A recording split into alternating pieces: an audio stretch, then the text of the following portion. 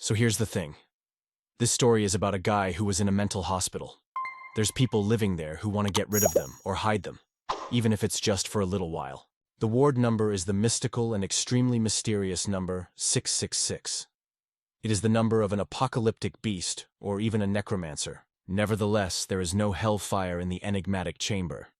It's clean, quiet, and cozy. Lots of sunlight and fresh air. This peaceful guy looks like a sweet little angel, but his wings are bound, so he can't fly. But his wild thoughts are free and elusive. At this time, an evil psycho with burning eyes approached the guy's bedside. He held out 2 wires in his hands. The patient angrily asked the protagonist if he wanted to say anything. Lin looked up calmly. He told the patient to begin. The protagonist believed that everything would be as described in the book. He waited for the body to be cured by electricity. The psycho joyfully stretched his hands toward the socket where he held the wires. The patient plugged the wires into the outlet. It was very bright and sparks flew everywhere. There were sparks flying everywhere in the room after a short circuit in an outlet.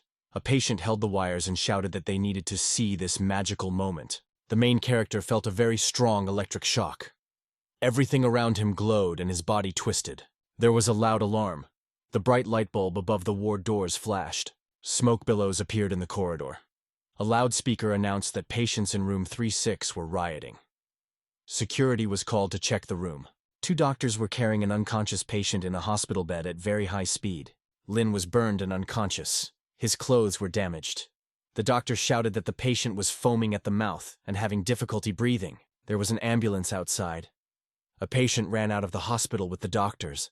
He shouted that he wanted to know the condition of his friend, was lying inside the car on a stretcher. He was still unconscious. The psycho looked fearfully at his friend. He shouted to the doctors to get him to pair him up for a line mate. The medic looked suspiciously at the psycho and said they would take him along and check him out. An ambulance was speeding down a night street. Inside was an unconscious Lin and his friend. The head doctor stood by the window and watched the car drive away. He said thoughtfully that their patient was an astronomer. A patient was standing near a blackboard and pointing at it with a pen. He was excitedly telling the other patients that the Earth was square in shape. The psycho in pajamas jumped up on the bed and shouted for the other patients to bow down in front of him. The guy covered himself with a blanket and said, "It's the end of the world today." He told the patients that he'd found the perfect place to hide from it. A hospital director named Shi Hag said in a disgruntled voice that all his patients have different hobbies. Shai looked unhappily at the patients' charts. He said that the 2 patients from Ward 36 had their own hobbies. Inside the room was a mess. There were traces of fire on the bed. The director said that patients have an urge to kill when they have a seizure. The protagonist was lying on a couch in a ward. A saline solution was connected to his body. The psycho asked his friend how he was feeling this time. Lin looked weakly at the patient and said that he felt just as it was written in the book. Every point in his body opened up and he even saw the end of the universe. The psycho gave his friend a sly look and said he had stuck a needle in his head. The protagonist was lying on his bed and looking up pensively. He told his interlocutor that he sensed a green circle around him that no one knew about. He heard a voice telling him that the system had been activated and welcome to the Tao of Wu. The patient told his interlocutor that he had lost his mind. The same morning, a very strong impact occurred on Mount Taishan. The ground began to fall. A huge number of wild animals were running near the mountain. They were rushing, and a huge burning demonic monster appeared behind them. The burning demon jumped up sharply. People and animals flew apart. The news anchor told viewers that there was an earthquake on Mount Taishan. Level 7 monsters also appeared. The streets of the city were restless. There was a large screen outside a building showing the battle of the warriors against the burning monster. The anchorwoman reported that many people were injured. The government also sent people to help. Residents were advised not to go to the mountain. An alarm sounded outside the hospital ward. A red light flashed near the entrance. A system window appeared. The system reported that it had found a new host and was preparing for activation.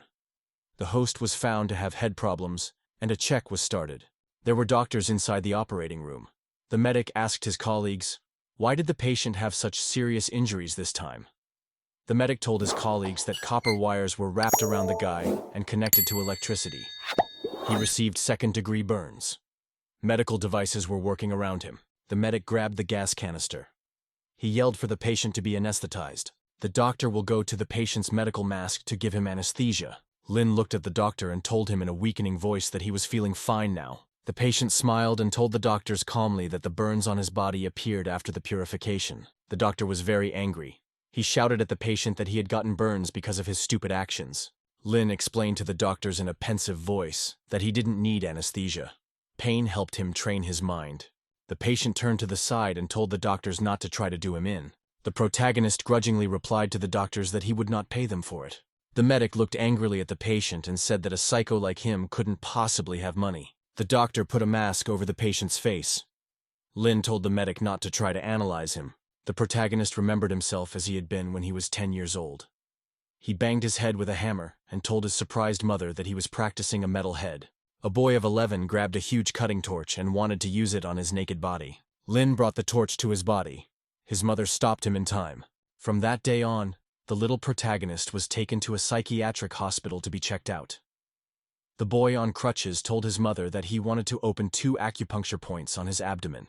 Doctors made a report on the boy's mental health. Lin was found to be mentally ill in the 5th degree.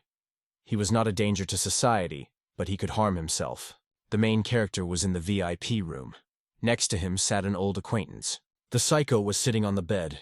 He was silently and very concentratedly consuming a banana. Lin was lying on the bed and looking upward in front of him with concentration. His body was bandaged. His acquaintance in pajamas was sitting next to him. The protagonist turned his head toward the patient and asked him in a haggard voice for another stab with the needle. A doctor came up from the side with a phone in his hands. The psycho cheerfully told the protagonist that he had recently studied a new acupuncture manual. Lin asked his interlocutor what level his new manual was. The psycho held the needles in his hands. He told the patient that he would use the updated version on him. The patient stabbed the needle into the protagonist's body with a swing. He used a universe-level skill against him. The psycho asked his friend with great excitement how he was feeling. There were many needles in the body of the protagonist. Lin told his interlocutor in a slow voice that he was hearing a voice in his head. The psycho asked the guy with interest what the voice was telling him. The protagonist concentrated with all his might. He wanted to tell what the voice was telling him. Medical equipment near the patient's body started showing a drop in vitals. He was unconscious. The doctor heard the beeping of medical sensors. He ran up and grabbed his arm.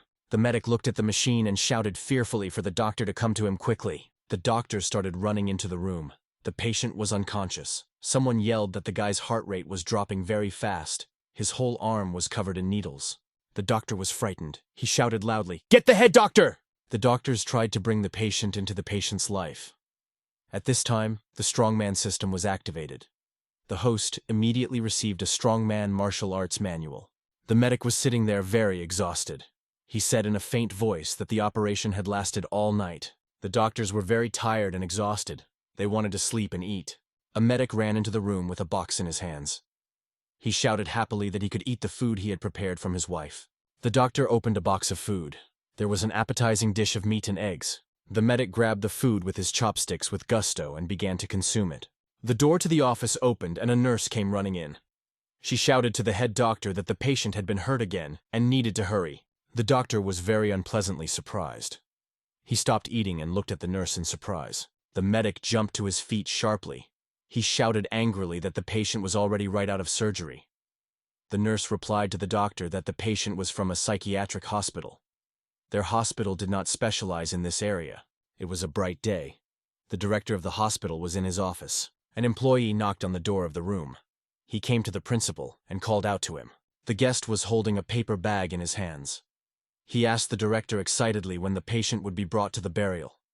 The cemetery manager asked him about it. Shai was sitting at a table drinking a drink.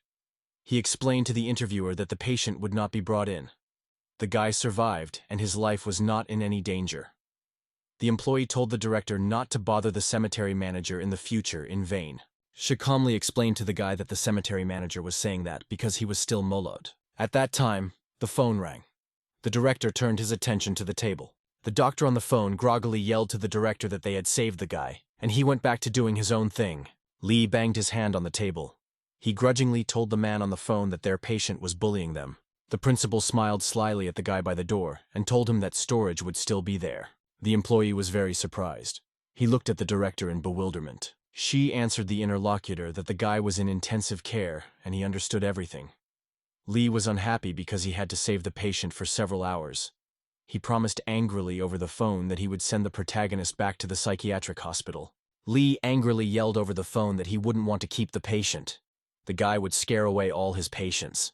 The doctor continued to be angry. He shouted to the man that they were going to give him back the linchpin in a wheelchair. He pounded his fist on the table and shouted to the man that they had no deal. The doctor got very angry after the conversation.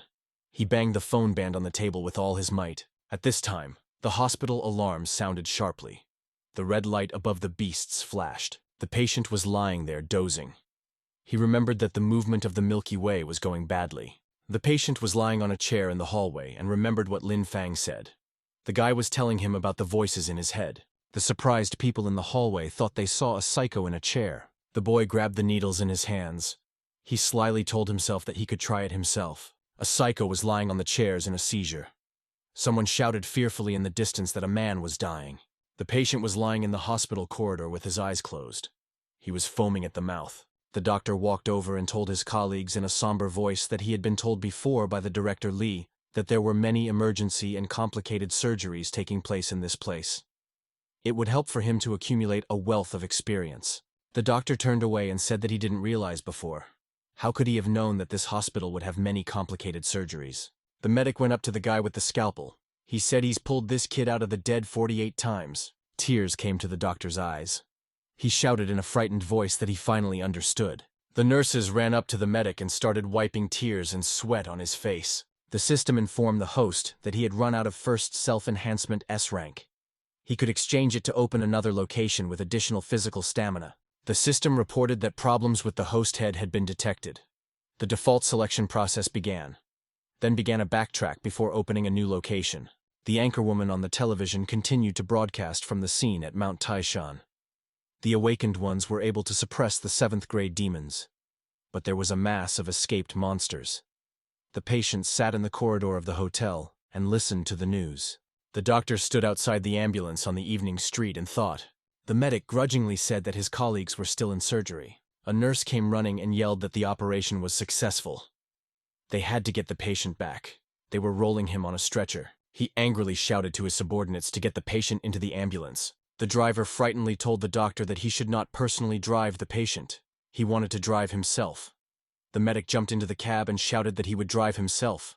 He'll be replaced at the hospital today by a bathtub.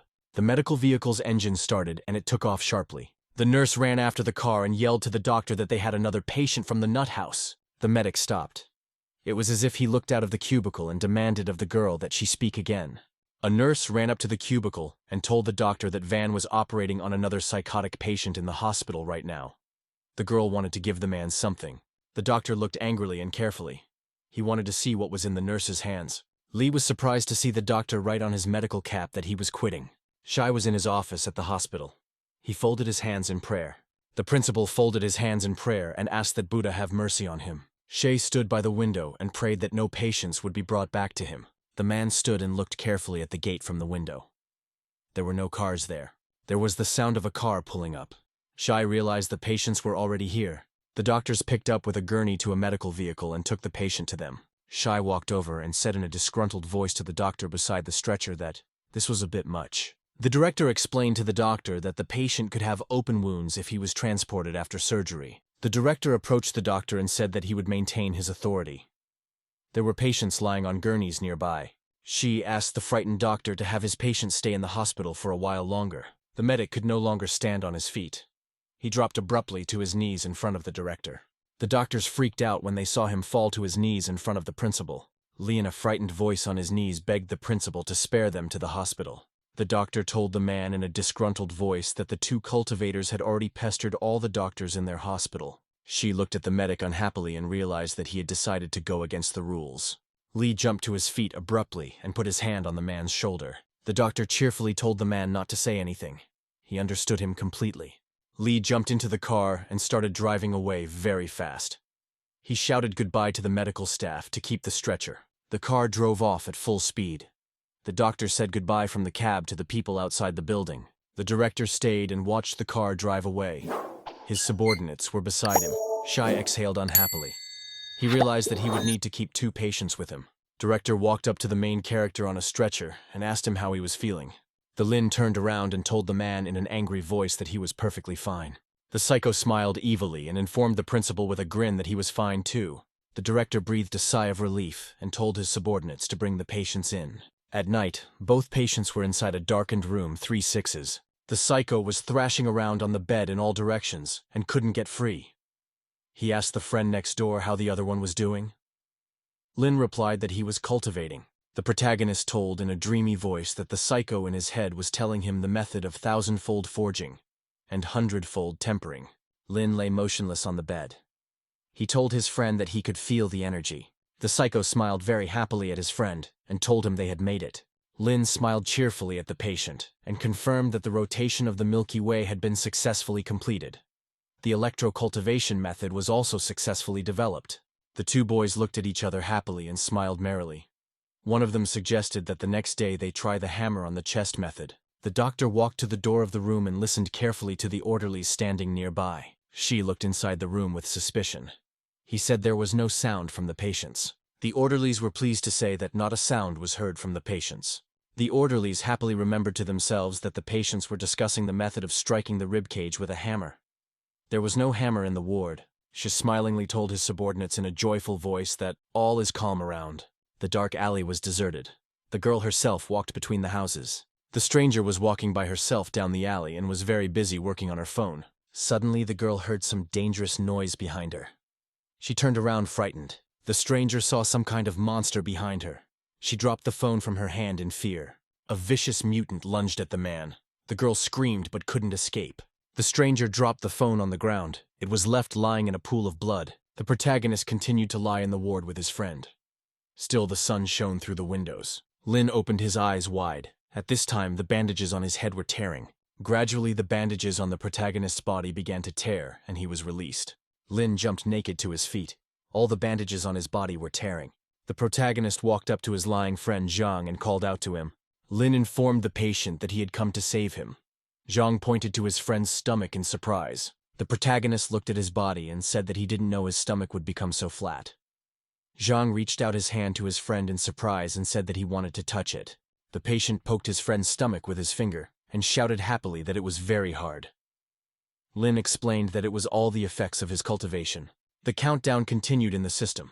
The patient suggested to his friend that he continue his cultivation with a hammer blow to the chest. A worker was sitting in the hallway at the hospital. He was tinkering with an electrical panel. The man was completely absorbed in working on the wires.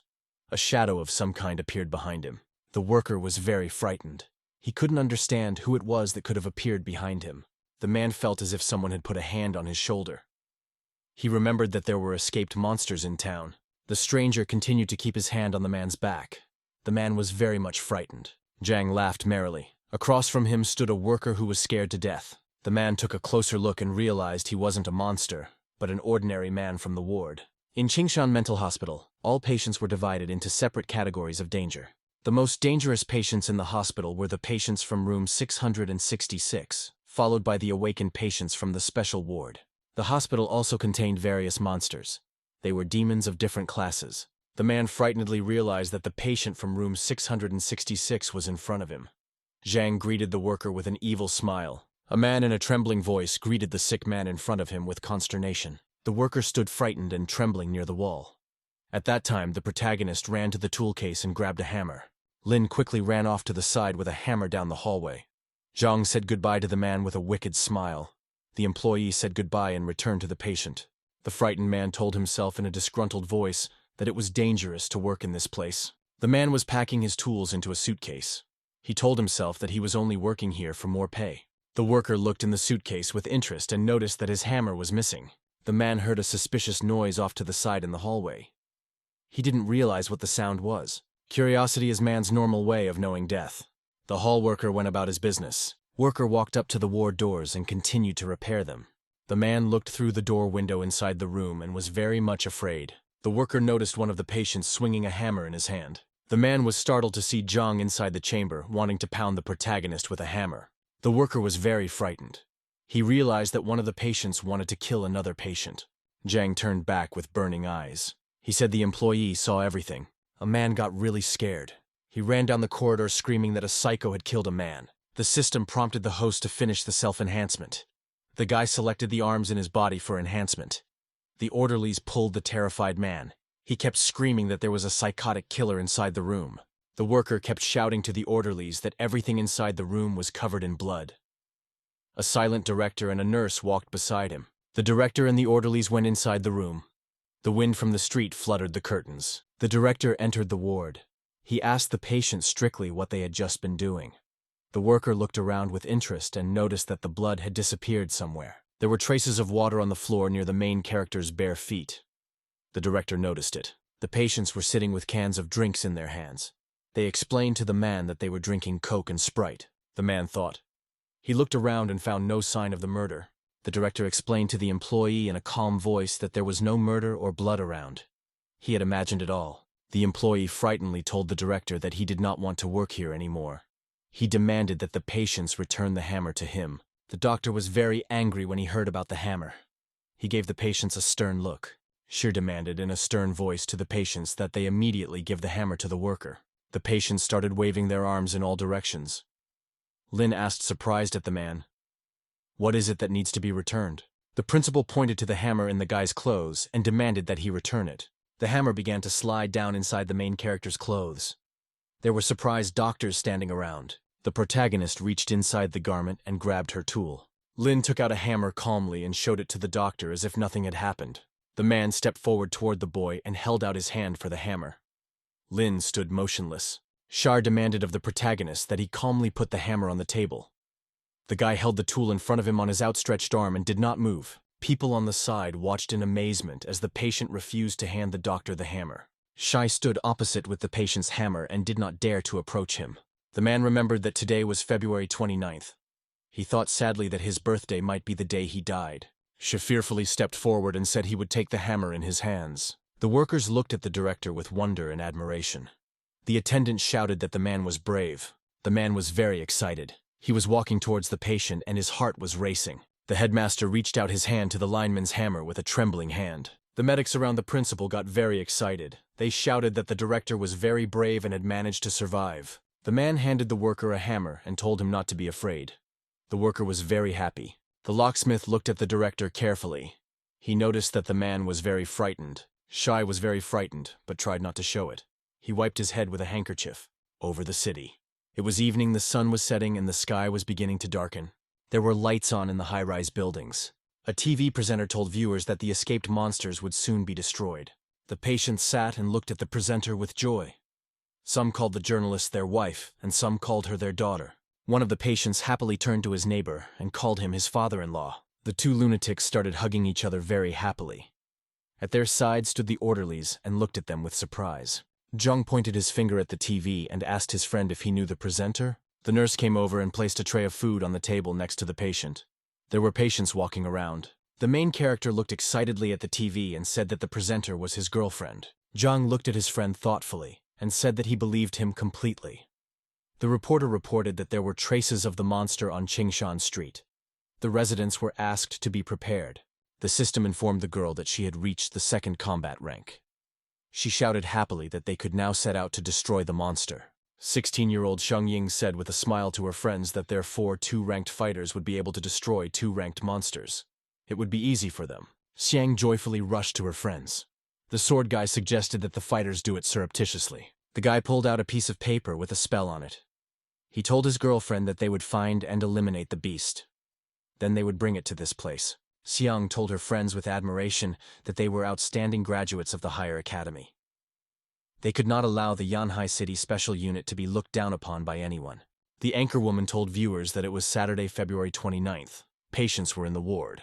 The patient glanced at his watch and told his friend grudgingly that today was March 7th. Lin looked at his friend attentively and said that his watch might be broken. Zhang replied excitedly that he had a Rolex worth several tens of millions on his arm. A guy with glasses came up from the side and told the patient he wanted to look at his watch. The guy looked at the watch through a magnifying glass and said he was going to fix it.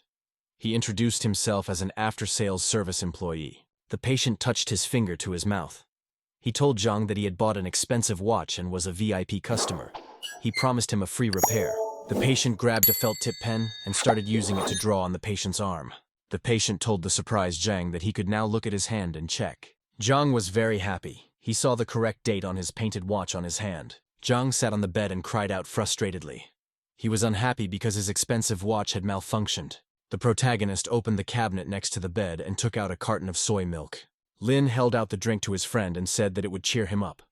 Zhang held out his hand and thanked his neighbor. The patient grabbed the drink carton and began to greedily consume it.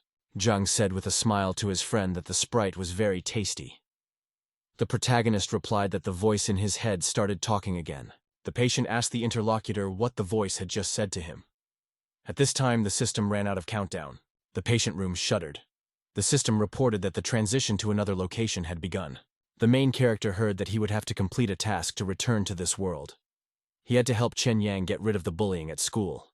Lin woke up in the children's room. He saw a small toy next to him. The kid's room was pink in color. It was very clean and shined brightly. Lin was transported into the body of a young girl. He was dressed in pink pajamas. The girl stood in her room with her eyes closed. There was silence all around her. The schoolgirl opened her eyes. She looked at the mirror across from her with interest. The main character in the girl's body looked around frightened. He didn't realize where he was. Lin looked in the mirror with great interest. He realized that he had turned into a girl. The woman ran in and opened the door to the room. She yelled to the girl to go hurry up and get breakfast.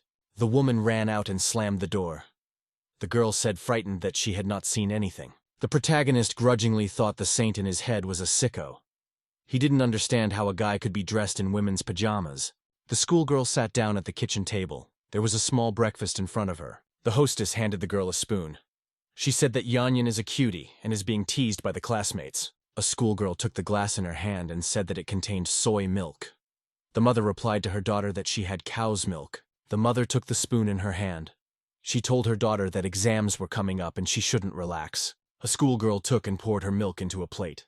The mother on the side was very surprised. The girl grabbed the bowl of food with both hands and prepared to consume it immediately. The schoolgirl grabbed the bowl with her hands and emptied it completely to the bottom. Daughter smiled happily and told her mother that the porridge from her milk was wonderful. The woman, scared, looked at her daughter and called out to her excitedly. The girl walked down the street and looked around with interest. There were many people near the bus stop. The main character got ready to get on the bus. He realized that he was in the body of a girl and had to go to school. Chen took her seat on the bus. There were other passengers beside her. A schoolgirl ran through the door of the bus. She went to the back of the bus. The girl was short. She reached out her hand but couldn't grab the handrail. Janian was sitting on top of her. The girl got up and gave way to a small schoolgirl. A student came in from the side and showed his license to the driver. Chen's classmate named Zhang Hao turned around and glared angrily at his friend. The student walked through the interior of the bus. He reminded angrily Chenu to always take a seat for him. Hao walked up to his friend and wondered why he hadn't taken a seat for him today. Hao glared menacingly at the student and said that the student wanted a punch in the face. Chen very realistically imagined it was as if several students wanted to beat him up. Chen was completely calm as he watched his classmate wave his hand in front of him. Hao looked at the student and was startled to think that he had a strange look in his eyes today. The girl in the chair explained to the student that the guy gave up his seat for her, at which time an injured passenger broke into the cabin. He screamed that he was attacked by a psycho who wanted to kill him. A patient with an axe ran up to the bus and prepared to attack the frightened people. A psycho waving an axe and threatening the people on the bus that he was going to chop them all up. Hao was very scared. He decided to try to escape from the bus. Chen calmly turned around and glared at the stranger with the axe. He explained to the men that it wasn't a psycho. The patient kept waving a bloody axe around and threatening everyone that he was going to chop them up. Suddenly, the psycho noticed a girl on the side. He looked at her closely. The schoolgirl was very frightened when she saw the psycho. She put her hand over her mouth in fear. The psychopath swung his cleaver and threatened the frightened girl that he would chop her to death. The psycho swung his axe as hard as he could. Blood spattered all around. The people were very much frightened. Hao fearfully pointed in the direction with a trembling hand. Chen put his arm forward and protected the girl from the axe blow. The student was holding an axe. He angrily asked the psycho why he wanted to chop up the student with a kitchen knife. A stranger in pajamas demanded of the guy that he let go of his axe. The protagonist brought his arm back to his side and blood splattered around. The people around him got scared. The passengers looked at the student in amazement. They couldn't understand if Chen wasn't in pain. The guy angrily asked the terrified lunatic why he wanted to chop up the girl with a kitchen knife. The stranger was frightened. His hands trembled and he dropped the cleaver to the floor. The psychopath became agitated and frightened. He no longer had the strength to attack people. Chen was standing and holding an axe in his bloody hands. A frightened patient called him crazy. The student angrily asked the man why the man wanted to chop up the girl with a kitchen knife. Emergency services came to the bus. There were cops and doctors around. A nurse approached the schoolgirl and took her by the shoulders to the side. Doctors were helping other people. A terrified psycho was lying inside the bus. He was shivering and demanding that the protagonist stay away from him. The student was holding 2 bloody axes. He asked sternly to the lunatic, "Does he still need a knife?" Chen stood motionless and held 2 axes in his hands. He looked intently at the stranger. Chen got off the bus after a short pause. Hao was sitting nearby, trembling with fear. Hao was startled when he heard a guy walk up to him from the side and greet him. He turned around. Chen extended his bloody hand toward the student and offered him a fresh start in an angry voice. Chen walked up to his terrified classmate and offered him a fresh start. He held out his bloody hand to him. Hao extended a trembling hand to the student and greeted him in a frightened voice. Hao touched the student's arm and a bloody stain immediately appeared on it. The guy was very frightened to feel the sticky red blood on his hand. The student gave a sly look at his startled interlocutor and said that the latter was a classmate of Chen's named Zhang Hao. The nurse approached the guy and said that he had lost a lot of blood but looked calm. Hao stood very scared outside the bus. The nurse was bandaging the guy's arm. He told her with a smile that he had a strong mind and was used to pain. The girl looked at the guy very happily and said she understood. The cops apprehended the psycho attacker. They handcuffed him. Off to the side. The psycho stopped. He glanced to the side and saw the nurse bandaging Chen's arm. The stranger became very angry and frightened when he saw the student. The perpetrator pointed his hand at the guy and shouted that he was the one who was crazy. He then started running away from the police. Police officer approached the student and thanked him for his dedication. A police officer approached the guy and told him he wouldn't contact his school to report a hero. Chen waved goodbye to the officer. He told him grudgingly that he was late for class. The policeman said with admiration that the guy has a big wound, and all he thinks about is studying. The officer ran across the street to get the student. He wanted to take him to the hospital. Chen replied to the surprised policeman that pain is the path to cultivation. It only makes him stronger. The officer frightenedly waved goodbye to the kid. He thought the student was sick. Student walked up to the big gate. It was the high school from Chen Yang's memoirs. Chen walked up to the gate and said thoughtfully that he could smell books. The guy said cheerfully to himself that if his friend Zhang was here, he would make a great acupuncture teacher. The main character envisioned his patient friend with needles in his hands. There would be terrified students all around. The student stood looking at the school gates with great surprise. He prepared to go inside. I took a very steady stride into the school grounds. There were other students around. The student approached the entrance to the second classroom. There were only a few students inside. He looked around and thought sadly, "This is high school." A student walked into the auditorium. There were only a few students sitting in the entire class. He went to the desk and pulled back a chair. He got ready to sit down. The student sat down at his desk and rested his head tiredly on his hands. Other students walked in around him. He looked away for a long time. He was immersed in memories of his childhood. Lin Fan remembered his mother's conversation with the senior doctor. The boy himself had been sitting on the couch next to her at the time and had heard everything. Upon learning that Lin Fan would not be able to go to high school because of his mental disorder, his mother was very upset. Suddenly, Lin Fan's memories were interrupted. Someone's writing pen forcefully stabbed straight into his hand. It turned out to be Chen Yang's deskmate. The red-haired girl was angry that the young man had crossed the line. Li Shui warned him that she would stab the young man's arm if Chen Yang dared to climb on her half. This was very strange. The snotty and sissy Chen Yang should have long ago blushed and exclaimed that he was in a lot of pain. But now, he didn't even move a hand and looked at the girl calmly, as if nothing unusual was going on. This icy calmness simply angered Li Shui. The girl stared angrily at Chen Yang, not understanding what had happened to him. Li Ji decided that it was because the pressure of the writing pen was too weak. She pressed the pen a little harder. To the girl's surprise, Chen Yang smiled and told her that his friends from Qingshan Hospital also liked to play with him. She pulled back. She was getting creepy. Without controlling her trembling hand, the girl stabbed Chen Yang's hand until it bled. Li Shui crouched down next to her in a puzzled manner. Chen Yang did not react to her in any way despite her pushing as hard as she could. The girl intended to hit him harder and pulled out her pen. Immediately a fountain of blood opened up, splattering her face. Unable to contain herself, Li Shui rushed away in terror. On the way she screamed and roared, and no one immediately realized what had happened. Carelessly twirling the pen between his fingers, Zhang Hao's neighbor with an earring in his ear and blue hair noticed that Chen Yang had offended his girlfriend. The young man clapped Zhang Hao on the back in a friendly manner and promised that he would help straighten out his classmate after class. Zhang Hao looked the same as his neighbor. His hair was purple.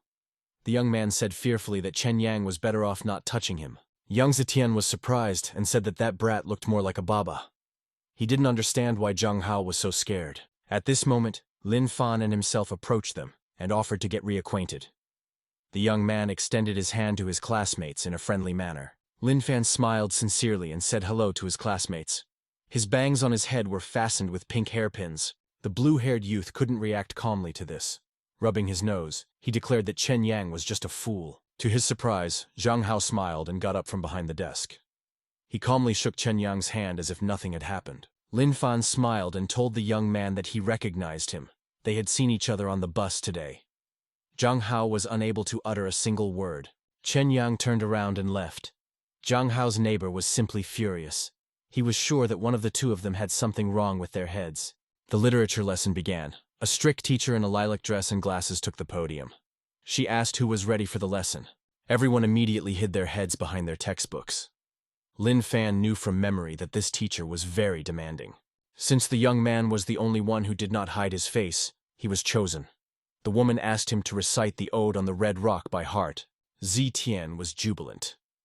He knew that Chen Yang was afraid of the literature teacher more than anything else in the world, and would tremble in front of her. To the surprise of the entire class, Chen Yang calmly stood up and serenely informed the teacher that he wasn't ready to answer today. The woman stared at the young man through her glasses. He stared back so fearlessly that the teacher was frightened. Her tears flowed. The teacher and Lin Fan looked at each other without taking their eyes off each other.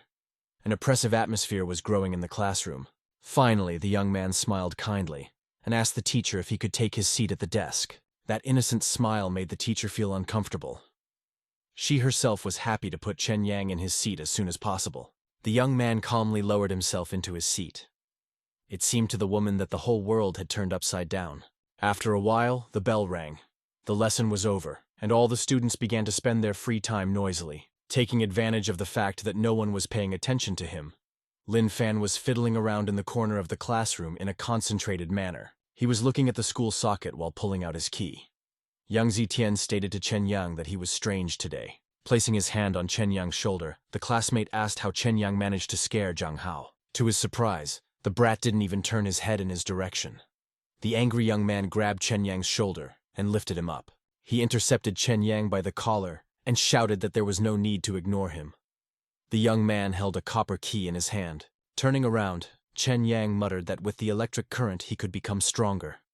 That was what he needed the key for. Yan Zetian turned purple with anger. He began to suspect that he was talking to a mentally ill person. Chen Yang's hand did not tremble. He confidently applied the metal key to the socket with his bare hands. Everything around him shimmered. The blue-haired young man now no longer doubted that Chen Yang was really crazy. He calmly inserted the key into the socket. The electricity was transmitted to Zetian as well. He couldn't keep his eyes off Chen Yang. One of his classmates noticed this. He clapped the young man on the shoulder and asked Yang Zetian to teach him this electric trick as well. Through the chain, the current was transmitted to him as well. The classmates watched them from the other end of the classroom. From afar, it looked like a dance, and they liked it. As all the classmates came to marvel at what they saw, after a while the entire class was electrocuted by the chain. Meanwhile, Chen Yang himself pulled the key out of the socket. He was dissatisfied. The charge of electricity was very weak for his body. Chen Yang got up from the floor and was surprised to see that all of his classmates were lying in the aisle between the desks and sleeping. The young man rebuked his classmates. After all, they should sleep at home. Chen Yang thought that the students were just tired and were now resting. After scattering himself better, Chen Yang jumped over his classmates in one fell swoop. He needed to get away. Humming a favorite tune to himself, the young trigonometry teacher walked to the classroom door with his textbooks and ruler. He opened the door to the classroom and solemnly greeted the high school students. The man was going to teach a special class today. Suddenly, the teacher noticed that all the students were lying in the aisle between the desks. In surprise, the man dropped all his textbooks on the floor. Absolutely all the students were asleep. Most of them were on the floor, some had their heads on the desk. One even lay on the desk all by himself. The teacher turned pale. He immediately realized that something very terrible had happened and called an ambulance to the school address. The man almost tore his voice off explaining to the doctors what had happened. None of the students moved during the conversation. The teacher was getting angrier and angrier. He was asked to give the reason for what had happened.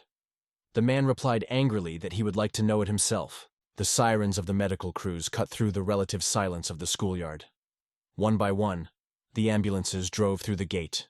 Seeing several reanimation vehicles through the window, Lin Fan realized that they had come for his classmates. They had overexerted themselves too much. Pressing his fingers against the glass in the hallway, Lin Fan looked sadly at the medics. This establishment was beginning to frighten him. Leaving the schoolyard, all the students were talking about the same thing. Chen Yang had become the big news of the day. The young man walked quietly along the school alley and suddenly heard a muffled whisper. The girl was hiding behind a tree. Lin Fan turned around in surprise and told the schoolgirl that he was now Chen Yang. She was quite satisfied with this answer. Blushing with intense embarrassment, the stranger unhesitatingly came out of hiding. Lin Fan couldn't understand what she wanted. The young man asked the schoolgirl why she needed Chen Yang. The girl couldn't muster up the courage. Behind her back, she was holding a love message. Sneaking up from behind, some young guy with a gold watch on his hand snatched the pink envelope from the hands of the beauty. He was wearing a colored shirt, a gold earring dangling from his earlobe. The young man smiled. Other people's letters are interesting to read. Tangji, the school bully, didn't come alone. He was accompanied by two tough guys.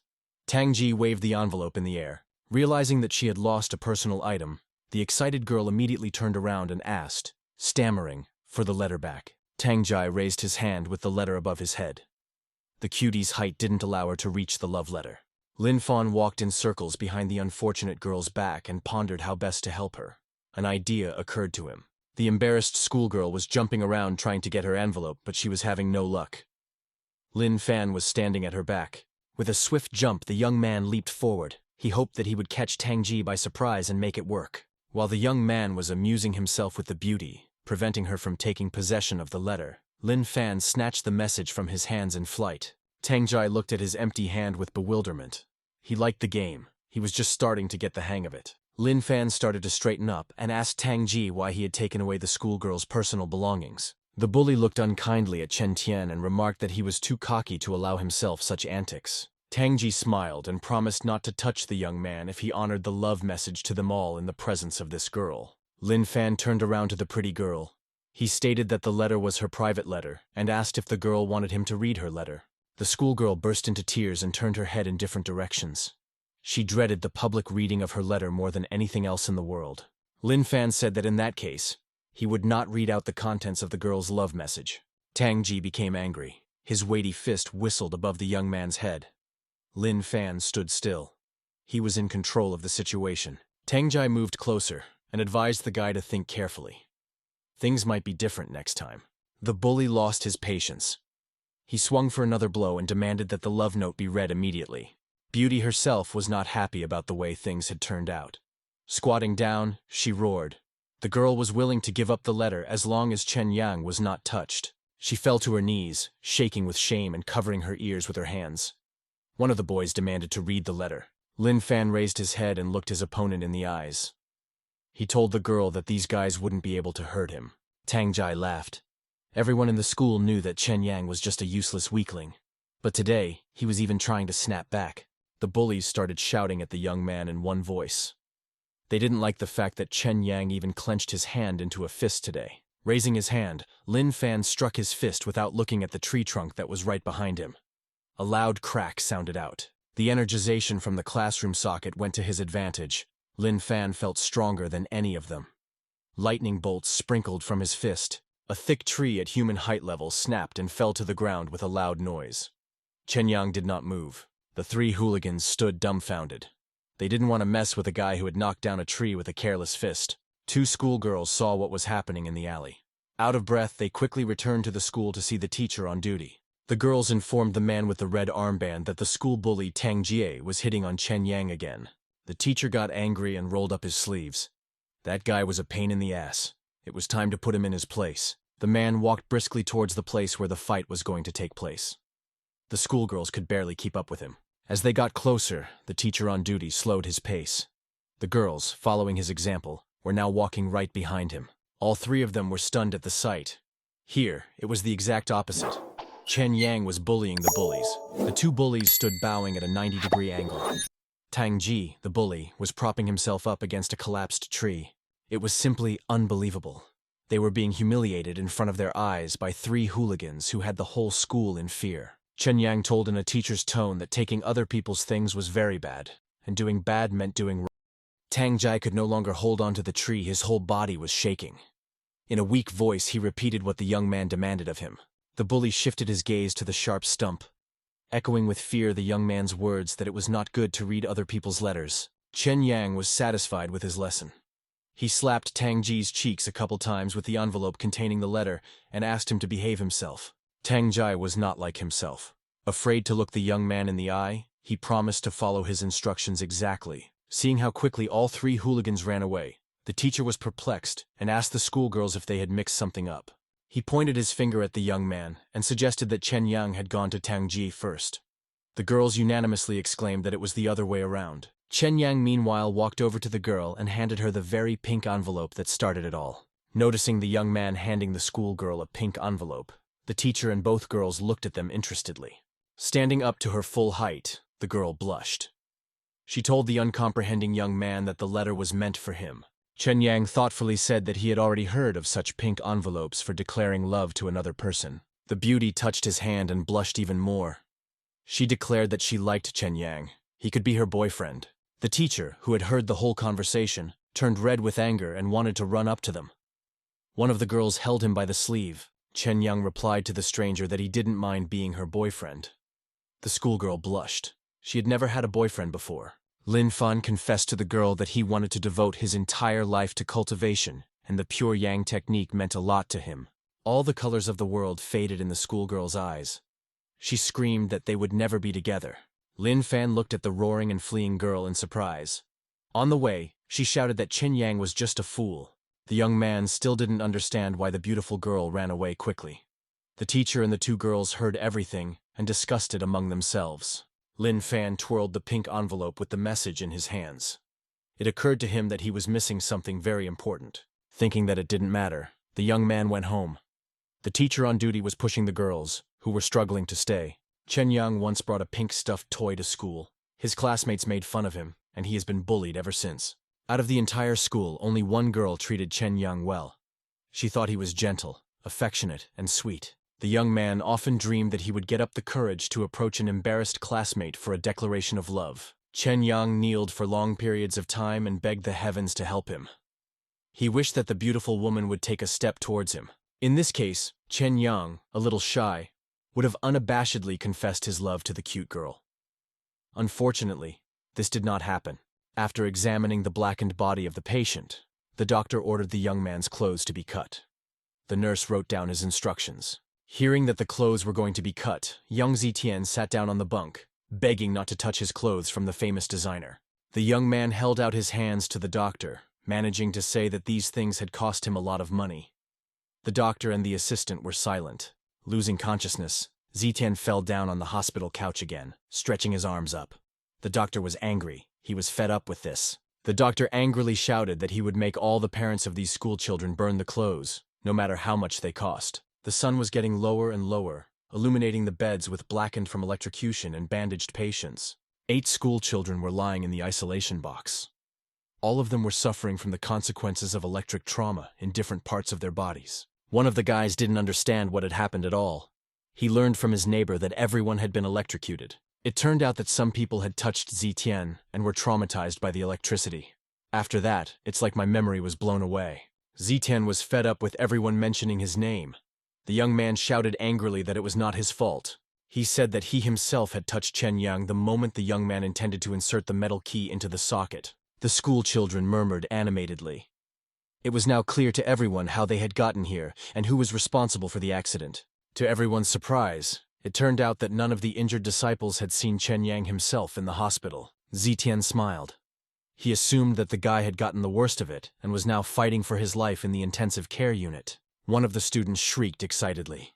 Despite all their pain, he didn't want to lose a classmate. The young man's mood was transmitted to the other students as well. Looking at each other, they began to find positive aspects in Chen Yang. Some people just felt sorry for the guy. Another said there'd be no one left to humiliate. For various reasons, no one wanted him dead. Suddenly there was a knock at the door, and the boys' heads turned as if on cue to the source of the sound. The students animatedly began discussing the possible arrival of parents or the pretty nurse. To everyone's surprise, it turned out to be Chen Yang. He peeked through the door with his clothes intact. That meant only one thing. All the students began to shout fiercely at the young man with one voice. They cursed the moment when he used the socket. Ignoring their cries, Chen Yang walked to the ward with 2 large bags of food. He believed that the guys were just overworked. Chen Yang put the bags on the table. The classmates were thinking about the same thing. The impossible had happened. Chen Yang was still alive. Turning to his classmates, Chen Yang told them what he had brought in the bags. They couldn't believe that the young man was fine. Everyone was thinking about the same thing. Chen Yang was holding onto the metal key in the socket with his bare hands and couldn't survive. Chen Yang walked over to Zitian and handed him a milk carton with 2 sausages. The angry young man shouted that he didn't need it. Zitian shouted that no one in the class needed his pathetic handouts. At that moment, someone called out to him. Zhang Hao smiled and said that Zitian was a bit out of sorts and he wanted a refreshment. He thanked Chen Yang. Zitian became enraged and pounced on Zhang Hao. He couldn't understand why his best friend was treating a brat like this. A shout from one of the boys stopped their argument. It turned out that someone had posted a video in their school group. One young man pulled out his phone and clicked on the link. He couldn't believe it was real. It seemed like a montage. Another classmate gasped in surprise. He immediately realized what was happening in the video. It was unbelievable. Their example was followed by the rest of the school community. Yang Zitian walked into the school community group incredulously. Just by looking at the screen, Yang Zitian shook with fear. This simply couldn't be true. Chen Yang was no longer a lowlife. In that video, he bullied the 3 bullies in every way possible, which kept the entire high school in awe. Zitian still didn't quite understand what had happened. Without finishing the video, the young man put the phone down beside him. His body was shaking with fear. No one had ever humiliated those bullies like this before. Zitian expressed his gratitude for Chen Tian's visit. A man stood on the very edge of the roof of a high-rise hospital in the center of the city. He had nothing left to lose. The patient had escaped from his room and was now standing on the roof in his hospital pajamas. He took one last look at the beautiful view of the city. His life had finally collapsed.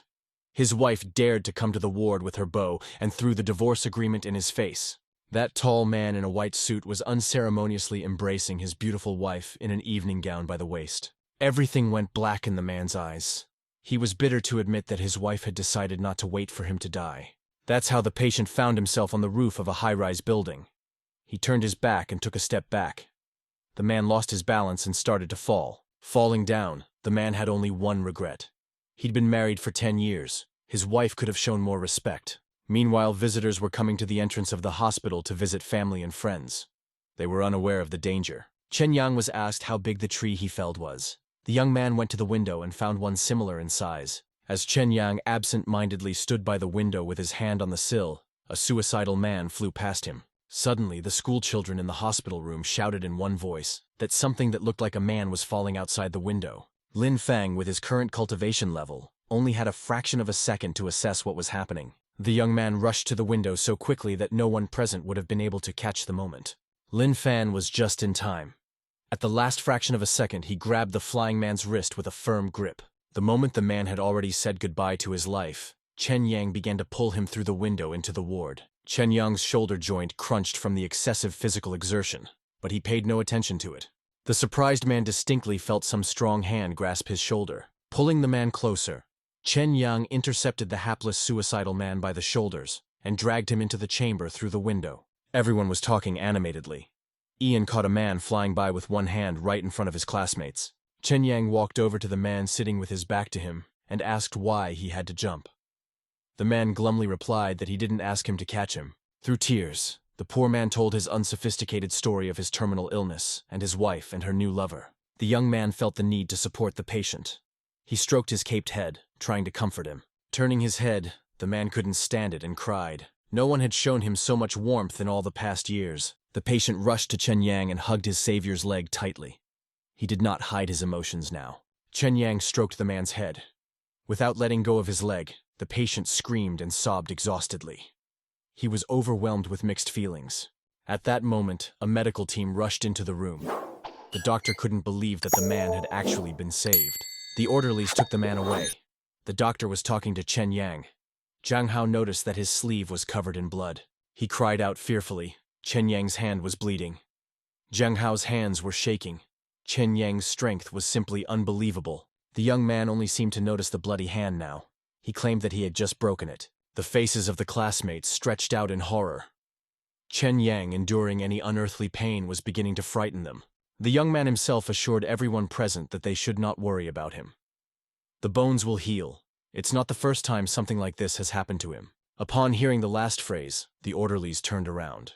The entire medical team was simply dumbfounded by this statement. Yang Zetian and Zheng Hao exclaimed in one voice that there was nothing surprising about all of this. Their friend is very tenacious. Soon after, friendly posts about the young man appeared in the school community. Zheng Hao was the first to be flattered. Yang Zetian had realized a few hours ago that this strange guy was better to be friends with, and praised him as well. Even Tang Ji didn't stay away and posted a photo of Chen Yang by the tree. He really wanted to make friends with the guy. The medical team immediately brought Chen Yang to the operating table. He assured the doctors that anesthesia was not necessary for such an injury. Lin Fan admitted to the doctors that pain strengthens his body, so he asks for an opportunity to become stronger. In his native body, Lin Fan had often been here before. He told the surgeon that he felt at home here. The man frowned. He explained the boy's strange speech to himself by saying that the painful shock had made him lose his mind. While Lin Fan was talking to the doctor, the assistant injected a cube of anesthetic agent into his healthy shoulder. Chen Yang was just about to mention that he had no money, as he felt very warm and comfortable. As soon as the surgical assistant removed the syringe needle from the young man's body, he fell into a serene sleep and ceased to embarrass those around him. During Lin Fang's dream, a system appeared to Lin Fang. His mission was close to completion. Chen Yang had grown in the eyes of his surroundings. The system transported Lin Fan back to his body, which was waiting for him in the psychiatric clinic. It was as if Lin Fan had never disappeared. Zhang also sat on the neighboring bunk and continued to talk to the young man. Lin Fan couldn't understand what had happened. He started twirling his head in different directions. This surprised his friend Zhang a little. Lin Fan assumed that his friend was interested in the voice of that strange lunatic in his head and his words. Zhang sipped some more of the Sprite he held in his hand. He raised his head in surprise. Lin Fan was acting strangely. The young man told it like it was about the strange guy acting like a girl. Zhang nodded understandingly. Meanwhile, in the city's central hospital, Chen Yang's mother sat by his bedside. She looked at his fracture with sadness. Finally, the young man opened his eyes and tried to get up when he saw his mother. The woman was glad that Chen Yang was fine. A sudden, intense pain pierced through the young man's entire body. It was so unbearable that Chen Yan fell backwards onto the bunk and cried. Clutching his arm, the boy screamed in pain throughout the room.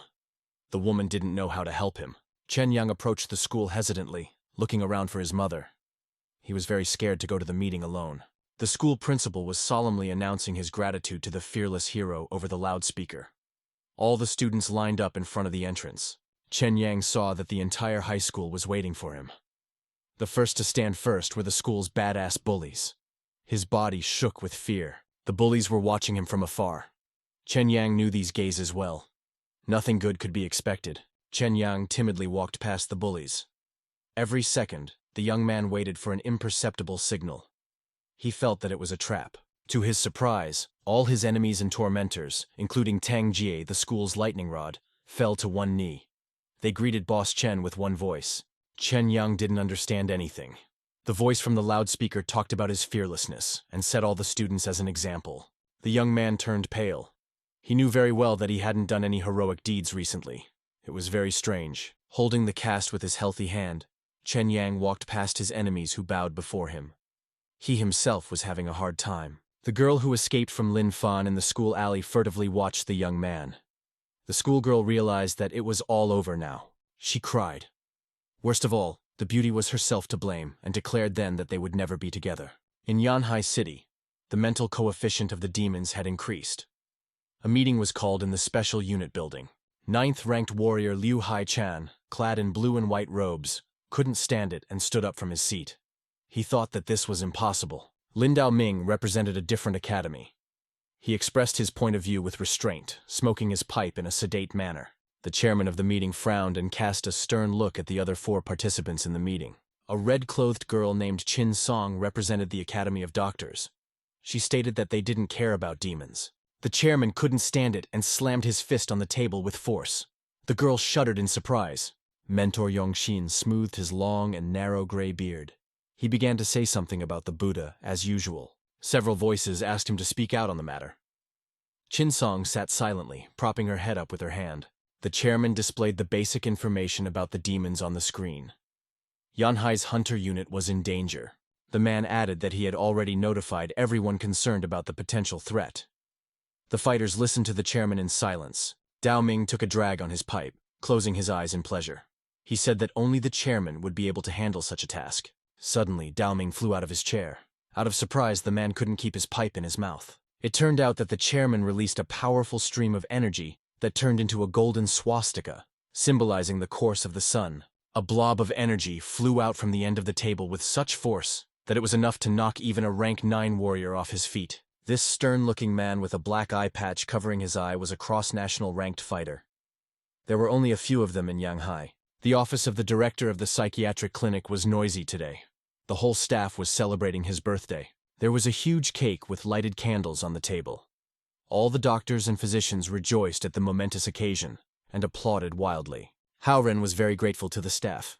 The man embarrassedly thanked everyone who came to his party. While the director of the establishment was trying on the candles, all the employees were showering the man with best wishes. Closing his eyes, Haoren folded his hands at the tip of his nose and prepared to make his deepest wish.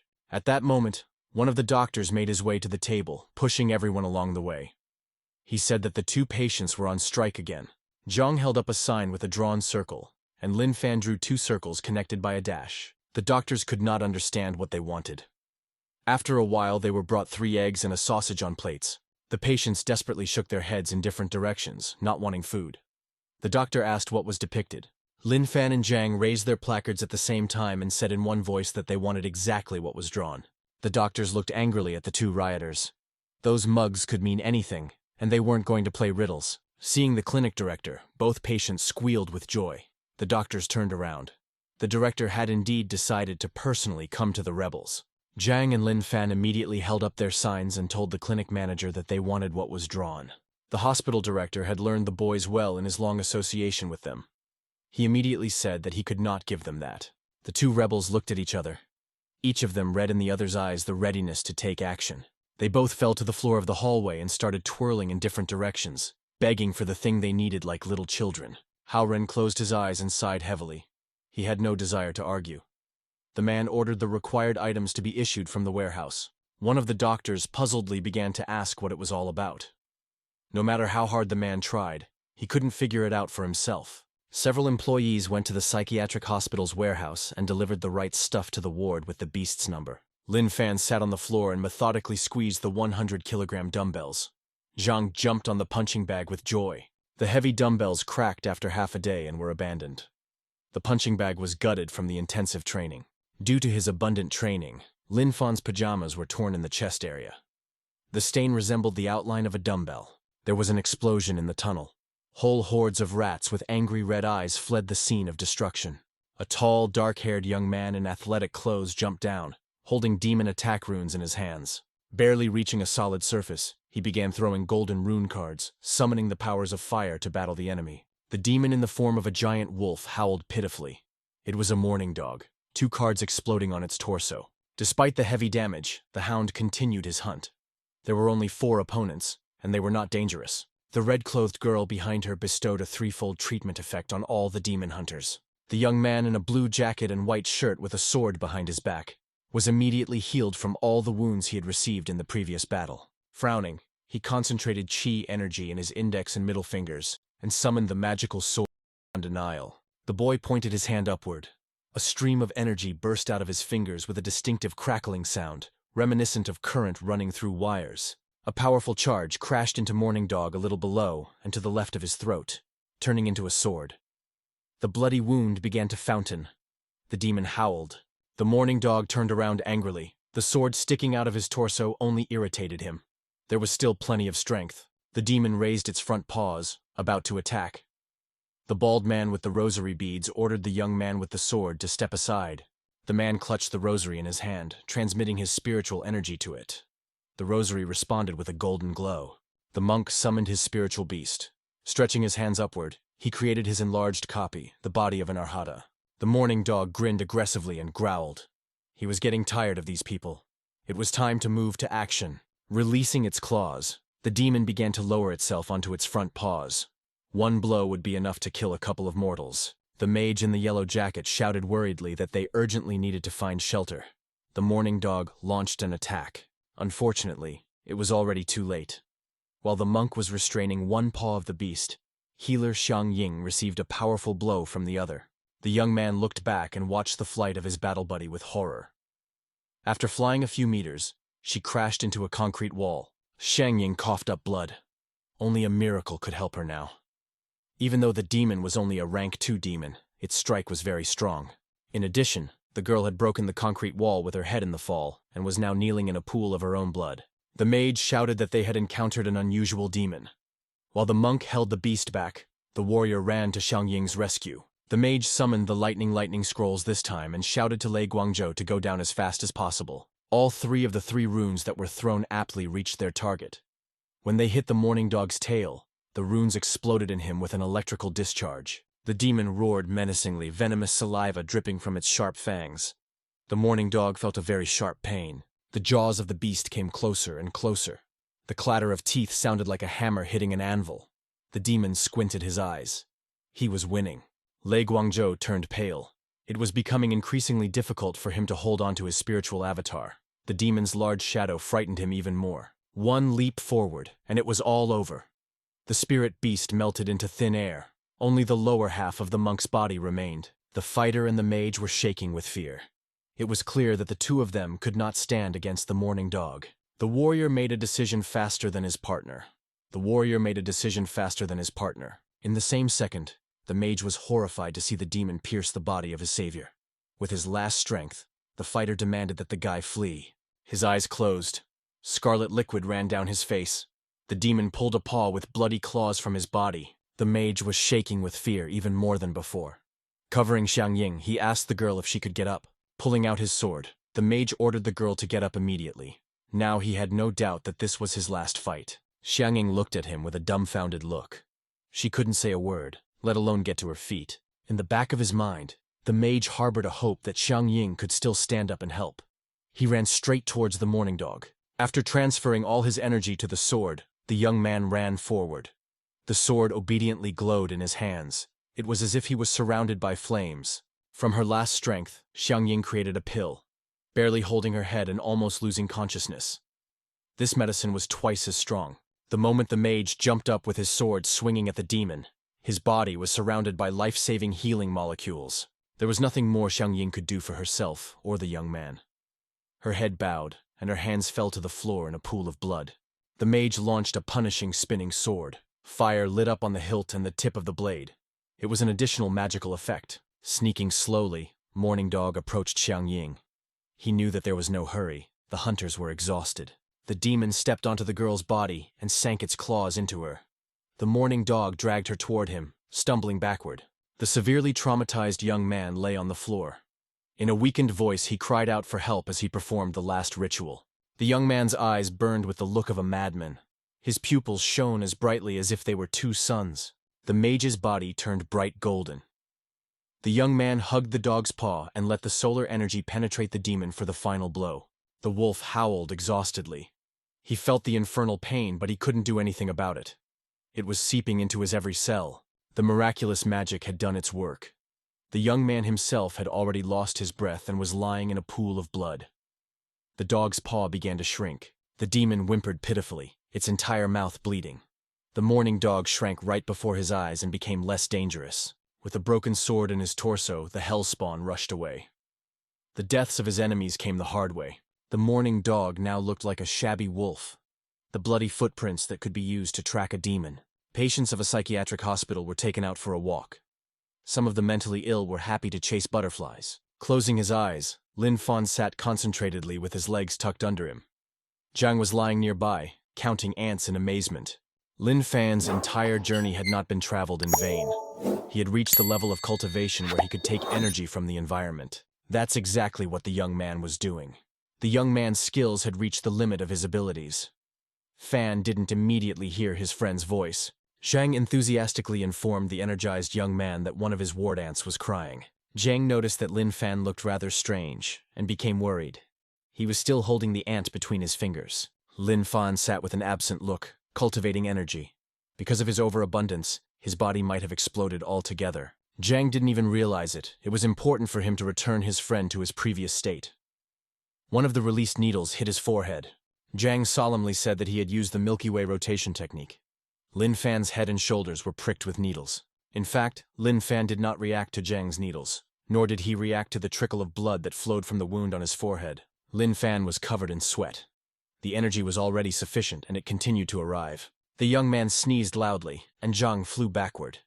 He was surprised to see dozens of needles flying after him. Jiang shook it off, and regretfully realized that his ward ant had fallen victim to the experiment. One of the needles had pierced through him. The system reported that Lin Fang's inner world was accessible. The young man began to regain consciousness. Blood was streaming down his face. Jiang was still lying in the grass. Lin Fan declared that he could hear that voice again. He thanked his friend for his help. Jiang was overjoyed. He asked Lin Fan how he was feeling right now. Jiang was pleased that his technique had worked. Lin Fan closed his eyes in pleasure. Jiang couldn't even suspect how good his technique was. Lin Fan stated that there was one problem. He was hungry.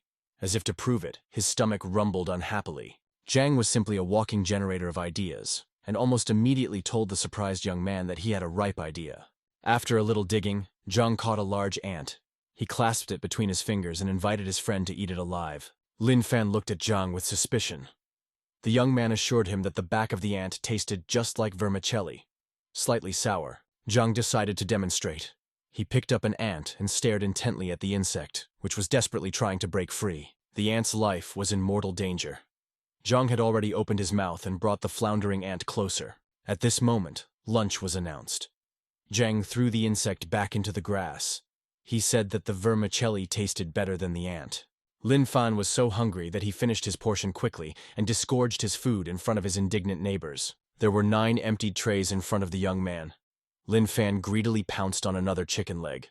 The nurse tried to take away the tray and demanded to stop eating, because overeating can make you burst. Holding the food tray with both hands, Lin Fan greedily ate everything he could reach with his mouth.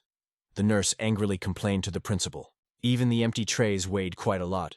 It was hard for the woman to carry them. Lin Fan told the puzzled principal that he was hungry. While the superintendent was thinking about what had happened to his patient and what specialists should be involved, the young man unraveled his spoon. The nurse squealed in surprise. Superintendent Wang said thoughtfully that it looked like a lotriophagy. Several hours had passed since the battle between the demon hunters and Morning Dog. An investigator wearing white gloves photographed the evidence. A fighter in a blue sports jacket was lying near the wall in a pool of his own blood. The stains on the floor and wall had already turned brown. Near the other wall, a dead Sheng Ying was sitting on her knees. One of the policemen reached for the bloody sword. At that moment, a tall man approached the police fence blocking the entrance to the tunnel. He was smoking nervously. A national rank warrior with a black eye patch covering his eye immediately realized what had happened here and frowned. The leader of the special unit took out his phone and reported the situation. A man in a blue suit stood next to him with a notebook, carelessly tossing the burning cigarette butt. The fighter glumly told his interlocutor that the research team was already in place. The cigarette butt fell to the ground and ricocheted a little short of the national ranked warrior's boot. He reported that the demon had gone down the drain. The leader scooted the huge fluted sole of his boot over the smoldering cigarette butt. He assumed the demon was using the stench of the sewer for cover. The man brought his tall boot down on the cigarette butt with force, rubbing it into the dust. The voice in the receiver asked him to be careful. The national ranked warrior ended the call and thoughtfully pressed the red call end button. Without turning to the man in the suit, he tucked his phone into his pocket and informed him that a unit had to be added to the demon's rank. The man with glasses was alarmed. The families of the dead hunters kept calling and demanding explanations. The warrior turned to the man. He ordered the remains of the bodies to be sent to the families and offered his sincere condolences. Turning to leave, the unit director frowned, saying that all 4 of them were very brave, but stupid. The commander realized that the officer might have misunderstood him. Waving his hand, he hastily said that it was not necessary to tell the relatives. The rumors of demons quickly reached Qingshan Clinic. The director demanded to contact the special unit. At that moment, a staff member ran into the office and shouted from the threshold that a patient from the beast number room had scared away the kitchen staff. The principal's body shook. He was already an elderly man, and each new patient's antics hammered negatively on his heart. After waiting for the rhythm to return to normal, the man smiled and asked the employee to tell him what had happened. A couple of hours ago, the orderlies had pulled Lin Fan out from behind the dining room table for an examination at the request of the superintendent. The kitchen staff member was very surprised and asked the attendants who would pay the canteen for the food the young man had eaten.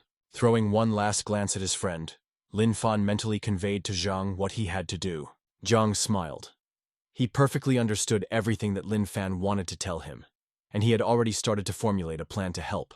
Rolling his eyes higher, Zhang began to sway the table in different directions, diverting attention to himself. Swinging to the side, he banged his head on the surface of the table and turned the other way, dropping his head on the table. The nurse shouted that the man was unwell and needed help. Rushing over to Zhang, the orderlies let Lin Fan go. Taking advantage of the commotion and noise raised by his best friend, Lin Fan furtively left the room. Turning around for a single moment, Lin Fan showed his friend a thumb at the door and telepathized his gratitude. The orderlies were leading the bloodied Zhang away. He smiled contentedly and gave the young man the information in return. Meanwhile, in the kitchen, female employees were preparing large containers of ingredients for set lunches. Suddenly, a large shadow appeared on the wall, blocking out the sunlight. Lin Fan complained that he was very hungry. Both women turned around worriedly. The voice frightened them. The patient himself seemed to have escaped from a horror movie. As he held out his hands to the women, the young man exclaimed that he was hungry and was going to eat people. His eyes shone greedily. After a quick glance at each other, the female kitchen staff squealed with one voice. They were very scared. The women clung to each other in growing panic, shaking with fear. They immediately recognized the patient from the beast number room. Lin Fan crouched down in surprise when he saw the female kitchen staff fainted. He only asked them to give him something to eat. After listening to the employee's report, the clinic director sighed heavily and ordered to write out 300 wen compensation to the girls each. This news made Haoren very interested. Lin Fan had never been so hungry before. The young man said that the patient is now under special examination by Dr. Wang. Perhaps he will find out something. Evening came.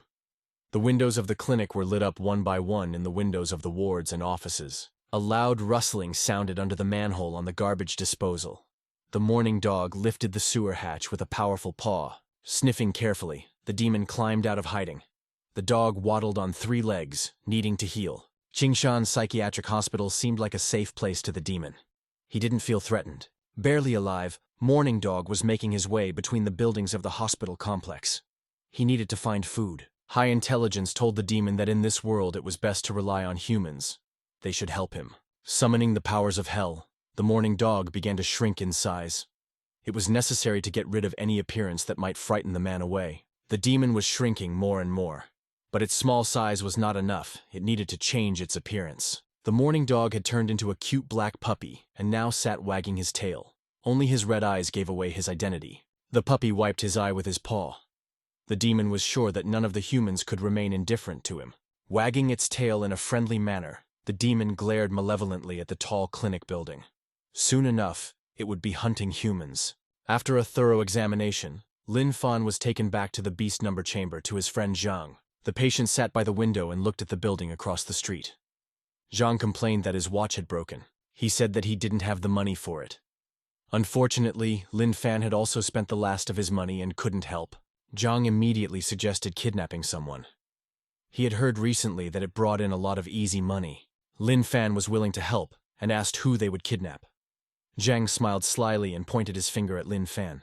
Zhang told the surprised young man his plan. Zhang would kidnap him for ransom, and the girl would take his watch to the repair shop. It turned out Zhang was wrong. That TV presenter was Lin Fang's wife, not girlfriend. He doesn't have a girlfriend. Zhang was completely frustrated. This was changing everything. A new plan was needed. Suddenly, a tinkling yapping sound came from outside. The demon looked out the window. Zhang told his friend that he heard barking. Lin Fan immediately turned his head. He had heard it too. The demon yapped happily, smiling sweetly. He couldn't wait for the stupid humans to start the feeding procedure. Leaning against the window, Zhang watched the puppy and recognized it as very cute. Lin Fan liked him too. Zhang felt sorry for the injured puppy. Neither he nor Lin Fan noticed that the puppy had stretched into a long dachshund. The guy from the second floor was surprised by the view from the window. The patients pulled the puppy to them. There were many wounds on him. Lin Fan suggested to his friend to treat it with acupuncture. When he saw Zhang take out a set of needles, the puppy wagged its tail happily. He was definitely lucky, so he would heal even faster. Licking his wounds, the puppy waited gloatingly for his healing. Zhang hesitantly aimed the needle, wondering where to start. Suddenly, a sharp needle stabbed the cute puppy right in the head. Blood spurted out in all directions. Zhang noticed that the puppy had begun to tremble. After waiting out the wild pain, the demon was surprised to realize that his paws had healed immediately. Zhang smiled happily. He clasped the new needle between his fingers. Its point shone brightly in the light of the lamp. A hellish pain pierced his body. The demon began to doubt that this strange man had a license for acupuncture. In a few minutes, his whole body was pierced with needles. The puppy couldn't even move. The patients watched the fruits of Zhang's experiments with interest. Lin Fan's stomach rumbled again. Zhang immediately turned to his friend and worriedly asked if he was hungry. Zhang had forgotten that he had an appetite. Holding his stomach with his hand, Lin Fan sadly admitted that he wanted to eat all day long. No amount of food would satisfy his hunger. Suddenly, there was a solution to the problem. The system reported that there was a high-energy food in front of him. Lin Fan couldn't believe his happiness. If the system said that there was enough food for 3 days, then it was true. The system scanned the puppy and produced the required information. It was quite edible and nutritious. At that moment, the demon suspected that things had gone the wrong way. He caught the young man's gaze and realized it was not good. Lin Fan turned to his friend and reported that their doggy was very cute. Zhang smiled. He thought exactly the same thing. Their smiling faces simultaneously leaned over the cute puppy. But those smiles didn't bode well. The demon's worst fears were confirmed. Both boys were drooling. Lin Fan assumed that the puppy must be delicious. The demon couldn't believe he wasn't dreaming. The thought of being eaten made his body shake with fear. Both patients smiled and knelt down, looking at the puppy. The demon couldn't believe it was happening in real life. What he was seeing now was completely contrary to what he had learned about humans. People don't eat cuties, do they? Leaning over to the demon, Zhang pulled 3 bloody needles from its head in a swift motion. The puppy howled in pain. Zhang explained to his friend that he should just stop the acupuncture, and then the cute little dog would just die. Lin Fan began to understand Zhang's hint. The young man suggested waiting for this dog to die his own death. The demon frowned as he followed the conversations of these strange people. It even seemed to him that those two were crazy. Lin Fan covered the puppy's eyes with his hands and solemnly announced that it would die very soon and rest in peace. Demon wasn't comfortable with that prospect. He was starting to get angry at these people. His body had already gotten stronger. Morning Dog frowned. He was sick of this game. The humans had no idea who they were taking in. Zhang turned perplexedly to his friend. He watched the puppy carefully. It was clinging stubbornly to life. Lin Fan bent down and scrutinized the puppy. He told the puzzled friend that the puppy was not a problem. There are many bleeding wounds on his body. You just have to wait for the puppy to die of blood loss. Anticipating the pleasure, Zhang smiled contentedly and declared that they would eat the puppy as soon as it left the world. Zhang magnanimously said that he would only take a leg since the puppy was small. The demon was shaking with indignation. Unsuspecting, the buddies were discussing the puppy's palatability. They didn't see that the dog was grinning viciously. Patience ran out. In front of the astonished patients, the cute puppy turned into a mourning dog. His eyes were bloodshot. Slowly, the demon approached his friends, tearing the bedclothes to shreds with its claws. To his surprise, the people were not frightened. Zhang happily told his companion that now they had enough food for 2. That pissed Dog off even more. No one had ever allowed themselves to humiliate a demon like that. The mourning dog opened its mouth wide and jumped at Zhang, who wasn't even looking at him at this moment. Lin Fan proved to be faster. Jumping towards the demon, the young man caught his lower fang and deflected the blow away from Zhang. It was very painful, and Mourning Dog didn't even immediately realize what had happened to him. That crazy man was moving fast. Lin Fan was in front of Zhang with a lightning leap and pressed down on the fang with one hand and the demon's upper jaw with the other. Zhang watched his friend with interest. Lin Fan continued to hold back the demon's strong jaws, reprimanding him for trying to bite his friend. The fact that the man was able to get so close to him irritated Mourning Dog more and more. He couldn't explain it. Moreover, the stupid man himself had put his hands right into his mouth, and there was nothing to stop him from eating them. The Mourning Dog tried to clench his powerful jaws that would have handled even an iron structure. To his surprise, it didn't work. The jaws refused to close as long as a human hand was in the mouth. Zhang became a little more daring when he saw that his friend was fine. He said that he would like to pet this dog's fur. Lin Fan turned around and allowed the satisfied young man to pet the animal. Right now, the dog was completely harmless. The demon nearly howled when he saw the other man reaching out to pet him. It was completely unacceptable. Unfortunately, there was nothing Morning Dog could do. His muzzle was securely pinned to the floor.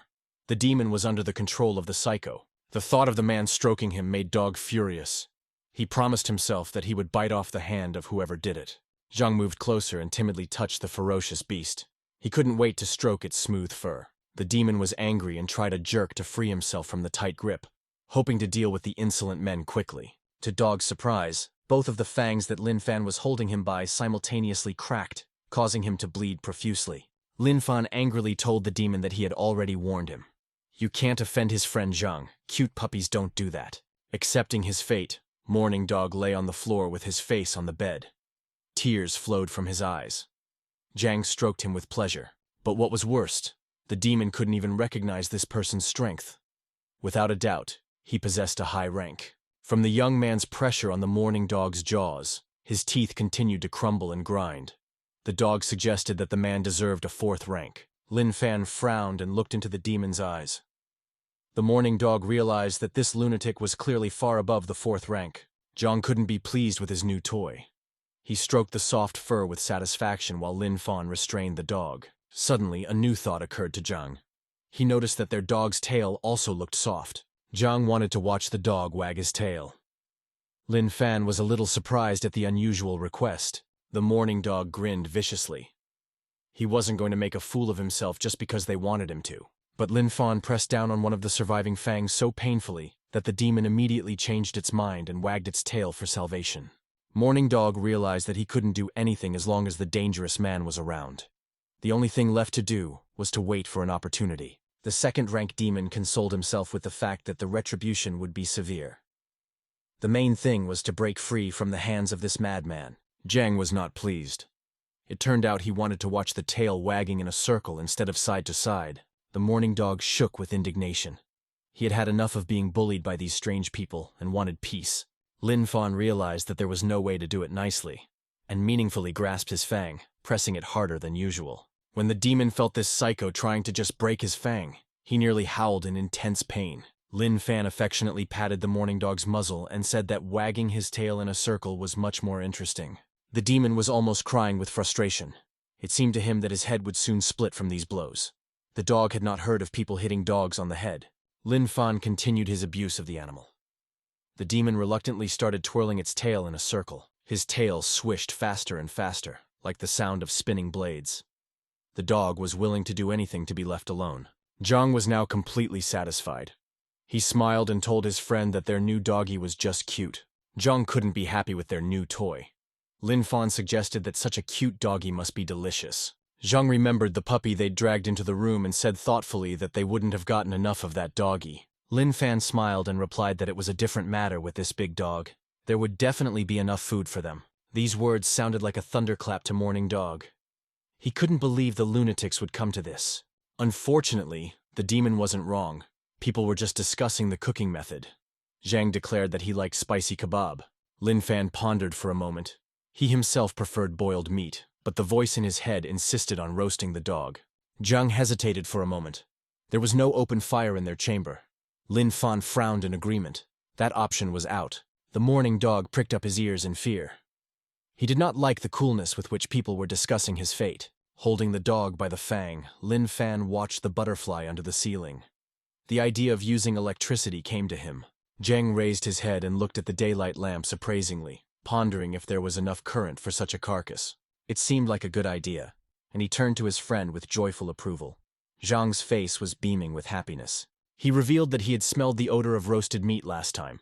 Lin Fan expected that there would be enough for the dog as well. Morning Dog couldn't believe his bad luck. Judging from their conversations, he had fallen into the midst of demons among humans. The Morning Dog realized that things were very bad. Lin Fan climbed onto the bed and pressed him against the wires. The demon started to be electrocuted. Zhang made himself comfortable in the corner and happily watched the cooking from afar.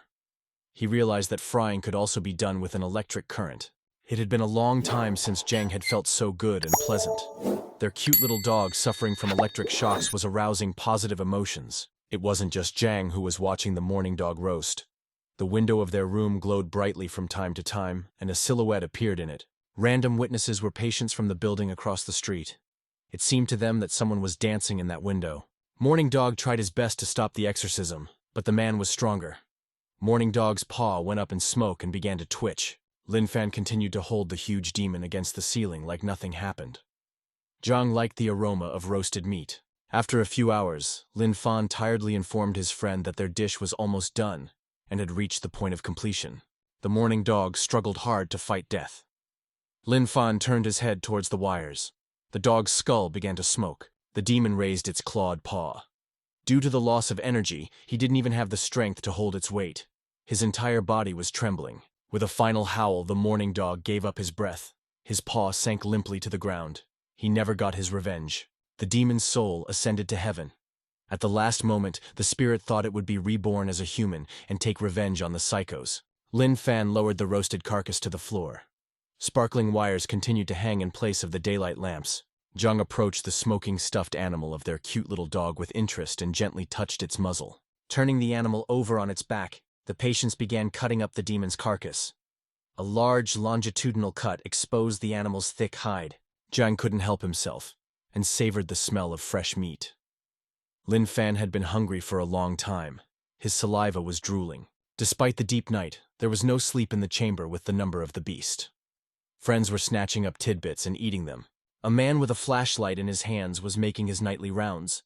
He was concerned that the fuses had been blown all over the hospital. Li An was a new guard in this mental hospital, and so he could be startled by any rustle from around the corner. The guard remembered that coincidentally, the cork had popped just as he approached the chamber with the beast's number.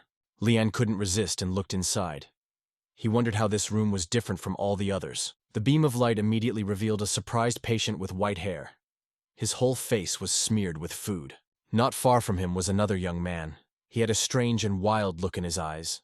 They seemed to be eating the same food. But worst of all, there was some kind of head with fangs behind them. Those guys obviously wanted to hide it from the others. The guard turned white with fear. He could not believe that cannibalism was being practiced here in one of the wards. Moreover, those two lunatics smiled wildly and offered Leon a taste of some freshly cooked meat. The man froze in place. His heart was pounding frantically. Leon was glad that they were on the other side of the door. The guard could no longer stand on his feet and collapsed exhaustedly, dropping the lantern from his hands. His body was shaking from the horror he had seen. Dropping the lantern by the door, Leon rushed running down the corridor, screaming frantically on the way that a man had been eaten in the ward. After a few minutes, 2 orderlies and the director led him back. The director asked the guard if he was imagining things. Leon swore that those eyes were looking directly at him. He's scared to go back to that creepy place. Unlocking the heavy door, the director entered the room and turned on the light. The lighting problems had already been fixed. Haoren frowned at the restless patients and informed them that this was exactly what he expected to see in their room. Both patients were lying on their bunks under their blankets and diligently pretending that they had just woken up because of the principal's arrival. The man looked around the room. No human remains were visible. He was about to leave. Suddenly the headmaster saw a very strange object. He knew for sure that it should not be in the ward. When he was asked about the origin of the object, the patients unanimously replied that it was simply a rug made of dog hair. That dog-eared carpet that took up 3/4 of the room could only evoke fear in a sane person. The man bent down determinedly and took a piece of wool to sample. It was very soft and reminded him of something. The headmaster tried to smile. The man immediately realized that he was holding the wool of a second-rank demon. These two were scaring him. Haoren asked the patients what they had been doing tonight. Without hesitation, the boys answered unanimously that they had slept. The man wondered incredulously if they had gotten out of bed. He wanted to find a clue and get them out of bed. The patients turned their heads in different directions and swore that they had never thought of such a thing. They had slept soundly all night. The guard, almost crying, proved to the angry principal that he had clearly seen them eating someone's head. The angry man demanded to see what Lin Fan was hiding. He was now certain that he was the one who had killed the demon. Lin Fan threw back his blanket, demonstrating that there was nothing hidden underneath. The young man confusedly said that he had nothing. A bright light struck the headmaster in the eye. The man squeezed his eyes shut and demanded that he immediately take out what was glowing. The guard and the orderlies looked at Lin Han in surprise. A strong, blinding beam of light was beaming from his abdomen. The director angrily held out his hand and demanded the light source. The young man did not resist and gave him the flashlight. The man turned off the lantern and looked suspiciously at the patient wards. It became clear that the guard wasn't lying. Howren decided to find out and ask some questions about the origin of the demon skin mat on their floor. The patients immediately turned their backs to the wall and wished him a good night. Zhang pretended that he was already snoring. The man slapped his forehead tiredly. No one would have guessed he was only 54 years old with such gray hair. It was useless to prove anything to these stubborn guys. The director sighed heavily and flicked the light switch. The door slammed shut. No one could stop the friends now. They knew that the principal would be off their backs now. As soon as the room door closed, both patients immediately threw back their blankets and got out of their beds. They didn't want to sleep at all. Lin Fan turned to his friend and looked at him worriedly. Zhang wondered if his buddy was hungry. Lin Fan replied thoughtfully that he was not hungry right now, but there was something he wanted to know. Zhang moved closer. Lin Fan asked why the principal never finds Zhang's needle when searching and only pays attention to him. Zhang smiled. This was his professional secret. In order to search for needles, one had to know of their existence. The young man laughed and revealed that he simply hides his needles in his lush hair during the principal's arrival. Lin Fan thought about growing his hair out. He could hide clues there too. Zhang liked the idea. Meanwhile, the special unit headquarters was in full swing.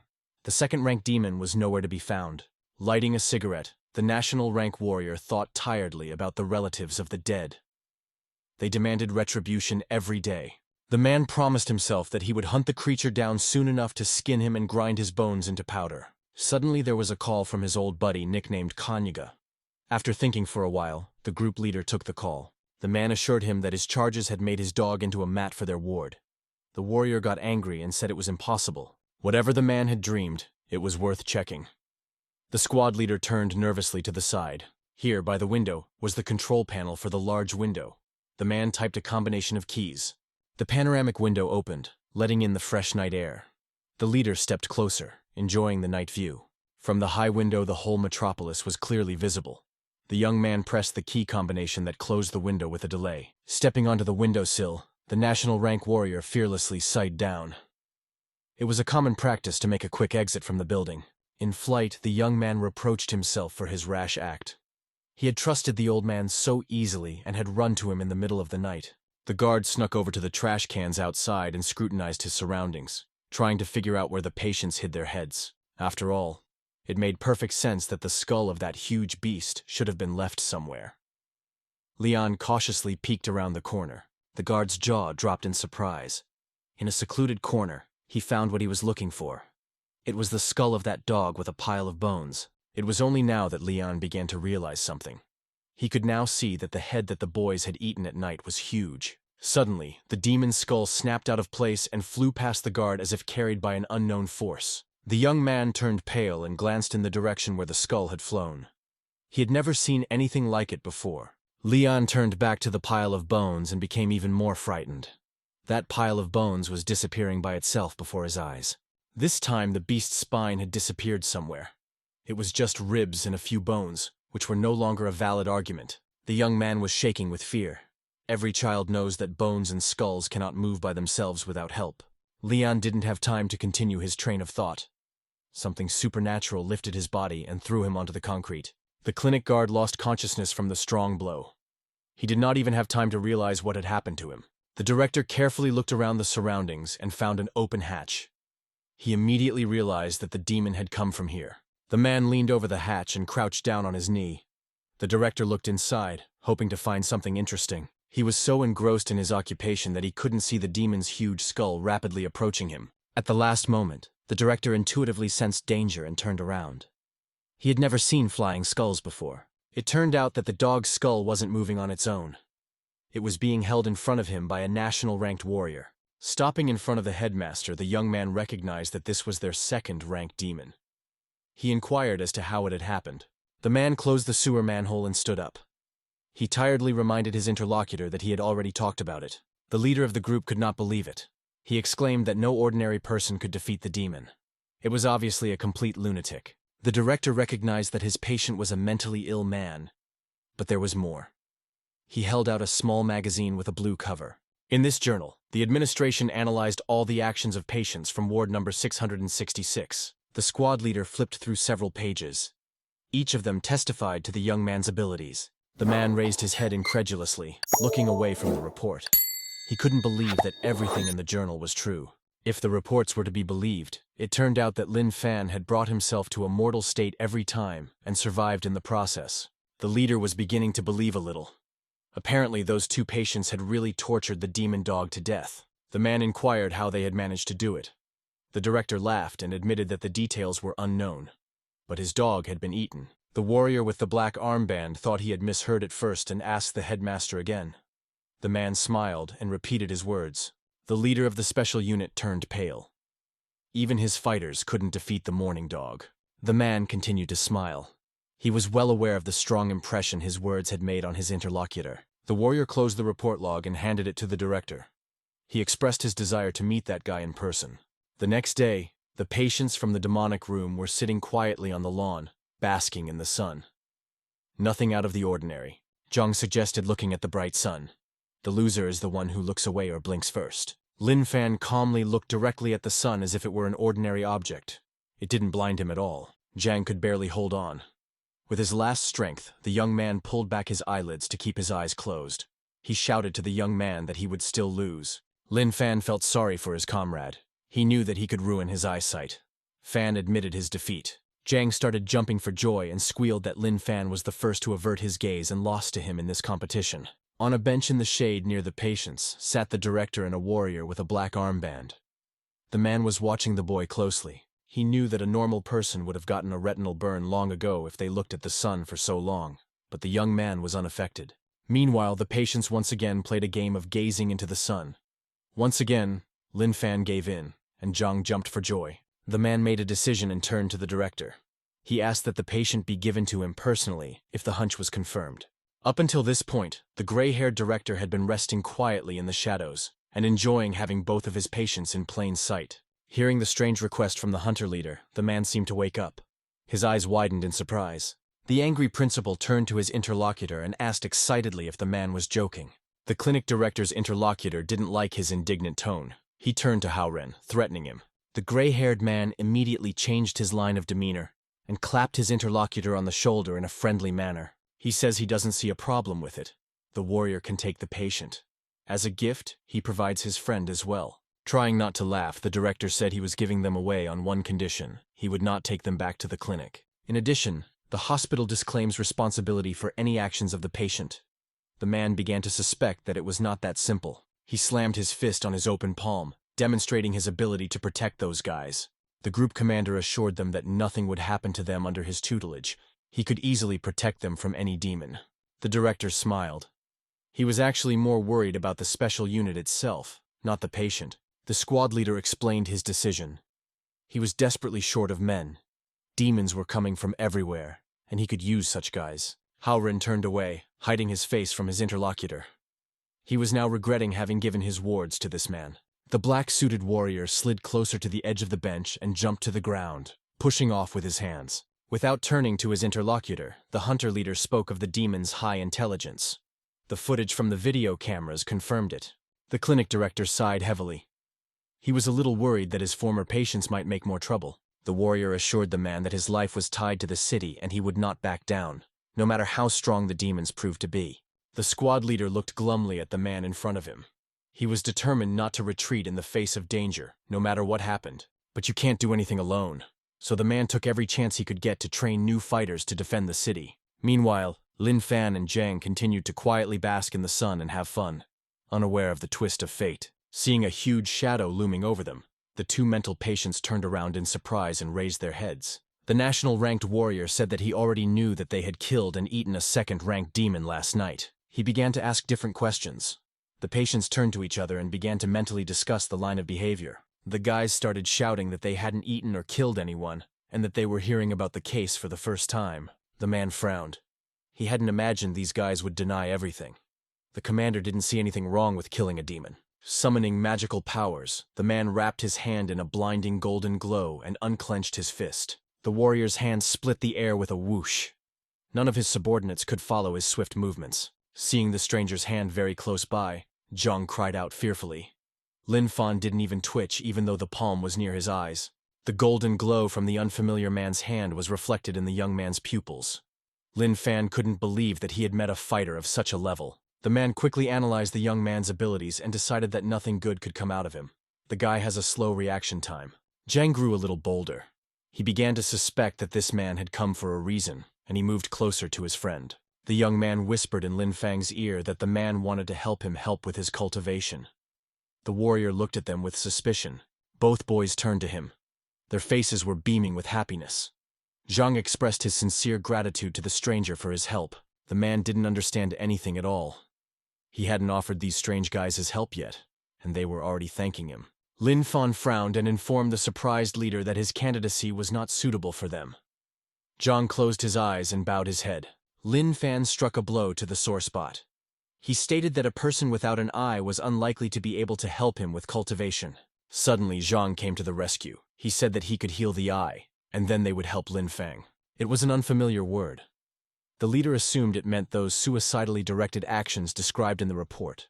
Zhang begged the warrior to help raise his friend's cultivation level. To do so, he must first heal the man's eye. Lin Fan looked up and reported that his friend was proficient in acupuncture. The man should definitely give it a try. The stranger hesitated to trust them. Zhang began to run around him, begging him to accept his help. The man smirked. The best doctors they could find didn't dare to perform the recovery surgery. The warrior decided to agree so they would stop bugging him with their offer. The man approached his friends. The stranger sat down on the grass next to Lin Fan and declared that he would try their method. He reasoned that it would not harm him. The man did not know the ins and outs of the treatment, and therefore thought he would only be pricked once with a small needle. Within minutes, the warrior's entire head was pricked with needles. The man sat with his eye closed. He was experiencing some new feeling. Zhang's gone wild. He thought he was the greatest guru. Clasping the weapon between his fingers, the young man plunged the needles into the patient. The young man's movements were hard to follow. He acted like a shaman from a long-forgotten nation. Another needle pierced the man's forehead until it bled. He was surprised to learn that each acupuncture had its own name. Satisfied with himself, Zhang struck a pose and carelessly raised his hand up with another needle clamped between his fingers. The young man proudly announced that this was his special technique, developed over many years of observing space. Zhang reported that his method was effective and everyone was recovering. In fact, Lin Fan was his only test subject. The great warrior smiled faintly. He considered it a great success that he could sense something with his other eye. The man initially took it as a ridiculous joke, but the acupuncture was able to touch the right nerve endings. At that moment, another needle stuck above the bridge of the nose of the surprised man. Drops of blood splattered on the grass. This sensation was quite different. The hunter leader felt as if something had entered his brain. The stranger began to slowly slump to the ground with his head down. He could no longer feel anything. His body could not resist. Lin Fan noticed just in time that something out of the ordinary was happening. He quickly put out his palm. The young man managed to prevent a dangerous fall for the warrior and held him by the chest. The man's body collapsed. Lin Fan lifted up his new acquaintance and informed his buddy that he had fainted. Zhang was greatly surprised. He assumed his technique wasn't perfect. The only good thing was that it had been tested on a stranger first. Lin Fan held the man up so that he wouldn't fall. Zhang confidently said that he understood what was wrong. It would not happen again. The young man pleadingly asked his friend if he wanted to experience it for himself. Lin Fan sighed and agreed to his experience. To Zhang's surprise, the second experience went the same way as the first. Even Lin Fan, with his level, had fainted. Now the young man sat over the two bodies and contemplated what mistakes he might have made in using the technique. Zhang looked around. As a pity, there was no one else around to volunteer for the experience. Sometime later, the clinic director was surprised to find 3 unconscious men stabbed with needles. Looking closely at Zhang's hair, the gray-haired man realized how he had managed to hide his needles all this time. Even a national-level warrior was lying unconscious, deciding to try out his patient's method. It was an ordinary day at Huatian Hospital. In the emergency room, visitors were served without much hurry. Suddenly, a small black landline phone on the reception desk rang. It only rang on one occasion. That's why all the staff around him looked at him with such horror, as if an explosive timer had gone off. The staff already knew who they were dealing with. They were wringing their hands, howling and wailing. But there was no way out. The call had to go out. As soon as the clinic director said hello to the hospital administrator, he replied that he understood. The ambulance was on its way. The gray-haired man smiled and added that a third person would be added to that duo today. The administrator took note of this irritably. The hospital staff knew their business. They clearly and quickly ran out with the gurneys and drove back with the patients. In a coordinated motion, the staff closed the rear doors of the cruise and the medics quickly took their seats. One of the medical vehicles was driven by driver Juan with a bleeding eye patch. The clinic director and the orderlies noticed with undisguised surprise the white bandage covering the chauffeur's eyes. Juan turned around and explained that he had recently had surgery, but that didn't change anything. He knew the road just fine. In front of the surprised onlookers, the engine of the ambulance started, and Juan raced to the hospital, confidently picking up speed. Unlike Juan, the other driver zigzagged, occasionally getting on two wheels. The principal and the two orderlies looked at both crews in horror. The gray-haired man gave a thumbs up. Those guys are clearly professionals. The administrator at the hospital frowned at the trio being delivered. He was getting tired of seeing these guys. He followed the patients into the operating room and watched through the glass, hoping they wouldn't survive this time after all. The young man slapped himself heartily for his wrong way of thinking. It left a crimson mark on his cheek. The administrator was ashamed of himself. A doctor who had sworn to save people had no right to wish them dead. The young man caught himself thinking that he had to think about it. The two of them were too often annoying to the clinic staff. Now, for symmetry, the administrator slapped himself on the other cheek. His head turned by inertia. The young man couldn't take it anymore and dialed Hao's number. He shouted angrily into the receiver that it had only been 2 days. The receptionist's face was getting scarier and scarier. He yelled that now they had to deal with 3 assholes instead of 2. The clinic director was calm. Smiling, the man reminded me that he had offered to keep those 2 at the hospital. The young man was getting angrier and angrier. Hao said that he had sent him some monetary compensation as an apology. This news cheered up the administrator a bit. Without interrupting the conversation, he logged into mobile banking. The transfer was indeed received. The clinic director asked that those guys be held back for a while. If he refused, Hao promised to report the administrator to the police for taking a bribe. The young man was simply enraged. He shouted that that was the end of their conversation. The clinic director didn't need anything else. Hao politely said goodbye. Meanwhile, the doctors were examining Lin Fan. The system reported that he had reached the next level. 2 nurses in pink coats were walking side by side and gossiping about another patient from the very same clinic. The scared-to-death guard named Li An was now being spoon-fed soup by his girlfriend. He couldn't do it himself. The young man was very happy. Quite by chance, he managed to meet a nice and sweet girl. The visitor smiled. She put the soup on the bedside table and informed me that she was overweight now, but would soon get rid of it. Leon couldn't get enough of the beauty. He was very grateful to Uncle Wang for meeting her. The girl shyly turned away. She promised to give the man words of thanks from her new boyfriend. Smiling, the visitor peeled Leon's apple. The young man decided to confess to her at once that he was infertile. Leon suspected that the girl might break off the relationship with him after this, but still asked if she would agree to the marriage. Sweetie held out an apple and said she didn't see any problem with that. A child could be taken from an orphanage. Leon was over the moon. His life was getting better. He said he wanted to have a girl. His future spouse wanted a boy, and the young man generously gave in. He would do anything to be near her. The doors of the room creaked open. The superintendent entered the room. He was holding a report on a patient. The man with the glasses said the young man needs to avoid stressful situations. He can be discharged tonight if he wants. Suddenly, the door swung open. A nurse in a pink coat said worriedly that the post-operative patients had arrived. After swinging open both doors, the nurses wheeled Lin Fan in on a gurney. Leon immediately recognized the guy who had brought him here. The man's hand shook. Pointing to the lying patient, the young man stammered and at first could not say a word. At some point, Leon inarticulately said that that man from the demonic room had eaten a human. His heart could not bear the experience. The young man fainted. The supervisor could not understand the reasons for his stress. Lin Fan and Zhang were lying on the neighboring bunks. Their eyes were still closed. The guys were sleeping peacefully after the surgery. Leon whimpered like a child. The young man looked away and said that he was not going to be in the same room with the two of them. Lin Fan started to wake up and wiped his eyes. Leon fell at the superintendent's feet, begging to be transferred to another room. Lin Fan at this moment told the doctor that he was hungry. Leon, barely hearing these words, shook with fear. The young men's gazes met. Leon was sure that Lin Fan could swallow him whole without choking. The young man fell to the floor, hysterical.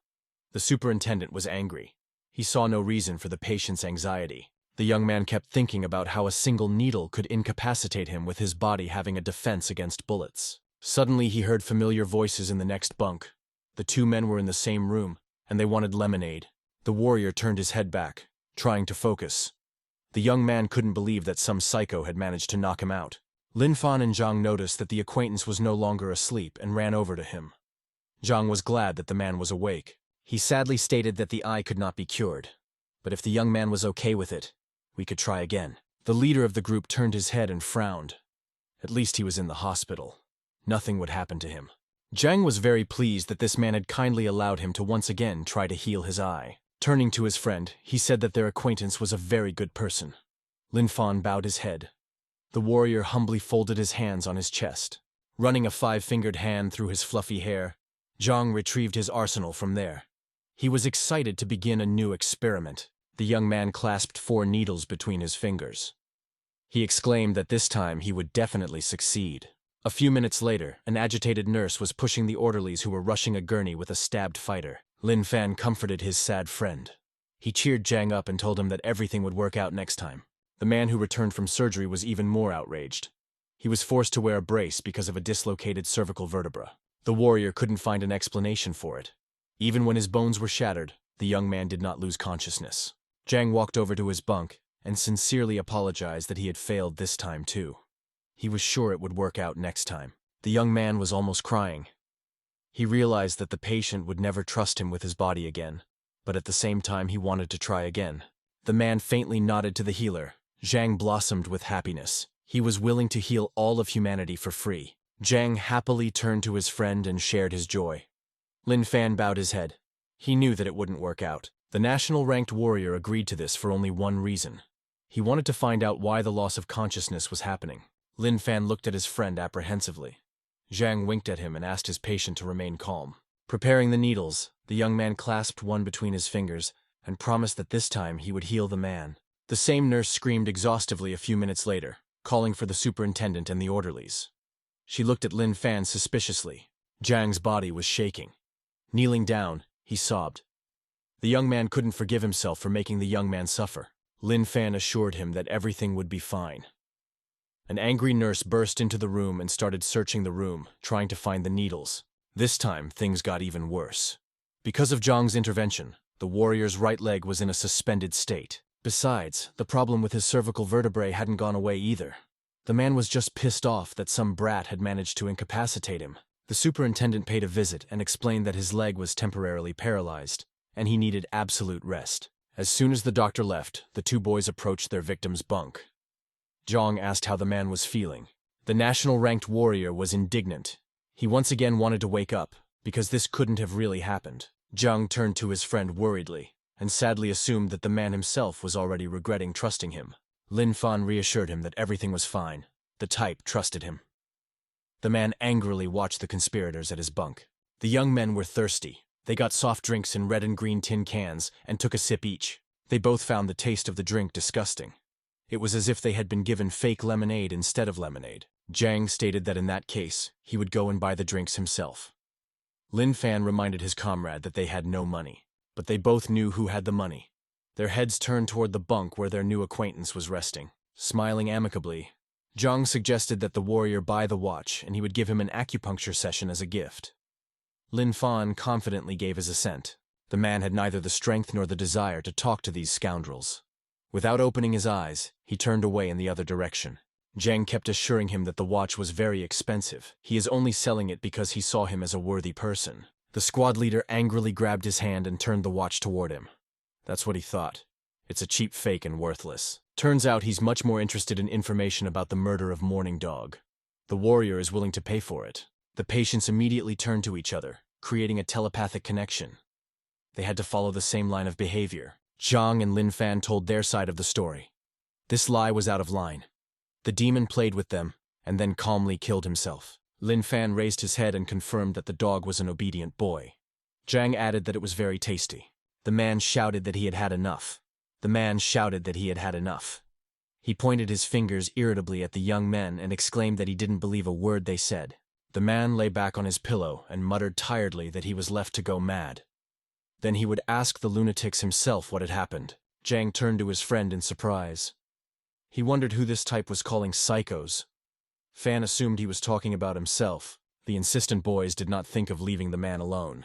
They came up to him and began to shake the hunter. Interrupting each other, The young men told the angry man that they had told on Morning Dog and now wanted money. The warrior realized he wasn't going to get anything else. He reached into his pajama pocket and started pulling out a gold bank card, carelessly tossing it to the boys. The man said that it contained 500,000 yuan. The two patients looked at the strange object with astonishment. Lin Fan twirled the bank card, but neither himself nor Zhang could figure out how this could replace money. The leader said that he didn't really need the money. They could spend as much as they wanted. Lin Fan couldn't understand why they needed this thing.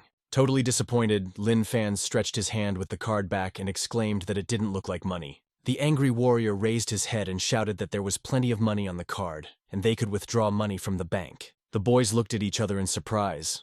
They had no idea what bank their new acquaintance was talking about. After making sure that this yellow object was completely useless to them, Lin Fan carelessly tossed the card back to the owner. The warrior deftly caught the card. Lin Fan and Zhang resentfully discussed the stinginess of the man who had spared money for them.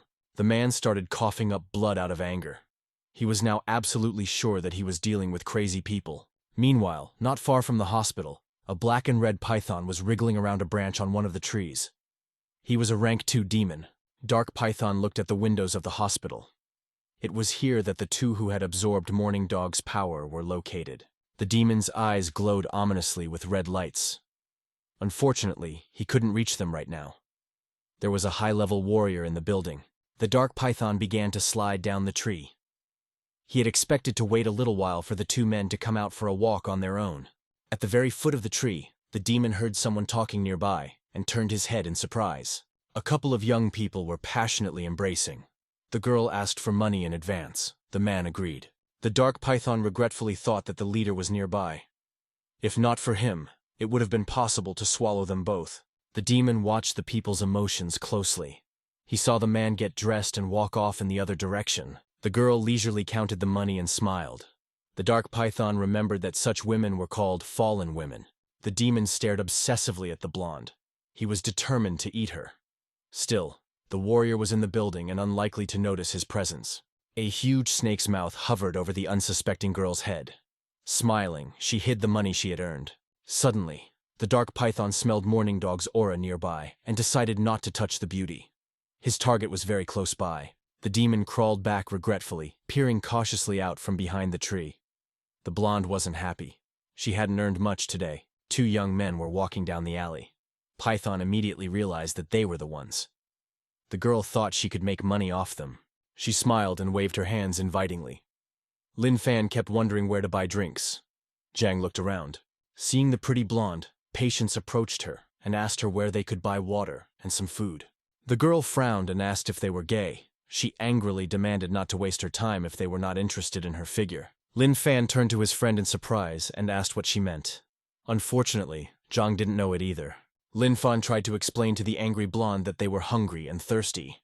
It would be nice if she helped them. The girl took a closer look at the strange guy's hospital clothes. She knew that patients dressed differently in the hospital. While those guys were talking to each other, the blonde girl on the pants of one of them recognized the familiar emblem of Qingshan Hospital. It's all clear now. They were not gay but just mental patients from Qingshan Psychiatric Hospital. The girl remembered that day again. It was evening. She raced like a madman in search of her sister and kept calling for her. Around the corner of one of the abandoned buildings, the blonde saw her sister in hospital pajamas being thrown to the ground by some type. Smiling impudently, the tall young man called the girl crazy. He was holding a doll, which the patient thought was her child. The man laughed and offered to let the girl watch her own child fly apart. He kept his promise. Falling to her knees, the girl in hospital pajamas pleadingly held out her hands and begged for her son to be left alone. The girl's whole body shook with the bitterness of irreparable loss.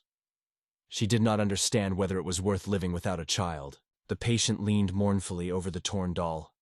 The creepy guy was laughing uproariously. A thunderous downpour began. The blonde herself was shocked by what she saw. She then rushed to her sister and tried to talk some sense into her. Unfortunately, it didn't work.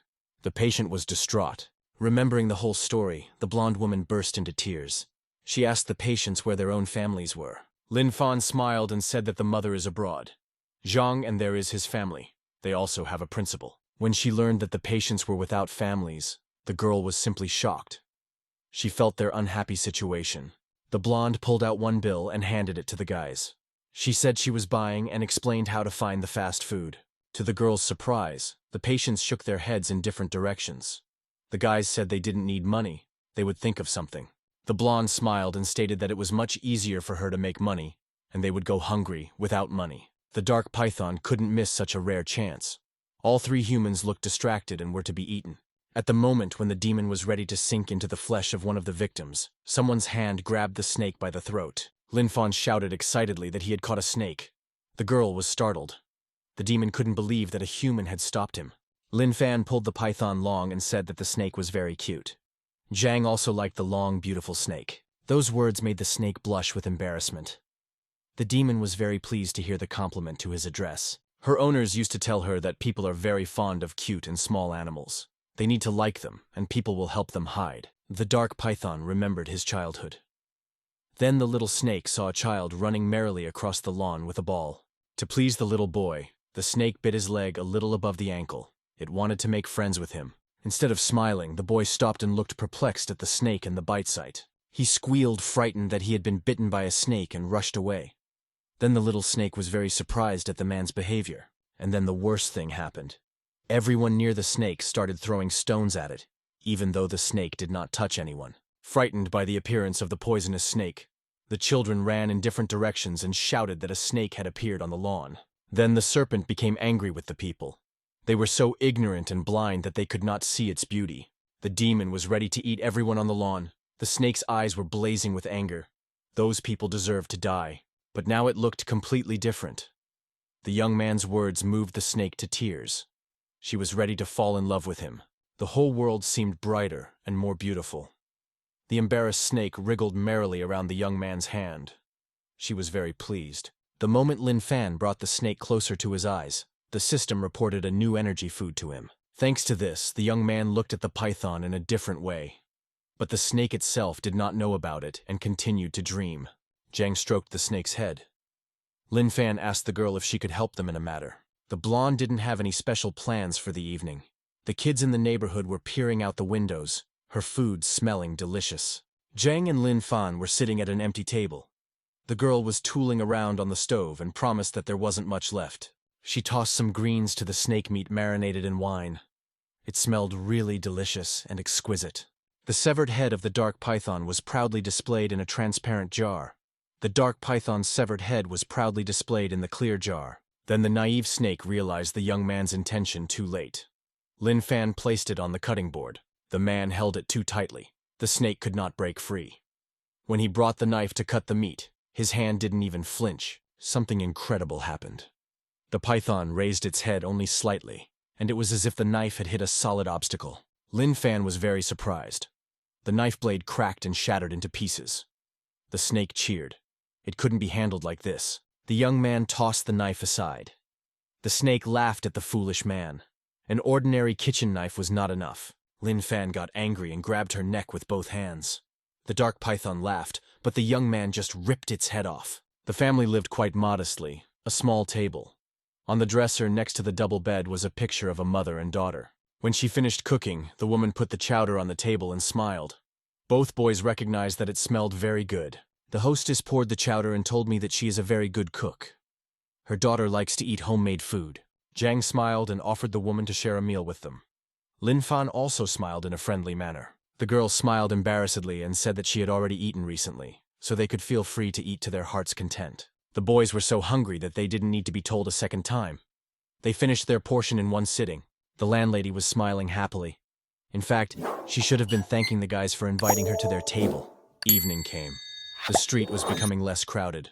Some people were returning from shopping. The dark python chowder was so plentiful that the woman poured the boys some more with it for joy. Patients thanked the hostess for helping prepare a delicious meal and providing utensils for refills. The girl smiled.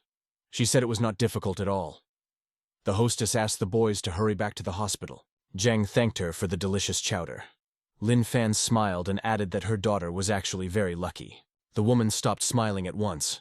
She looked at the young man in surprise, trying to understand what he meant. The mistress closed her eyes in embarrassment. The memory of her daughter made her eyes water. Zhang sprinted down the street. Lin Fan followed behind him in a sedate manner. He was carrying a portion of snake soup in a bag. There were 3 young men and a girl walking towards them. As they approached, Lin Fan turned his head towards the company. One young man had a rather strange feeling. It was as if a large beam of light had pierced his brain. The young man turned around in surprise and looked after the two guys. He could have sworn that a legendary warrior was nearby. Later, when the distance between the boys had increased, the young man calmed down. He thought he had imagined it. Their squad reached the right point and surveyed the entire area. The demonic aura was gone, as if the beast had never existed. The national rank warrior refused to believe it. He said in a conversation with the group leader that it was impossible. Officially, no one has ever killed a demon. Therefore, the mysterious animal could only be exterminated by a human being. At that moment, the door of the ward opened. The patients returned from their walk. Lin Fan walked in with a bag in his hand. The man was giving orders for the security of the hospital. Lin Fan walked over to his bunk and handed him a bag of chowder. The warrior looked at the package with interest. His roommates praised the food and said it was delicious. They were already full. The man opened the tight lid of the food container. An exquisite aroma emanated from inside. It smelled really good. Looking inside the food container, the leader put all the pieces of the mosaic together. A shiver ran through his body. All 4 members of the search team were very surprised when a long stream of foul language clearly came through the tube. The warrior decided to test his hunch and placed the snake's skeletal fragment on a molecular organic particle scanner. The man was not mistaken. A holographic image of the second-ranked dark python he was looking for appeared above the scanner. Zhang and Lin Fan enjoyed the food with satisfaction. The warrior was darker than night. This assassination had knocked him out of his mind. Zhang was surprised that the man didn't want to share a meal with them. He figured they could finish their meal since he didn't want to. The national rank warrior turned to them and irritably asked how they managed to kill the python they were calmly eating. The patients would tell me that that snake was very cute. It could coil itself beautifully around your arm. Zhang lovingly recalled that the snake was very good. Lin Fan added that it tasted just fine. The spirit of the snake was reunited in heaven with the spirit of Morning Dog. The dog comforted the dark python in every way. Forgetting that he was just as angry, the man turned black. He knew that this demon was very fast and poisonous. It was not to be eaten in any form. The national rank warrior just exploded. He shouted that he would rather jump out the window than believe them again. The patients were anxiously discussing the man's behavior. Lin Fan remembered that lunatics get irritated very easily. The leader closed his eye tiredly. He couldn't bear to be with these lunatics and their antics. At night, the boys finally fell asleep. The man kept wondering how these weaklings could have defeated 2 strong demons. The commander was beginning to suspect that these young men were simply hiding their true strength and acting crazy. Suddenly, his ear caught some strange sounds. Apparently, his acquaintances were awake. The man wondered what they were after. Out of the corner of his eye, the warrior noticed 2 pairs of legs in hospital pajamas. Those 2 were clearly approaching his bunk, and it was a little frightening. It turned out that Zhang could not calm down and was going to definitely heal the man of all his ailments this time. The leader decided not to give the appearance that he heard them. Since they dealt with 2 demons, they might as well have the skills to cure them. The ward was dark. Zhang complained to his friend that he has to stab the man by feel. He can't see the exact location of the point. Lin Fan cheered him up and said that Zhang could do everything even with his eyes closed. It helped. Zhang forcefully pushed the first needle in until it bled. It was completely dark, and he wanted to believe that Lin Fan was right. After a while, the warrior felt the pain even worse than last time. It was hard for him not to give himself away. Unbeknownst to his healer, the man squeezed the wrist of his right hand with his left hand to distract himself from the hellish pain in his head. The treatment was coming to an end. Only the last 13th point remained. There was no room for error. Suddenly the doors swung open. Someone entered the room and turned on the light. Zhang's hand trembled in surprise, and he missed. The nurse who came in for a checkup was simply furious. She angrily demanded to explain what the guys were doing to the patient. Meanwhile, the warrior felt that he was getting worse. It was impossible to bear the inhuman pain. Out of his last strength, the hunter leader stretched out a trembling hand towards the nurse. He felt that he was close to death. The man's arm fell limply to the edge of the bed. He was no longer moving. The nurse realized that the worst had happened. She wailed hysterically that there had been a murder in the ward. The girl dropped the lantern from her hands because of the strong impressions. The gurney was traveling down the hallway at meteoric speed. The man was found to have a massive cranial hemorrhage. Zhang admitted to Lin Fan with bitterness in his voice that he couldn't hit the last needle accurately and was worried about it. Lin Fan replied that there was no need to worry. Next time, Zhang would definitely do the right thing and cure the man. From that moment on, they were both firmly tied to the bunks hand and foot. The seat of the neighboring bunk was empty. In fact, Lin Fan was also very worried about their acquaintance. He really wanted the man to come back alive. A nationally ranked warrior was brought into the operating room. The supervisor demanded that he shave his head carefully, as the wounds were still bleeding. The lights on the operating table were turned on. The surgical team reported that they were ready to start the operation. The superintendent outlined the area of the skull opening with an instrument. He said that we could start saving the patient. Suddenly the man's eye opened. He was clearly surprised to see himself on the operating table in the bright spotlight. The superintendent almost turned white with fright. The patient was saved by a miracle. The patient was saved by a miracle. The warrior silently watched the surgical team and the marking tool in the hands of the superintendent. The assistant was frightened too. Breaking the pause, one of the doctors said they were glad they did. It would have been worse to wake up during surgery. The supervisor informs the assistant that the patient woke up accidentally, and all vitals are normal. We need to get him back to his room. The assistant approached the man and asked if he wanted to stay in the hospital. Together with those lunatics, he might get hurt. The assistant suggested moving the warrior to a separate room. The man frowned at the doctor in response. He seemed crazy himself. Their gazes met. The assistant was frightened. He had now learned that the mentally ill were easily irritated. Meanwhile, the supervisor was looking at the X-rays of the patient's injured body parts. At first, he thought someone had made a mistake. According to the scans, the patient's cervical vertebrae and leg healed by themselves. The doctor realized that the cast was no longer needed. Turning back to the patient, the doctor was surprised to find the bed recently empty. The man had indeed left without assistance. The national-ranked warrior was now completely bald. His skull shone as brightly as a light bulb. The man approached his tormentor's bunk and confessed that he was unable to resist him despite his rank. The warrior swore to himself that he would never believe the lunatics again, and he certainly wouldn't forget those two crazy patients. The man caught himself thinking that now he would remember it for a long time, no matter what. That thought made him even angrier. Lin Fan suddenly opened his eyes. He was glad that their acquaintance had returned and promised that Zhang would definitely patch him up. Without saying a word, the man turned his back to the young man and headed towards the window. Lin Fan watched him cautiously. The bald commander with the pirate's black armband opened the window. It was pouring rain outside. The man climbed out with his feet on the windowsill and said they would see each other again. Standing in the window aperture, the national rank warrior turned his head slightly and said that he was mistaken. He actually wanted to say goodbye. Just at that moment, a nurse entered the room. When she saw the man jumping out of the window, the girl screamed in fright. She could no longer react calmly to the events in this chamber, and so the girl's face flushed with screaming. Meanwhile, the man calmly reached the ground and landed smoothly. He had no intention of leaving life this way. The people who were standing near the hospital saw that he calmly jumped down and walked on. One guy even fell to the ground in surprise. The warrior dutifully pulled out his cell phone and dialed a number. At the same time, he gave the middle finger to his room, which was on the 15th floor. Clinic Director Howren dialed the unit leader's number for the umpteenth time, but no one answered him. Desperate, the gray-haired man put the phone aside and held his hands to his head in contrition. The call kept going, but the national-ranked warrior didn't even think of answering the call. Some time passed like that. The director of Qingshan Clinic got a call from the irritated head of the hospital. He was very angry. One of the lunatics had jumped out of the window. Hao was calm. He asked if the hospital had officially confirmed the patient's clinical death. The superintendent was a little surprised by the strange tone of his acquaintance. He confusedly said that the guy had left and couldn't be found. Now the clinic director understood. It wasn't about the psycho. He assured the director that it was okay. The hospital wasn't responsible for that guy. The head of the hospital exploded and turned to shouting. He angrily reported that the lunatics were sitting still. The superintendent shouted so loudly that the director could hear everything through the tube on the table. The man had not paid for the treatment.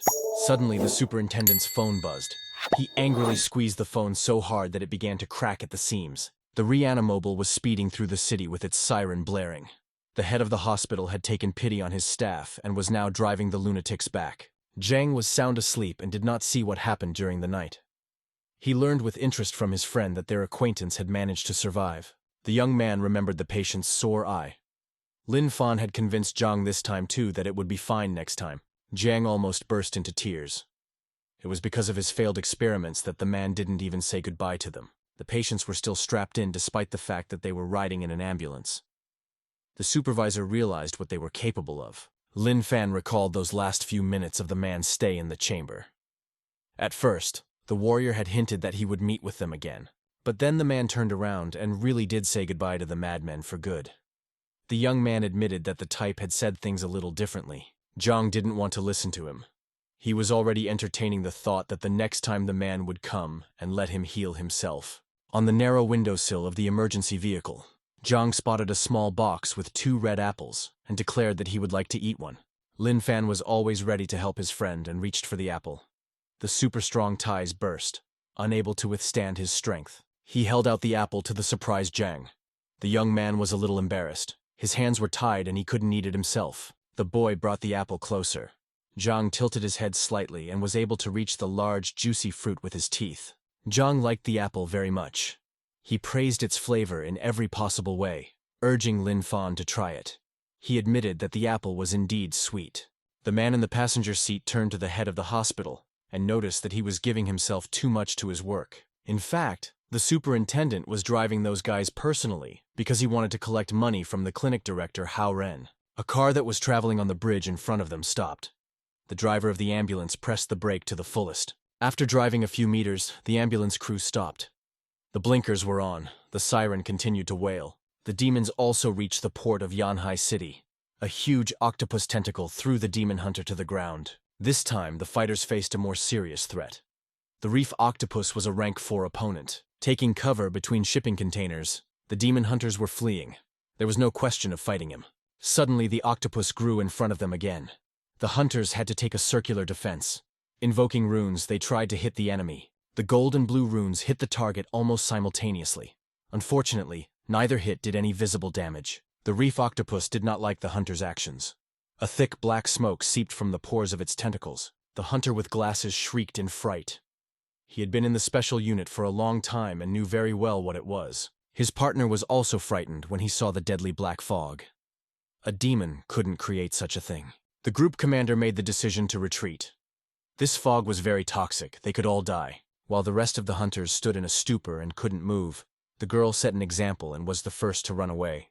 The others followed suit. The giant octopus sent a black cloud after the fugitives. It spread very quickly. The young man who had been the last to run turned around in a huff.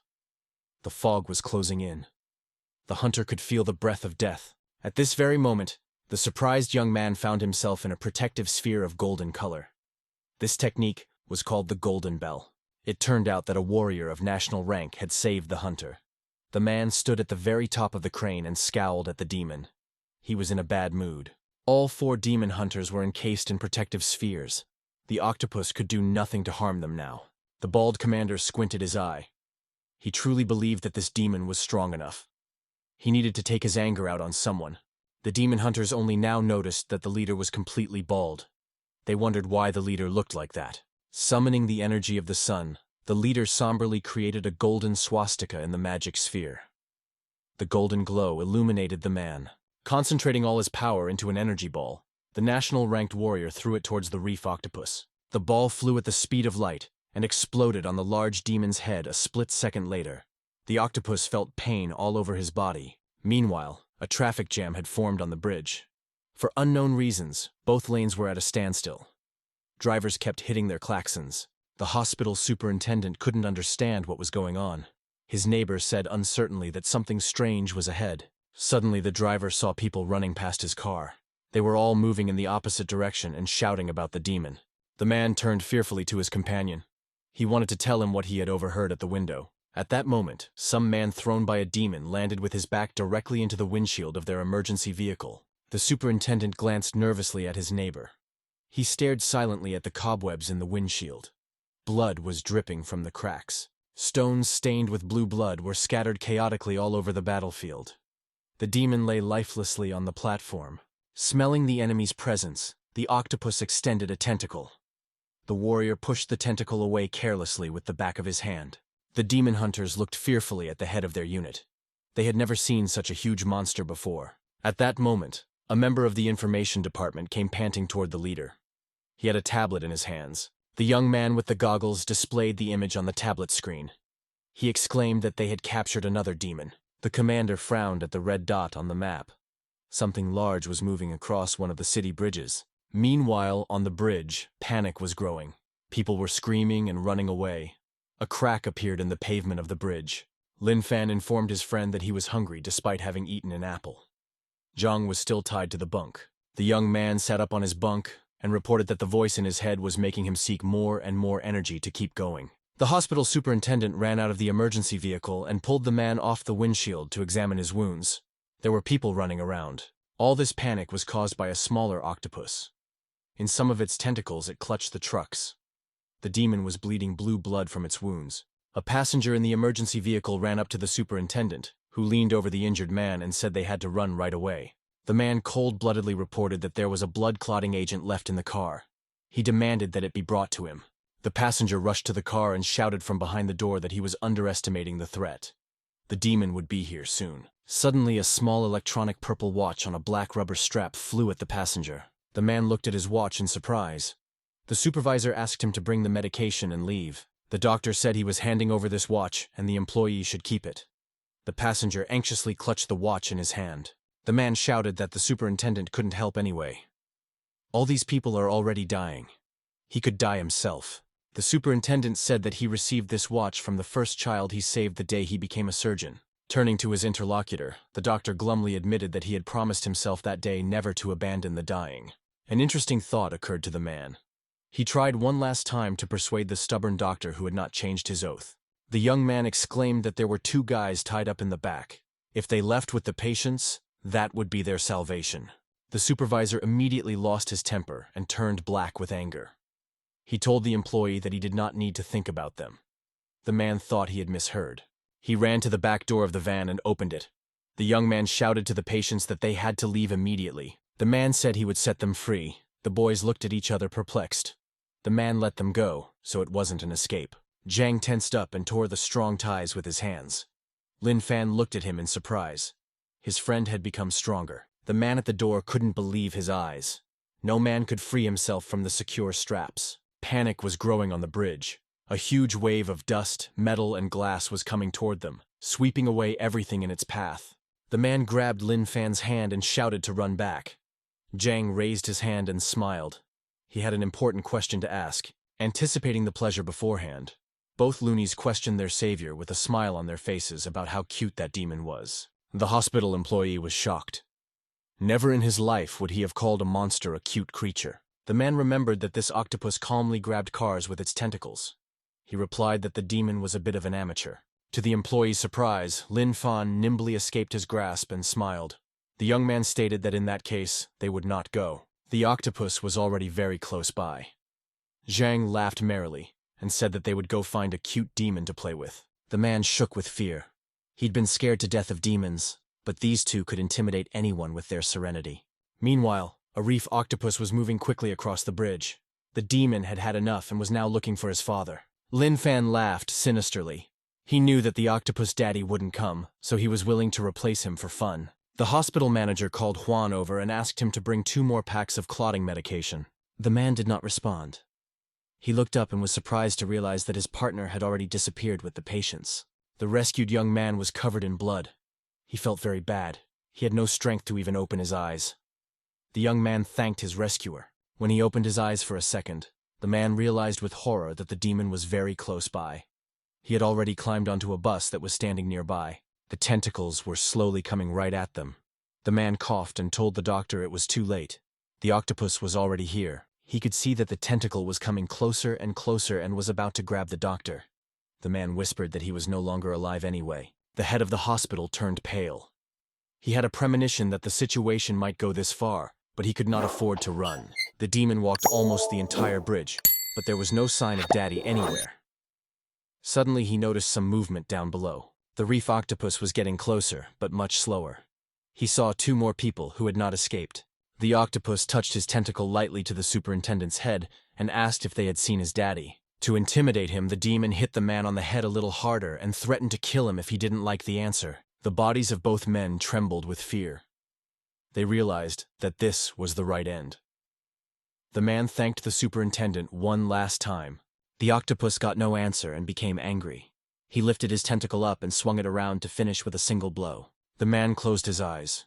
He mentally recalled the events of his life and thought about what he had not yet had time to do. The victim was also trembling with fear.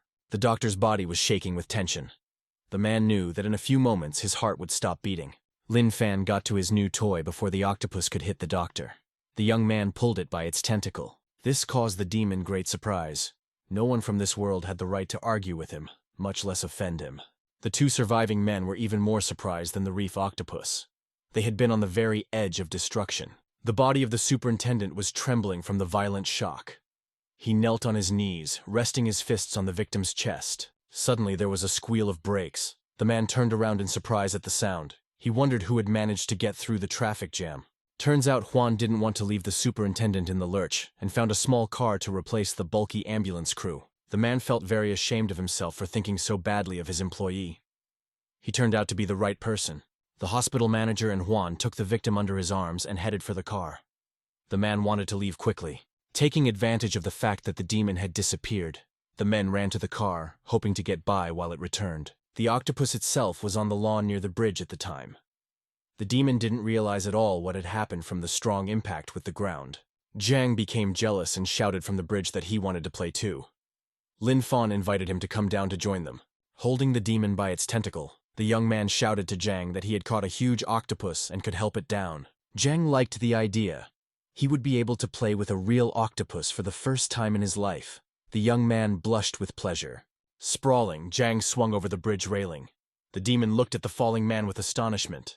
The reef octopus only at the very last moment discerned the young man's intentions and frowned angrily. Jang landed on the demon's head and rolled merrily down between its eyes. The octopus didn't immediately realize what had happened. Once down, the young man began to stroke the tentacle and poked it with his finger. It had a soft and delicate skin. Jang liked it. Suddenly, the tentacle of a disgruntled octopus whistled through the air above him. The demon shrieked that people were looking for death. Another tentacle flew very close to the young man. Jang stopped smiling. This was no longer an innocent game. The octopus picked him up and tossed him aside. Jang flew forward at a tremendous speed, spinning around his own axis. He could see absolutely nothing. The young man fell to the ground and tried to recover for a while. Lin Fan stepped on the tentacle and said that the octopus was naughty. Lin Fan absent-mindedly said that he saw the demon trying to hurt his friend, so he didn't push the tentacle hard. Unfortunately, it had broken off. Jang got up from the ground and looked at the huge tentacle with blue blood gushing out of it with interest. Jang exclaimed that he didn't see it as a big problem. The octopus still had quite a few of these tentacles. At this time, the reef octopus himself was trying to crawl farther away and give cries of help to his father. He was in great pain from his wounds. Lin Fan looked at the octopus thoughtfully. He had to admit that Jang was right. The demon still had some limbs left. Octopus was very angry that he had been so humiliated and insulted. He swore that he would kill his abusers. Jang had run off somewhere, so Lin Fan decided to act alone. He grabbed the nearest tentacle and pulled it towards him. The octopus tried to break free and pulled the young man in the other direction. Lin Fan stood on the ground like a pillar and didn't move from his spot anywhere. The tentacle snapped off with a crunch because of the tension. A river of blue liquid poured out. The octopus screamed in pain. Not far away, Zhang found a barbecue grill and charcoal grill on the lawn. He remembered seeing one on TV. The octopus continued to roar and threaten. Lin Fan methodically tore off one tentacle after another. The octopus wriggled as best it could. The demon tried to batter the young man with all his remaining limbs and showered him with a hail of blows. One of the tentacles hit the young man's head painfully. Lin Fan was surprised. He didn't expect the octopus to be so agile. He sank his teeth into the tentacle with anger and pulled it to the side. The demon cried out in terrible pain. Lin Fan grabbed another tentacle in passing and pulled towards himself, aiming to rip off both tentacles at once. Suddenly, the young man's keen sense of smell picked up a fragrant odor nearby. He lifted his head, still holding the tentacle. The smell was getting stronger and stronger. Lin Fan couldn't stand it anymore and reluctantly let go of the demon. It smelled very delicious. Now the reef octopus itself heard the fragrant smell and was surprised. Whatever it was, it smelled delicious. As it turned out, Zhang had quickly figured out what to do, and was now grilling a piece of tentacle, liberally pouring oil on it. He was almost jumping with delight. The sesame oil gave a special flavor to the delicacy. The young man was anticipating the pleasure. Lin Fan came running at the smell and saw Zhang at the grill. The octopus couldn't stand it either and came after the torturer at the smell. Suddenly the smile slid off the demon's face. The octopus realized what was causing that fragrant smell and turned pale. His entire body shook in indignation at the sight of his tentacles indifferently slicing into small slices. The demon screamed, stretching its tentacles toward the sky. He was sorry for the lost tentacles, but the sacrilege of them made him even angrier. Jang had just finished the first batch of tentacles and offered his friend a taste of the delicacy. Lin Fan had already been licking his lips for a long time. The young man happily sank into the tender meat of the octopus. The sesame oil really gave it a spicy flavor. After finishing a small slice, Lin Fan grabbed a whole tentacle and poured oil over it. It was so delicious that he ate it raw. Jang put a tentacle on the barbecue. After pouring oil on it, the young man confusedly said that this was the last tentacle. Jang guiltily admitted that they had eaten all the tentacles they had, though it seemed like there were quite a few. Lin Fan was just finishing a large piece of food. The young man said that it was still not enough for him. He wasn't full yet. The demon was left completely tentacleless and was now sobbing with bitter tears. Lin Fan nonchalantly stated that the tentacles were not enough. The octopus now wished he had finished them off at once. He was now completely helpless, with only one head left. Jang heard its pitiful howl and turned around. He said thoughtfully that there was only one head left of the octopus. Lin Fan turned to his friend with an empty plate in his hands. The young man looked at the demon's head and recognized that it was beautiful. The patients immediately turned to each other. They were thinking the same thing. With a smile, they both gave a thumbs up. No tentacles were in the way now. The demon's head, cut into huge slices, was slowly grilling. He absent-mindedly watched his friend smearing the delicacy with sesame oil. The eye of the octopus was still looking at his friends. The guy did a simple thing. He closed the demon's eye and declared that it was no longer alive since the eyes were closed. Zheng recognized this explanation as quite logical. He was glad that his buddy had found a way out so quickly. The last piece of octopus was being grilled. The demon's last sensation was the realization of complete darkness and despair. The demon hunters were busily searching for their target. The bald leader of the group, even from the tall bus, couldn't find him anywhere. The information officer in the blue suit exclaimed in surprise and turned to the leader. He had managed to spot the remnants of the demon. The warrior didn't need to be told twice. In one leap, he covered the distance of a few meters. Standing next to the young man with glasses, the leader asked for more details. The analyst showed the updated map on his tablet. A smaller light blue dot appeared on the map next to the red dot. Most likely, the octopus was under the bridge. The head of the special unit, along with a member of the staff, immediately set out to find them. The map led them to two peacefully sleeping patients. The analyst couldn't believe it, because the map didn't lie. He looked at the horizon and checked the map again.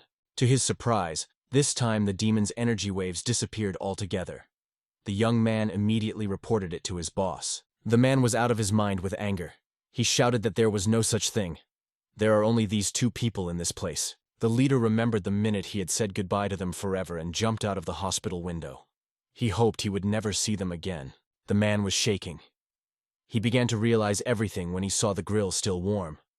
The rest of the hunters began to converge on the lawn. The unit leader really wanted to believe that the vanished demon and grill had nothing to do with those guys. The huntress said that those two patients were just sleeping and offered to take them in for questioning.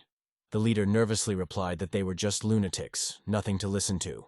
The girl turned her head toward her boss in surprise. She didn't see anything wrong with the idea. Those guys might know something about the demon. The leader became even angrier. The man shouted that he was ashamed of his female employee. No one should believe lunatics. The man was getting angrier and angrier. He demanded that the huntress never make elementary mistakes again. The poor girl didn't understand what had gotten into him. The huntress began to suspect that the man's aggression was related to those guys. Nevertheless, the girl admitted that her boss immediately recognized them as mentally ill. She was pleased that the leader of the group knew so much. The information officer unhesitatingly tore him away from his argument with the girl and asked what the orders would be. He turned to the man and gave him an icy frown. Clenching his fists, the warrior turned around and headed in the other direction with a quick stride, leaving all the staff members puzzled. The man walked to the patients and sat down next to them. He asked his friends how they were doing and asked if the octopus was tasty. Hearing the familiar word, both buddies smiled in their sleep. They were still dreaming about that delicious octopus fried in oil. The bald commander turned pale. He had thought that the guys were here for a reason. The demon was just unlucky. An emergency meeting was called at the headquarters of the special unit, located in the penthouse of a tall skyscraper. The red-haired girl focused on the map with a pointer. drawing the attention of those present to the appearance of new demon habitats. The head of the unit listened to the girl with one ear. The two of them couldn't get out of his head. They were able to deal with a demon of the third rank. But there was a downside to that. The bald warrior shuddered at the mere memory of those madmen trying to cure his eye. The girl at the map said that she would prepare everything if there were no objections. Continuing to think about his own thoughts, the commander nervously said that it would be better not to. The analyst with the pointer and all the subordinates turned to him in surprise.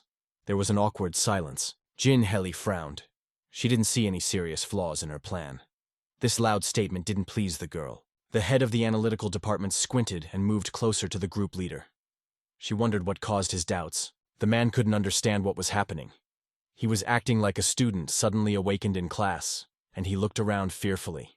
Shannel said that she would send all the trainees from the 4 great academies to Qingshan Clinic for 1 month. She walked over to the bald warrior and stroked his smooth skull. The touch made the man shiver. Flirtatiously sitting down on the edge of the table next to the leader of the group, the girl tilted his head forward slightly and asked if there were any objections. The 4 best graduates of the academies were silent and thinking the same thing.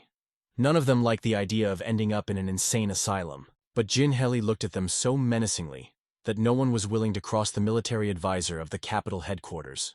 Only a national rank warrior suggested that this test was too cruel for yesterday's graduates. The girl smiled. She admitted that she was beginning to doubt the leader already, who thought the test was too easy. Shannel moved to the edge of the table and explained that hunters should be trained to deal with unknown phenomena. Jumping down from the table, the analyst added that demons are unpredictable. So for the fighters, a stay in the clinic would be the best preparation. The girl turned around and smiled affectionately at the leader of the special unit. She was pleased that the man was in solidarity with her. The image of those 2 lunatics with needles between their fingers stood before the group leader's eyes. He couldn't get them out of his mind. His 4 subordinates had no idea what awaited them at Qingshan Clinic. The first counselor seemed like a sweetheart to them. Shannel returned to the map and frowned as she explained the appearance of demons in various places in the city. This is their cunning tactic. The girl told me that all of these creatures are led by several highly ranked demons. They are highly intelligent. All the staff listened attentively to her, except for the bald man. He seemed to be thinking about something of his own again. Shannel rested her hands on the table. She was very excited that this had never happened before. They don't know how high the rank of the head demon is. The girl frowned, giving the staff a chance to mull over the information they had received. She said they needed more data. 3 days had passed. After the showdown with the demons on the bridge, the 2 patients were once again taken to the vicinity of Qingshan Hospital. In the thick green foliage, 2 ant feet reached for each other with trepidation and tenderness. The ants were very happy to be reunited again after a long separation. The spouse was finally able to return home. As their paws came together in boundless love, both insects were horrified to see a huge 5-fingered hand descending toward them. The ant clutched between his fingers was struggling desperately to get away. They both sobbed, anticipating a long separation. Zhang carefully placed the ant on the ground. After looking around, the insect quickly oriented itself in the space. The young man watched the ant with interest as it quickly ran in the same direction the hand had taken it from. Zhang reached out for the insect and gently picked it up again with 2 fingers. The ants didn't even have time to touch each other. The young man looked at the ant with interest. Both insects were shedding tears. The wife who stayed downstairs thought Zhang was too cruel. Suddenly the young man heard someone calling him. He had to look away from his experiments. Lin Fan whirled his head around. Seeing his friend nearby, a satisfied Zhang tossed the angry ant back into the thick grass and ran out of hiding. The buddies hugged each other in joy. Zhang said that all 3 days while Lin Fan slept, he had been practicing his experience with the ants. At the foot of the big tree, Zhang told his friend that he becomes like a pig while sleeping. Lin Fan couldn't believe that he had slept for so long. He immediately pictured himself with a large pink patch. 3 days of sleep would indeed suit a pig more than a human. Lin Fan put his index finger up to the tree trunk. He said that the psycho in his head had been explaining something to him all 3 days. The ant's consort wasted no time. She quickly tore open the burrow so that she could quickly take shelter in it. The ant watched her admiringly. He said joyfully that he was glad to be back home, and those cruel people would not get them. At this moment, Lin Fan followed the instructions of the voice in his head and poked the tree with his index finger. The trunk cracked. A beam of light burst out from the young man's index finger. When Lin Fan touched the trunk, there was an explosion inside the tree. The energy flow was so strong that it broke a thick tree trunk and raced onward at the speed of light. Lin Fan looked puzzled at the traces of destruction. Zhang was jumping for joy. His best friend had become even stronger. The ant was too late to notice the rapidly approaching trunk of the falling tree. He did not have time to run away. His spouse, who was digging a burrow, turned around puzzled as a huge shadow loomed over the area around her burrow. She screamed hysterically and shed tears when she realized that an unexpected natural disaster had claimed the life of her spouse. Zhang did not hide his admiration, happy for his friend. However, the young man only saw his own merit from the acupuncture treatment. Lin Fan didn't want to upset the young man. He smiled happily and admitted that he had become stronger thanks to Zhang's technique. The queen of the ants came to her husband, or rather to his body. The ant was crying because she could not believe in his death. While the queen ant was mourning the death of her husband, another ant came up to her and told her not to cry. The ant said that even though number one was no longer alive, she had them. A swarm of ants at the same time came up to their queen and began to praise her. The womb wiped her tears with an imaginary handkerchief and thanked her husbands. At the same time, the other patients wondered how such a huge tree could fall. The people were glad that no one had been crushed, but they needed to clean up the place as soon as possible. Lin Fan and Old Man Zhang stood by the transformer box. Old Man Zhang asked did Lin Fan really want to try it, since they said on TV that it was dangerous. Lin Fan pointed to his head and said that the psycho in his head was saying that everything was fine, while his friend was worried that according to the principle, psychos couldn't be trusted. However, the guy looked at his friend and said that he had faith in him because he could definitely save him. Old Man Zhang literally glowed at such a remark. The guy blushed and said that he too believed in the main character. However, after that, he wondered how Lin Fan would be able to reach the transformer box since it was quite high. Lin Fan thought that he would be able to jump up. Crouching down and figuring out where to land, Lin Fan soon found himself on top of a transformer box. The guy looked down and let his friend know that he was okay by giving him a thumbs up. Old Man Zhang was extremely surprised that the protagonist managed to do it the first time. Old Man Zhang's eyes literally lit up with light, and he began to praise the main character. However, at the same moment, the iron bottle fell to the floor with a clatter. Standing next to the madman was a doctor. He was the supervising physician Van, who diagnosed the protagonist with alatriophagia. The man looked up and still couldn't get over what was happening. In desperation, he began to call for the principal. Lin Fan, still on the transformer box, was covered in electric current. The guy told his friend that he thought he had succeeded. The energy surrounded the guy, turning him into the likeness of a fantasy hero. Immediately afterward, the main character's hair was burned and turned into the likeness of sheep's wool. The guy himself received a lot of burns. His friend sincerely rejoiced at the success of the protagonist. After stepping back a bit, the doctor called his director and with sweat on his face said he had a problem. The director immediately realized that the patient from room 666 was the problem. The man exhaled and said that the ambulance would be here soon. Suddenly, the transformer abruptly stopped supplying electricity. However, it wasn't for long. Just moments later, a bright light engulfed the protagonist, and there was a huge explosion that threw the protagonist to the ground. A lot of people were very much frightened by the burnt body of the protagonist and started screaming. What's amazing is that the grass under the protagonist became electrified and literally burned. The doctors surrounded the protagonist and kept the other patients away because they were worried that the ground might also be energized like Lin Fan himself. Electricity still surrounded the protagonist in the same way, and occasionally burned the blades of grass around him. However, the barricade of doctors definitely couldn't stop Old Man Zhang. He was obviously worried about the protagonist and squeezed past them. The doctors tried to talk the guy out of going near him, but he was clearly agitated enough to ignore it. Suddenly, Lin Fan raised a black-as-pitch hand. The guy said don't go near him because he was alive. However, Lin Fan said that he was only a little tired and wanted to sleep. Worried about his friend, Old Man Zhang abruptly approached the protagonist and tried to grab his hand. However, Lin Fan was still electrified, and the current slipped between his fingers. Immediately after that, Old Man Zhang literally flipped over from the reaction taking place and fell to the floor. The doctors told their director to take a look at it, and realized that instead of one corpse, there were already two. The head doctor was still wondering if it was really worth calling an ambulance. The doctor and his assistant were in the operating room. The man was literally crying as he was shouting from his workload that it was his time to save, not the patients. The man complained that he was just a doctor, not God, and wondered why he should take such difficult cases, literally sobbing. His assistant tried to cheer him up and clapped her hand on his back, understanding all the doctor's feelings. The man said that even though the indicators say he is still alive, but his body is 90% burned and it is simply impossible for him to be alive. Another man, apparently the supervising physician, said that if he still had signs of life, they could not abandon him and every effort should be made to save him. The man put on his robe and went into the operating room. The girl excitedly asked if he was going to personally perform the operation, to which the man agreed. 10 hours later, the green light above the operating room lit up. It meant the operation had been a success. The supervising doctor went to the other doctors and said to bandage him well and send him back. The assistant agreed and said that on top of everything else, the director of the psychiatric hospital, Hao Ren, was here. However, the supervising physician was literally seething with anger and could not contain his emotions. The angry doctor came out of the operating room and shouted the name of the director of the psychiatric hospital with all his might. And the strange thing is that the director himself just stood there calmly and listened to all the insults. The doctor said that he would not accept any apology from him or the hospital and told him to get out of here.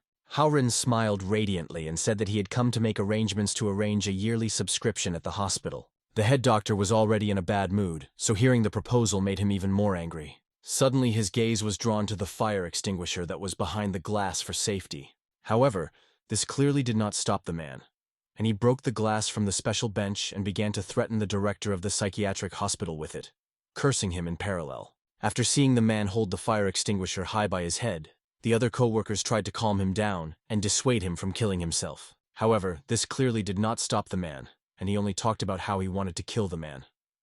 The colleague, with sweat on her face, talked about how the doctor had performed a 10-hour operation and needed to rest.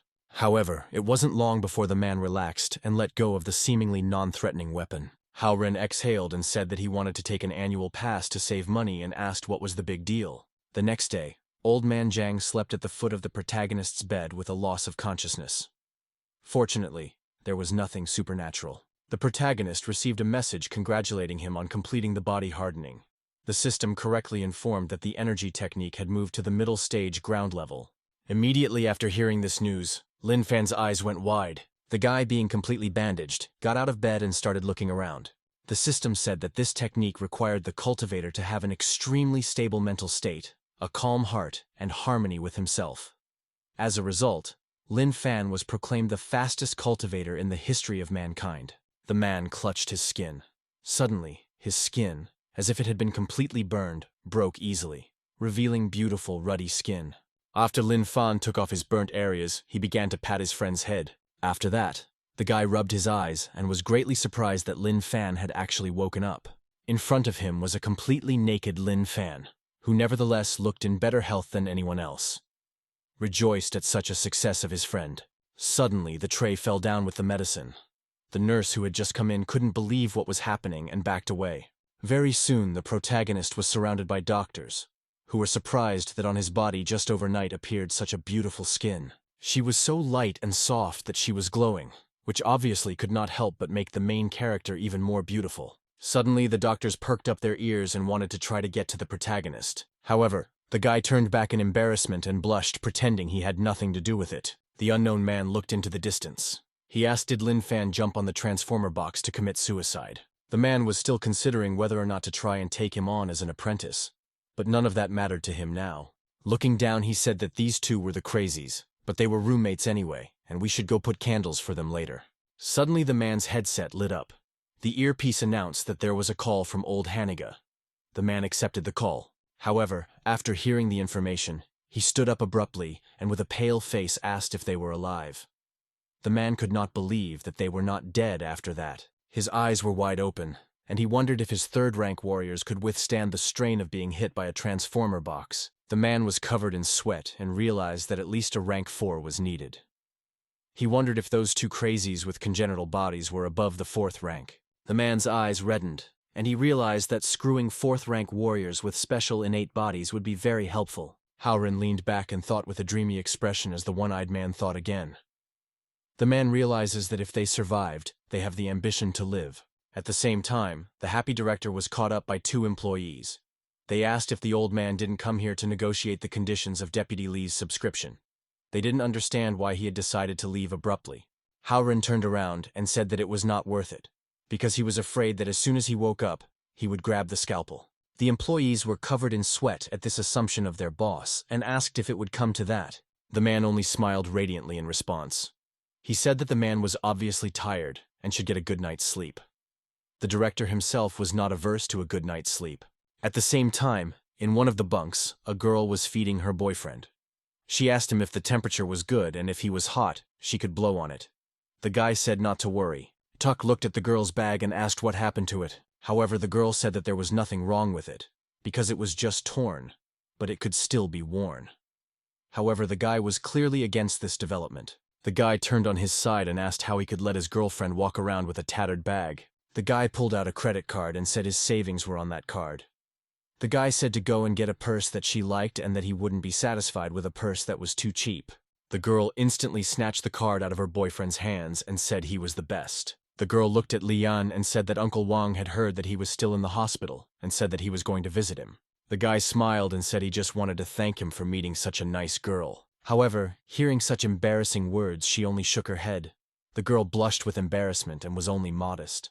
At the same time, a man of not the best physique with a heavy gait approached the administration office. This man was Uncle Wang, who had come to visit Lian. A few days ago, a demon of the third rank, Tahina larvae, was on salmon slices. Huge approached the piece in question, trying to take it. The man obviously didn't notice that there was some insect on the salmon and successfully swallowed it. The man tasted a bite and said it was very tasty. However, what he didn't know was that the shadow of a huge fly had positioned itself behind him. Barely moving, the man complained that he had no idea which ward Lian was in, and if he didn't need his help with his son, he obviously wouldn't have come here. To his surprise, however, the man was sweating very profusely, and he noticed that he was incredibly tired during this time. Suddenly, the wings of a fly emerged from his back. Transparent wings, still coated with an unknown liquid, cut through the man's jacket. They were so huge, they looked like a new body part. The man trembled as he walked down the empty corridor. In the distance, he saw an unknown girl, probably a nurse. The woman clearly didn't expect to see anything unusual in such a familiar place, and only lifted her head when she noticed something amiss. Immediately afterward, however, her pupil sharply narrowed, and she opened her eyes wide with surprise. Right in front of the girl was a monster. The man's head, along with his skin and newly acquired wings, would be entirely fly-like, but his build was still human. The man, clearly unaware of what had happened to him, complained that everything was very loud, and if she was screaming like that, he had awakened an incredible desire to tear her throat out and drink her blood. The monster grabbed the girl's head and hurt her face. He caught her eye, and it began to bleed profusely. The girl could not hold back a scream from the incredible pain. But the man did not hold her and threw her at the door. The door itself naturally opened, and the girl fell to the floor because of the strong impact. In the end, she couldn't even move as she was bleeding profusely. She begged the monster not to come near her. At the same time, the room that the monster threw the girl into turned out to be the main character's room. The guy looked at the newcomers in bewilderment, just like Old Man Zhang himself, who didn't understand what was going on. While the teenagers were trying to realize what was happening, the man grabbed the nurse's head and squeezed it so hard that she turned blue. The woman was unable to say anything or was grunting. In her unconscious state, she begged to be saved. However, the monster paid no attention to her at all, thinking only of how to slit her throat. At the same time, the clash was finally noticed by the other patients and staff. They started running away from the monster in panic, realizing that they didn't stand a chance against it. The monster, on the other hand, was no longer able to adequately express his speech. He only spoke of a bleeding throat and the inability to scream. Watching the multitude of people pass by the door, the nurse couldn't help but cry. Still conscious, she begged for salvation, slowly closing her eyes. However, suddenly, the needle was thrust into the monster's arm. As it turns out, next to the monster sat Old Man Zhang, who with a serious expression tried to give acupuncture to the newly arrived guest. Old Man Zhang, with a smile on his face, he said that acupuncture could help him in this case, and even though he was a scary guy, would still help him. However, the monster clearly didn't appreciate such concern, and asked incredulously if the guy was looking for death. Immediately afterward, he tossed the already half-alive nurse, who wouldn't factually wake up anymore, into the wall. Immediately after that, the man reached for Old Man Zhang, who couldn't even move. However, just before it fell, the monster's arm was stopped by someone. Old Man Zhang, with a nonchalant face, only watched it. Lin Fan stopped the monster's hand and told him not to offend Old Man Zhang. Old Man Zhang told his friend that he only wanted to help him, and asked him to ask for him whether he could do it or not. Lin Fan looked at the guy and agreed with this. As if not understanding or realizing the seriousness of the situation, Lin Fan asked if he needed his friend's help. The monster clearly did not understand the guy's question and only dreamed of slitting his throat, which he repeatedly said. Old man Zhang watched the scene with a nonchalant face. Suddenly, Lin Fan fractured the monster's arm in one easy movement, and a sea of blood poured out from the severed artery. Still with an unspeakable expression on his face, Lin Fan asked threateningly if the monster needed his friend's help. The monster clearly tensed up when he saw this attitude of the protagonist. He couldn't help but notice his broken arm and turned pale. However, he clearly didn't realize what Lin Fan was saying and only started cursing the protagonist. He started repeating that he would kill the guy. Suddenly his wings glowed. The monster suddenly ducked in front of the protagonist. The guy obviously didn't understand what he was trying to do or shook his head in bewilderment. As it turns out, Monster made only lunge to hit the protagonist again. He said he would chop the guy up, clearly intending to do so. However, Lin Fan was clearly not worried before this strike. He looked at him as if the man was moving in slow motion and he would be able to react at any moment. Suddenly the guy took the wings with his bare hands and stopped that blow. The monster himself was even surprised at this during the circumstances, because he did not believe that his sharp wings could not that they hurt the protagonist, so they were stopped with such ease. Suddenly the main character's eyes lit up red. This was not a good thing for his opponent. With a sharp movement of his hand, the guy ripped the wing from behind the man's back, who cried out in pain. Blood continued to flow down the peculiar blade-like wings. After such a short fight, the monster was already lying on the earth, completely covered in blood and unable to move. Lin Fan still did not realize that his companion was completely unable to speak. He said that he was badly injured and asked if he needed his friend's help. Once again, not hearing a reply, Lin Fan grabbed the monster by its clothes, bringing it closer to him. He grabbed him and lifted him up. He repeated that he thought the monster needed his friend's help and asked if the man thought so. Lin Fan turned to his friend and said that he could start since he said he needed to. Still holding the monster by the throat, he just brought it closer to his friend. Old man Zhang raised his hand to his chin and asked why the guy was holding it this way, since he must be very uncomfortable. However, Lin Fan's speech said that this was the way he had previously held the girl, so it was likely that he liked to hold himself this way. Old Zhang smiled radiantly at his friend and gestured that everything was fine. The monster only continued to wince in pain. The guy with the zoodle face said that he was hurt very badly, so it was time to treat him. Right after that, he stuck a thick needle right in the center of the monster's face. From such a sudden movement, a lot of blood naturally gushed out. It was obvious that Old Man Zhang had absolutely no professional experience in this field, and the monster only continued to scream in pain. It wasn't long before Old Man Zhang finished his technique and called it the half-step universe rotation technique. However, this technique did not look like such a technique at all, as it was pure mockery from the outside. Old Man Zhang concentrated and said, "The last needle is coming." The monster looked at this thanks to his many eyes and couldn't help but realize that this action was very dangerous, and he felt a danger he had never experienced before. Suddenly the monster regained his composure, and right before the end of the procedure told the guy to stop. While Old Man Zhang was surprised at the sudden change, the fly tried to say that it was a demon, Tahina larval, and this person had already been consumed. Fly understood that when it comes to human life, people tend to face hypocrisy and so-called moral choices. The man realized that he would be in a dilemma because if he decided to kill the monster, he would kill off a human, and the eggs left behind by the monster would spread to other people. The larva realized that if a suitable growing vessel came along that could awaken the power of the founder of the genus, that egg would receive the memories of all the other larvae. The monster began to smile as he was already anticipating doubts and hard choices. Whole first, the guy will start a way to kill only the monster and save the man. However, very soon, he will be convinced of the hypocrisy of their morals. However, Old Man Zhang did not stop and said that the 13th needle was approaching. Immediately after the operation was over, the monster cried out loudly in pain. A lot of blood poured out of his face, which was covered with all the needles. The man landed on the ground, unable to control himself. The monster didn't understand why this was so, because he wasn't completely different from the people he'd met before. Immediately afterward, it was as if the man had separated into a monster shell and a human shell. Abruptly, Leon's girlfriend snapped out of her seat. With an incomprehensible aura and red eyes, she called out to her father. Leon didn't understand what was wrong with her and asked what was going on. Suddenly, the girl's face began to be covered with black skin, which indicated that the girl belonged to that monster's family and was not human. Noticing the change in his girlfriend, the guy only flinched, and in surprise to himself started pointing his finger at her. Immediately afterward, the girl was completely covered in black skin. She turned away from her imaginary boyfriend and began to say that her father was dead. Immediately afterward, the same credit card with the guy's savings fell out of the girl's pockets. Noticing that she was completely out of control, Leon abruptly snatched her up, hiding behind the bed beforehand. Immediately afterward, the fellow left the room with a sudden movement. Momentarily closing the door behind him, he screamed about being killed. However, it was obvious that some shoddy door couldn't stop the monster. She began to kick at the door, repeating about how she needed to get out.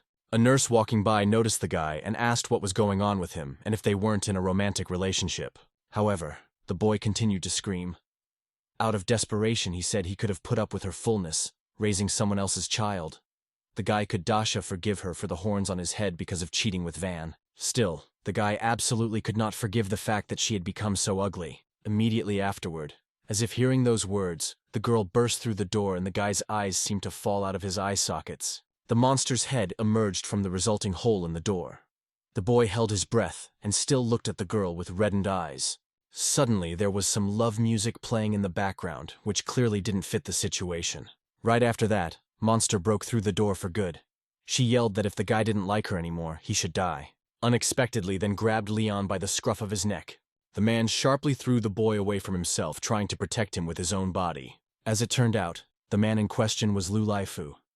Noticing such heroic actions on the part of his savior, the boy could not help but praise his courage. The man was holding a halberd. The guy obviously didn't expect it to be used to save someone like him. The boy put his arm around the deputy's leg and said with tears in his eyes that he would be forever indebted to him. However, Lu Laifu clearly did not share Leon's feelings.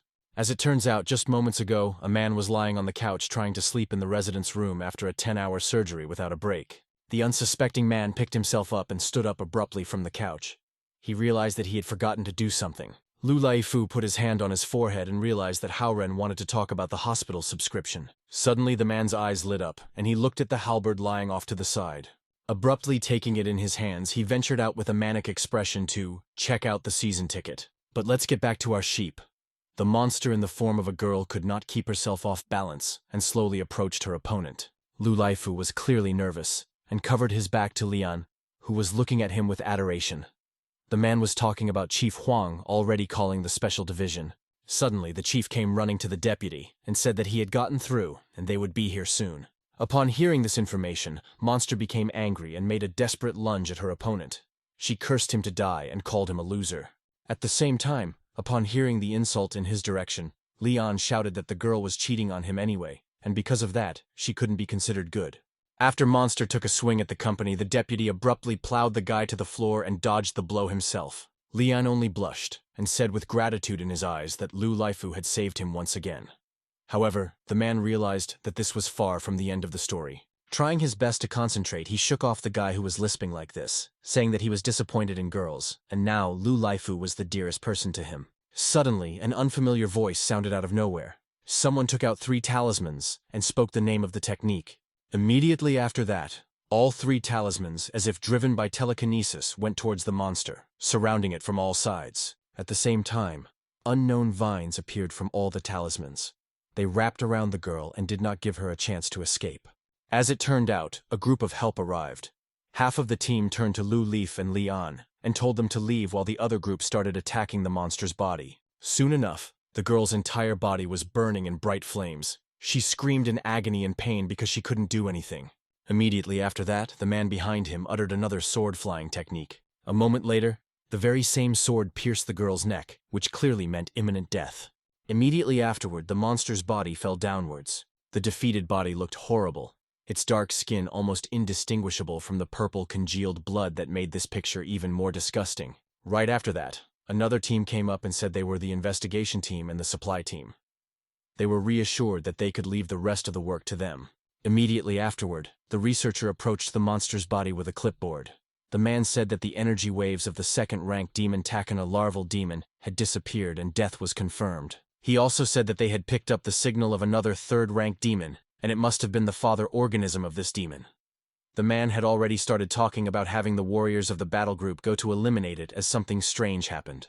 Suddenly, the belly of the woman who was possessed by the monster began to swell and tear even more from the inside. He mentally, but a huge red appeared on the tablet, which warned of high energy activity. The entire relief team slowly turned back around. Their faces paled as they realized that something had happened that no one had expected. Right after that, another monster burst out of the girl's stomach. At the same moment, a siren warned to evacuate the civilians and look for reinforcements. Lian, who still hadn't escaped from there, abruptly fell to the floor from shivering, and only stuttered. Absolutely everyone was trembling with fear and didn't understand where such a demon could come from here. Realizing that things were bad, panic spread among the people even more than before. People couldn't control themselves and started running for the exit. However, their attempts were clearly fair game since the giant fly with 3 heads was out for revenge. The monster began to smash everything around while Lin Fan along with Old Man Zhang went about their business with calm faces.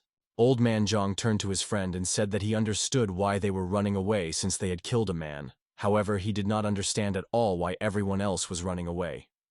The guy said, "Look how certain," and he turned his head sharply. The back appeared to be a 7th-level demon, Tahina the Larval, the founder of the race. The giant monster was wreaking chaos everywhere and vowing vengeance. Old Man Zhang turned to his friend and asked where to look since all he could see was just a huge fly. However, Lin Fan said to only look at it. However, let's go back 10 minutes earlier before the 7th-rank demon appeared. The main character's company looked at the body of the man with the detached monster shell, and not both of them realized that he was most likely already dead. Unexpectedly, Old Man Zhang burst into tears as he sincerely wanted to just save him, and he didn't know that he would suddenly die. Lin Fan began to console his friend and says that it wasn't his fault at all. He said that if he failed, he was probably destined to die now. Meanwhile in heaven, all of the main character's victims were trying to comfort the newly arrived man, who couldn't believe the main character had turned his tongue at this.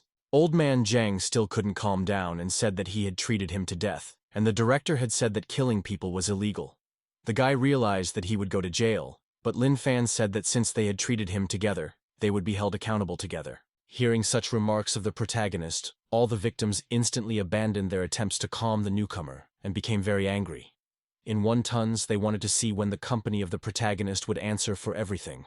Suddenly, Lin Fan broke the nearest glass window with his fist. The guy smashed the window and said that they would escape while Old Man Zhang looked at him with an incomprehensible expression. Seeing this action of the guy, all his victims mentally choked on blood. They did not believe that this was a kind of response. However, Old Man Zhang was on the same wavelength as the hidden hero.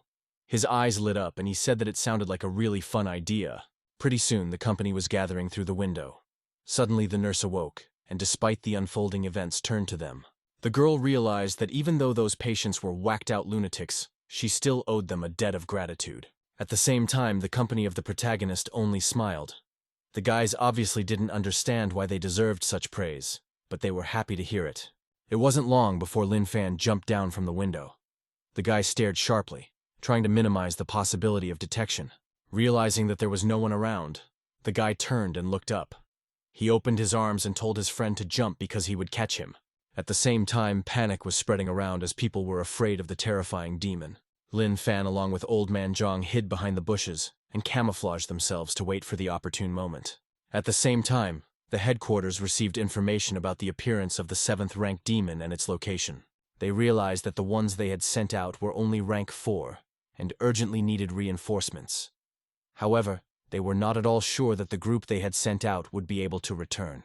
A certain gray-haired man with an eye patch turned around and said that he was off on this mission. However, he was instantly stopped from doing so. The administrator realized that he couldn't go there since they didn't know the rank of the demon controlling them all, and the appearance of a rank 7 demon was hardly a pure coincidence. The girl said that in order to instantly respond to unforeseen situations, he, as a national-level warrior of the city, should stay in the unit. Immediately afterward, the woman pointed her hand at a certain group and told them to depart. The group she pointed to was a battle group of warriors of the 8th rank of the special unit, Sacred Duty Group.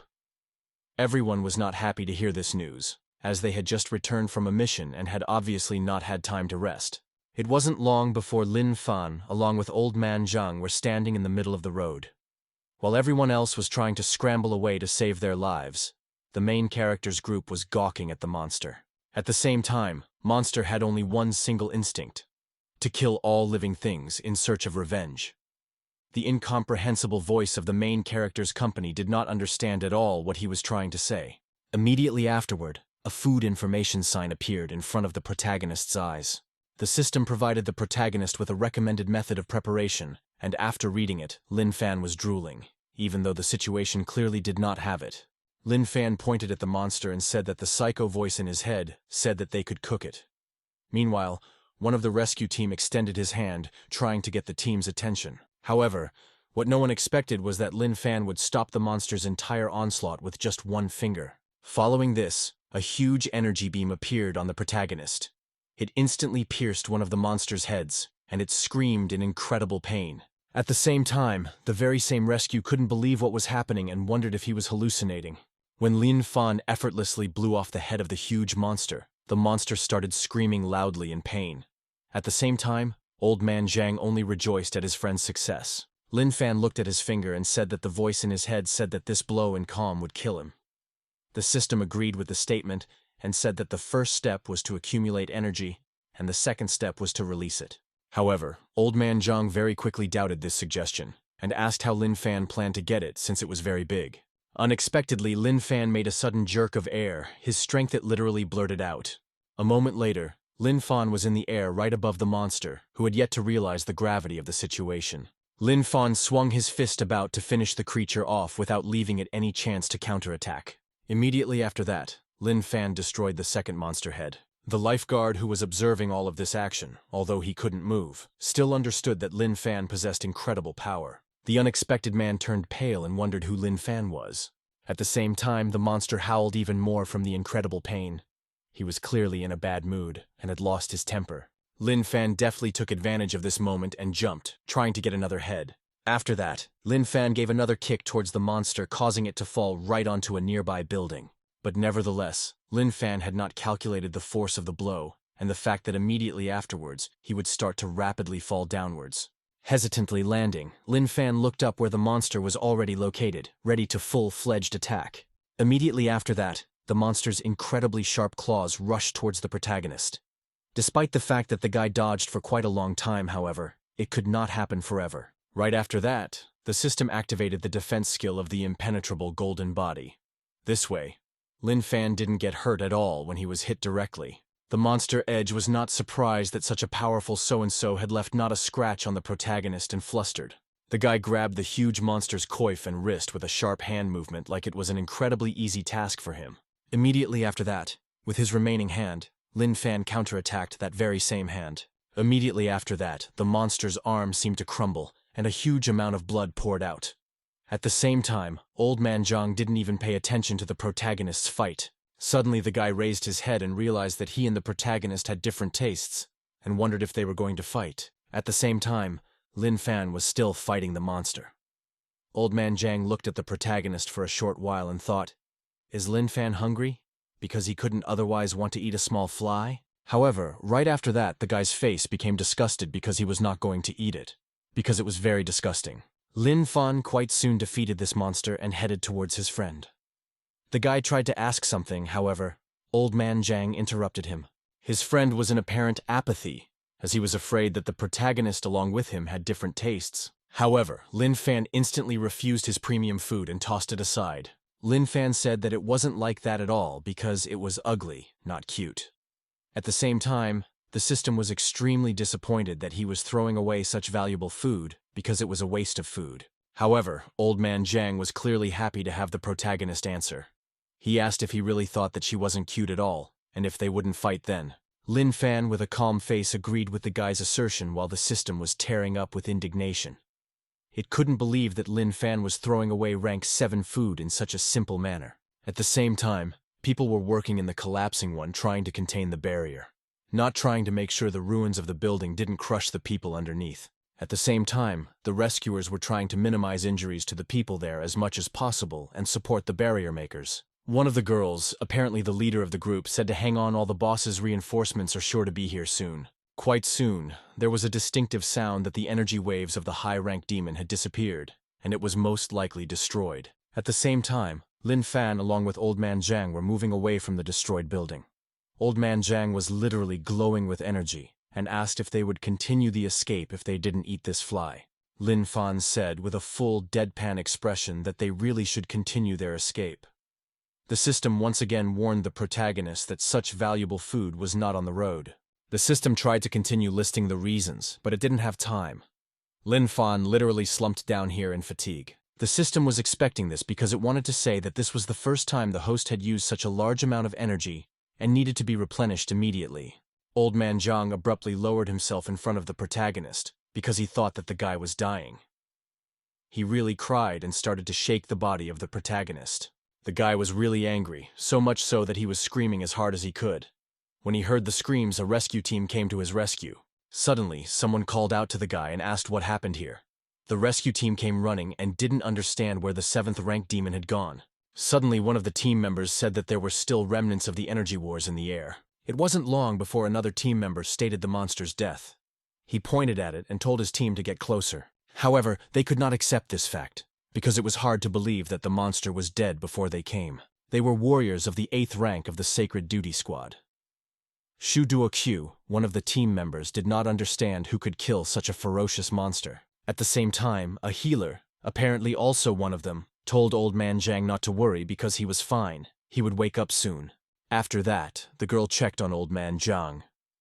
She realized that he was perfectly fine as well. However, the girl realized that it was strange that the young guy had channels like an old man. Then one of the team members told the girl that they would help the people in the building. She heard this and said that she would catch up with them soon. Suddenly, the very observant lifeguard from the previous group reached out and called out to the girl. Xiao clearly didn't expect that there would be someone else she had missed. The man struggled to say that Lin Fan was the one who had killed the demon. However, the man had no sooner finished his sentence than he turned with his own blood here internal injuries. Seeing how injured the man was, the girl instantly rushed over to him and told him not to waste his strength. The girl took out another pill and mouthed the name of the technique. After that, the pill was unbelievably inside the guy's body without any intervention. Xiao moved the man closer to the tree and realized that it was very good that there was an eyewitness to the incident. The girl said that she would first help the people in Building A after coming back for him. Immediately afterward, the girl drew away from the company with a sharp jerk. The rescue team, along with the ambulance, were recycling and trying to save everyone with more than they could. The rescue team then approached the company of the protagonist. The man stated that there were no open injuries and that he had probably fainted from the impact. Old Man Zhang agreed to this. At the same time, the rescuers said that if their relatives came here, they could leave with them. Suddenly, Lin Fan opened his eyes as if he had woken up from a nightmare. Old Man Zhang was very happy that his friend had finally woken up, and at the same time, the protagonists made a sudden jerk trying to stand up. Suddenly, the nearest rescuer, the one who was watching the actions of the protagonist, began to admire and praise him. Lin Fan started whispering with his friend. The guy said that he had already forgotten that they had killed a man while his friend wondered if so many people had come to catch them. With a pale face, Old Man Zhang asked if they really needed to get away. Lin Fan said that he didn't know why they were here, so it was really better to leave. His friend quickly agreed with this decision and supported the protagonist. While Old Man Zhang and Lin Fan were trying to disguise themselves under the bushes and escape the gaze of everyone watching, the same fan of the main character was spitting blood, however, tried to stop them. Realizing that he had missed his idol, the guy began to literally sob. At the same time, he was approached by one of the rescuers who wanted to bring the team something to eat. The man thought that their family had already taken them away. It wasn't long before the main character's team found themselves on the street. Old Man Zhang and said that this was their first time walking on such a busy street. Lin Fan said that this is indeed true. However, even in case of anything, he is there to protect his friend. The guy was extremely happy with the words of the main character. You said that if he ever needs help, we can always contact. Lin Fan and Old Man Zhang were literally jumping with happiness. At the same time, everyone around them looked at their group as if they were idiots. People instantly realized that they were mentally ill. Quite soon, Lin Fan and Old Man Zhang were lying in a clearing together. Old Man Zhang asked his friend if he remembered when they had eaten fried octopus at this place. The boy said that he clearly remembered it, and it was delicious at that time. At the same time in the sky, the octopus was angry, and the other victims tried to stop him. However, the man himself only rubbed his chin. As the man began to sink into his memories, the octopus's eyes lit up with a red light, and the other victims only sympathized with the would-be victim. A moment later, the octopus was rubbing his round belly, wiping away the remains of his food. He said that humans tasted good too, both in meat and soul. Suddenly, Old Man Zhang noticed something unusual. The guy abruptly stood up and pointed it out to the protagonist. The guy asked if someone was being abused. The place the guy pointed to was a van with a bandaged boy in it. At the same time in the van, an unknown man held a gun muzzle over the child and called through his phone. The man asked if the billionaire Yanhai was on the other side of the phone. The man then held out the phone receiver and said to say hello. The stone-faced boy sarcastically told his father to save him. Apparently he had been in such situations many times. After that, the man again returned the phone to himself and said to prepare 50 million at once. However, unexpectedly, the boy himself got into the conversation, who said that this is too little and should take at least 500 million. The guy frankly did not understand whether he really wants only 50 million, because his predecessors started bidding only with 100 million. At the same time, the driver, apparently that man's accomplice, said it does make sense, and the guy is telling the truth. After both of them pointed their fingers up, the man nodded his head and went back to talking. He again shouted into the phone that the situation had changed, and now he needed at least 500 million.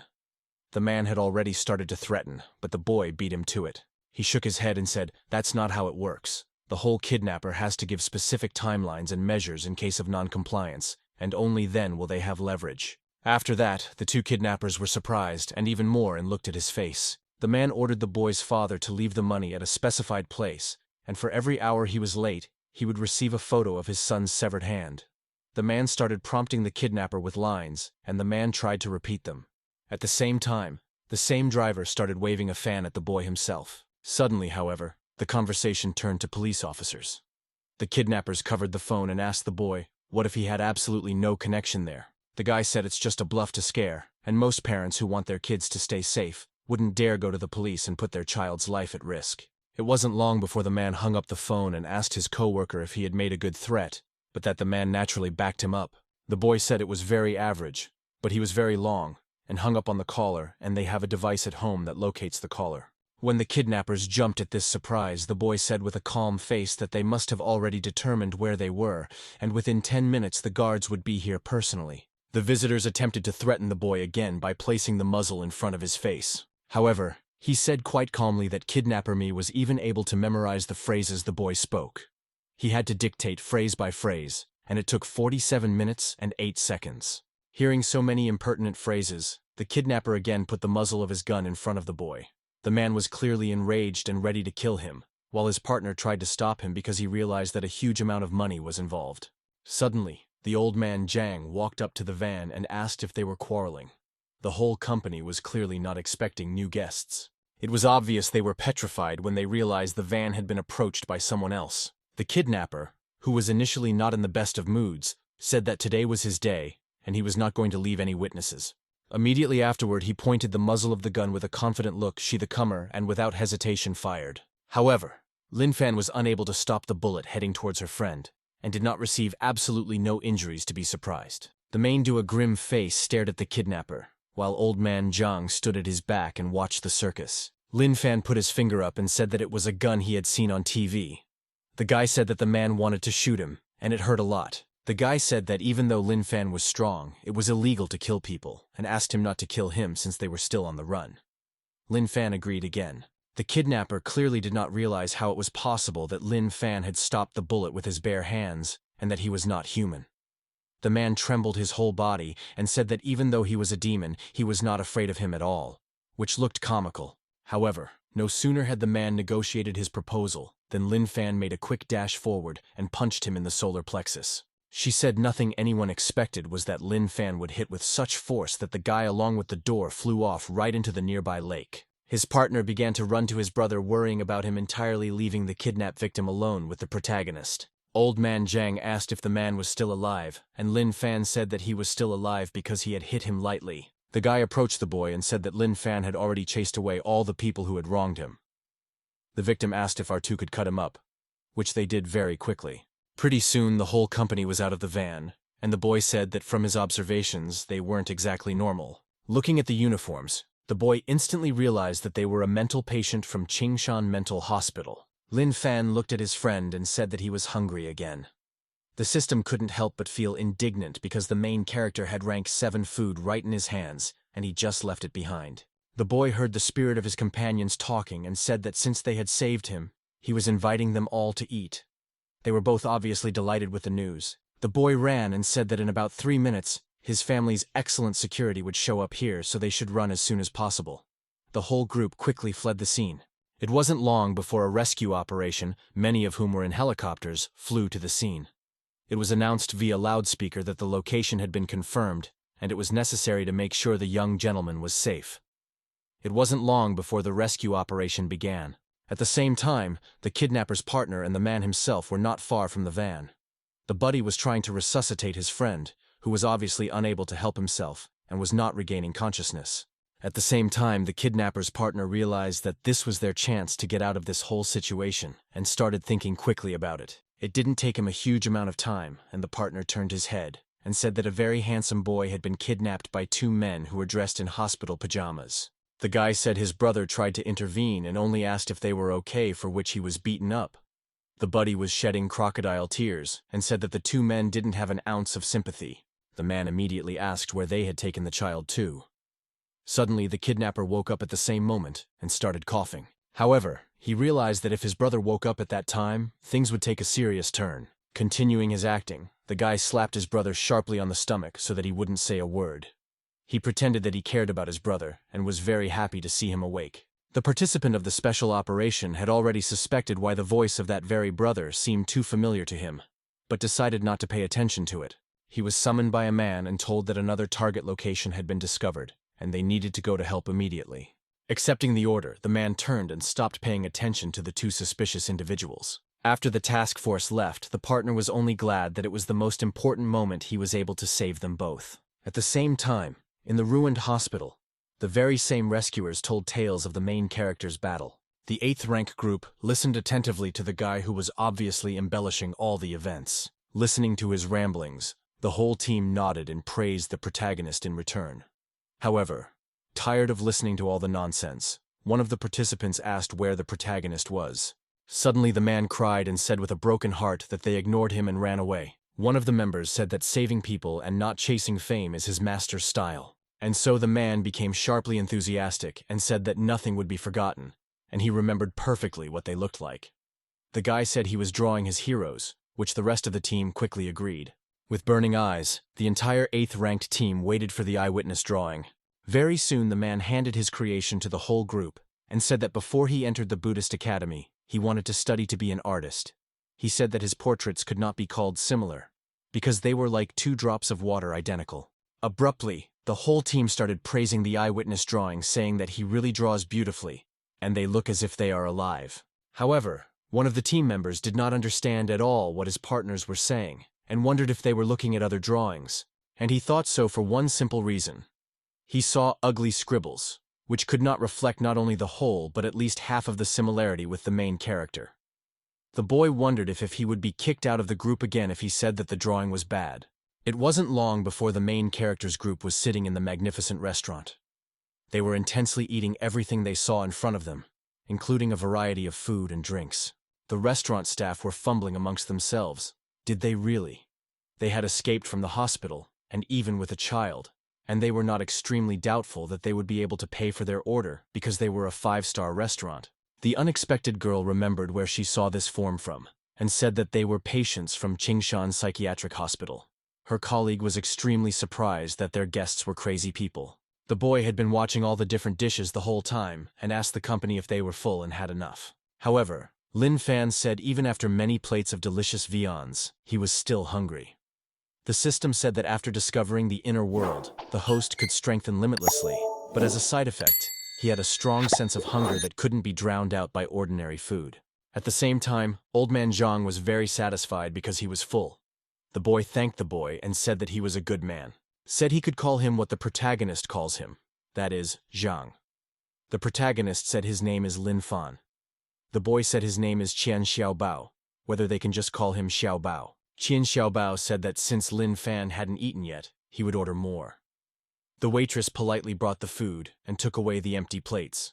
It happened more than once, however, and she carried away more and more empty plates, and she began to feel very tense, The girl repeatedly served the protagonist more and more dishes, while the old man Zhang collected a kind of slide from the bones.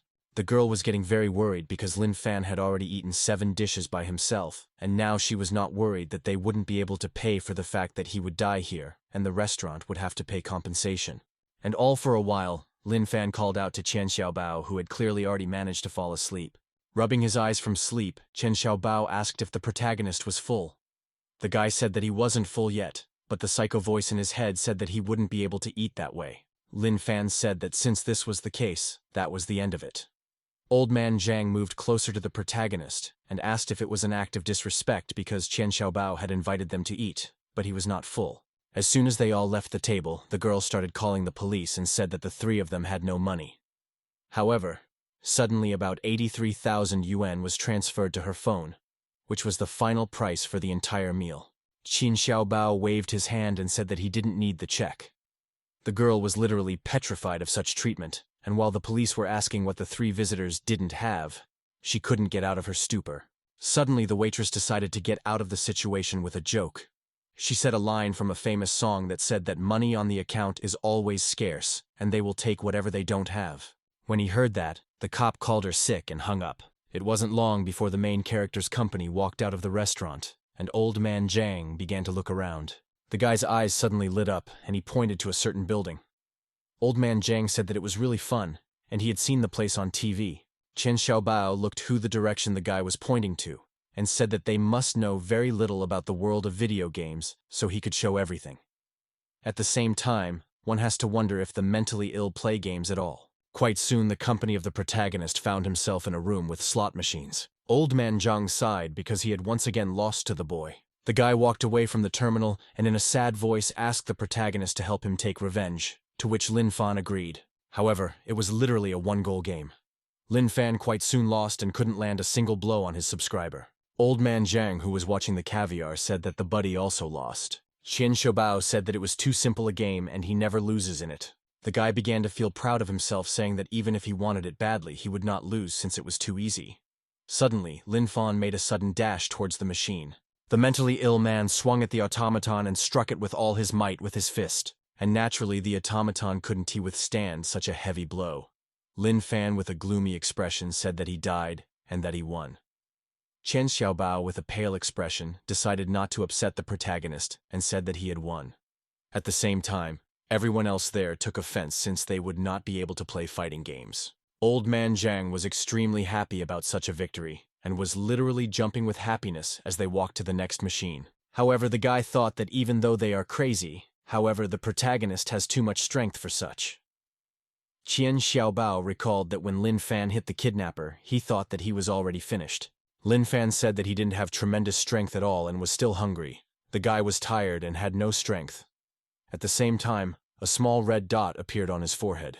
As it turned out, the title character was being stalked by Sniper, who shot him in the head with 1 crisp shot. Immediately after that, Lin Fan started falling down and everyone else became worried about what had happened to him. Suddenly, the boys' rescue team burst into the arcade. They broke the windows and used ropes to get into the hall. The man pointed his guns sharply at the company of the protagonist and told no one to move and put their hands up. A lot of guns were pointed at Old Man Zhang and Lin Fan. The buddy tried to wake up the protagonist as he was very scared because of and for the guy himself. The member of the special operation told me to move, or else they would get shot in the forehead. Old Man Zhang was literally crying with fear as he remembered Lin Fan saying that the shot from this gun was very painful. At the same time, the young gentleman's mouth was covered, and he was pushing the man's hand away from him with a pale face. Chen Xiaobao understood what all this could threaten and said not to shoot. However, it was too late. The man shot Old Man Zhang in the head. However, unexpectedly, Lin Fan was able to deflect his buddy's head so that the bullet wouldn't hit anything other than his hair. The man was extremely surprised that this was even possible, because he was shooting at close range. Suddenly, Lin Fan grabbed the gun with his hand and pointed it upwards, and with human strength he bent it to a state of disrepair while the man trembled with fear. The eyes of the protagonist glowed with a bright, ominous light, and with his whole facial expression. With his other hand, Lin Fan lifted the attacker by the neck and began to strangle him. The other members of the protagonist's operation, however, still hadn't put their guns away. The man trembled because he was absolutely shot in the head, and there is no way that the protagonist survived. Chen Xiaobao broke free from the hands of the members of the operation and told everyone to immediately lay down their weapons. The guy understood the risks and said that they didn't hurt him because they were his friends. The members of the special operation looked at the boy with apprehension, but still laid down their weapons as ordered. Chen Xiaobao, with a pale face, approached the protagonist and said that they had opened fire without understanding the situation and they were at fault. However, he apologizes on behalf of their family. Realizing that this was clearly not enough, Chen Xiaobao bowed his head to the protagonist and apologized. The boy asked that Lin Fan bite off a personal guard if he considered the boy his friend. Lin Fan looked at the begging boy with a sinister expression. Suddenly, Old Man Zhang realized that this was his way out and started to calm everyone down. He patted the protagonist on the shoulder and said that Chen Xiaobao was really their friend, and friends should protect each other and forgive each other. Hearing such words from his buddy, Lin Fan let go of the bodyguard's neck and agreed with these words. Chen Xiaobao only exhaled when he managed to resolve the situation. Lin Fan tried to call out to his friend. However, he did not have the strength at all to even stay on his feet, and he immediately fell down here helplessly. The system said that this hunger was due to a side effect from the discovery of the inner world, and reported that the host was being driven into anabiosis for self-preservation. Old Man Zhang was even more worried about the protagonist, as he did not understand why Lin Fan had abruptly lost consciousness. He pressed himself against the protagonist's chest, trying to hear the pounding of his heart. Finally hearing the heartbeat, Zhang exhaled and said that Lin Fan had just fallen asleep. Chen Xiaobao didn't understand how he could just fall asleep in such a situation, and asked if that was the case. The buddy said that it was really just a dream, and last time Lin Fan fell asleep like this for 3 days. However, the guy said that according to the principle, if you sleep on the floor, you can catch a cold. It wasn't long before a group of protagonists were on their way to an elite car, and the news was being heard in the middle of the whole area. Chen Xiaobao turned to look at the screen and asked what the unit was doing. The demon was defeated by 2 masters and showed the same scribbles. Chen Xiaobao asked if they had completely lost their minds. It wasn't long before the entire team was inside the car, and Chen Xiaobao told his driver to take them to Qingshan Psychiatric Hospital. The driver legitimately asked what to do about the kidnappers, but the guy said that these fools did not escape, and since they were lucky in life, it was not worth pursuing them. At the same time, Kidnapper was hitting his partner since he was gold, that the latter hit him so hard that he almost drove off to the other side. His buddy begged him to stop, but it clearly had no effect. At the same time, the headquarters didn't understand how no one had yet found the master who had killed the Semirang demon, although they had released information about him 12 hours ago. One member of the octogenarian team still didn't understand why people didn't doubt the quality of these portraits one bit. Suddenly, someone with a loud stride came rushing straight towards the hero team. The girl very soon found herself right beside them and being enraged through the portrait of the protagonist and Old Man Zhang. She was literally flaming with displeasure, and asked who allowed them to put something like that on the air. The woman was clearly unhappy that they did not think at all, and the image of the special unit, and did not see that now people are writing on the internet because of this picture. Who is the most artist asked if the internet praises his artistic skill. However, the girl abruptly cut off and said that everyone writes that they have completely lost their head. While the artist was in a state of despair, straight team that doubted the sanity of his colleagues literally, he realized he was normal. The woman then turned to the 8th-ranked team and asked if they lacked intelligence. The furious woman said that the 3-month vacation of the Sacred Duty Squad was cancelled, and in 3 days, the rookies would be interned in a mental hospital, and it was the 8th-ranked team that would be responsible for them. However, the woman was adamant, and asked if they, and only now remembered that they were 8th-rank warriors. The artist started crying in the corner of the room, because he felt that he was the reason the whole team would be forced to do this, and they just didn't want to offend him. The very man who had been doubting his team finally realized that his colleagues had actually done it just to support him. However, his musings were interrupted by another team member who said, not ironically, that he was really good at drawing, and they all thought so. Immediately afterward, the rest of the girls began to follow this team member, and the man fell into an even greater stupor. He began to suspect that he just didn't fit in with them. At the same time, the head approached the surveillance office. The man asked what they had already done when he had only been gone for a short while. Everyone else was clearly glad to have him back. The man walked over to the monitor and asked what she had already let such a ridiculous thing go live. The very member of the team who was about to separate himself from the rest of the group realized that since the head called the drawing absurd, it was probably his comrades who had problems with their heads. But since they were all buddies, he would naturally forgive them. Suddenly, the man looked at the drawing and instantly realized who they were, and stammered, and asked if they were the ones who had done it again. A member of the team literally fell out of a stupor since the head recognized the masters. He was the one with the problem, and not the rest of the team. At the same time, Hao Ren called the deputy. The man said that he had already heard about the appearance of the 7th-rank demon in the hospital yesterday, and asked him to accept his condolences. Lu Laifu was sitting in the ward at this time, and said that there were quite a few wounded from both their patients and the unit, and he hoped that those killed by the demon could rest in peace. Hao Ren exhaled and told him to rest more and eat well since there were still patients who needed his help. Unexpected, Lu Lifu said that the demon appeared near the inpatient ward. The man said that 2 mentally ill people because of their hospital were also there and asked if he was aware of the incident.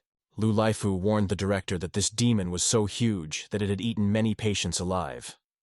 The director told me to go on, because he knew what Lu Lifu was getting at. The man told his coworker to hang on. After they hung up the phone, they were still in a sad state for a while. But it was only apparent at first glance, for they were actually overjoyed at the news. They both thought that in the whole incident with the demons yesterday, this was probably the only good news, because they wouldn't have to suffer with them at last. The director went to the window and said that life and death were in the hands of fate and nothing could be done about it, and it was their own fault that they had stumbled upon the demon. At the same time, a staff member came down to the principal's office and called out to him. The man turned around with a calm smile and asked what was the big deal. The staff member said there was a guy standing outside who brought patients from ward 666. Hao Ren, with the same nonchalant smile, asked if the bodies had been brought. However, the man turned his head and said he had brought them back alive, both of them. Upon hearing this news, the director literally began to crumble like sand. He suddenly realized that he had begun to rejoice too soon. It was not long before another call came in to the deputy's phone. A man picked up the phone and asked why his colleague was calling again. Unexpected, Hao Ren started apologizing and says that he wasn't quite right when he came to register the season ticket, and he didn't think about his feelings.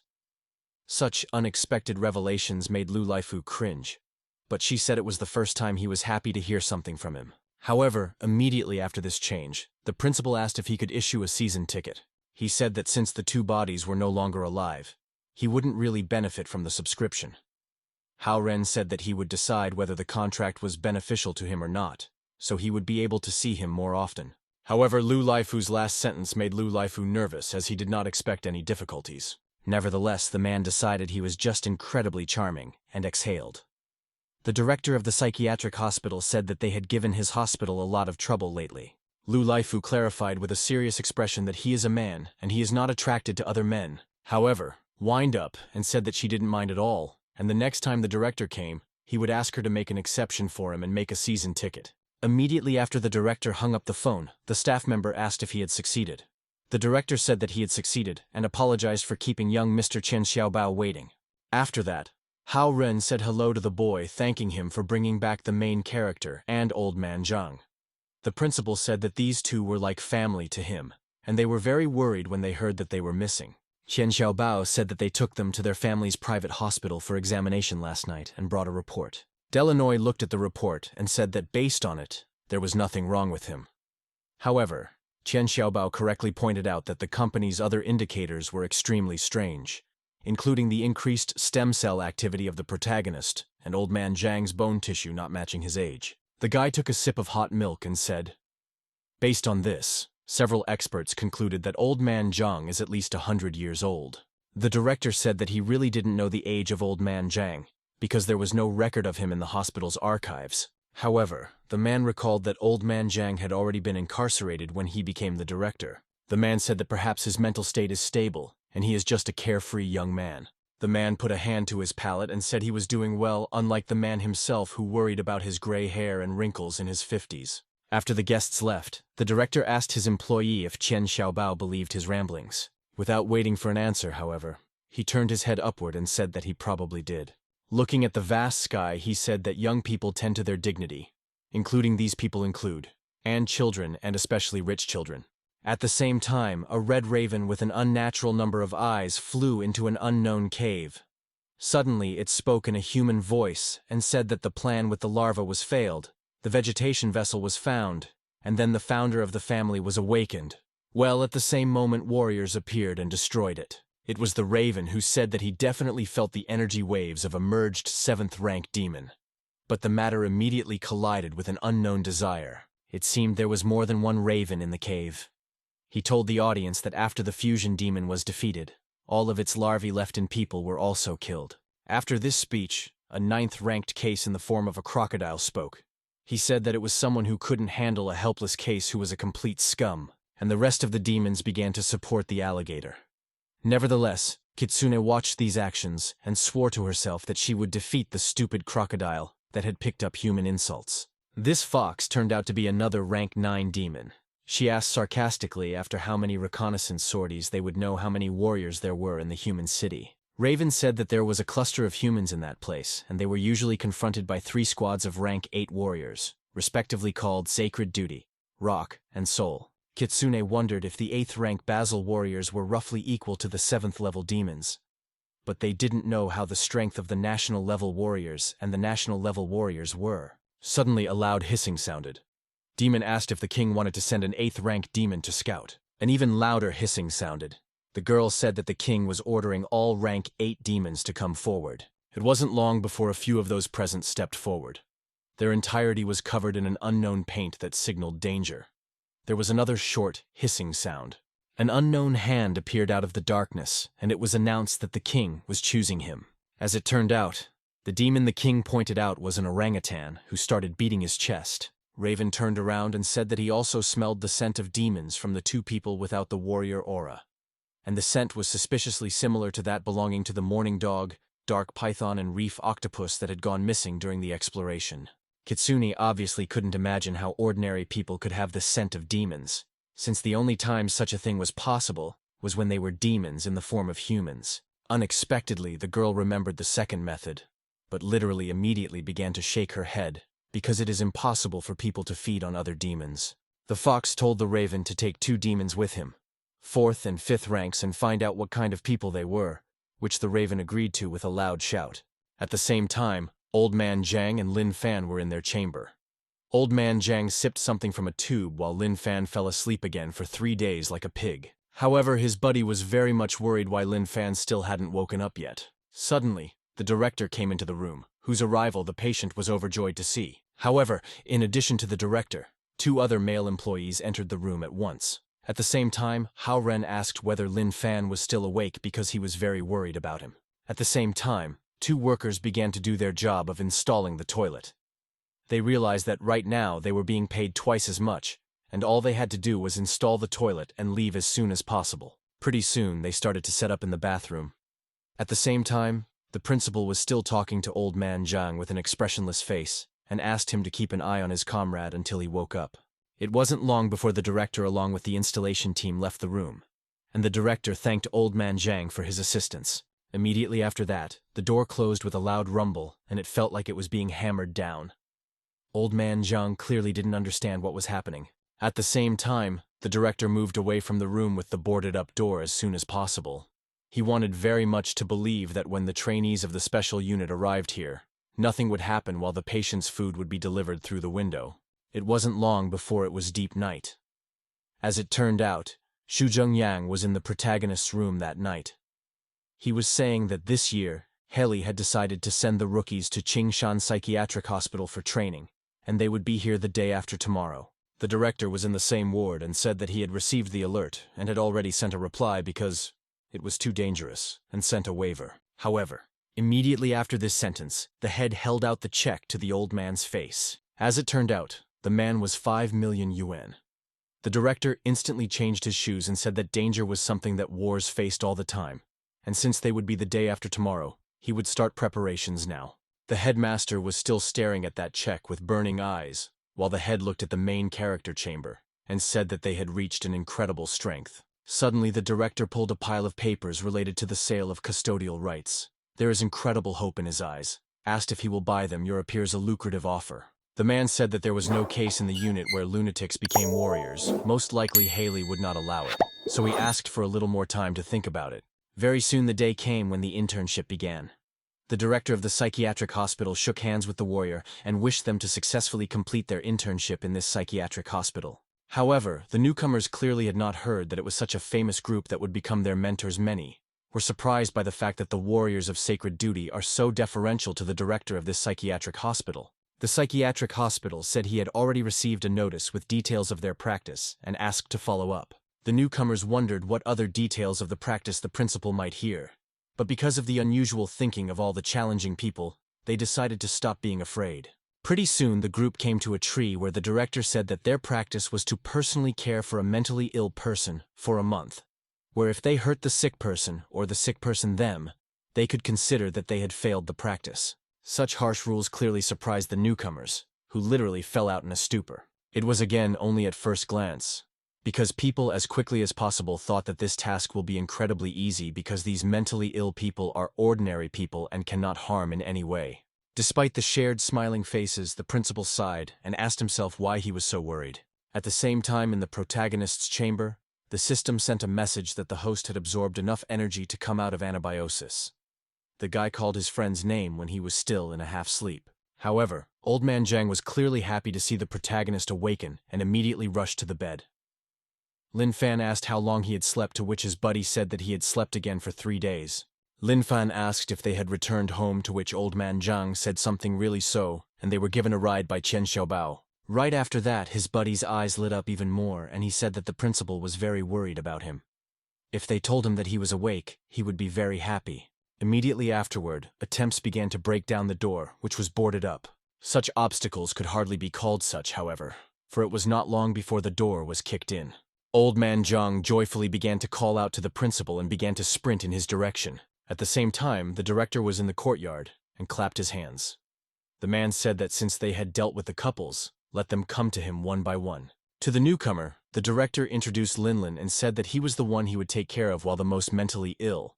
He said that the guy was his father and he wouldn't go anywhere for the next month and would take good care of him.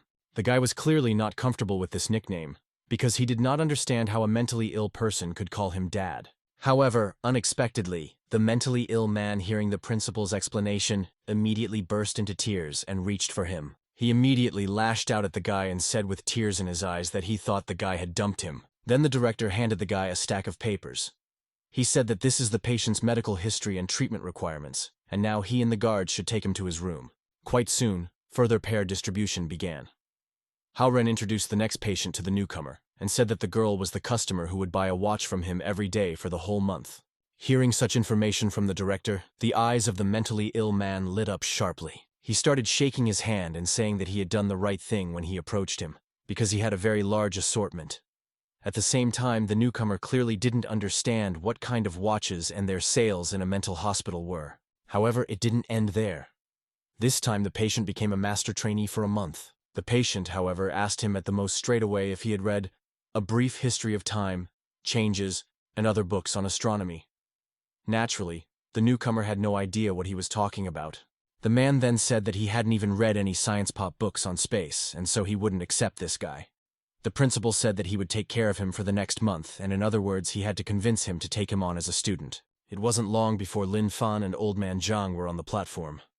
Old Man Zhang asked the guy what they should do since all their friends were standing in the colony with patients. They decided to join the ranks as well. It wasn't long before Old Man Zhang's turn began. The director had already mechanically started to explain his next patient. However, he did not expect it to be Old Man Zhang at all. As soon as he heard his cheerful voice, he was instantly on his knees. He wondered where his Corvalol was. The trainee was a girl who asked if Old Man Zhang was the patient she was supposed to follow for the next month. The girl said hello, and said her name was Lu, and asked what Old Man Zhang's name was. That his name was Old Man Zhang, however, a loud principal's shout sounded sharply. With a pale face, he tried to separate the two young men. He said that this patient was not the kind of patient she should be caring for. Returning his nonchalant smile, he tried to match the girl with another patient with sweat on his face. However, the girl blushed and said that she felt like she could take care of him. However, the director realized that the girl had no idea where she was signing up, and wondered if she was fed up with life. At the same time, the protagonist's partner turned out to be Liu Kai. The man said that he would take care of him for the next month. Lin Fan had perhaps his hand, while the principal had barely realized that he had another unfinished business. The man separated the two trainees and said that it was out of the question, since these two were warriors with a special born body, and they wouldn't be able to handle it. However, Liu Kai was clearly happy about this encounter because he was even more excited to meet him then. The man said that warriors with an innate body possessed a second rank upon awakening, and he wanted to fight with such rare talents. Liu Kai smiled in his thoughts, because he couldn't even think that right after he reached graduation, he would get the third rank. The guy said that the rules of the trial don't allow fighting normal humans, as they can get seriously injured, so they can safely attack and not be afraid. The man began to stand, and a mysterious aura surrounded him. As it turned out, it was a trainee technique that reached the third rank and told those of yours to start fighting. Meanwhile, all the other trainees admired their headman, and who already had a third-rank dome, and they believed that he would show the difference between a commoner to both of them. Lin Fan looked at Old Man Zhang and asked if he was asking him to hit him. He also said to you that it was very much like that, because he was strange. Lin Fan clenched his fist and approached the trainee. The man said to underestimate him after all normally would punch fists would not be enough to throw him off balance. Someone didn't even realize how wrong he was, since Lin Fan had only smashed his rank 3 puppet with a single kick. The blow was so hard that the man began to sweat profusely from the pain. At the same time, a rank 8 team member near the hospital was erecting some equipment of his own. Xiao asked him if he had finished all the other sides of the 4-sided formation already completed, and the squad leader would be here soon for inspection. The man said that everything was completed and in order. The girl grabbed her buddy's sleeve and said she was very upset that they had lost their 3-month vacation. Suddenly the guy went through his pockets and said he had her favorite hard-boiled egg for her. Looking at the egg with some strange pattern that most likely represented herself, the girl blushed. She clearly wasn't expecting it. However, she thanked the guy for the egg. Very soon the girl began to remove the shell from the egg. The girl asked if the guy could feel the energy waves of everyone inside once the construction was complete. The girl with a flushed face said that then they had nothing to worry about because for the duration of the practice, all the patients were completely safe. However, they did not at all teach the fact of what could happen to the protagonist, because the unknown man was approaching the edge of the dome with great speed. The curators noticed this man very late in the day. He had already collided with the dome. Immediately afterward, he fell by inertia exactly where the handlers were. However, above all else, it was Asho herself who choked from such a huge surprise. The guy was trying to help her. However, he was more worried than actually helping. Immediately afterward, he flipped the girl upside down and tried to help her spit it out. As soon as the egg fell out of the girl's mouth, the guy exhaled in relief. What he doesn't know, however, is that on top of everything else, the band. They were angry at the fact that they were not married yet and he was already abusing them. However, the guy explained what had actually happened and the rest of the group calmed down. The team member was glad that since this was the case, everything was fine. However, he completely disregarded the man who had fallen. The team began to interrogate the injured man and asked if he was really beaten up like that by an ordinary patient. Liu Kai said that the director had warned them that he was born with an innate body, which explained why the team felt nothing inside the structure. The men said that since he was able to beat up a rank 3 warrior without using energy, then he must have used brute force. While they were all chatting merrily at the internship site, was in chaos. Immediately after Liu Kai flew into the distance, everyone was very tense and froze in anticipation. At the same time, Old Man Zhang looked up and wondered if he had flown so far away. The director turned to the protagonist and said that as long as their pranks were only about the two of them and didn't hurt anyone, he didn't pay attention. But now he had hit a man, much to his disappointment. However, Lin Fan was instantly upset because the guy had actually asked him to punch him himself. And Old Man Zhang started nodding, supporting his buddy. The headmaster couldn't help but utter a word. The man still said that Lin Fan should remember that he couldn't swing his fists left and right, and if he wanted to fight, he should relax his hands. Suddenly, all the trainees realized that their entire unified strength wasn't enough to defeat even one ordinary person. Immediately afterward, everyone else's self-esteem plummeted downward, and they voluntarily gave up the challenge. It wasn't long before the curators approached the scene, and were extremely surprised by the fact that the very masters he had seen were there. The man who stood in front realized that his worldview was very different from that of his companions, and turned sharply to ask their opinion. However, everyone else instantly knew that these were the same masters who had killed the 7th-rank demon. The man was extremely pleased with the fact that they recognized them too, and they weren't so different. At the same time, while the director thought everything was gone, the trainees did not understand what was going on, and the patients did not even want to pay attention to it all. A group of Sacred Duty was extremely early to see the protagonist.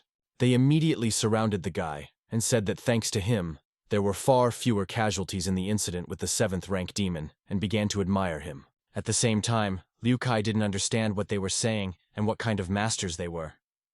One of the team members asked why they were dressed in soul-sick pajamas. However, one of the buddies said that the great monks are hiding in the bazaar, and these masters pretended to be mentally ill. Instantly realizing what the man was trying to say, they picked up on the idea.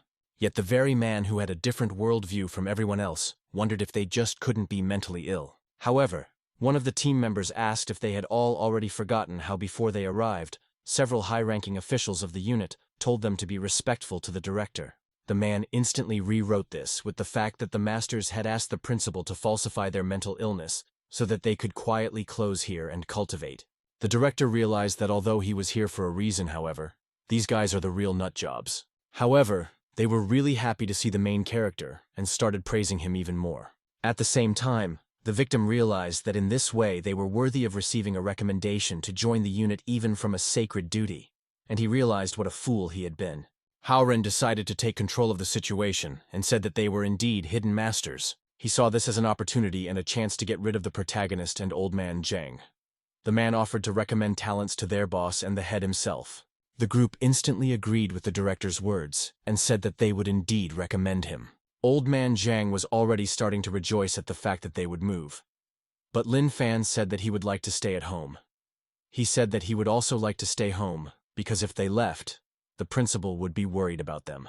In his thoughts, however, the man was only thinking that he would worry about them more when they stayed here. Immediately afterward, he stroked the heads of both boys, expressing his feelings. The man said that even though he would really worry about them, however, the man knows about how strong they want to cultivate, and the special unit can really help them do that. The principal covered his face with his hands and said that Master, it was really hard for him to put them down.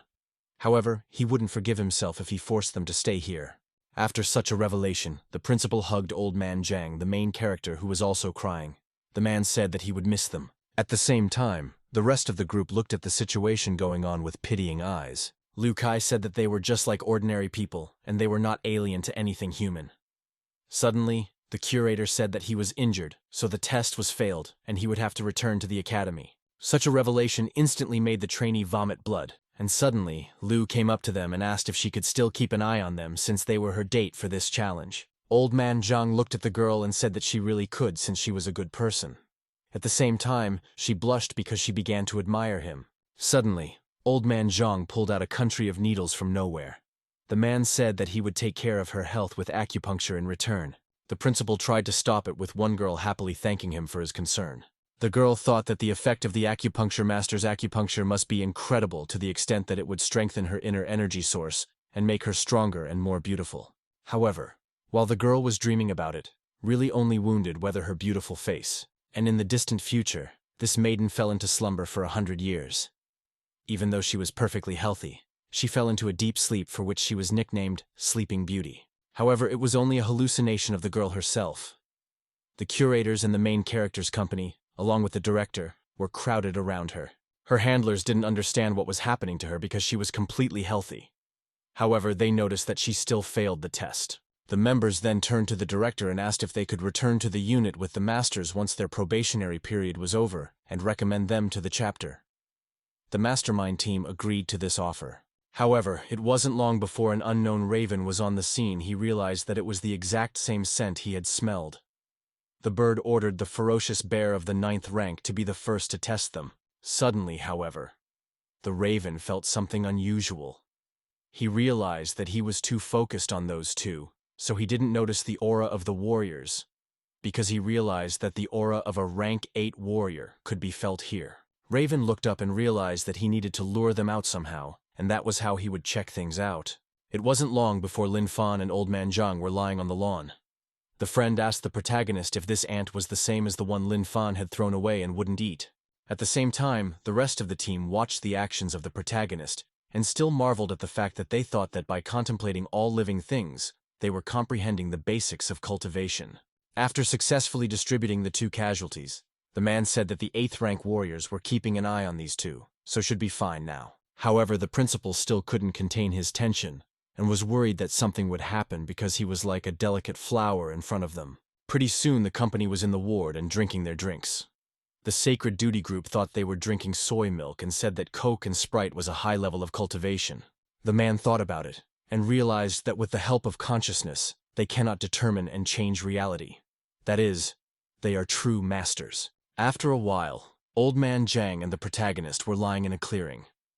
There were many needles stuck in the protagonist's entire body. The group thought that the masters were helping each other because he had put him into an infantile sleep by acupuncture. However, a member of the team with a different worldview thought that it was the other way around. Friendly asked what the band wanted since he had honed his technique over the years, and they would definitely break through, which would go well. And the group approached as quickly as possible and wondered if Old Man Zhang was referring to infantile sleep. And only one member of the team thought that infantile sleep didn't really sound like something that would benefit someone like a mere mortal. However, the rest of the crew completely disregarded his feelings and agreed to this adventure. That very man realized that they had two different worldviews for that. Immediately afterward, the guy activated his half-step inversion technique of the universe. Suddenly, the man heard the sound of an unknown clarinet and did not understand where it was coming from. With a strange acupuncture, all three members of the team found themselves on the lawn and with a calm face were off to the other side of the world. Old Man Zhang wondered if they had failed to break through and wondered what the mistake was. However, right after that, Old Man Zhang turned to the remaining member of the group and was glad since there was still him as the guinea pig. To a man, Old Man Zhang looked like death with a scythe, and he was trembling violently with fear. He then knelt down and with tears in his eyes said that, as he embarked on his sacred duty, he realized that he would be walking on a blade between life and death. The man realized that although he and his comrades were very different, but their fate was the same. So if they died, he would die too. Immediately afterward, Old Man Zhang made another attempt at acupuncture, and they all fell asleep peacefully. Raven abruptly sensed that the aura of the rank 8 warriors had abruptly disappeared and directed the rank 4 bear and rank 5 rabid tiger to fight the main character. At the same time, Lin Fan was lying calmly on the lawn. The system alerted the protagonist with the completion of the SS rank self-improvement and said that he had the opportunity to exchange it for an S rank instantaneous movement technique. Unexpectedly, the system discovered a high-energy food that could reduce hunger for 4 days and 1 week. At the same time, the other mental patients noticed the monsters approaching them. They were happy that there was such a big bear and mama tiger next to them. However, the tiger got angry because he was actually a male, and the patients instantly scattered from such a loud scream. Raven still thought that his concealment ability could hide the aura and energy of all demons below rank 5 within a 100-meter radius. However, Old Man Zhang instantly noticed the black bird and called him ugly. Notice in the insult to his address, he loudly shouted who he dared to call ugly and became very angry. After that, he appeared to his subordinates to turn around and devour the protagonist along with Old Man Zhang. Immediately afterward, the demons swarmed the protagonist's company about to devour them. Unexpectedly, the system reported that a temporary suppression of extreme hunger was bringing the host to its senses. And to help the host out of anabiosis, the system would use up 20% of the host's physical abilities. Immediately after that, with a sharp jerk, Lin Fan threw back a tiger of rank 5 woozy for him. This was an incredibly easy accomplishment. Unable to resist, the tiger vomited blood and lay dead on the lawn. Jung woke up and was extremely happy to see him awake. At the same time, the main character's mouth was drooling, and he asked if Old Man Zhang thought that this bear was very cute. Hearing such a compliment in his direction, Mishka instantly blushed. Old Man Zhang asked if this bear was cute, and the bear himself got embarrassed by this. However, the guy instantly said that he doesn't think so, and in his opinion, he is mean and ugly. When Bear heard the insult, he literally cried because he was deeply moved by it. Still crying from the insult inflicted on him, Bear swung his paws at the protagonist's team. Lin Fan raised those very paws and asked, "Aren't they cute?" With tearful eyes, Mishka kept waiting to be called sweet. However, the old man was literally fascinated by these paws, and his eyes lit up at the sight of them. He showed his thumb and said the bear's paws were very cute. Hearing the compliment, his side bear naturally began to rejoice. With tearful eyes, he recalled what had happened a short time ago. One of the demons who was his leader asked if he wanted to go to the humans, to which Bear awkwardly asked if it was okay. All the other members of the clan began to condemn the leader's opinion and the bear himself, because how could someone like him go to the humans, and who would even find him cute? He remembered Rainy Days was just a bear then, and was in a box. The unidentified boy walked up to the box and began to cringe at the sight of the cute little bear. Hearing compliments in his direction, the then still small demon felt very nice. The boy brought him home, scrubbed him from the water, and told him to be quiet because you can't let mom and dad find out, or they will definitely put him in the zoo.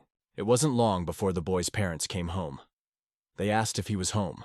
Unexpected Bear got angry, and the boy asked him what he was saying, because if he left the room he would be seen. Suddenly, however, there were shrill screams from the direction of the parents' room. The boy's blood literally froze with fear. The parents realized that there was a terrifying demon in front of them, however. Even though they were worried about their lives, they still worried in their child.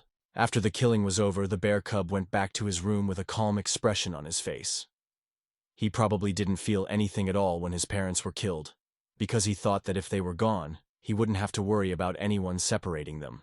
Immediately afterward, he stabbed the bear cub with a nearby knife out of his grief. The bear cub really didn't understand what he had done wrong.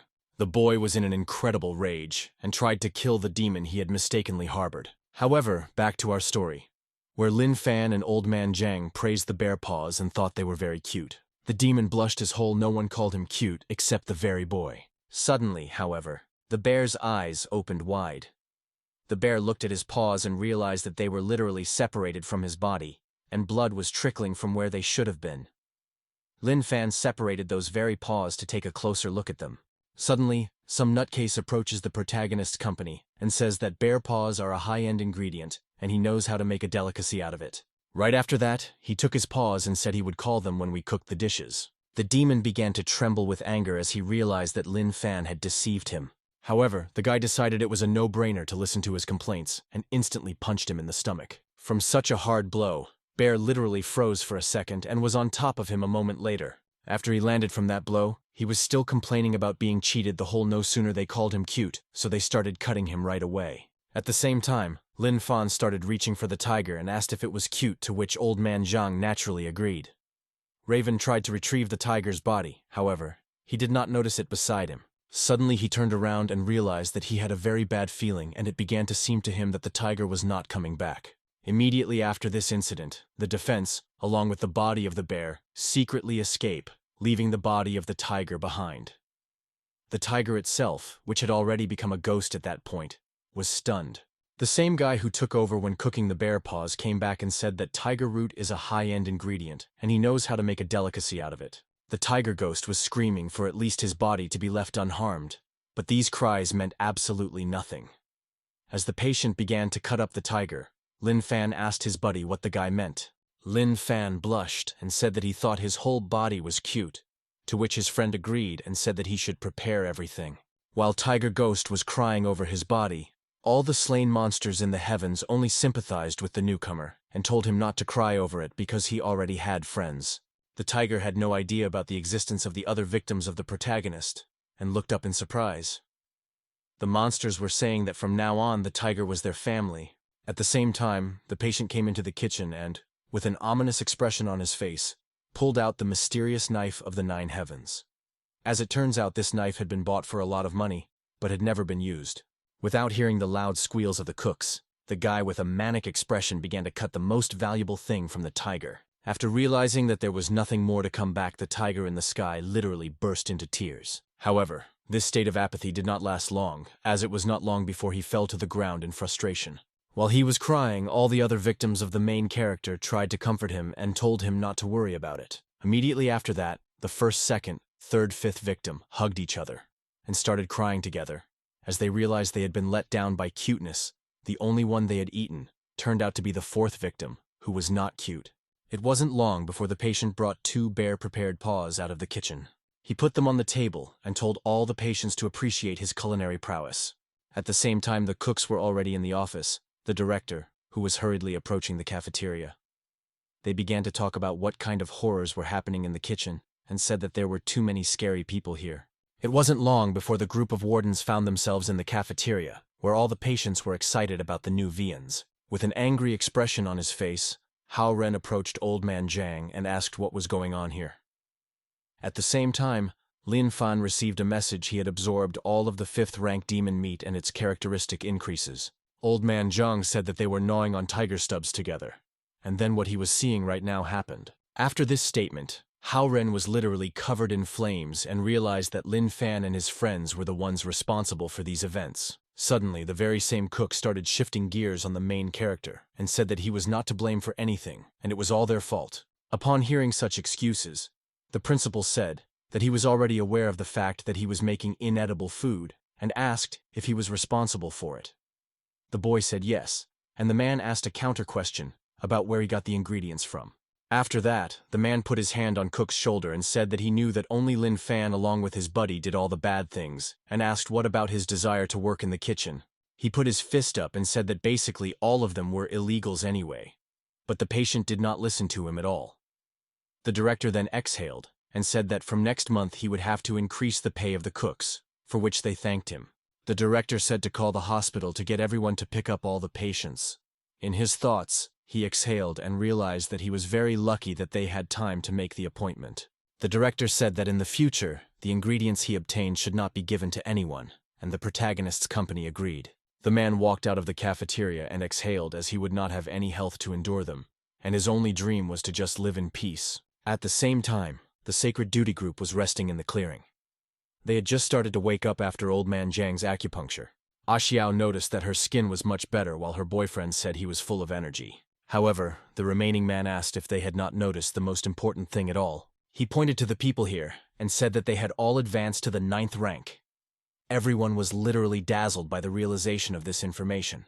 They looked at each other with perplexed faces, but were clearly happy about what was happening. However, they still couldn't believe that a simple acupuncture had raised their rank from 8th to 9th. The team wondered if they were masters or immortals. The team members decided to instantly try out their newfound power. They began to instantly use their strongest techniques and realized that they could actually create rank 9 builds. The guy was extremely happy that he had actually broken through to rank 9 and realized that they would have to thank the master for it. Suddenly, such a beautiful idyll was interrupted by a message from headquarters. The order to return to the headquarters immediately sounded. However, they didn't understand what would be the trial for the newcomers if they left their post. In response to their doubts, it was said that the 4th-ranked warriors had already been sent here. The team members slowly started to get up from the lawn and wondered what could have happened. Nevertheless, they all decided that they needed to thank the masters at least after this mission. Nevertheless, they were still discussing the good news with calm faces. Everyone was extremely happy because of what had happened. Haley at headquarters said that an hour ago, the control and monitoring center detected the energy waves of a rank 8 demon. As soon as the entire team heard this information, they were extremely surprised because such demons, this is not a common event. Haley agreed and said that if you connected all the locations of the 8th-ranked demon's appearances on the map, he was moving somewhere, and his next point was in the suburb's sanctuaries.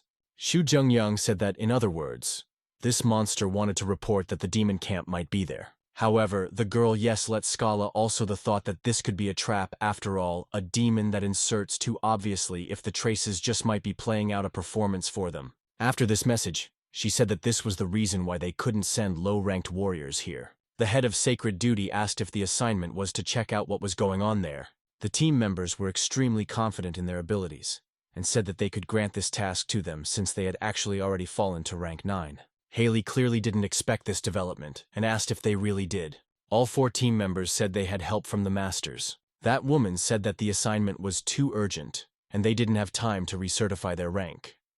She asked the head of the organization if she could be trusted in this case. Haley exhaled and said she was even relieved by this information. All the chance of it really being demons and not trap was too small. She figured that if they were all rank 9 at once, they would most likely return in full. Guy Ashao said that regardless of whether it was trap or not, they would definitely complete the building and come back. And his girlfriend said that after this mission they were obligated to introduce 2 masters to them. However, the head closed his eyes and realized that they could only return in full force if and to meet a few demons of rank 9 and above. The man began to wonder about the possibility that this was indeed a camp. He shook his head, however, because the demon couldn't be giving out such obvious information, and it was definitely a trap. The man realized that the 4 of them had just returned from a mental hospital. He closed with the unbelievable impression that all the masters they spoke of were more the ones he remembered. In his memories abruptly surfaced Lin Fan and Old Man Zhang, who were looking at him threateningly and laughing ecodiacally. The man's hands began to shake because if they really wanted to introduce these 2 to the organization, they were in for something fun. It wasn't long before the team was at the scene. The team member asked if there was still no rank 8 demon energy. The head of the Sacred Duty said that this was indeed the case. Suddenly the man faced the transparent invisible and asked what it was. The man realized he had stuck his face in something and tried to walk on. Suddenly, his face instantly turned pale, and he realized that this barrier turned out to be a water barrier.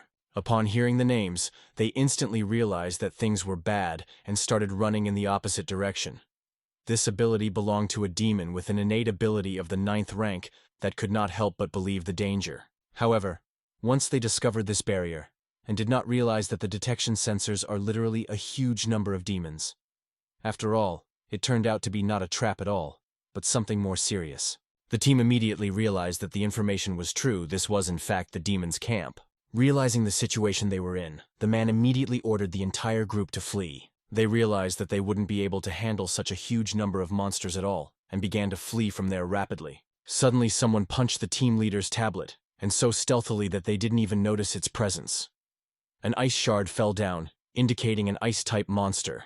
The commander cursed sharply as he realized that this tablet was the only way he could contact headquarters. At the same time, in the building itself, people began to panic as the signal of the sacred duty detector disappeared from all devices. As it turned out, the one who attacked the team was a 9th-ranked demon, Polar Kitsune, who we had already seen before. Being literally at the top of the tree, she said that they had managed to find them after all. She knew it was a mistake to underestimate the humans. At the same time, despair settled in the team, as they didn't realize that they wouldn't be able to deal with a 9th-ranked demon with innate ability. However, the commander realized that the water barrier ability was the ability of a demon with an innate aquatic body, and since her body type was ice, she was not the only rank 9 monster. Right after that, the anthropomorphic creature said that even if they were able to find a way in, they would definitely not be able to get out and started attacking our team. Abruptly, the man picked up his Buddhist beads and uttered the name of the Golden Bell technique. All of the ice shards shattered against the shield that had been created, and Ashao stretched out her arms and began to support all of the squad members with her healing. However, suddenly, a rank 5 demon headed towards the Sacred Duty team and uttered his technique. In just one blow, he practically shattered that very dome. However, a talisman that was thrown by the guy Ashao came to the rescue. He uttered the name of the technique, and a purple lightning bolt appeared, killing the monster that had arrived. The woodpecker let out his last scream and dropped dead. However, that wasn't the end of it at all. Many of the same demons began to approach the team with the intention of piercing the shield. A huge swarm, along with attacks from a rank 9 demon, were trying to break through this shield. All of the team members instantly tensed up. They realized that even their combined efforts would not be enough to hold this shield for long. The girl herself was the first to be convinced of this, and her face instantly turned pale. Following this, the man standing in front and holding the barrier could take no more and was vomited of blood. At the same moment, the shield split, and all the attacks poured down on the team. The man still couldn't regain consciousness, and was only trying to recover while the other monsters continued to attack. However, the man himself was saved by a thrown cane from their team commander. However, with just a few birds, she didn't stop at just a few birds, and flew straight towards the 9th-ranked demon. The fox realized that this man was incredibly strong and began to watch out for him. Clearly inexperienced in such battles, she wondered if this was the kind of strength that rank 9 people had. However, the cane still didn't stop and managed to injure the kitsune. Biding his time, the team commander began to tell the technician. Immediately afterward, everyone else started supporting as well. However, all of this was too little to inflict even some time on the demon. The creature said the name of the technique sharply and threw a huge ice at them. Any more and that spear would have caught the caster. Suddenly, however, the man's eyes opened wide, for his girlfriend was in front of him. Ashao took the full brunt of the blow without any regrets. The team commander reacted too late, and realized there was nothing he could do to help. The girl was falling helplessly downward. The guy who was protected by the girl turned pale and asked if she was hurt, as if not realizing the obvious. The girl tried to hold back to the last, and said she wasn't in pain at all. She began to recite the name of the technique, and a mysterious aura surrounded them. The guy said that the defense formation wouldn't protect them for long, and told the man to depart with Brother Ho. Immediately after, the head drew an unknown symbol and spoke the name of the movement technique. He tried to hold everyone else back and told everyone to leave. However, the girl with trembling hands and unable to fully control under herself before she died, still pronounced the name of the technique. Hu Feng instantly realized what the girl was trying to do and asked why she gave them the heavenly life-preserving pill. The girl said that the formation needed to feed her energy from outside.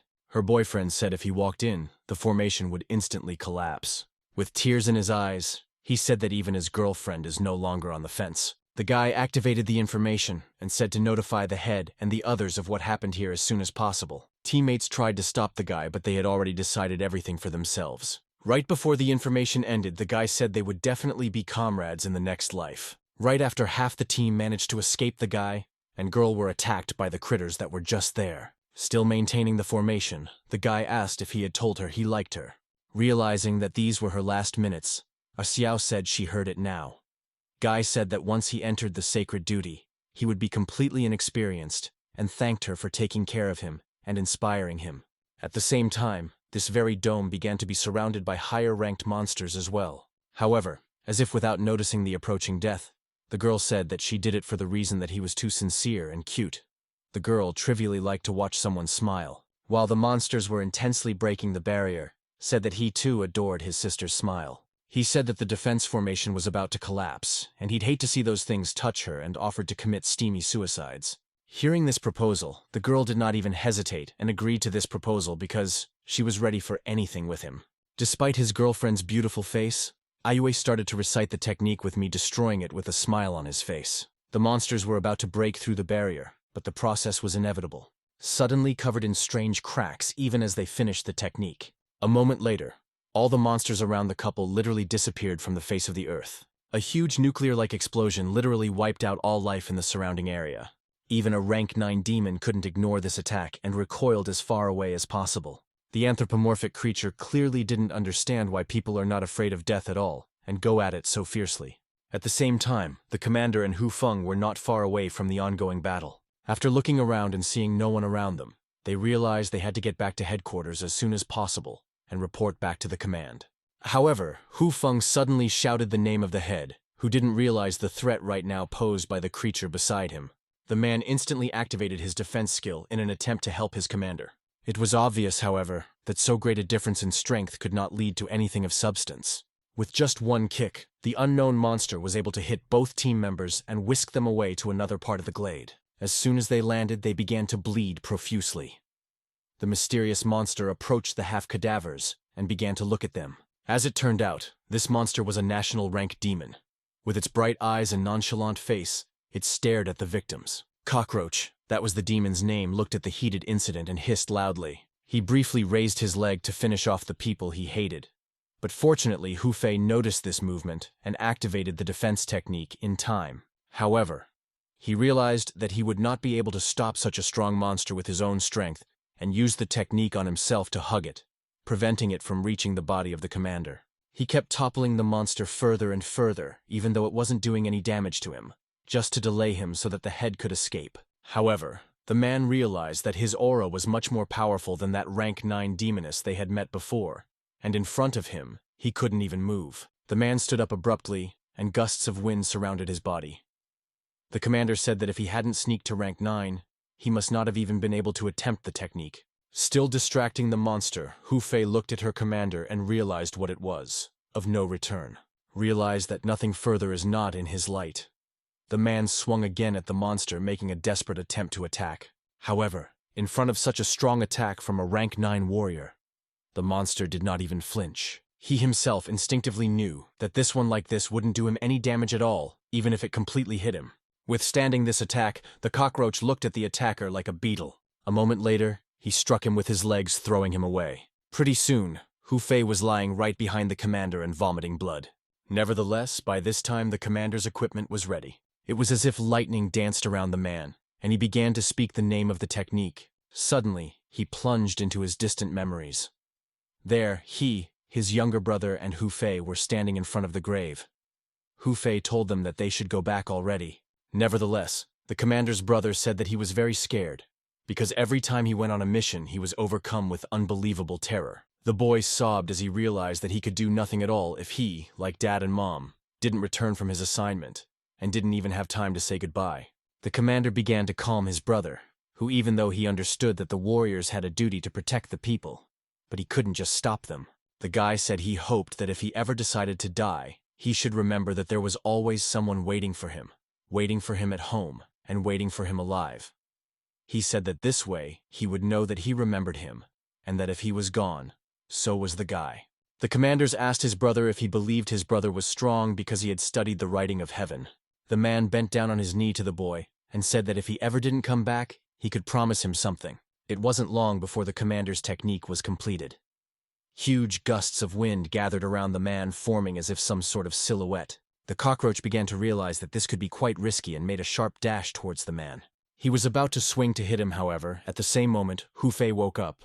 He, even despite the all desperation of the situation, grabbed the monster and tried to flip it as far away as possible. He realized that if he didn't, the head would not be able to do what he started and promised to be his shield in the next life. The monster grabbed the man's head, but he had already made up his mind. He shouted that as long as he breathed, he would not let go of the monster. At the same moment, however, the man's head literally exploded. However, it was too late to change anything. Stormy winds surrounded the man who was about to make his technique. The monster threw back the body of the already dead man and began to stare at the horror taking place. However, he did not do it for long, because realizing that he could not do anything, he began to run in the opposite direction.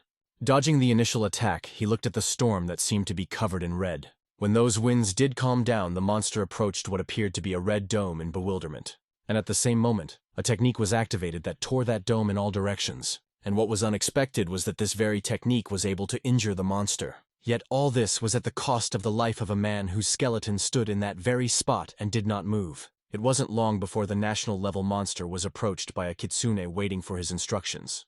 However, the demon could not speak in the conventional sense and could only hiss. Nevertheless, the girl understood him perfectly and asked again if the storming of the city would really be delayed. The men hissed once more, and the demoness only bowed to her king, accepting his orders. At the same time, in the headquarters, Xu Zhengyang was reviewing the labor contracts of the special unit, which apparently belonged to the protagonist, an old man, Zhang. He put his hand on his forehead and wondered how Haley could have signed this contract, because without it, it wouldn't have been enforceable. However, he instantly blushed and said that somehow he was the strongest warrior of the special unit, and he shouldn't let that happen. However, at literally the same moment, the very same Haley walked into the office and clearly wasn't listening to the mood. With a pale face, she said something that the members of the sacred duty were missing. It was as if the man had a flash of light. His face also turned pale, and he realized what had happened. It wasn't long before the man arrived at the scene where only the skeleton of the sacred duty commander remained amongst everything. Seeing this picture, man literally knelt down.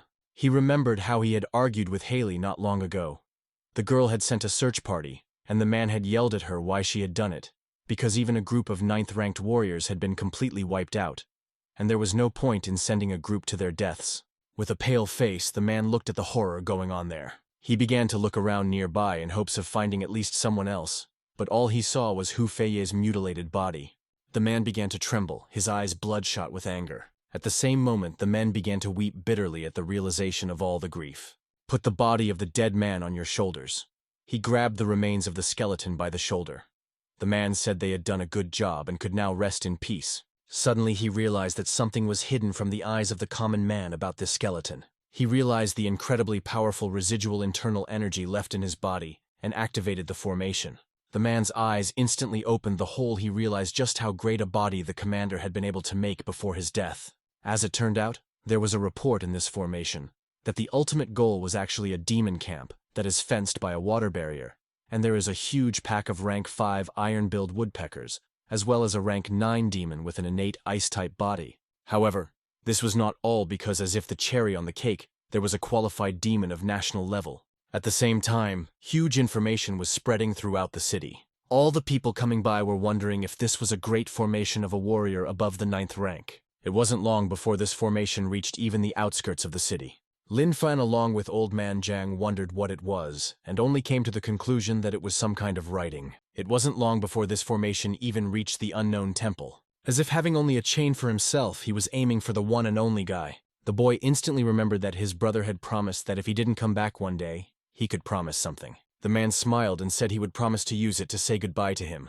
Just a moment later, the lad saw the gold writing that had been left by his brother. Realizing what that meant, the boy wept bitterly. Xu Jinxing couldn't hold back his tears because he understood what it all meant. Also night, a raven opened a portal to the alley. The demon realized that dragging the bear's carcass behind him was too heavy, while the bear was only still grieving that he had been tricked. However, immediately hearing bear and whining, he decided to ditch his comrade and go off on his own. It wasn't long before the raven found himself in yet another alleyway. Raven smiled and said it would be easier to escape without him even knowing the existence of an unknown threat. Who instantly the bird was grabbed by an unknown demon. Crow returned to look at his abuser, for he was too offended by the situation. The demon instantly recognized his kin as Gargamel. Raven asked what he had in mind. However, the town did not understand what the monkey was talking about, and what ideas the chief had in mind. Suddenly, he remembered what he had told the king and asked him if he meant it. Raven said he remembered her saying that they could try to coexist peacefully with humans, and called a certain demon a fool. Because what kind of peaceful existence could there be with their own food? He had no idea what situation he was in and kept on saying that in no world can we talk about existence with them, because people do not agree with the pigs they raise for slaughter. Not even realizing how pissed off Gargamel was, Raven continued her tirade about how he was the one who had told about it, and still no one would let her talk such nonsense. Nevertheless, the monkey's eyes poured blood. He remembered a female monkey talking to a cockroach, apparently about peaceful existence. However, there was no way the commanders could allow such an idea and grabbed the demon's head. He lifted her up high by her head aloft, and further events could already be predicted. Raven started trying to break free from Demon's grasp and said he wasn't like her. Asked if he thinks in peaceful coexistence with people because if so they are complete idiots. However, at the same moment the Raven was literally torn in half. The man looked at the monster's remains with a fierce gaze. Leaving the corpse of the bird behind him, Gargamel continued his journey in search of truth and revenge. The gorilla remembered how the same unknown monkey had given him a toy. As it turned out, she was his mother, who cherished her child. But back to the mental hospital. In his room, the old man Zhang asked the protagonist if he had seen his watch because it was lost. Looking at his wrist, where clear traces of erased paint could be seen, Lin Fan said that they were indeed lost, and asked if he remembered where he had done it. However, his buddy started to literally cry because he had no memory of it at all. However, the guy said that there was nothing to worry about, and Lin Fan would help him find them. It wasn't long before both guys started looking around their entire ward. After checking everything in the room, Old Man Zhang said that they were probably not in the room, and if that was the case, he must have lost them in the courtyard. Lin Fan said that if that was the case, they should look there. Pretty soon they checked the entire courtyard of the mental hospital as well. Old Man Zhang said that if he didn't lose them here, he lost them on the street. It wasn't long before the main character's team wandered into an unknown street and wondered if they had even been there once. After that, Lin Fan wondered if they would search here. Old Man Zhang said that since they didn't come, it was a sin not to search. The guys started to look all around the street as Old Man Zhang noticed an unknown light. A huge carcass was approaching the company of the protagonist at high speed. Shivering with fear, Old Man Zhang thought that this body was an unknown ghost. The guy momentarily stepped off the road to avoid a collision. As it turned out, passing by was the same Gargamel who turned and looked at the protagonists and said hello. A report came in that a high-energy food had been discovered that could help all those feelings of hunger for a month. The guy instantly asked his friend what he thought of the monkey on the motorcycle and asked if it looked cute. At that time, Old Man Zhang was only retreating from the fact that it was not a ghost at all, but a primate. Old Man Zhang interrogated whether Lin Fan was talking about the monkey and said that it really looked cute. Hearing such a compliment, the gorilla instantly blushed. He wondered if the company thought they were cute, and he realized that his mom was right because people aren't so ear-bad. Lin Fan said that since he thought it was cute too, he would go and pick him up. However, he didn't even have time to finish his sentence. Looking towards the guys, Burning sent a sweet heart expressing her love and affection. However, Lin Fan along with Old Man Zhang were only startled by this. The guy told the protagonist that he just realized it wasn't cute at all, while the protagonist himself felt like he was about to throw up. Suddenly, an unknown demon blocked the monkey's path. Turning onto the roadway, the gorilla noticed something strange. In front of the road stood a demon of the 5th rank, a titanic mantis. He reported that he had a message from the king, which stated that he needed to return. However, the monkey didn't even listen to him and instantly blew the head off a nearby demon passing on. However, as it turned out, this was not the end at all. Dozens of similar ones began coming out of the alleys to bring the traitor back to the king. The monster was stunned by the sheer number of opponents, but did not flinch. The monsters accused him of giving away the location of the base to the humans. At the same moment, many monsters came out from the alley and started fighting against the gorilla, surrounding him. Lin Fan noticed that there were 12 pieces of high-energy food that were capable of reducing hunger for a week. Old Man Zhang told the protagonist to look at the huge mantis, for they were much bigger than the ones the company had been catching.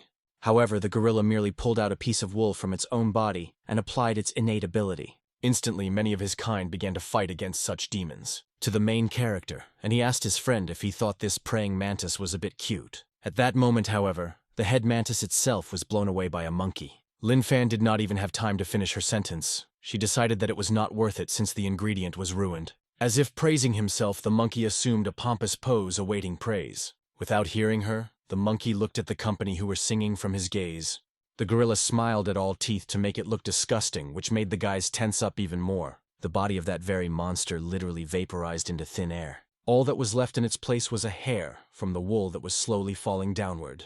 The gorilla was back on his motorcycle and told the protagonist not to thank him for saving him. He saluted the company and began to go about his business, proud of himself. Old Man Zhang told the guy that this monkey was some kind of strange monkey, which Lin Fan couldn't help but agree with. He thought that it had some kind of problem with its head, which was ironic, and Old Man Zhang agreed. At the same time, at the headquarters, Helly had just learned of the report from the head of the organization.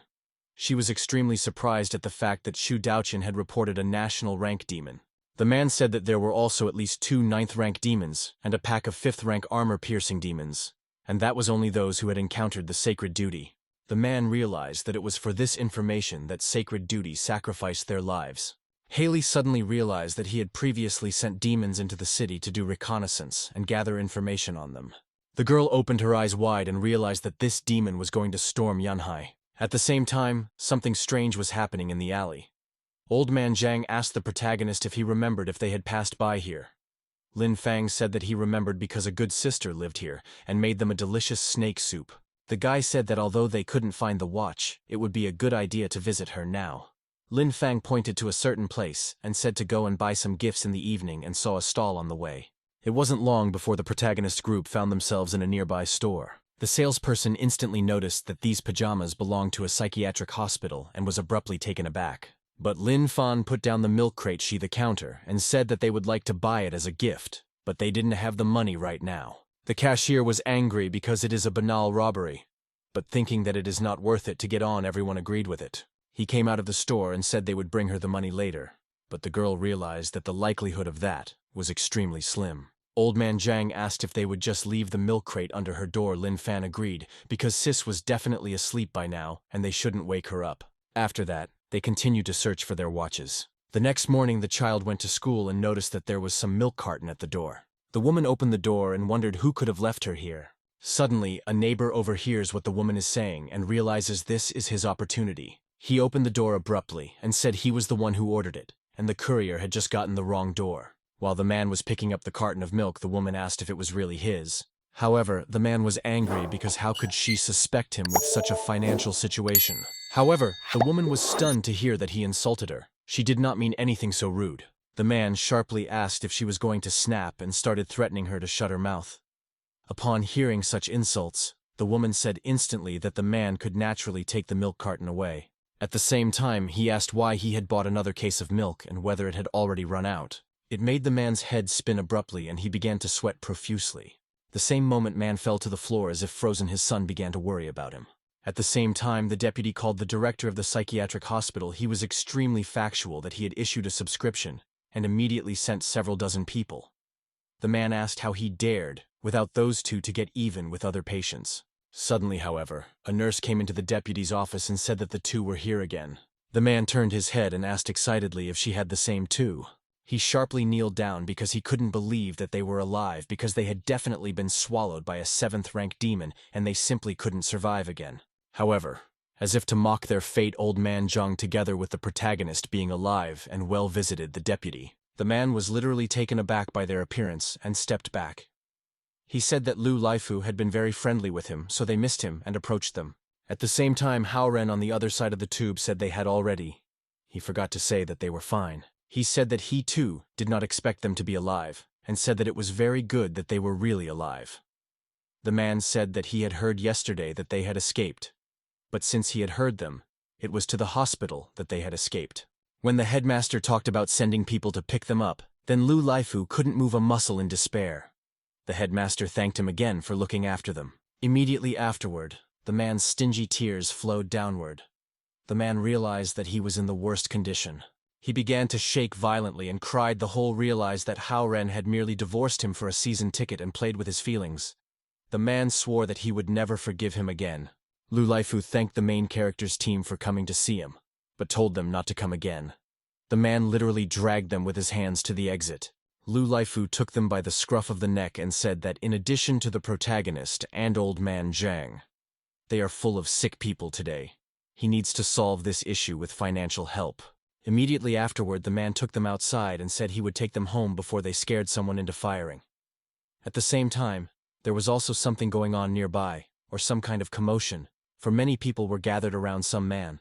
Lin Fan abruptly turned his head and asked if his buddy could hear his sister's voice. The same moment the main character's company literally slipped out of his hands, he was extremely surprised. Someone was accusing the girl of messing around with men, and had already reached the neighbors. The knowing woman was tearing her hair out at the girl, who was sobbing and couldn't say a word. She again accused him of being the one she was dating. Afterward, he collapsed from a stroke. The woman swung at the girl again, trying to hit her. However, this hand was literally stopped by Lin Fan before it landed. The guy said that according to the principal, hitting other people was wrong. Still holding the girl's hair, she asked who he was. However, it didn't take long for the woman to see the shape of the mental hospital and freak out. Noticing that it was some psycho holding her arm, he told the living to let her go and get away from her. Immediately afterwards, other neighbors came to the woman's support, while the rest of the group just watched while munching popcorn. The same support group instantly realized that Lin Fan was crazy and demanded to let the woman go. Two understandably did not expect such a turn of events and began to shoot them even more intensely. Immediately after this revelation, the crowd literally dissolved to avoid even accidentally hitting the crazies. The girl barely recovered and thanked the company of the protagonist. Immediately afterwards, she asked to let the woman go. Lin Fan asked if she really wants this since she's white her, and the director says that people like her need to be taught a good lesson. Hearing such a revelation on the part of the protagonist, the woman was very much frightened. In her mind, Lin Fan along with Old Man Zhang were complete lunatics and maniacs. The woman abruptly burst into tears and swore that she wouldn't do it again. The support group promised to give her back her milk. The woman asked if that milk carton really belonged to her, while Lin Fan let the woman go. Old Man Zhang said that this was really true, because they had left her a carton of milk at the door yesterday, as a token of gratitude for the snake chowder. The girl started literally crying with happiness and thanked me for the milk. However, right after that, Lu Laifu caught the two lunatics and asked them if they really didn't know that one shouldn't mindlessly hang around here. Lin Fan and Old Man Zhang said goodbye to the girl, who waved happily back at them. It wasn't long before an unknown company came into the deputy's office. The secretary asked if the man opposite was the deputy, and said that the young gentleman of their family was here today to determine the amount of aid to be provided to their hospital. Hearing such a statement, he abruptly threw the protagonist and Old Man Zhang away from himself and rushed over to the young master to shake hands with him. At the same time, Lin Fan and the old man were still circling in the air. However, Xiaobao surprisingly recognized them. They didn't expect to see the guy here themselves, but said that they had come here to visit their old friend, assuming that Lu Laifu was one. But the young gentleman said that since Lu Laifu is their friend, they may not do the hospital inspection. The guy said to give them top-level financial aid.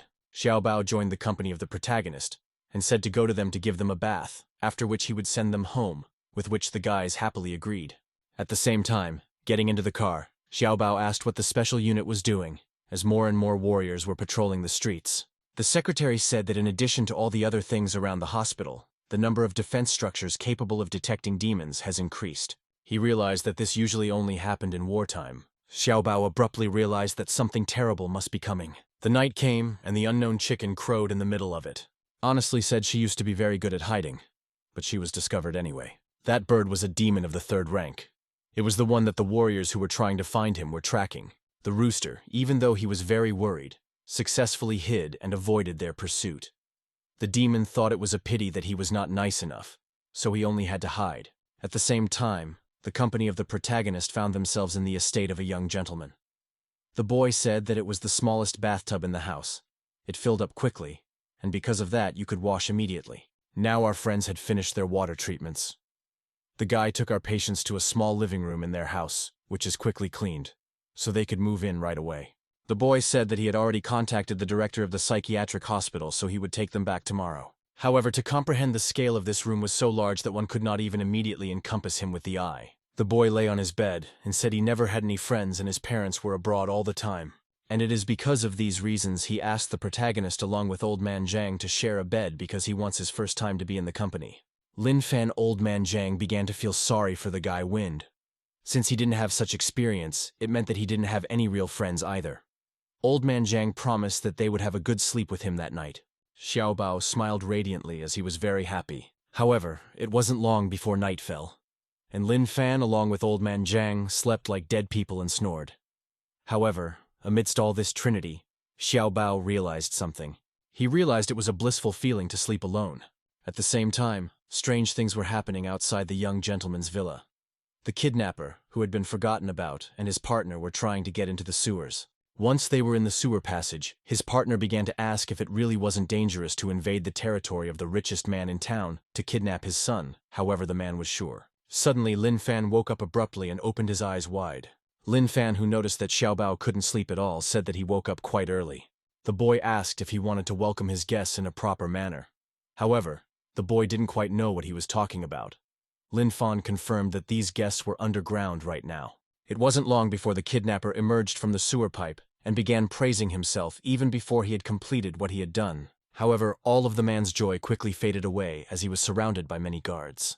Realizing that nothing good was in store for him, he began to tremble and realized they were in trouble. They were soon questioned about what they were doing in the sewer tunnel.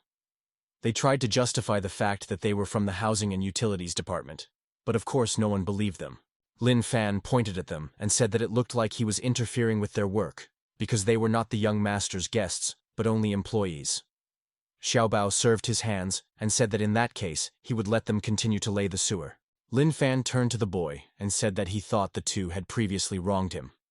However, they started nodding their heads vigorously and said that they had already repented of everything, and they were really from the housing department. It wasn't long before the former kidnappers and the current housing and utilities workers took the job. The buddy asked his brother what they could do and if they could escape. At the same time, Lin Fan, along with the young master, were resting on the sunbeds. A secretary came up to them and asked if they were comfortable or not right now, and if they wanted to go back to the bedroom. The boy said that it was not worth it, and he was fine here. An unexpected system sent the protagonist an alert that at a distance of about 5 kilometers there is food. That is, a monster. The guy turned sharply to the boy and said that he wanted to go for a walk and asked him to look after the old man. Without even hearing his response, the protagonist was gone in an instant. At the same time, tried to pick up energy waves from the third-rank demon. The man said that what she is there is the first development. He will try to speed it up by eating the man, so they need to find him as soon as possible. Suddenly, the unknown schoolgirl ran along the road.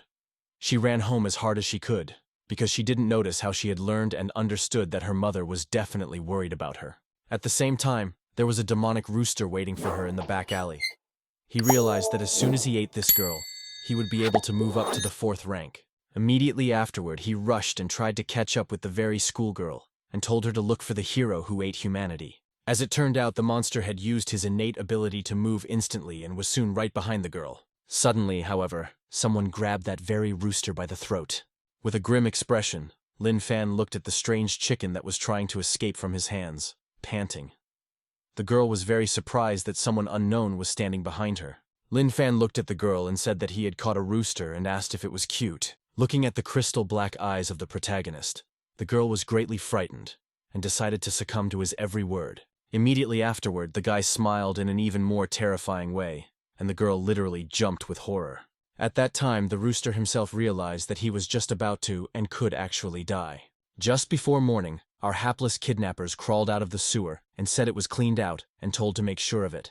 However, Li An refused to be convinced. The man said he watched them all night cleaning. He said that they had talent and skill, and that they did a good job. The kidnappers literally cried because they didn't believe they would be given something like that. The man asked if it was really payment for their hard work. Suddenly, the former kidnapper remembered what his master had told him. The old man had told him that he was on a dark path in life, and fate would force him to change for the better. The man finally realized what the master was talking about and said with tears in his eyes that now they would earn money in another way. The man finally realized what the master had said and said with tears in his eyes that now they would earn money in a different way. It wasn't long before Lin Fan found himself in bed and woke up the old man. Old man Zhang lost in his eyes and asked Lin Fan whether Lin Fan was waking him up. Right after that, the guy pulled out the very chicken he'd caught and asked if it was cute. The monster was literally trembling at being called a chicken by everyone. It was fine for him, however. If he was really the most ordinary chicken, he wouldn't have lasted all that long. But when Lin Fan stewed over him like that. After that thought, he started posing and looks like a real fine hen. Seeing all this effort, Old Man Zhang's eyes would light up and he would say that the one is really cute. The rooster sighed and realized that since they thought they were cute, he was safe. However, it was only a misconception because the guy literally seconds later said that since she was so cute, they should roast her. Hearing such a revelation, the demon shrieked because a second ago he was called cute and now they want to eat him. However, Lin Fan instantly agreed with his buddy and said that they should really roast her, ignoring the demon's screams. Unexpectedly, Lin Fan stretched the chicken farther away, and the old man noticed something amiss. The whole chicken was literally broken and looked extremely unkempt. The guy said that she was disgusting, and it looked like she wasn't cute anymore. Hearing this, the rooster sighed.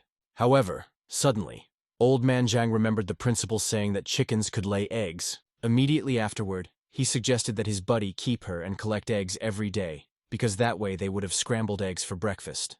Hearing such a suggestion, Demon was literally struck by what they said, because he was a rooster, not a hen. Old Man Zhang looked carefully and asked if the hen would lay eggs because he was very hungry and wanted scrambled eggs for breakfast. Lin Fan said he would and told him to wait for 2 eggs. The rooster was covered in sweat and realized that despite the guys looking at him like that, however, can't carry on and begged not to infringe demonic dignity. After waiting for a while, Lin Fan asked if it could. The chicken couldn't do it and if it would be better to give it to him for soup then. However, immediately afterward, the rooster changed his mind and laid 2 eggs. He literally trembled at such humiliation and realized that in the enemy camp, lack of stamina in small things sometimes spoils greater undertakings. And this is just a strategic retreat. The rooster was literally crying, but he was still determined to be the hero who ate humanity. It wasn't long before the young gentleman's secretary and part-time cook began frying eggs. The rooster was literally trembling because he realized it was literally half of his baby, and they made him watch them fry the embryo of his chicken oil. The demon was about to curse the protagonist and everyone else when he noticed an unusual odor. His face literally transformed and drooled, because it turns out his baby smelled delicious. Pretty soon, the buddies sat down at the table.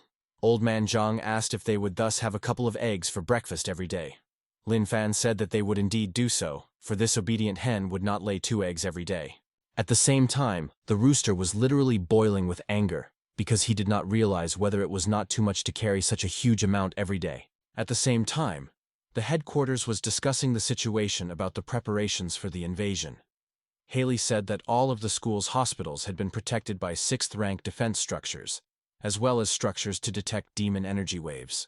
After that, Xu Zhengyang asked how the erection of the 9th-rank defense formation around the city was progressing, and asked for clarification on when it would be finished. One of the members said that it was almost ready, but the 9th-rank Great Defense Formation consumed too much energy, which meant a huge energy drain. The face of the head of the organization grew grim as he was told that support was required from the general staff and others from the go-downs. Helly said that in order to guarantee a quick victory over the national-level demon, they needed the support of 2 more national-ranked warriors, or else regardless of whether they entered the city or fought outside the city itself would be destroyed. The girl continued that the nearby cities had refused to support them, and the national-rank warriors did not have enough reasons to leave their own cities. Xu Zhengyang began to rub the bridge of his nose and said that especially since there was no proof of the existence of a national-grade demon, no one was going to help them. Haley grimaced and said she would go to General Headquarters with a personal report and a request for support. Xu Zhengyang abruptly stood up from his seat and agreed to this proposal because he believes Xu Daochen has discovered something national-rank demons. After that, the man left the conference hall with a grim face. The woman asked where he was going.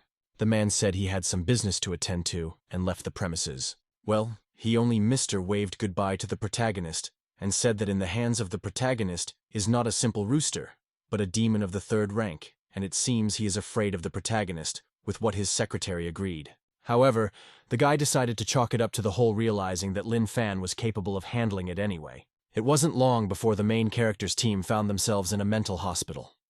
Angry, the director asked if they had bought milk from the convenience store. The company confirmed this by saying that they could not pay for it, but wanted to donate the milk. The director said that he had already paid for it, but asked them not to do it next time. Asked why they have to do it, and if the reason is that they don't have the money. The principal said with an evil smile that it was precisely because they had no money. The principal was still more or less okay with Lin Fan doing this, because his mother had left a large amount of money to the hospital when she went abroad. But Old Man Zhang was a completely different story. The man didn't even know when he showed up at the hospital. The more so, there are no funds for him. Lin Fan said to give half of the money that Old Man Zhang left to his mother, and he could give even all of it. However, The director, with a sinister face, asked how many times he had been to the operating room and asked if he thought he had that much money to share with his buddy. It was like an evil demon. He said that since they didn't have anything to buy, they couldn't do it, and only when they worked would they be able to buy something. At the same time, the rooster that was in the hands of the protagonist realized that these two are quite strong in their own right, yet they act like kittens in front of the principal, and he is most likely a national-ranked warrior. Right after that, Hao Ren noticed the chicken, and Lin Fan explained that it was laying eggs, so he and his buddy wanted to keep it. However, the director wondered if it wasn't a rooster, because a rooster can't lay eggs. At the same time, Xu Zhengyang was waiting for the protagonist and Old Man Zhang in the chamber, and noticed something amiss. Ono looked over and felt the energy waves of a third-rank demon. However, he didn't have time to think about it as Lin Fan and company were literally on the doorstep. The man opened his eyes wide as he realized something. The chicken in the protagonist's hands is a demon. The man held out his hand sharply and began to spell out the name of the technique. Noticing the incredibly powerful pressure, the chicken became very frightened for her life and tried to break free. However, the protagonists managed to stop this attack in time. The guy asked why his hen had to run away since she was a good hen and laid eggs. At the same time, the director of the organization was surprised by the fact that Lin Fan had stopped his Buddha Dragon Palm. The man thought about how much percentage of strength he had used and realized that it was quite a bit. The man reactivated his technique and decided to test what a frontier the protagonist is. With a furious expression on his face, he shouted the name of the technique again and tried to ground the main character. Lin Fan managed to dodge in time, and the system showed him a message to force the instant evasion skill to activate. While there was only a phantom image left of the protagonist as he moved at an incredible speed, Lin Fan said that he was good. However, he did not want to fight him. After 3 hours of running was the organization out of breath, and even his technique was also getting tired. Nevertheless, Lin Fan was perfectly fine. The man realized that it probably wasn't all of the protagonist's power. At the same time, the theme of the third rank is only horrified, because around the main character, some superpowered warriors are constantly being introduced. The man said he didn't kill her and wouldn't fight him, but wanted to discuss something with him. Old Man Zhang said that he was a good person and could be trusted, so Lin Fan could trust him as well. Lin Fan said that he would be fast, and said to hold back the chicken that was trembling in terror. It wasn't long before the company traveled farther away for a private conversation. At the same time, Old Man Zhang himself looked at the chicken with sinister eyes, and asked if she wanted acupuncture. The rooster shuddered even more, either from not knowing what it was or from the absurdity of what was happening. It wasn't long before Lin Fan and Xu Zhengyang walked outside. The man asked the protagonist if he remembered the leaders of the Sacred Duty rookie trials.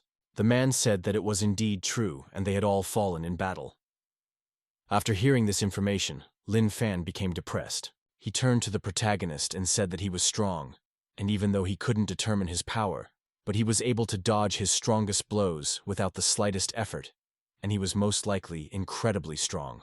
The man turned and said that the city was now in grave danger, and the demons could attack at any moment and launch an assault. He turned around and with a grim expression asked the protagonist for something. He asked if he could trust him with the fate of the city if the man died unexpectedly. After this delayed conversation, Xu Zhengyang went to the principal and signed the labor contract papers. The principal cheerfully asked if he had persuaded Head Jin. However, the man said that it couldn't be so. It was for this reason that the man said that Lin Fan and Buddy were temporarily guest masters, and even though they couldn't enter the staff, yet the privileges and guarantees applied to them. However, the man said that he would be honest with anyone working there for the good of the city, and even though Lin Fan and Old Man Zhang didn't quite understand what they were doing, however, as long as they were fighting for the welfare of humanity, he would thank them wholeheartedly. Hearing such statements, Hao Ren said that from now on, he was the one who became their legal representative. The man said that even though they are mentally ill, who have spent their entire lives in a mental hospital with no real-life experience outside its walls, and they don't understand anything. The men took the labor contract and said that if the man thought they could be useful, then they would take good care that he would actually be of use to them, and they would live a meaningful life. Hao Ren said not to see them as just lunatics who live in this world, which the man promised him. Pretty soon, it was time for her to say goodbye. With tearful eyes, Old Man Zhang talked about how he would definitely visit the principal, when the man himself said that he didn't mind at all if they didn't. The guy waved his hand and said they were going to go make money, and the principal wished them luck. Unexpectedly, the man decided to have a conversation about their monthly payment. However, it was as if Hao Ren had been told by Old Fox that it would go into the account of the mental hospital. The director of the organization didn't even doubt this outcome and turned back. At the same time, the demon chicken realized that if they didn't make it back in time, she'd probably be dead by now. He recalled how literally when Lin Fan came back, Old Man Zhang was finishing the full rotation universe technique on the chicken. Shuddering at such memories, the demon realized that he had then felt the cold breath of death in the back of his head. Suddenly the street heard the news that they had come to a place. She opened her eyes wide because she hadn't expected them to arrive directly at the Special Forces headquarters. Lin Fan together with Old Man Zhang were clearly happy in the change of scenery. They began to shout about how many people were here while the demon trembled at the number of warriors. He realized he could fall into the jaws of death at any second. Suddenly someone called out to the protagonist, or rather demon, and pointed a finger at him. Instantly the rest of the group looked towards the protagonist with pissed-off eyes. Seeing this attitude, the bird was very much frightened to the extent that it involuntarily released its feces. Well, in the organization said that everything is fine, so everyone else can disperse because it is a special demon that is controlled, so no need to worry. Immediately afterward, everyone went about their business, while the rooster was left barely alive after this moral confrontation. The head walked on and told the company to follow him. The receptionist at the counter asked if she really needed to register new employees and register them as warriors with innate bodies, to which the head agreed. The girl asked if it really made sense since they were wearing pajamas and from a mental hospital. However, he asked if she didn't know about cosplay. The girl finally understood the situation and said that the new staff looked young enough so anything could be. She had already begun to hold the torment of conscience over the lie. It wasn't long before the guy was allocated Special Forces warrior registration forms, and the girl asked her to fill it out. She then pointed her finger at the demonic rooster and asked if it was needed for their power assessment, and if they needed to call a researcher from the department to take it in for an autopsy. Upon hearing such a phrase, the rooster literally began to cry because of the experience. However, the protagonist's team frowned, and Xu Zhengyang had to say that this demon was just a family name and said to specify it as a pet. Hearing such a speech, the girl was literally stunned, because never before has it been such that the pets became a demon of the third rank. She was surprised that not only was the head of the department personally accompanying them to the registration, but they also had a pet demon of the third rank. The girl really wondered then how strong these two employees with congenital bodies were. Immediately afterward, she opened the chats, informed everyone that the head accompanied him their pledges, and he just innate bodies and a pet third-rank demon. At the same time, Lin Fan and Old Man Zhang were in the obscure mechanisms. Old Man Zhang asked what it was, because it looked really fun. Right after that, the status of the guy was shown, who was no different from an ordinary person except for the unknown age. Xu Zhengyang and wondered what was really going on since an ordinary person with a 0 combat rank couldn't. He was constantly sent into a blackout. Right after that, the main character's test happened, which also showed 0 combat rank, yet they rated the chicken itself correctly. The man wondered why they couldn't be scanned and couldn't come to a conclusion. Old Man Zhang asked the protagonist if he was having fun, to which Lin Fan agreed. At the same time, the staff member said that the device did not show any inner ability and energy. Xu Zhengyang said that they are not ordinary people at all, and they are warriors with special innate bodies, for which the norm is having no internal energy. The staff member wondered if they were really warriors or ordinary people without any powers. Xu Zhengyang and said that even ordinary people, these device detects parameters, and so they are most likely unusual people. The officer asked what he should write in the report in this case. The man coughed and told him to write X rank, which was not set. Having settled the matter, Xu Zhengyang stepped away from the discouraged employee and said that they would change into normal uniforms from now on. Zatrudny wondered if the head really wanted to sneak 2 ordinary people into the special unit, and they were most likely his nephews. At the same time, a very pretty collar was put on the hen, which he was obviously not happy about. While Lin Fan and Old Man Zhang were looking around, the rooster was shaking in discontent. Yet the rooster still retained her sanity and will. The head of the organization approached the protagonist and said that from now on it is theirs, and after work they can rest here. The man said that the wallpaper on the success of the unit with congenital bodies is allocated 1 apartment for 2, where there is a facial recognition system. The man also mentioned that everyone now has their own bedroom and it is their home. Immediately afterward, he squinted his eyes and said that he would now begin listing their duties. However, Lin Fan and Zhang clearly didn't understand why he was clonking and if there were any responsibilities. The man then put his hand on their shoulder and said there was nothing wrong with it, and they should just patrol the streets and help those who needed help.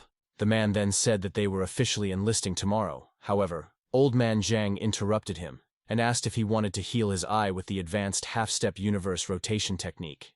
The man tensed up sharply while Lin Fan said that the guy was really cool and only he could help him. The man was touched by such a suggestion because even though they were crazy, they really genuinely cared for him sincerely. The man was about to agree, however. He didn't have time to finish the sentence. Hearing what the guy instantly asked for that would blind the healthy eye, the man sent him away. At the same time, the chat room was still discussing how Lin Fan had gotten his rank. The girl who was standing at the front desk said that the back of the report said that his rank had not been set. After that, they began to wonder if they were weak or just very strong. Many began to assume that they were the nephews of the chapter because there was no other explanation. Xu Jingyang pretty soon found himself in his office and exhaled a sigh of relief there. Wiped his input, and said that he thought he would fall for it again. He started waving his hand and said that although others did not know about it, but he should not forget that Lin Fan Old Man Zhang was a complete nutcase. After that, he snapped his fingers and told Ying Wuzong to come in. Then the image appeared on one of the panes of glass in this building. As it turned out, it was specifically an ability with the man, and he asked what his new assignment was. After passing through the window, the man stood up and was approached by the head asking if he remembered the two newcomers. The man said that he did remember them. Xu Jingyang said that his new assignment was to keep an eye on these two. Ying Wuzong asked if he needed to intervene when an unknown situation arose. However, the head patted his shoulder and told him there was no need for that, because if they were in danger, he should just run. He told him to take care of himself. Suddenly, the head asked if he had any relatives left. All to his memory, there was no one like that. The man said that this assignment was very dangerous, while Ying Wuzong still didn't understand what could be so dangerous about guarding two teenagers. At the same time, Lin Fan and the soul were waiting with burning eyes for the hen to finally lay eggs. He could not get rid of the thought of risking his life and entering the warrior's den. Then he bent his body and laid 2 eggs. He couldn't stand the fact that he had to live a hot existence surrounded by 2 inhuman monsters, but he would do it. And Lin Fan and Old Man Zhang began to rejoice that this chicken was incredibly efficient. However, the monster vowed to never forget his dream of becoming a hero who ate humanity. However, Lin Fan paid no attention to him and continued cooking his food. Soon enough, they were eating while the rooster himself did not understand why his children smelled so good. Watching this company, Ying Wuzong clearly didn't understand why they were calling soy milk Coke and Sprite. The man wondered if it might be some kind of cipher. At the same time, Lin Fan noticed an unknown presence in their room. The guy turned back and said he thought someone was following them. His buddy began to sharply wag his head and look for the culprit, yet he obviously couldn't do it. Ying Wuzong, who was in the glass, wondered if he had been spotted, and if so, how. Ying Wuzong relied on his innate skill of hidden light that concealed even his insides, and neither demons nor humans had ever revealed his disguise. However, the talk about the main character never stopped. The friend turned to his buddy and asked what he thought about their duties. Lin Fan said that he would just patrol the road and help people. However, one of the chat members believed that they were here because of their powers, and he was going to test them. An unknown man rushed towards the protagonist and swung his arm. He was obviously serious about that post on the internet. No one expected him to actually hit, and people were already trying to restrain him. And Lin Fan only had time to turn his head and meet the blow with his own face. However, the unexpected attacker's face turned pale, and he said that they were the same masters who had killed the rank 7 monsters in the hospital. It was clear that Lin Fan had already forgotten about the incident. The man literally cried because he knew that the head did not bring relatives on the blat, and the newcomers are really super strong. Quite soon, Lin Fan along with Old Man Zhang began to patrol the streets. Lin Fan noticed an unknown woman who was considering and as if she couldn't see in front of her since she was constantly getting lost. The guys approached the old lady and asked if she needed help. The woman said she had been walking here for 4 hours and thanked her for at least someone asking her about it. The old woman said she needed to get home. The protagonist's company said they would see her off. After walking for a while, Old Man Zhang asked the woman if they had come. She said that they would be here very soon, and there was not much left. After an hour was in the building, Old Man Zhang started to look around and asked again if they had come. The old woman said that they had already come and only needed to go a little further. The woman exhaled and said she was very tired. Lin Fan said that he could carry her, and the buddy volunteered to do it too. The woman called them very good guys. Soon enough, it was sunset, and Lin Fan was still walking along with his buddy. The woman asked if Lin Fan was tired of carrying her since he had been doing it for quite some time. At the same time, our chicken on a leash only exhaled because she was getting tired of going because of the woman's constant repetitions about her little bit. It wasn't long before the company walked out into an open field. Lin Fan asked if they had arrived, while the buddy and the chicken just didn't have the energy to go any further. The woman smiled and said they were already there, but they had to walk a little further. Quite soon, the company found themselves outside a rather old house. The old woman thanked them for their help, and said that she was very lucky to have met them. She reached into her basket intending to get something in there. She then took out 2 wreaths and put them on our heroes. They looked at each other and made up with a beautiful bouquet. The woman was very happy that they liked the gift, and they said goodbye. On the road back, and Lin Fan was no longer the old man Jiang who could not move on his own. However, not to mention he was literally dragging the leash behind him since the chicken couldn't take a single step forward. Watching them, Ying Wuzong realized that although he didn't know how strong they were quite young, promising guys. At the same time in the chat room, one fan of our main character was still trying to promote the idea that these newbies are masters, and despite the lack of evidence, he was trying to convince everyone. Suddenly the demon noticed something strange. While old man Jiang was asking the protagonist if he was tired and he carried him, the demon began to turn his head as he felt the energy waves of the demon, and it was quite strong. The bird's eyes lit up with light, and he realized that these were his chances of getting rid of 2 at once. The demon realized that this Demodnako had at least rank 5, and if the chicken brought the company to him, he would just eat them. After briefly thinking about it, the chicken accelerated very quickly and changed the direction of the protagonist. She already had a premonition of victory. Still perplexed, the protagonist's company followed the raucous bird. At the same time, there was a loud sound of glass breaking and literally flying out of the storefront window. It turned out that this monster was fought by a group of rank 5 warriors and could not defeat it. The guy with the sword, most likely their commander, realized that this 5th rank demon with an innate ability was too strong for them. The girl tried to maintain in her allies, and said that the control and monitoring center had already reported the arrival of the 6th rank support, and this monster just needed to be delayed. However, as soon as the girl said that, a powerful tail and electricity threw the unfortunates even farther away. They were literally smoldering before their eyes. At the same time, the girl was hiding behind some wall, and she could not help reflecting her horror. The warrior told her to run as fast as possible, but it was obvious that she could not. Immediately after, the monster took a swing at the unfortunate victim, while the team leader realized that it was too dangerous for her, and abruptly turned around. The guy made a sharp dash towards her and barely managed to grab the girl in a parallel dodge. The guy was still lying on the floor while she finally came to her senses and started stirring away. However, precisely because the guy would find himself already in the water, the current of electricity was even stronger than before.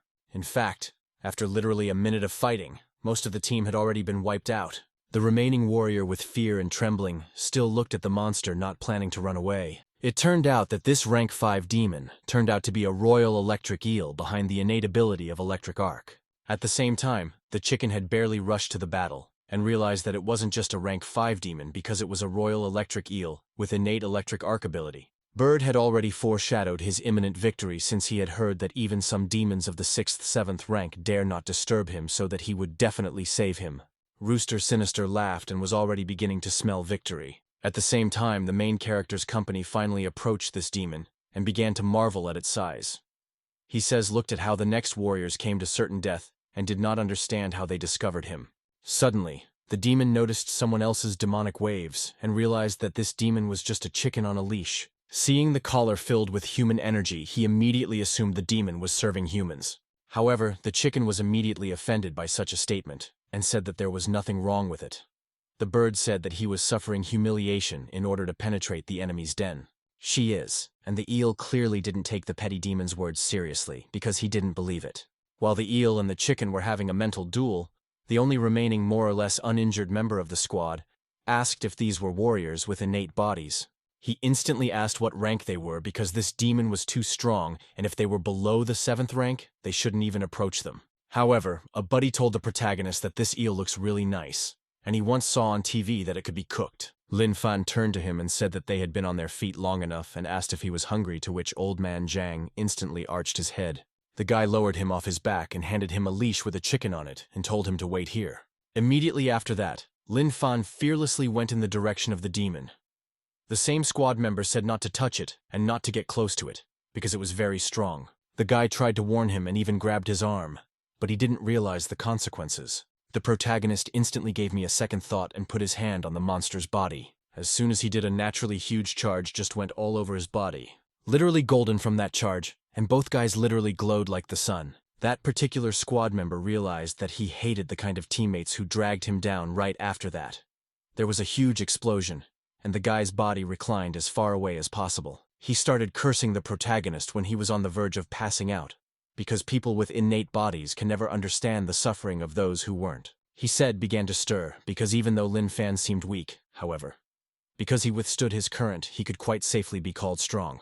Old man Zhang's eyes lit up, and he asked how he felt.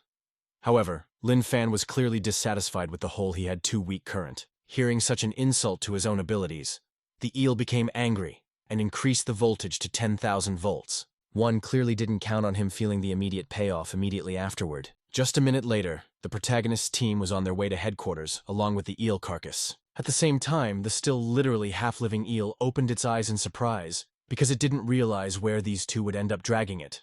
He then decided to grasp at his last saving straw and turned to the rooster. Seeing his friend in such a predicament, the rooster said he was trying to do something. At that time, Ying Wuzong, who had been watching the protagonist all this time, was stunned with shock. The guy understood that resistance to electricity was a great talent, and he was able to single-handedly deal with a rank 5 Royal Electric Eel. Watching them fight, the guy wondered just how strong these rookies were. Pretty soon, Lin Fan and Old Man Zhang were at his house, and the guy asked his buddy to wait for the hole. He would cook it pretty soon. Wu says pleaded one last time and asked to be saved while the protagonist's knife was heading towards his head. However, the bird only peeked out from around the corner and kept saying that he would try to do something. However, just moments later, there were drops of blood on his face, which indicated that the eel had died. At the same time, a wonderful aroma spread throughout the dormitory. It was such a good aroma that many of the neighbors could not sleep because of such a pleasant smell. At the same time, Lin Fan finished his cooking, and the friends started eating the eel. Lin Fan said that it was a very big fish, and there wasn't enough room for it in the kitchen. Pretty soon, Old Man Zhang asked for the butterfly from the protagonist, and the protagonist said he still had plenty of her. Unexpectedly, Lin Fan held out a small piece of chicken eel and said that it was for him. So he was trying to feed the hens so that they would lay so well. But the demon didn't realize if they really wanted him to do that. The demon didn't understand how they dared not only to cut up his own kin in front of him, but also to cook it. But what he didn't understand was that they wanted to make him eat the piece and cannibalize it. Chip said that she wanted to die peacefully. However, now because of the main character, she has no choice but to explode. And in the end, it would have been better if they had just killed him. Now she realized that there was no way that Lin Fan didn't know about it, so he was definitely doing it on purpose. Therefore, the bird decided that since this was the case, he would avenge himself and his brothers before he died, and take them with him. Eating a piece of his brother, the demon decided that with his power he would throw himself into the final battle. He started to talk about being a demonic hero who would eat all of humanity, but some thoughts stopped that. He realized that the meat of his fellow man was unexpectedly very tasty and flavorful. At the same time in the heavens, the electric eel could not calm down as it kept cursing and cursing the little demon. The bird lay on his back and said that since this was the case, he could at least eat before he died. Suddenly, the demon felt an incredible surge of energy that was the result of eating a fellow demon. The bird understood that he was now full of strength and ready for revenge, and even before his death he did not waver at all. He decided to target the weaker link and headed towards Old Man Zhang. However, right before the collision, Lin Fan caught the one by the neck and pushed him away from him. With a sharp movement of his hand, the bird was on the floor, unable to resist. Old Man Zhang turned around and asked what had happened, and Lin Fan explained that it was a chicken that wanted to steal a piece of eel from him. The bird realized that even though he had absorbed his fellow man, however, this energy was not at all enough to not only kill them, but to even wound them. The bird began to wonder if it was destined to die in such disgrace. Realized that his death-close demon felt only very much pain, because I realized that very soon he will burst. Old Man Zhang instantly smiled and took on this task. After a while, the demon opened its eyes and saw our team first. Suddenly, however, he noticed that he was completely pierced by 13 needles. He jumped up sharply, realizing that they were the same damn needles that hadn't sent him to the other side of the world.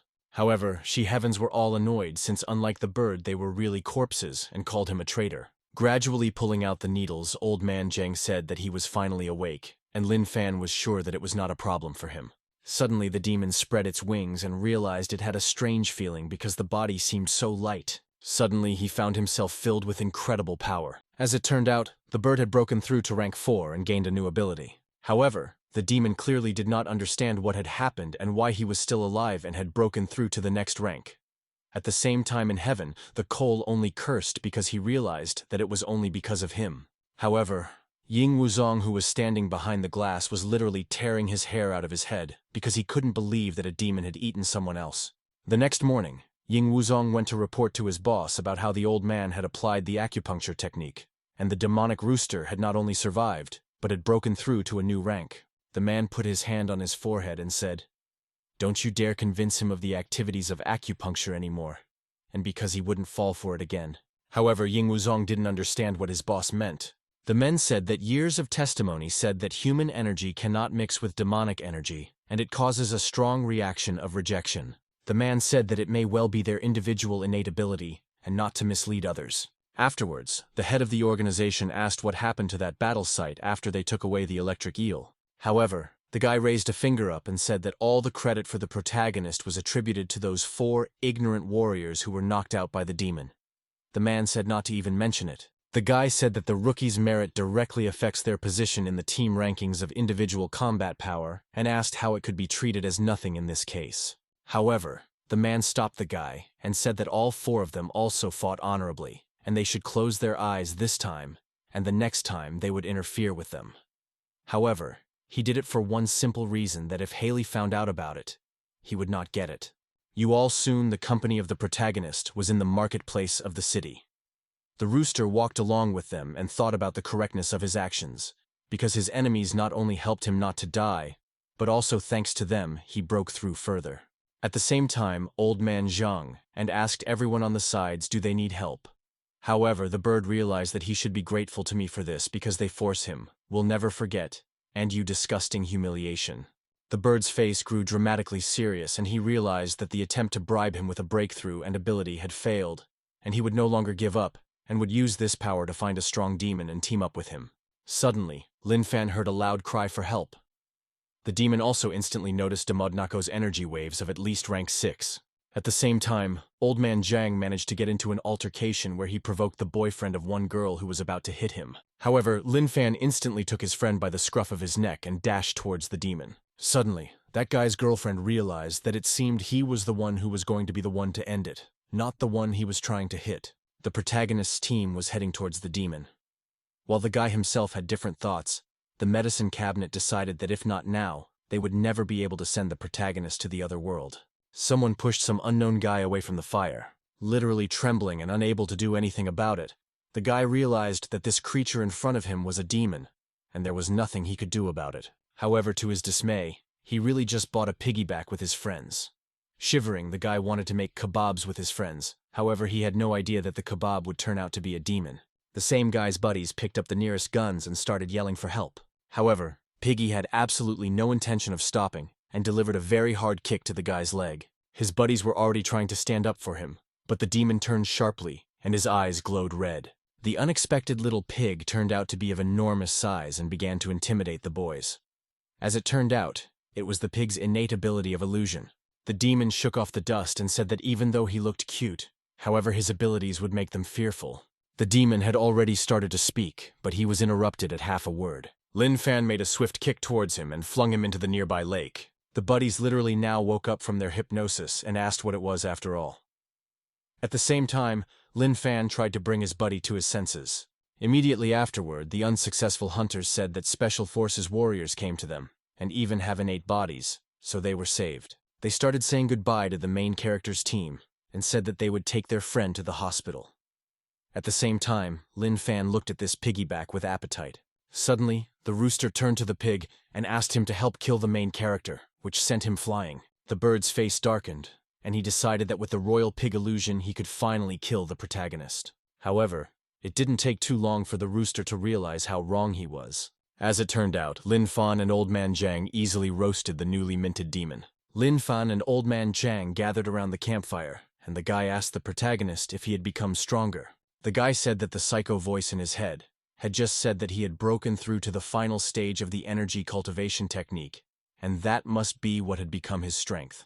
Immediately after that, Old Man Zhang lit up and asked if the protagonist should try out the needles, because since he had become stronger, he could try to fulfill his technique of fully rotating the universe. Lin Fan agreed, and Old Man Jang began to dance with happiness. Pretty soon the guy performed the universe technique on his friend, and realized that it still needed tweaking since the guy's spirit was literally out of his body. Suddenly, the rooster wondered what to fear. Now all he had already broken through to the 4th rank was the strongest demonic electric rooster. And the main character's breathing is so faint he really looks like he's dying, so the rooster is up to no good. And he wondered if he should start with Old Man Jang while he had the chance. Suddenly, the bird's body was wrapped in incredible energy, and he had already started planning his attack. He made a sharp lunge, aiming to immediately pierce the guy's head. When Old Man Jang didn't understand at all about what she was going to do, and just shoved another piece of meat into his mouth, he realized that he needed to bring this forward as soon as possible. After all, this was demon meat and he would definitely be torn from it. However, against all common sense, he swallowed this piece of meat because it was so beautiful that he could not stand in front of it. At the same time, everyone in heaven had already begun to reassure their new brethren and repeat the mantra that they didn't care about the living. The rooster tried to talk himself to stop because he realized that otherwise he would be torn, but it was too late. He realized that this was the meat of the 6th wound demon, and he would definitely be finished now. Because of all the strength left, she tried to use the energy to kill the nearest person. However, suddenly, Old Man Jang stuck his needle into the demon's body, who was literally glowing from how much he was enjoying himself. Unexpectedly, he started around the guy himself asking for another needle. Jang didn't understand what was going on with the bird and thought he just liked the needles too much. Right after the guy finished his acupuncture, the bird literally blossomed with happiness. The victims watching the whole picture could not believe that this chicken had no shame or conscience. Old Man Jang watched and realized that without the protagonist, he couldn't even get a piece of meat down his throat. However, immediately afterward, as if contradicting his words, he picked it up and started eating it. The victims of the protagonist, who watched all this only once angry even more, because he ate absolutely everything. The fed-up old man exhaled and said that according to the principle, it was not good to leave food behind, and patted his stomach. Very soon, it was deep night. Old Man Jang watched the incredibly beautiful starry sky and called out to his friend who was passed out right now. At the same time, Ying Wuzong kept repeating to himself that under no circumstances should he interfere. Pretty soon, Ying Wuzong was standing right in front of his boss and continued to report back. Nevertheless, there was an awkward silence in the office. The guy asked what rank Lin Fan really was, since even a 6th rank illusion demon couldn't withstand a single blow from him. However, the man himself also found it difficult to talk about it because he was curious to know the answer to this question. The man said that just as it was stated in the blank rank could not be established, so he had nothing to add.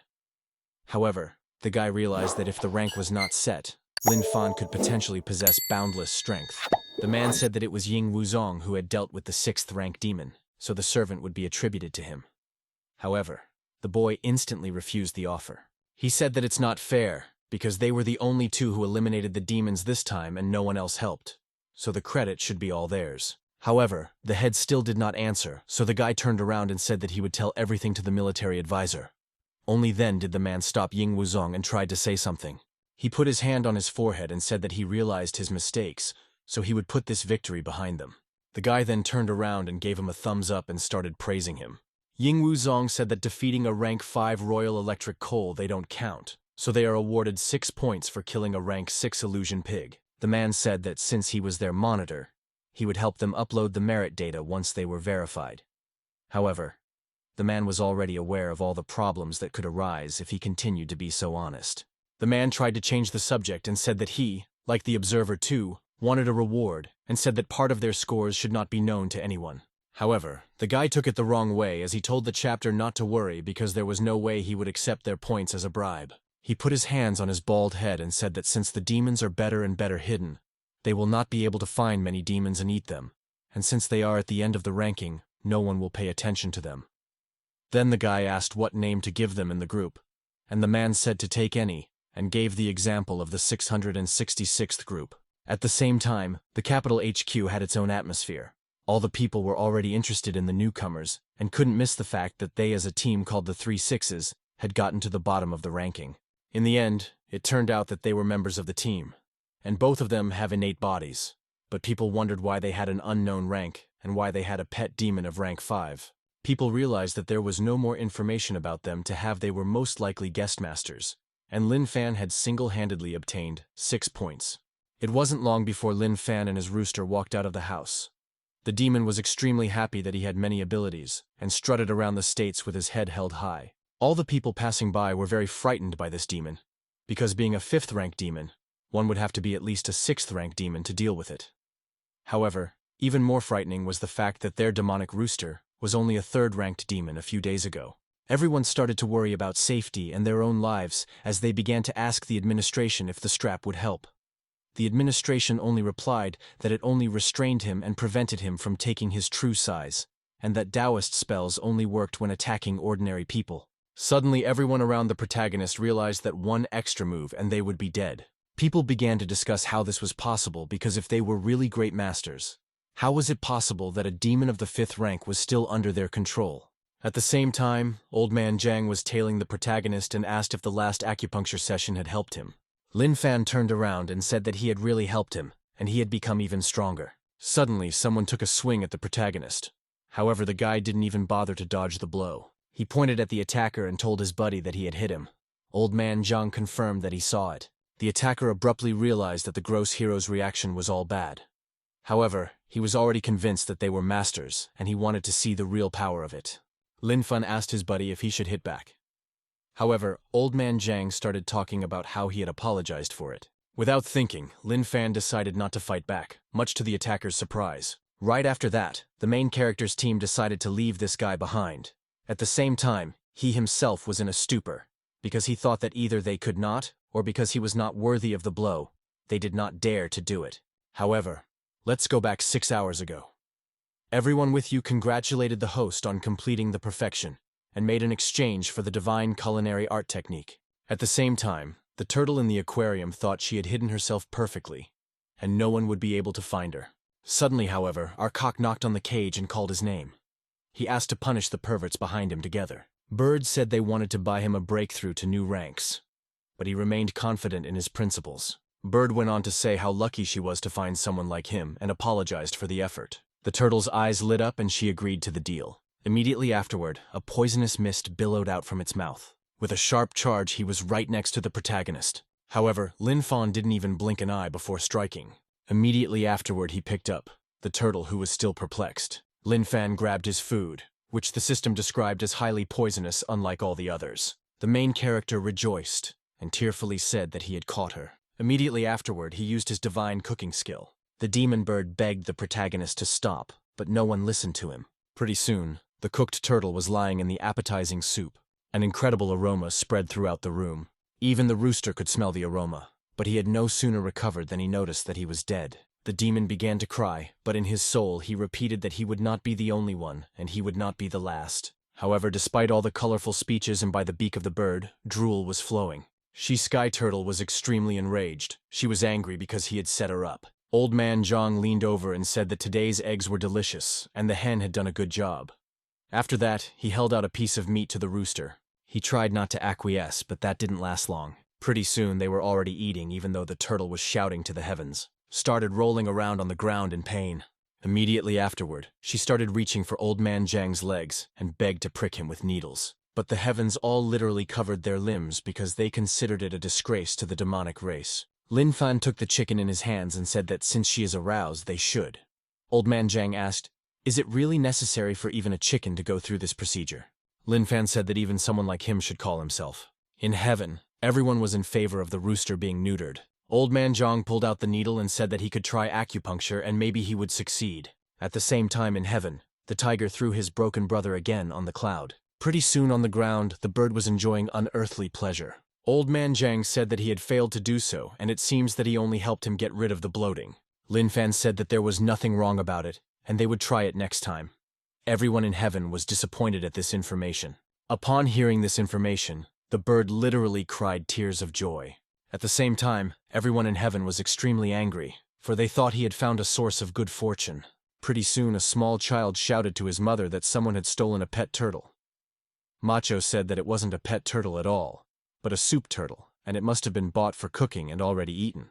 At the same second, from the depths of the ocean, an unknown voice said that he is pressed for time. He can no longer sit and wait for death, and for the sake of his freedom and place, he must urgently find them. As it turned out, it was a hen we knew. While in the aquarium, she asked her fellow fish to help him and lend a hand with local efforts they were sure to succeed. At the same time, Lin Fan and Old Man Zhang were only observing the incredibly beautiful sight while in the city's central oceanarium. Expectedly, however, the poor fish soon found themselves in heaven, where the old men who had arrived much earlier were cheering for them. They told the fish not to cry. They looked at each other. Immediately afterward, however, they burst into tears. Their number was so great that it was impossible to count them. The other victims of the protagonist only continued to berate him because this number of victims is unacceptable. At the same time, at the oceanarium, an employee yelled to the director about someone breaking glass in the deep-sea aquarium. When he heard the news, he couldn't believe it, because it's 20 millimeters of plexiglass that can't even be cut with a laser cutter. The girl said they were most likely warriors with innate bodies and special forces. Upon hearing this information, the man fainted. Meanwhile, Lin Fan had prepared all the fish he could find in the aquarium. Soon enough, they began their meal. Being right next to the broken aquarium, they proceeded to feast on a huge pile of fish. The bird tried to close itself off from society with its wings and begged me not to force it to eat more or castrate it. However, suddenly an ominous voice appeared behind the hen and offered to eat a single fish. However, it was only the imagination of the rooster who did not discern Old Man Zhang's good intentions. Swallowed this fish he dubbed the main character's team scarier than death itself. He began to swallow quickly in order to explode and die as soon as possible. It wasn't long before the bird and all the others were devoured by this mountain of fish. Ying Wuzong, who had been watching them all this time, was stunned, because these fish were surprisingly really demons, because the energy waves were so well disguised that they couldn't even detect them. After that, he gave a thumbs up to the rooster who had no idea that Ying Wuzong was even here. However, Lin Fan and his company had missed someone. Starfish was extremely angry with the rooster, for he had destroyed the entire flock of demonic flag surgeons that had been lurking here for the past 20 years. Heading towards the exit, the starlet swore that he would tell everything to the king. Watching the starlet run, Lin Fan asked if she wasn't cute, but his buddy looked at his feet and called her cute. Hearing his buddy Lin Fan's decision like this, he balked at the system. At the same time, the fish began to be joined by their congeners, and all heaven cried with happiness that the whole family was finally together. At the same time, the hen was only sleeping peacefully and dreaming of tasty fish. Suddenly, the bird woke up and wondered if it had not been torn apart by the explosion. He even ate so much on purpose that he didn't feel the pain of the growing energy in him. It was only afterwards that he realized that since there was no pain and he blew me up, he was saved by our team. In doing so, his feathers grew so much that the bird was not from a peacock. And some bird thought that he could break through and become stronger through betraying demon meat. Upon realizing this information, the demon turned pale. Immediately afterward, he put an angry expression on the faces of his kin, who would clearly misunderstand him since he eats his own kind to become stronger. At one point he tried to deny it, however, to no avail. After all, the demon decided to dump all the sins of his own gluttony on the protagonist and his comrade. If he had moments earlier sworn that he would not harm his brothers seconds later, after a glance from the protagonist was making an exception for himself. However, the bird still believed that it had not lost its mind, and it remembered its former hopes and aspirations. Pretty soon the case was near the birdcage and begging to be believed. Seventh-rank demons in the form of evil-eyed parrots looked at this bird with judgment. Immediately after that, they began to activate their evil eye and fast flight abilities to finish off the traitor. The demon himself did not even have time to react, because he did not believe that his brothers would attack him. Hearing so many insults in his direction, the chick literally cried because he not only did not believe him, but also attacked him. However, his remorse was completely useless because literally at the same moment, he was torturing their meat and calling them bad. Immediately after that, he wondered why he was sad here, since he had not yet finished their meat in order to become stronger and take his own revenge. Lin Fan and Old Man Zhang were also enjoying the meat at the same time. However, after that, the chicken thought that his kin had attacked and Lin Fan had saved him. However, he immediately thought of all the humiliation he suffered every day when they forced him to bear down. He turned his head and said it was too great an affront to his dignity to feel guilty. He still remembered his brothers who had agreed to team up with him to kill them.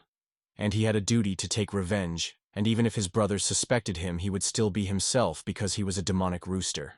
At the same time in the boss's office, Ying Wuzong held out a stack of small papers to his boss. He said it was the bill for fixing the oceanarium because Lin Fan had managed to break the glass there. After recalculating the entire sum, he was extremely surprised to see the price of 300,000 yuan. A week later, Lin Fan updated the rankings.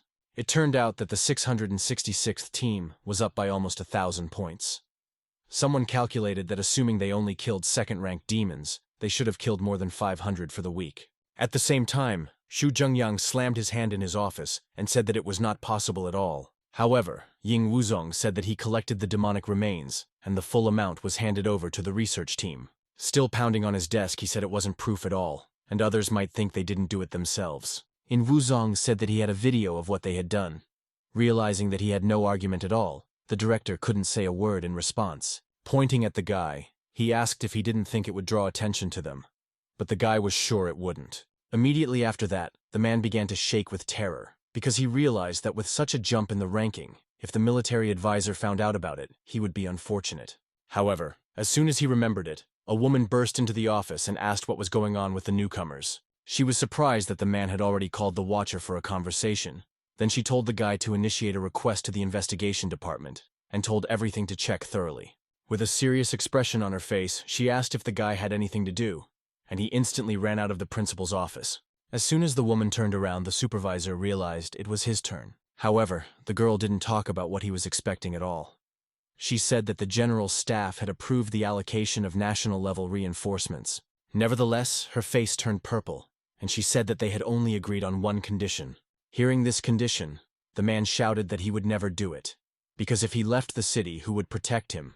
And at such a time to go to the capital to describe the situation is suicide. However, the woman was adamant and said that he should personally go to the capital and tell them everything, because only then would they send them 2 national-level warriors.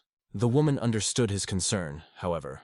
When she was there, she offered to send one of the national-level warriors to fill in for him during his departure so he could arrive safely. The man was angry because he realized that the woman had begun to decide such important issues without him. However, the girl didn't understand the other options, and said he was obligated to go there. Seeing the woman's determination, the man was abruptly taken aback. Suddenly, a loud siren sounded, announcing the detection of high-rank energy waves. The siren signaled call limit rank in full readiness. At the same time, Lin Fan along with Old Man Zhang were already heading out on their mission, led by an 8th-rank demon. Seeing such a rooster, everyone in the chat room of the organization instantly froze in bewilderment. At the same time, in the principal's office, a man was rubbing the bridge of his nose trying to get rid of a headache. Ying Wuzong said that he didn't know what the man was thinking, but they were screaming in alarm.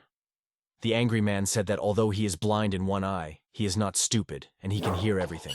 The guy then asked if he should report that the team pet had broken through to the 8th rank.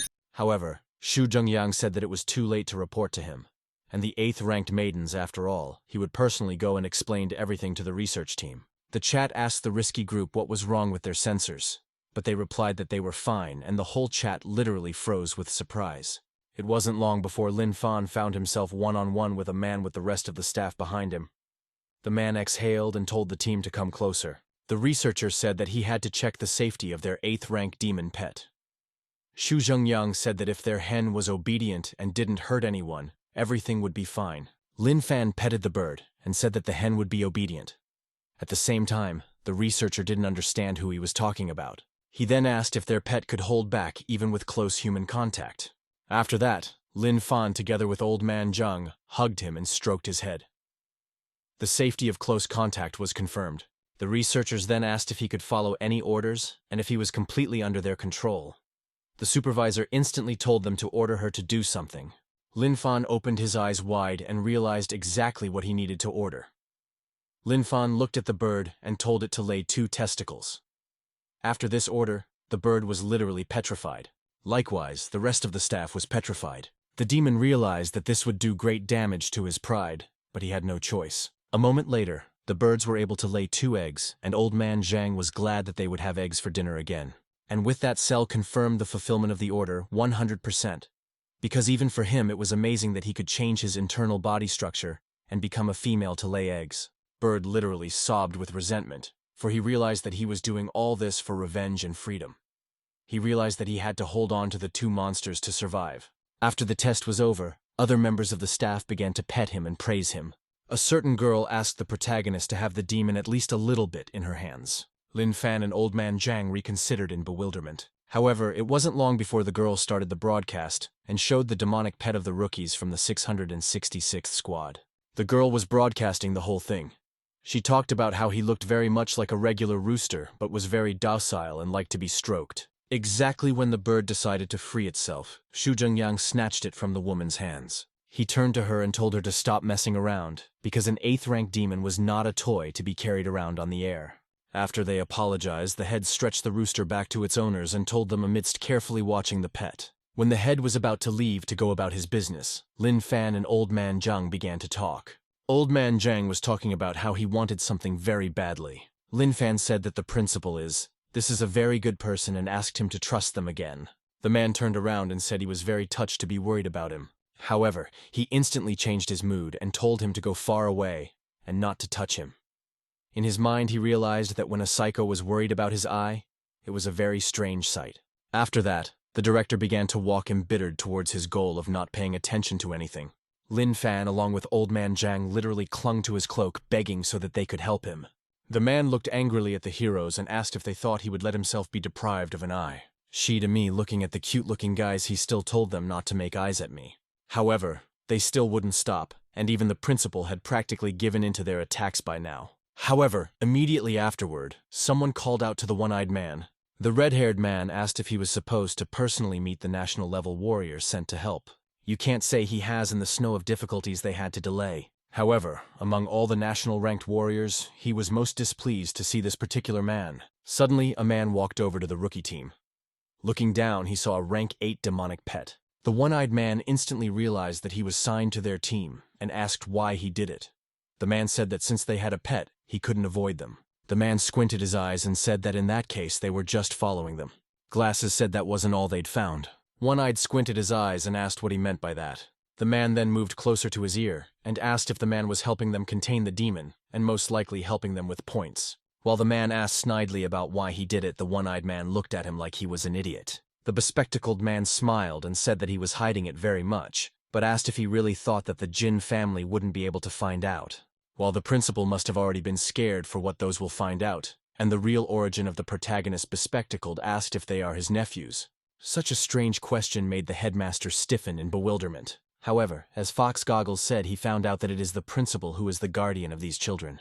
He stroked the heads of the newcomers and said that since one had black hair and the other had blonde hair, they looked very much like him, and it was clear at first sight that they were relatives. He continued to stroke their heads until the one-eyed man was afraid that someone had found out about the real connection because of Haoren's love for money.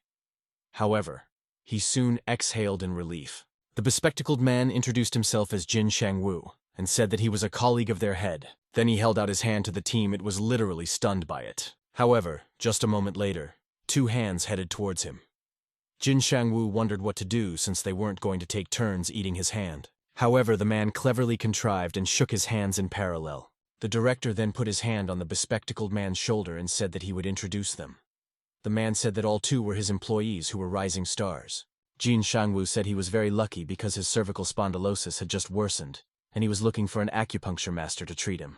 One-eyed said something, we were very lucky to find them because they certainly won't regret it. It wasn't long before the boys walked into the living room.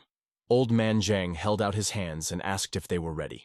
At the same time, Jin Shangwu suspected that the very same needle was not a culture needle, and it looked suspiciously like a sewing needle. The guy said that the old blood had already been removed and the needle is clean. Lin Fan said that he helped clean and wished the old man good luck. Immediately after that, the sharp needle went to the center of the man's forehead. Jin Shangwu said that they are central. What is he like? The patient should not ask such questions, but he can to ask me why in cervical spondylosis to pierce the forehead. However, Old Man Zhang said that everything was fine, because his half-step technique of rotating the universe was completely complete and clean, because the place the needle was seen was not there. Pretty soon, a multitude of men and an old man asked if the man felt something with something. He said yes. It wasn't long before the man got ready for his 13th game. However, as soon as he stuck the last needle in, Jin Shangwu saw an unknown hallucination with a Milky Way. The guys checked to see if Jin Shangwu was really unconscious, which turned out to be true. Xu Zhengyang realized that he was much calmer now that he wasn't the only national-level warrior that the old man had sent into a blackout. Old Man Zhang was worried because he thought that he had failed again. However, Lin Fan said not to be in a hurry to hit one day. Everything would work out. He then suggested sending him to the hospital first. The man told them to get back to themselves and already he would send him to the hospital on his own. The man realized that after all, he was a national-level warrior and could not be killed so easily. Immediately afterward, the two companions headed for the exit. Xu Zhengyang told them to wait for a while and to start by taking the needles out of him because otherwise it would be very uncomfortable for him. Old man Zhang wondered what this was about since he didn't realize that it might be uncomfortable. However, it wasn't long before the guy took out all the games and took them for himself. It wasn't long before the company left the living room, and the chief exhaled. Still finishing his cigarette, the man realized that he might as well get started. He began to undo the man's buttons. Pretty soon, he had him stripped literally to his nakedness.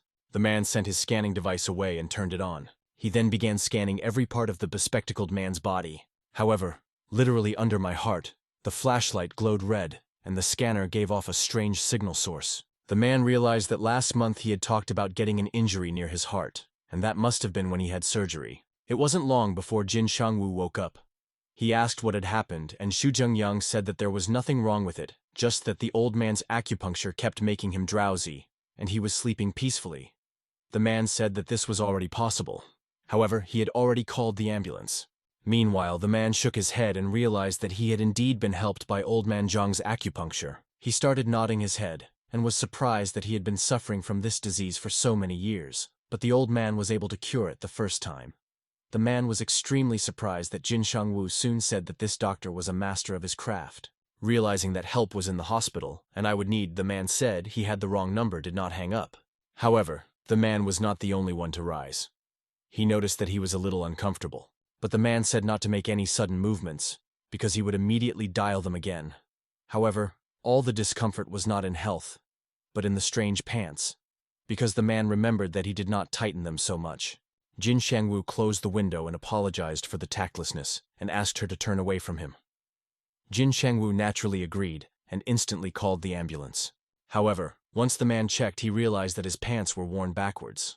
When the man was still calling the ambulance, Jin Shangwu looked at him angrily, and asked what he had done to him.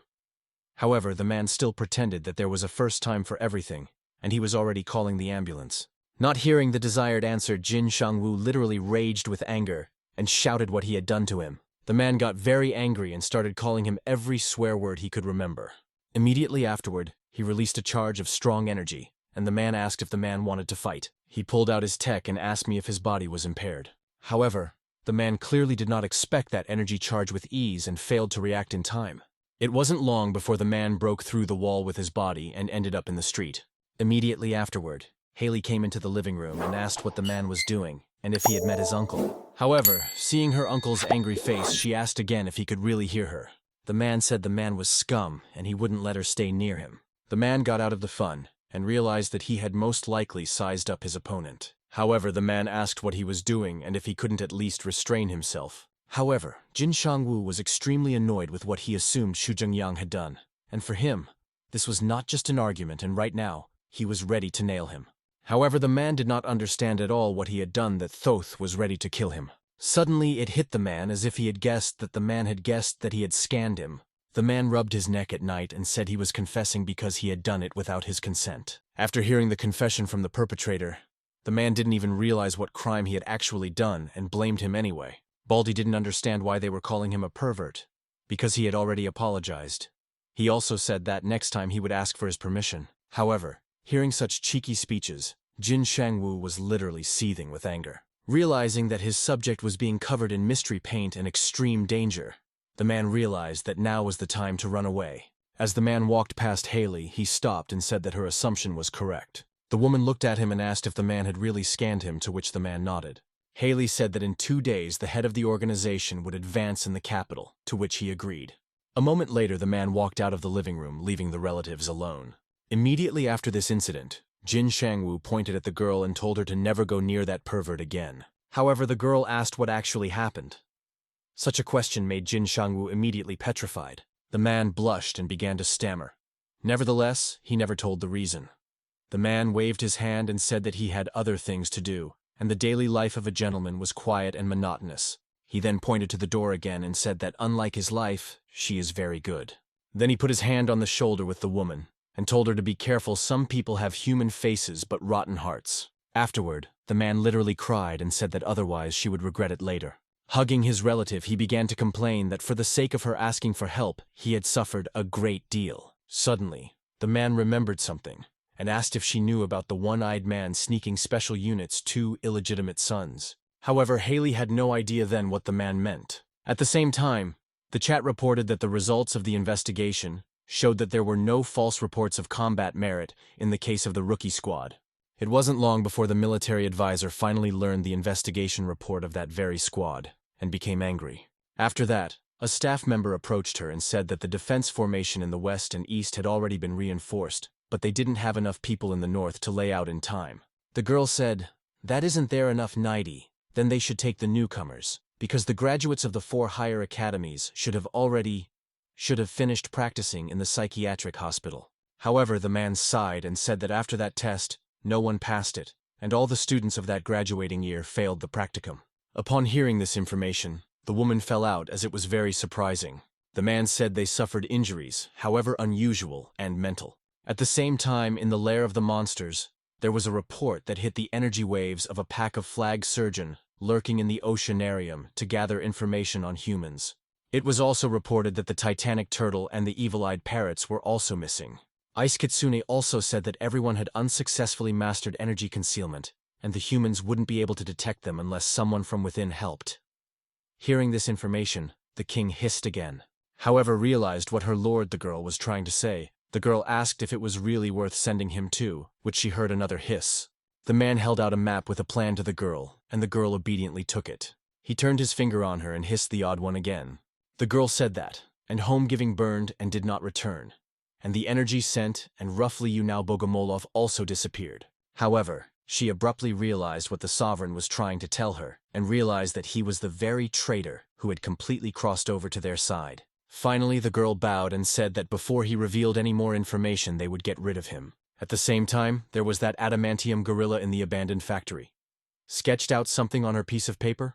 Most likely a plan. Quite soon, as if an abandoned building had been breached by 2 rank 8 demons who branded the gorilla a traitor. The monkey stood up on his jackets and muttered something. His pondering didn't last long, however, and he made a sudden leap and took to the air. After using his ability, he split into a multitude of phantom forces and began to attack them. The 8th-ranked Mantis Demon's innate ability was a 6-Shadow Scythe attack. However, still dodging his attacks, still some of them affected the gorilla clones, and deactivating his technique, except then flashed an image of a bloody wolf that successfully wounded him. The demon went behind the orangutan's back and tried to attack it, but due to its slowness, it didn't have time to do anything useful.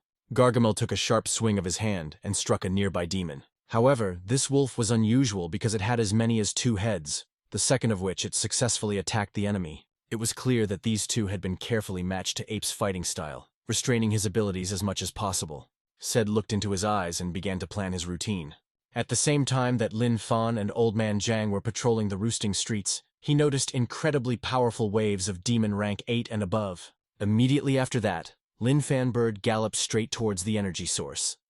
He thought that together with them, there would already be 4 monsters, and by joining together, they would definitely be able to kill the protagonist and Old Man Zhang. However, during that run, the bird noticed something wrong, for the energy of one of them kept dissipating. Not to lose notes with them, the bird decided to activate its fast flight ability as fast as possible approaching the factory.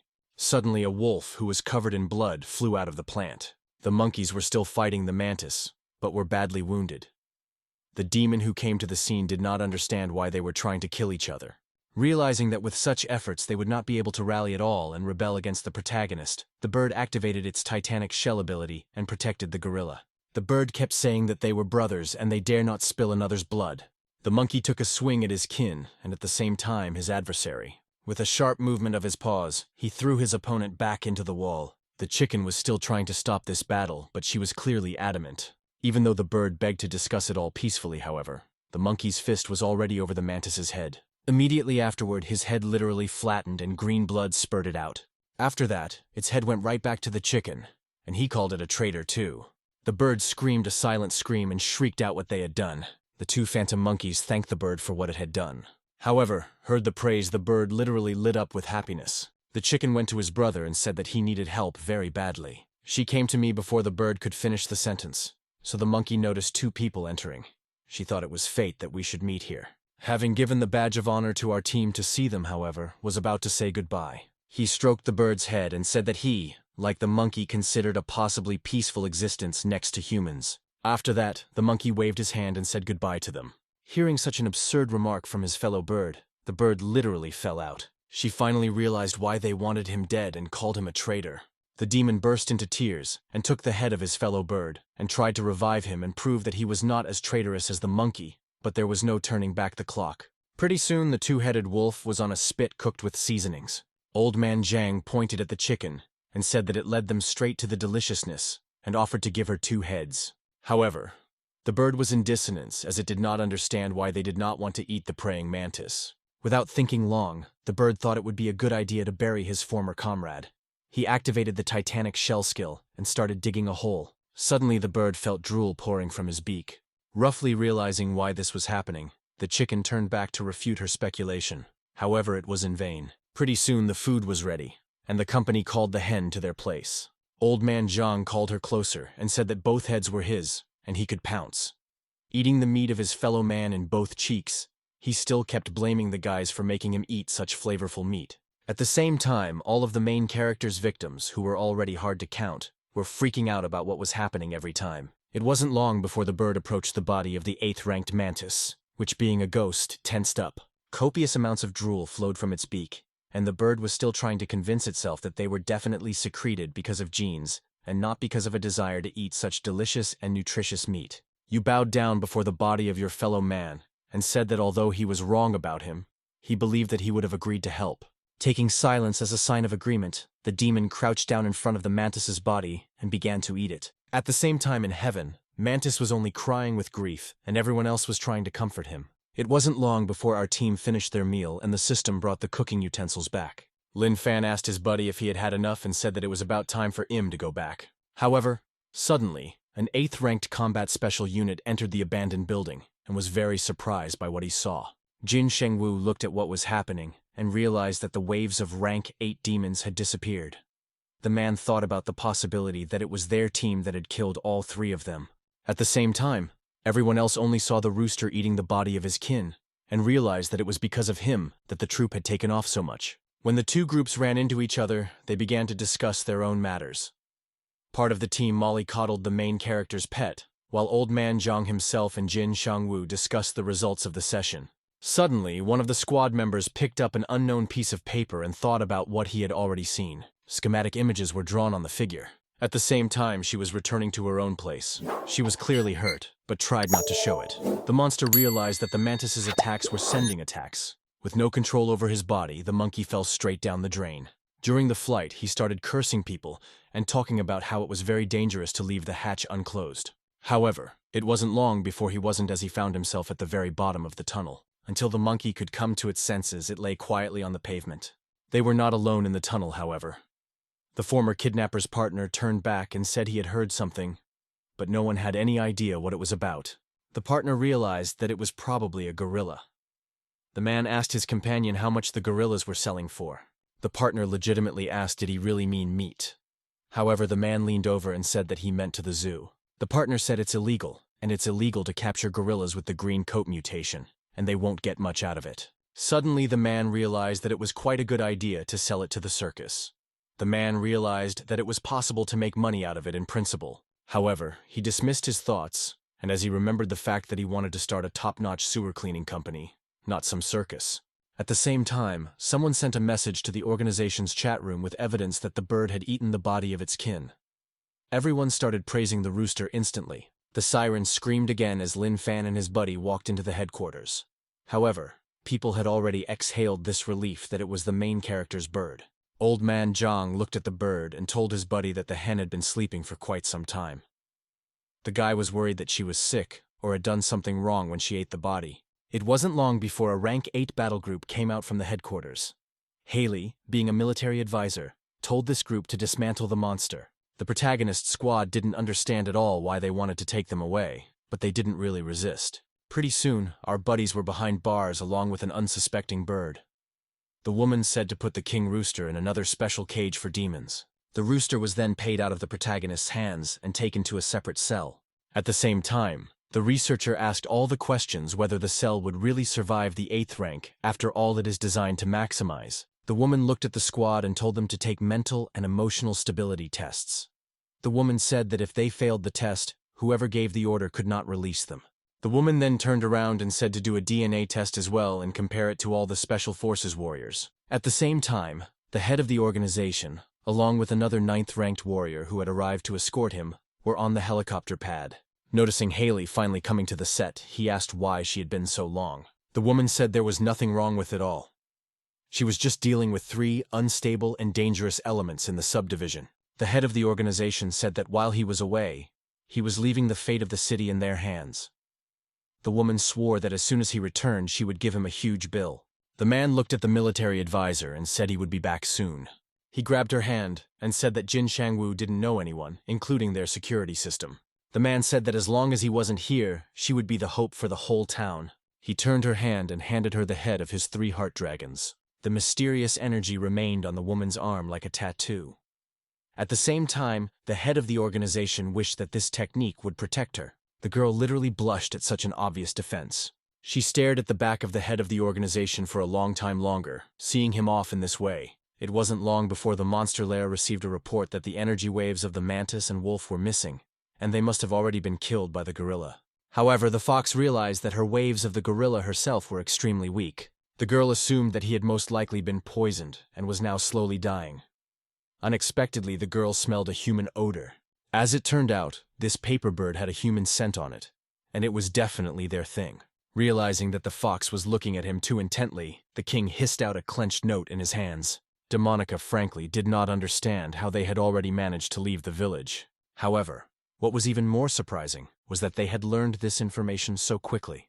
She instantly guessed that the Lord had an informant among the humans. Realizing this, the girl knelt down in front of her master. She said she would immediately put them on notice of the start of the assault. At the same time, the calm atmosphere outside didn't even portend any trouble. Suddenly, the pet dogs suddenly became fierce and began to increase in size and aggressiveness colossally. Pretty soon, it sowed panic among the people. They realized that they were in trouble because they were demons.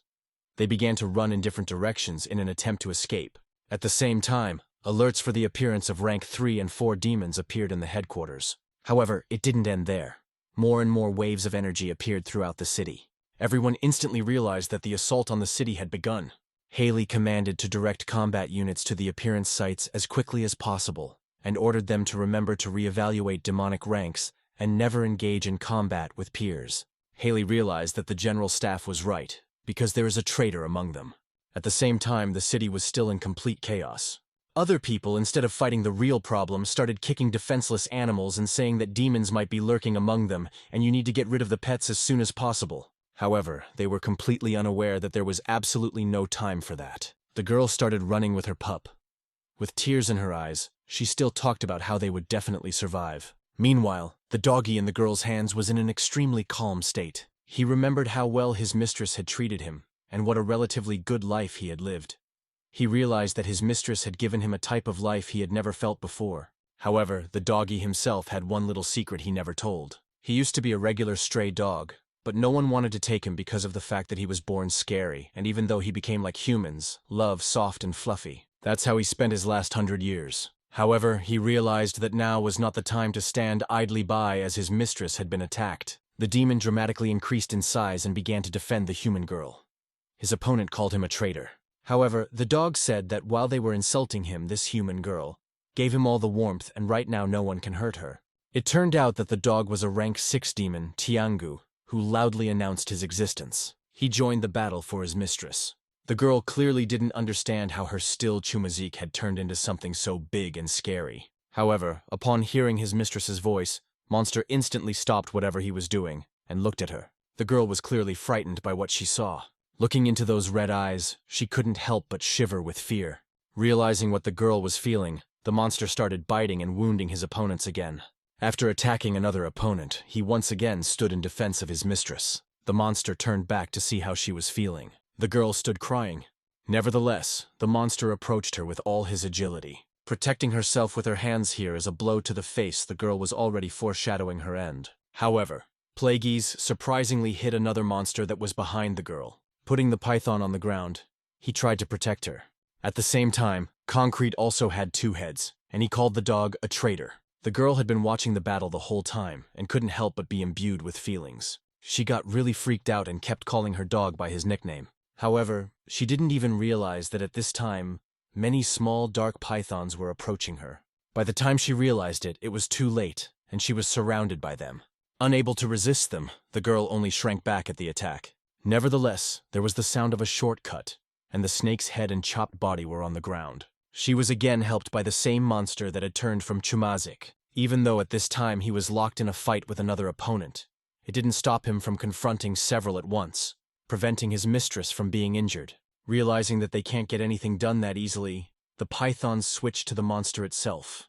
Naturally, their attacks were venomous. He looked decidedly out of sorts as he clawed his way into the scrum. One of the smaller snakes managed to survive after all. Not for long, however, as a loyal dog killed her. At the same time, the python was clutching the dog's body more and more in an attempt to strangle him. The dog foreshadowed his imminent demise, yet he would not give up. Activating his innate ability, he finally broke free from the snake's death grip. After the battle was over, there was an awkward silence between the mistress and the dog. The monster realized that his mistress would no longer accept him as he was. He still hoped for something. With tears in her eyes, the girl with me called out to her dog. At the same time, someone released an energy charge from the side and wished the demon to die. The exhausted demon couldn't fight back and literally rolled to the other side.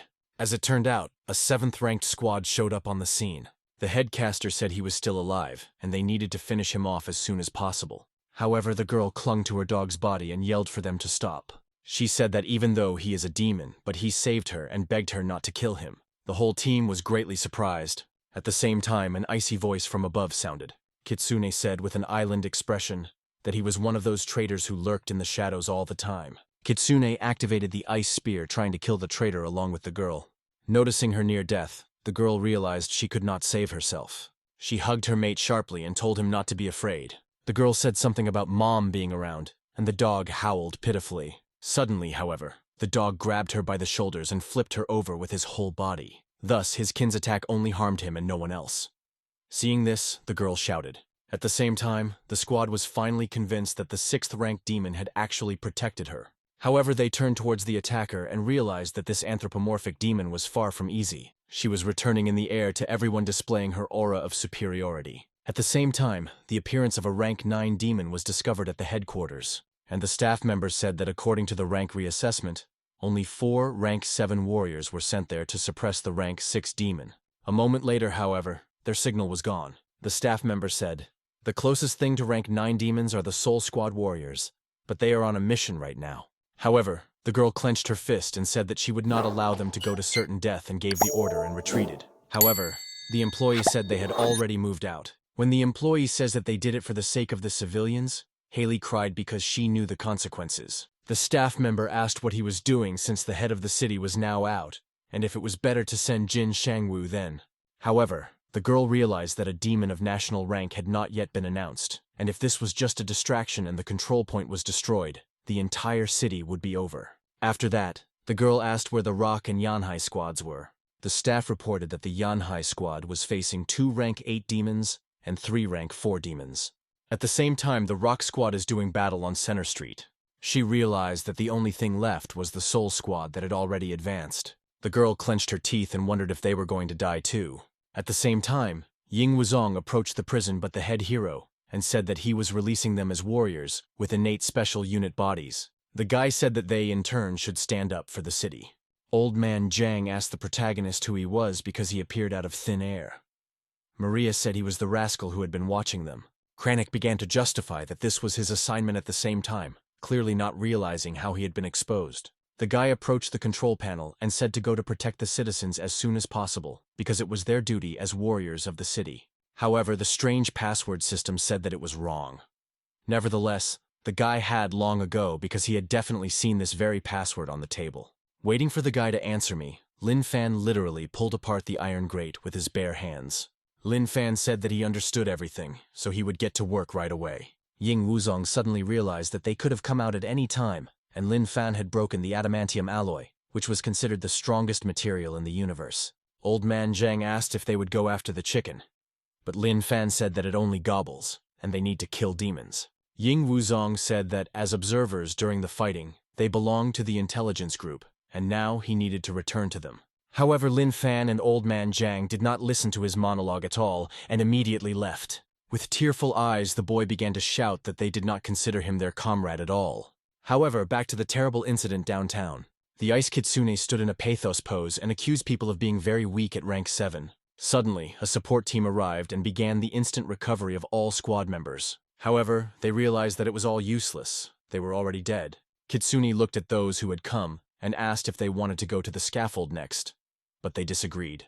It wasn't long before the other members of their squad arrived here and began to read out the technique. It wasn't long before the construction of polar winds was staged. The demon realized that although special powers, this formation didn't have any. However, it limited her actions. Activated a little bit to counter all these attacks and tried to be out of the vortex, yet she still couldn't do it. Suddenly, the girl decided to fly upstairs, trying to make her way up there. The command was not to kill her at all, but to save people. Walked up to the same girl who was crying by her dog and said, grabbing at her arms, she began to pull her as far away as she could while the girl still looked at her injured. The girl cried even more. However, she had no other choice but to leave. At the same time, Kitsune finally made her way through the formation. With the force of her blow, she abruptly threw all the members of the squad away. The healer's face turned pale as she realized that she would not have time to complete her task. She looked at the girl and yelled at her to run. The demon was extremely angry that the pathetic 8th rank warriors dared to restrain her in the formation. Immediately afterward, she activated the ice needles, and a multitude of ice icicles went flying over the heads of the squad members. Using their last strength, the team members activated the Golden Dome. Trying to help my brother, everyone else was also destroying volleys of energy. At the same time as the battle came up, the same healer who was trying to heal all the team members. However, the demon was determined not to give them time to recover. Strange snowflakes passed even through the barrier, and the team members felt a chill creeping down to their bones. They abruptly realized they could no longer be saved and told to forget about them and save the people. The girl activated that very same spell for the rest of the squad as well. They abruptly realized that these snowflakes even passed through the barrier. Immediately afterward, the team member knelt down from the cold. Kitsune cheekily asked people how polar blizzard tasted to them. The demoness said it's just natural selection, not the less fit will just die. At the same time, alarm was spreading throughout the city. Lin Fan made his way through the crowd. Old Man Jiang said that they all looked very scared. Suddenly, the girl was confronted by warriors. She asked if they were, to which the team agreed. Old Man Jiang asked if she needed their help. A smile blossomed on the girl's face. She said they should follow them because she would lead them to the scene. As soon as the fox finished her pathos monologue, she noticed someone else approaching. The girl was followed by Lin Fan, Old Man Jiang, while the demon only regarded them as mortals. The Soul Squad realized that the newcomers were newcomers, and did not understand why the girl returned. Not noticing the rooster in their hands, they realized that this crew were just fools who had come to certain death. The Soul Team said that this demon was too strong, and since they didn't have the rooster with them, they should run away from here as soon as possible. However, he heard the whispering of people. The demoness said they wouldn't even consider doing that. The girl summoned the ice needles again and directed them towards the protagonist. However, the guy with her human speed defended his friend and grabbed each bag individually. The Soul Squad was extremely astonished by these abilities. However, not only that, but the demoness herself couldn't believe what was happening. Old Man Jiang said that she has a very cute tail. However, Lin Fan said that even though she has a tail, however, she is human, and they can't pluck it out. However, for a girl to be called human was an insult, and she instantly corrected them. Old Man Jiang said that according to her, she was not human, and only then did Lin Fan agree. Hearing the whispering, the girl became even more angry. Old Man Jiang wondered if she would be hurt, but Lin Fan said that it was only a tail, so it wouldn't hurt. Lin Fan made a sharp lunge at the girl and grabbed her tail. Pretty soon, the kitsune only desperately lost the sight of her wound while Lin Fan gave the soft, fluffy tail to his buddy. While Lin Fan and Old Man Jiang were discussing something, the girl's face became more and more gloomy. The demon finally got out of her head and headed towards the main character. She activated the ice blades and covered her hand with them. However, Lin Fan did not even flinch. The Soul Squad realized that the protagonist's team was at an end. However, the guy abruptly grabbed her arm and stopped her attack. Realizing she couldn't get her hand out, the fox started screaming to be let go. Lin Fan looked at the girl surprisingly not as a monster, but as food. However, the girl misunderstood him and decided for herself that they were lustful animals. In the midst of the battle, Lin Fan turned to his friend and asked if she was cute. However, Old Man Jiang looked back and forth at Demon and her tail, and realized that she didn't seem so cute without her tail. However, he abruptly changed his mind and said that even without it, she is very cute because especially her ears are cute. However, suddenly, the demoness's body began to shake uncontrollably. She realized instinctively that she was afraid of this man. Lin Fan easily knocked out the shield made of ice shards she had created. Kitsune jumped away from such a sharp blow to increase the distance between them. The entire squad was amazed that Lin Fan could fight her as an equal. They were surprised because they didn't realize that this newcomer had always been so strong that he could easily beat up a 9th-rank demon by himself. However, Lin Fan realized that it wasn't time to kill her yet, and needed to return her to her true form. At the same time, the demoness could no longer hold herself in check, and only burned with the desire to kill them. Of course, she shrieked upward and said she'd settle for alligator help. Old man Zhang began to look around and did not understand who the girl was addressing. Unexpectedly, Lin Fan turned his head back and discovered another high-energy food. The distance to the target was 1,000 meters. However, just moments later it turned to 0, and a column of water headed towards the protagonist. The guy easily cut through this column of water, but to his surprise, the jet of water picked him up and began to toss him from side to side. Alligator asked if she was telling me that among warriors below the national rank, and she would have no opponents and would not need his help. Kitsune said that if you don't kill this man, the Lord's entire plan will go to waste. Then he pulled Dim up on his bows and told him that his one wasn't enough to ruin their plans. However, it wasn't long before the guy started hitting on the girl because they are like a water or earth type perfectly made for each other. The girl wondered if he wanted to fix her so badly. However, Gator said that with her power, it's not ice that turns into water, it's water that turns into ice. The man simply said he wanted to enjoy the amplification he had been waiting for so long. Afterward, they entwined in a long kiss. No one expected this to happen right now. Suddenly, however, their bodies began to blur. One of the squad members abruptly realized that they were becoming one, who were becoming even stronger. However, the process was already inevitable. During the merge, the alligator let go of the protagonist, who fell downward with a thunderous crash. However, it wasn't long before the transformation ended, and a rank 10 demon appeared. He smiled and asked if the humans wanted to freeze to death. The entire Soul Squad was extremely shocked by the change, as was the protagonist's squad. However, the guy sensed something unusual, and abruptly took Old Man Zhang in his arms going upstairs. That same demon was literally in front of the protagonist's face and began to attack him. Old Man Zhang closed his eyes as he felt the impact. However, Lin Fan did not allow the monster to hit his buddy. The system warned the protagonist that despite the aggressive cultivation method, however, he was unable to destroy water, so the aquatic environment was the worst enemy for the host. Pretty soon, the main character's team literally fell into a pond of water created by a demon. Old Man Zhang stood up and asked if the protagonist was all right. Why did he say yes? However, he was suddenly enveloped by a multitude of ice jets. They started pulling him down under the water, depriving him of oxygen. The demon said with an acerbic smile that they were already finished. After that, he activated the watery grave. However, Lin Fan successfully broke free from the water bars, abruptly called out to his partner and told him he couldn't move. The guy said he would help him.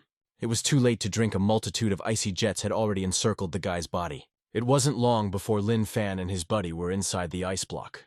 Lin Fan was extremely angry as he realized that he was not in the best situation. At the same time, there was also a rooster in the demon's containment chamber. However, it turns out he had managed to become human in the time he had been sleeping. He stretched and said that he had slept very well. Suddenly, he noticed that he was in a strange cage. He was angry because he thought that 2 monsters in human form had put him here. Abruptly throwing her away, he freed himself from the restraints. Yet the demon himself appeared, that he had flipped such a large cage with such ease. At the same moment, he noticed it wasn't even his wings. He was frightened with what had happened to his wings and why there were human hands in their place. The demon began to cry at being a hairless ape. By the expression on his face, he noticed something else. He realized that it had gotten much stronger, and already with such strength he did not care about how he looked, because I guess that was the price that every demon at the 9th rank has to pay. Having made an incredible speech, the rooster walked calmly out of his cage. He smiled and realized that the strength of a rank 9 demon would definitely help him get his revenge. With a grim expression on his face, the rooster said that he would take revenge on the 2 monsters. After that, he activated his fast flight ability and tried to find them. Flying past the huge city, the demon realized that there was still no way he could find them. Suddenly, he noticed the energy waves of a rather strong demon emanating from a certain place as well, and was certain that the 2 were now fighting them. Then the rooster sped up and shouted for the congener to hold out, for he was already flying. Suddenly, the headquarters noticed that more rank 9 energy waves had appeared. Hearing this information, Haley was greatly surprised, and for good reason, because not only that, after the disappearance of the 2 energy waves of the 9th rank, there was a demon of the 10th rank, but also joined the demon of the 9th rank. Her face darkened, and she wondered if this would be the end for the city. She clenched her fist and asked if the staff could contact the soul. The staff members said that they could still contact the 2 warriors. The staff members said that since the arrival of the 2 warriors, they had not lost contact, and it seemed that the 2 warriors were the cause of the disappearance of the 9th rank demon's energy waves, and that right now they were confronting the 10th rank demon. Haley couldn't believe it was happening. The woman said to put the information about the 2 warriors on the screen. Both Lin Fan and Old Man Zhang's data appeared on the screen. The members of the headquarters instantly realized that these were the newcomers from the 666th squad. Many wondered if they had somehow escaped from confinement. One of the staff members said the desert prison cells they escaped. He also said that their 8th rank demon had also escaped. Suddenly, he realized that this 3rd rank 9 demon had a signal that was identical to that very same alarm. The entire state instantly realized that the rooster was going to his masters, and many believed he went there to help. It wasn't long before the rooster was on the scene. The Soul Squad could no longer believe that another rank 9 demon had appeared here. Suddenly, however, they saw the collar around his neck and realized it was the main character's rooster. The entire team began to rejoice that he had broken through to rank 9, and naively thought that he was here to save his masters. At the same time, the Kitsune and Alligator were asked if there was another traitor, but the rooster denied his involvement. He pointed at the protagonist's squad and said that he was here to kill those 2 monsters. The 10th rank demon asked, how was the one who was going to do this? The rooster said he would finish them off himself. As soon as the rooster went to the ice block, the charge of energy directed her energy in his direction. He barely managed to dodge all the punches. Pointing at his kin, he asked if he was crazy, because he almost killed him. However, the demon did not believe the rooster and asked if he was going to pretend until the end. The demon thought that if he was going to free them from the ice block, he was a traitor. However, the rooster said that he really wasn't a traitor. However, the demon was no longer listening to him. He asked the rooster how much people trusted them. Rooster sensed the unknown attack and tensed up. The 10th rank demon asked why all 4 of the human squads were so excited when they saw him. However, the members of the Soul Squad abruptly realized that the rooster was trying to rub in the trust demon himself, and with their reactions, they messed things up. However, the rooster was much dumber than everyone imagined, and really only repeated that the action is strongly not traitorous and wants to become a demon that will devour humanity. The 10th rank demon listened to his retort as if it was a joke. After that, he swung at him again. It wasn't long before they increased the distance between them. The 10th rank demon said that he had traces of the warrior's aura, which was disgusting. Afterward, he looked at his collar and said he was hideous in an even bigger key. Attacking again and again, he asked if he really believed his own lies, and that a rank 10 demon would believe it. It wasn't long before the rooster was trapped, and the demon activated a watery grave in which he imprisoned the protagonist's squad. Rooster abruptly realized that he really intended to kill him. Immediately afterward, he applied his fast-flying ability to avoid the water jets. However, it wasn't that simple because they were incredibly strong. The demon connected the hexagonal ice coffin technique in an attempt to freeze his opponent. In response, the rooster uttered the water wall ability. However, the alligator literally laughed at the fact that the rooster is trying to stop it with water. The 10th rank demon literally laughed at such a joke. Being surrounded by icy stupid rooster tensed up and uttered the ability to rain down needles. The demon literally laughed and asked if he was going to use water-type attacks against him. He opened his mouth and smiled widely. That one said that he was the strongest water-type demon. However, immediately afterward, the guy dipped his hand into the water his opponent created and uttered an electric arc ability. Thus, the lightning reached the opponent, and because he was wearing water, it increased its effect. The 10th rank demon realized his opponent's plan late enough and could only whimper in pain.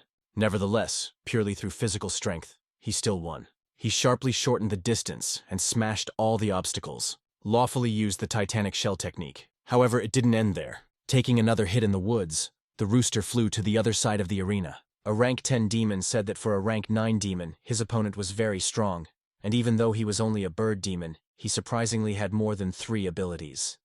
However, the actual combat experience itself was clearly lacking. The demon said his death was only a matter of time. Immediately afterward, however, the cockerel turned on its intimidating pressure. In this way, he was able to delay his opponent, even if only for a second. The 10th rank demon didn't understand what his feelings were and why he abruptly wanted to retreat. After that, The rooster activated the deep-sea breathing ability, and a huge tiger appeared out of nowhere. Seeing such a large summoning creature, he wondered how an ordinary bird could possess the innate ability of a deep-sea demon. Very soon this whale swallowed a rank 10 demon who howled in pain. The cockerel got angry and said that all he wanted to do was kill all 2 of them, and he got into a fight, and all he had to do was defend himself. However, the 10th rank demon could not accept his defeat and swung at his opponent once again. As it turned out, that very blow was aimed squarely at the rooster's throat. The Soul Squad was very much afraid for their companion.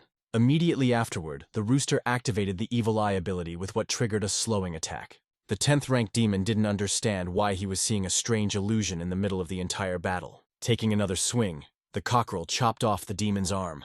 It wasn't long before he knelt down and recognized that his opponent was strong. The demon realized that amongst rank 9 demons, his opponent had no equal. However, the unexpected rooster sensed a very dangerous attack and opened his eyes wide. The 10th rank demon said that he was neither a 9th rank demon, so he would be stronger than him anyway. He struck the rooster, who only cried out in pain. It didn't stop there, and the case went for his opponent's throat. With a sharp movement of his hand, he cut off his opponent's head. The Soul Squad, when they saw such a heartbreaking sight, were very frightened because the rooster was their last hope. After moving away from his opponent to a safe distance, he recognized that he was really strong, because he had 8 innate abilities. Nevertheless, and he was sorry he had met him, the Soul Squad began to empathize with the rooster. However, suddenly, his headless body calmly rose up as if it were an immortal. The 10th rank demon was late enough to notice that something amiss was happening. He turned his head sharply, and along with his Soul Squad marveled at what was happening. At the same time, the rooster realized how much pain there is when his head is chopped off. Sticking his head in place thanks to his ability, the rooster realized that if it wasn't for her, he would actually die. The rooster's face darkened, and he realized that if they cut off this head too, he would probably die. Rooster gloomed and realized that he was too strong for a rank 10 demon and would definitely want to kill him. The guy realized he either put everything on the line or he killed him. The 10th rank demon was surprised that amongst all this cauldron of abilities, he had one more. That one activated the 6 Shadow Scythe technique and faced the demon on equal footing. They began exchanging a series of blows. The 10th rank sarcastically asked how many of these abilities he had. However, I didn't take him seriously. She said that he was only a pathetic chicken anyway. After a while, however, this pathetic chicken was able to hurt him. However, the cockerel itself was not in the best condition either. In the end, he made a sharp dash and pierced through the demon's armor. However, at the same moment, he received a serious wound to his stomach and flew to another part of the arena. The guy who had stopped his fall, thanks to the claws of the mantis, realized that he was still a rank 10 demon with an incredible difference in strength. The 10th rank demon realized that he was still able to resist him, even though he was a rank lower. Rooster realized he couldn't handle this demon. However, black snowflakes suddenly appeared.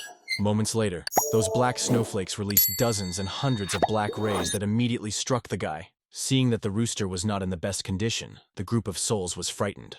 However, after activating this technique, even the 10th rank demon himself coughed, because he did not expect that those would force him to resort to a killing move. However, he didn't realize what was happening because even with this technique activated, it shouldn't be as painful for him. Turns out all the rooster attacks are more poisoned.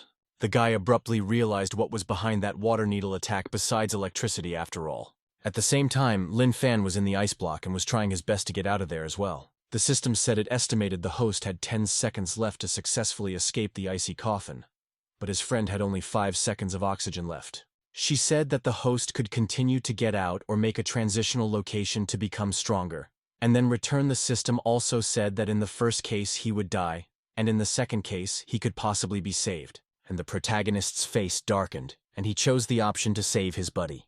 Immediately after this decision, time in this world stopped, and there was a transition to another location.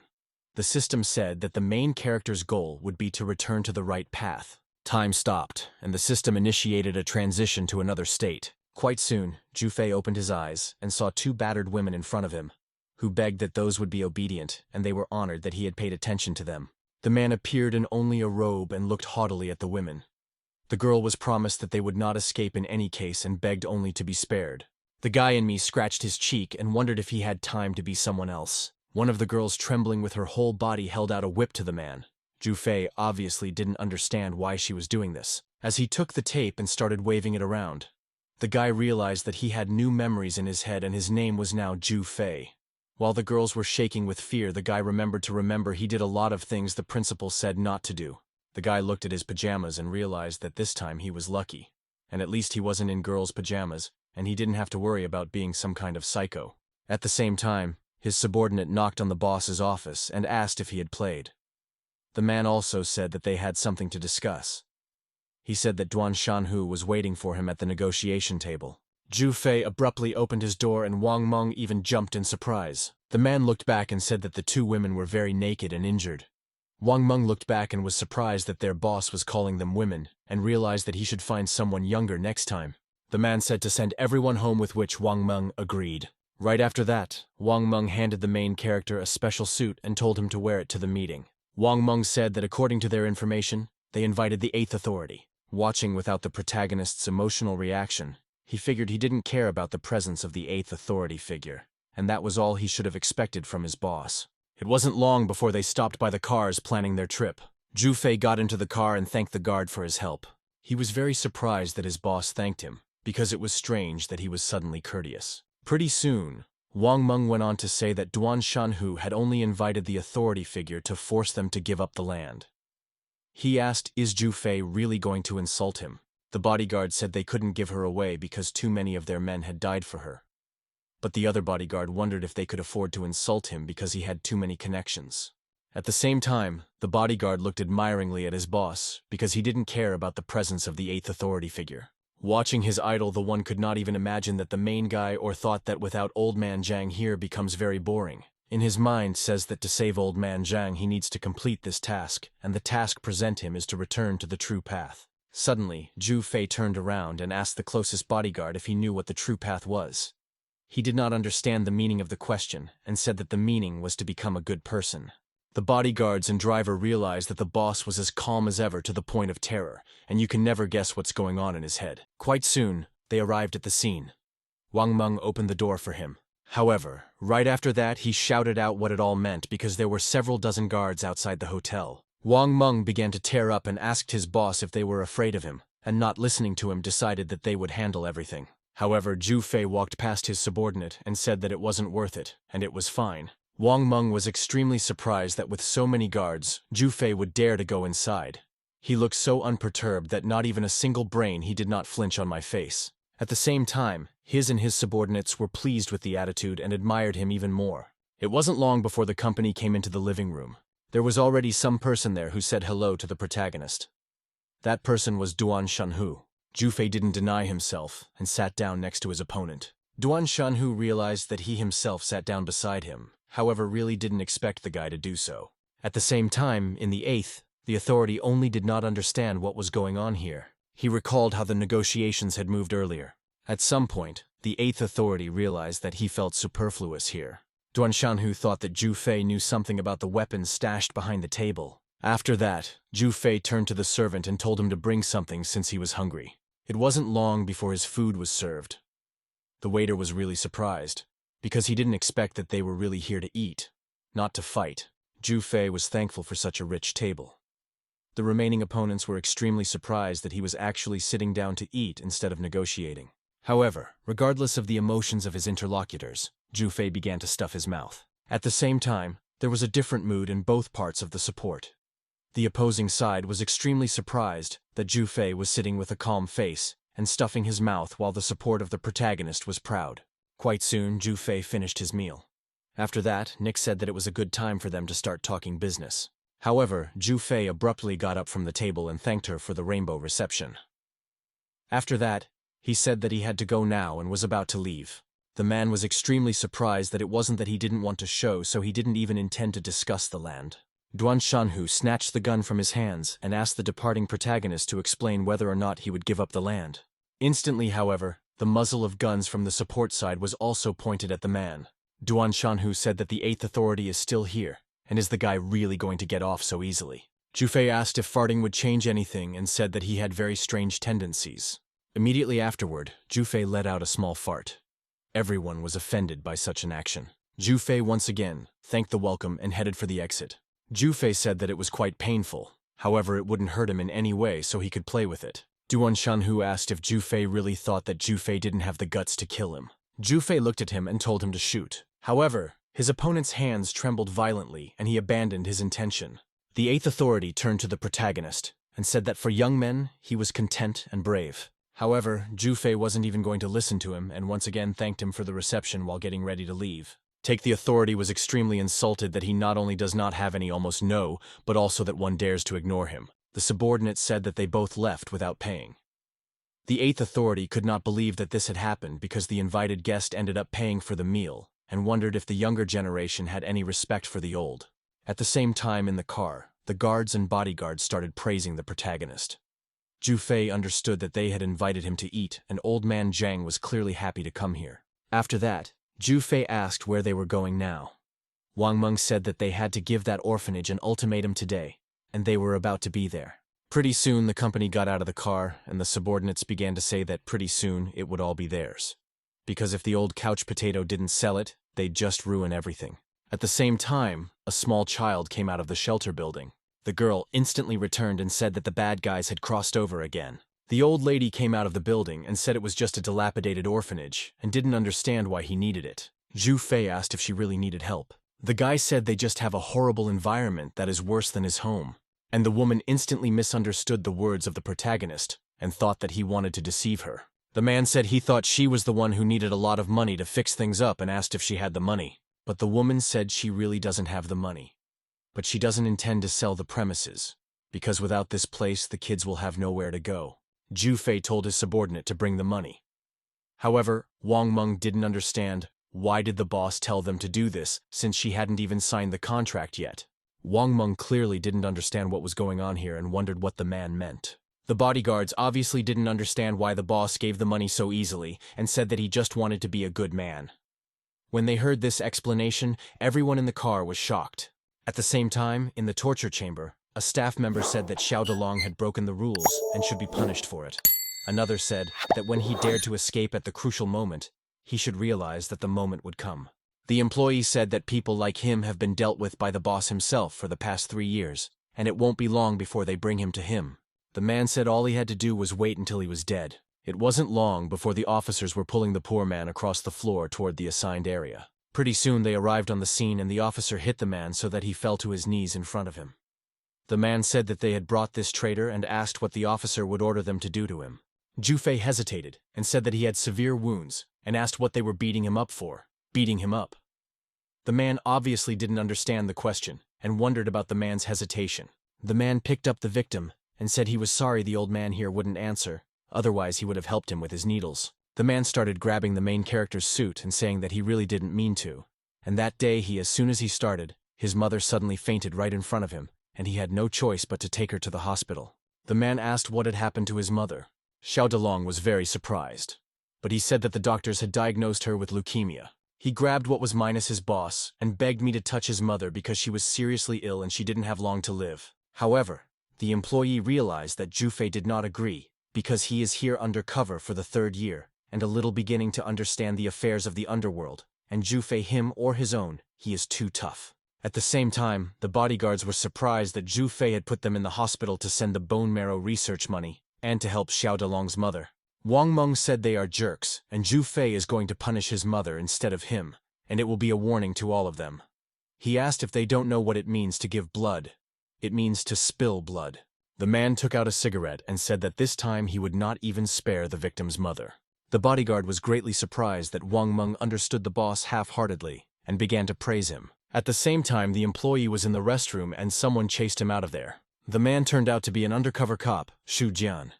He denied that he was actually playing games and said it was just a fart. However, the man turns out to have been on the phone with some unknown person who delivered the strange goods. However, the man said that he did not receive the goods and told him to call a strange number. Xu Jian wondered if he thought that he would fall for this dust because the people of the protagonist had done too much evil and killed people without the slightest doubt. He realized that Jufei was cautious and must know something. The man realized that if the raid was successful, he would most likely return home. However, Jufei said that he had done a lot of bad things, and the one as his follower too. The man said that his mom must have been right to beat him. At the same time, the doctor crossed paths with a police officer and said the target was in place. However, he turns out he wasn't talking to a policeman at all. A certain nurse took the hint and accepted the report. At the same time, Zhu said that he shouldn't show his face like that or his mom would be very worried. Xiao Delong literally cried in front of the protagonist and asked if he wanted to guide him to the right path. In the end, he thanked him. The nurse said that relatives could only communicate with the patient by phone. The man looked at his mother through the glass and said he was here. At the same time, the nurse took a report and said that Mao Bin was on standby. The mother looked at her son and was very happy that he had come. The man began to apologize for not listening to her and realized that he had to study all this time. The man realized that now it was too late for him to regret and he was being sent away from the company on a long business trip, but they would see each other sooner or later. However, Zhu asked what kind of business trip he was talking about since he was his boss and didn't send him anywhere. The man said that forcing him to go somewhere now would be wrong because he should take care of his sick mother. The man said he's staying here and being looked after by his mom from now on. Xiao Delong literally cried when she heard this. The man threw himself into the arms of his boss and asked if he had really forgiven him. He then began to praise his boss and called him the best in the world. At the same time, Zhu only patted the man on the back while the guards were in the deepest shock. At the same time, the undercover officers were extremely surprised by the fact of what had happened and why Jack had not given instructions. However, the man said that the situation had changed and that was why it was necessary to retreat. The news story said that there was a large array of volunteers at the door at the hospital today for bone marrow screening and donation. They are all reportedly employees of a certain Feilong Group, which is the largest real estate company in the city. Wang Meng on TV said that this whole screening and donation initiative was taken up by their chairman of the board of directors, and it was all to help the mother of one of their employees who has leukemia. Duan Shanhu was extremely surprised when he heard this news story and went into a stupor. At the same time, Wang Meng continued to say that he had become the first donor and donated money to the reconstruction of the orphanage yesterday without charge. The reporter said that according to Feilong Group behind her back, as they say, is an orphanage they are helping and she is here today to make sure of it. The girl took the microphone to an elderly woman and asked if the company had really donated money to their orphanage. The woman said that they had, although they had done a lot of work. The reporter asked if she could name the amount of the donation, to which the old lady replied that they donated 50 million. Duan Shanhu was extremely angry that he had only paid her to go against her conscience by talking about him like that. At the same time, Zhu was going through the files on his computer, where there was documentation of all things. There were many folders and videos of murder scenes.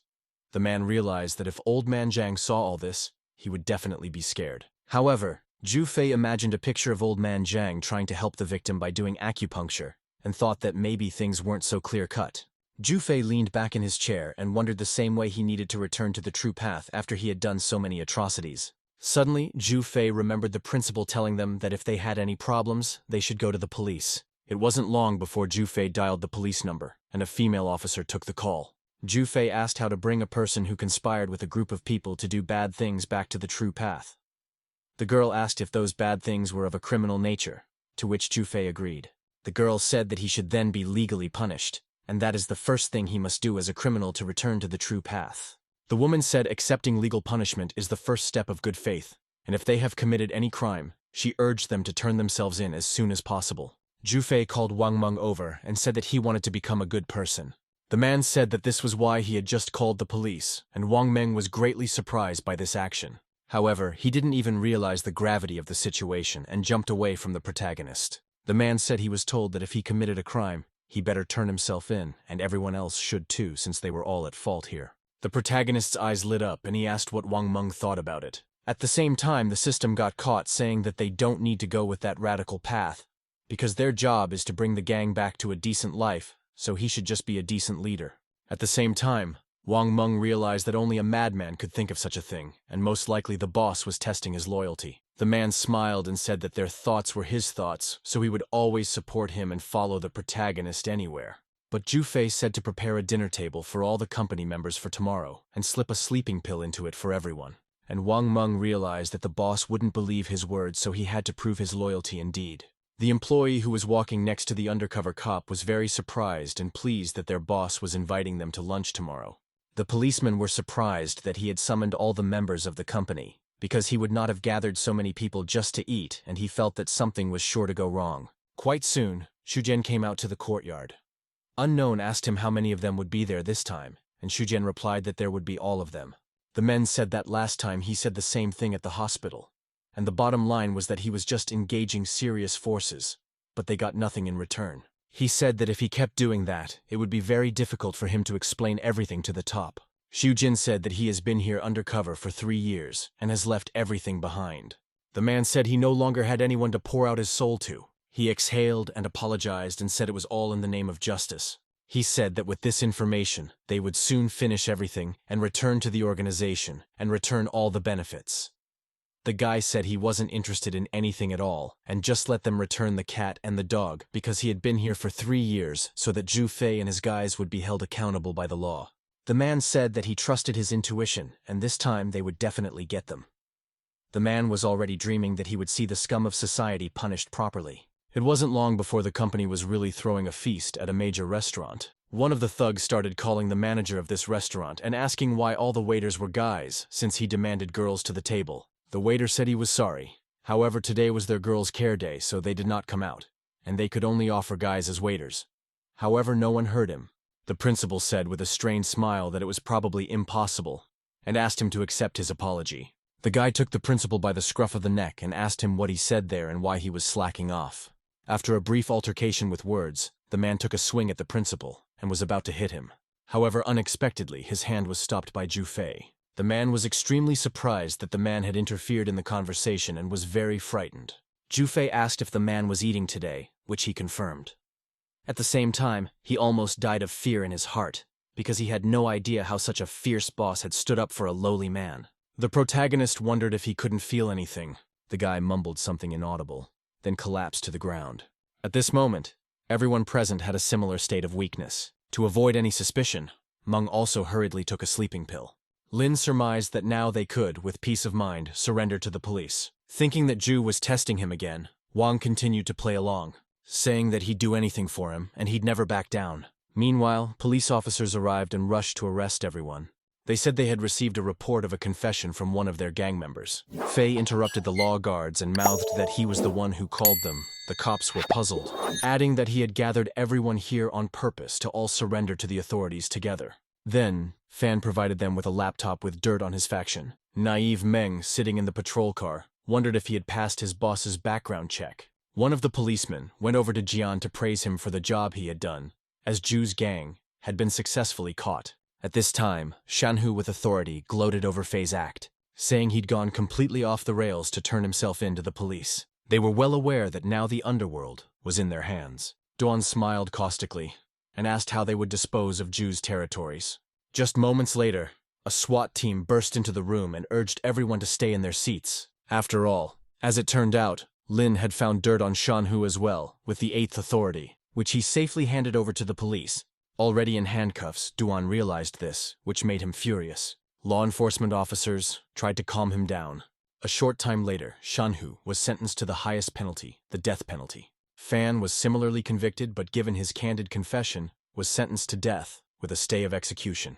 Meanwhile, Zhu was telling his friend about the successfully completed task and intended to return to his normal life.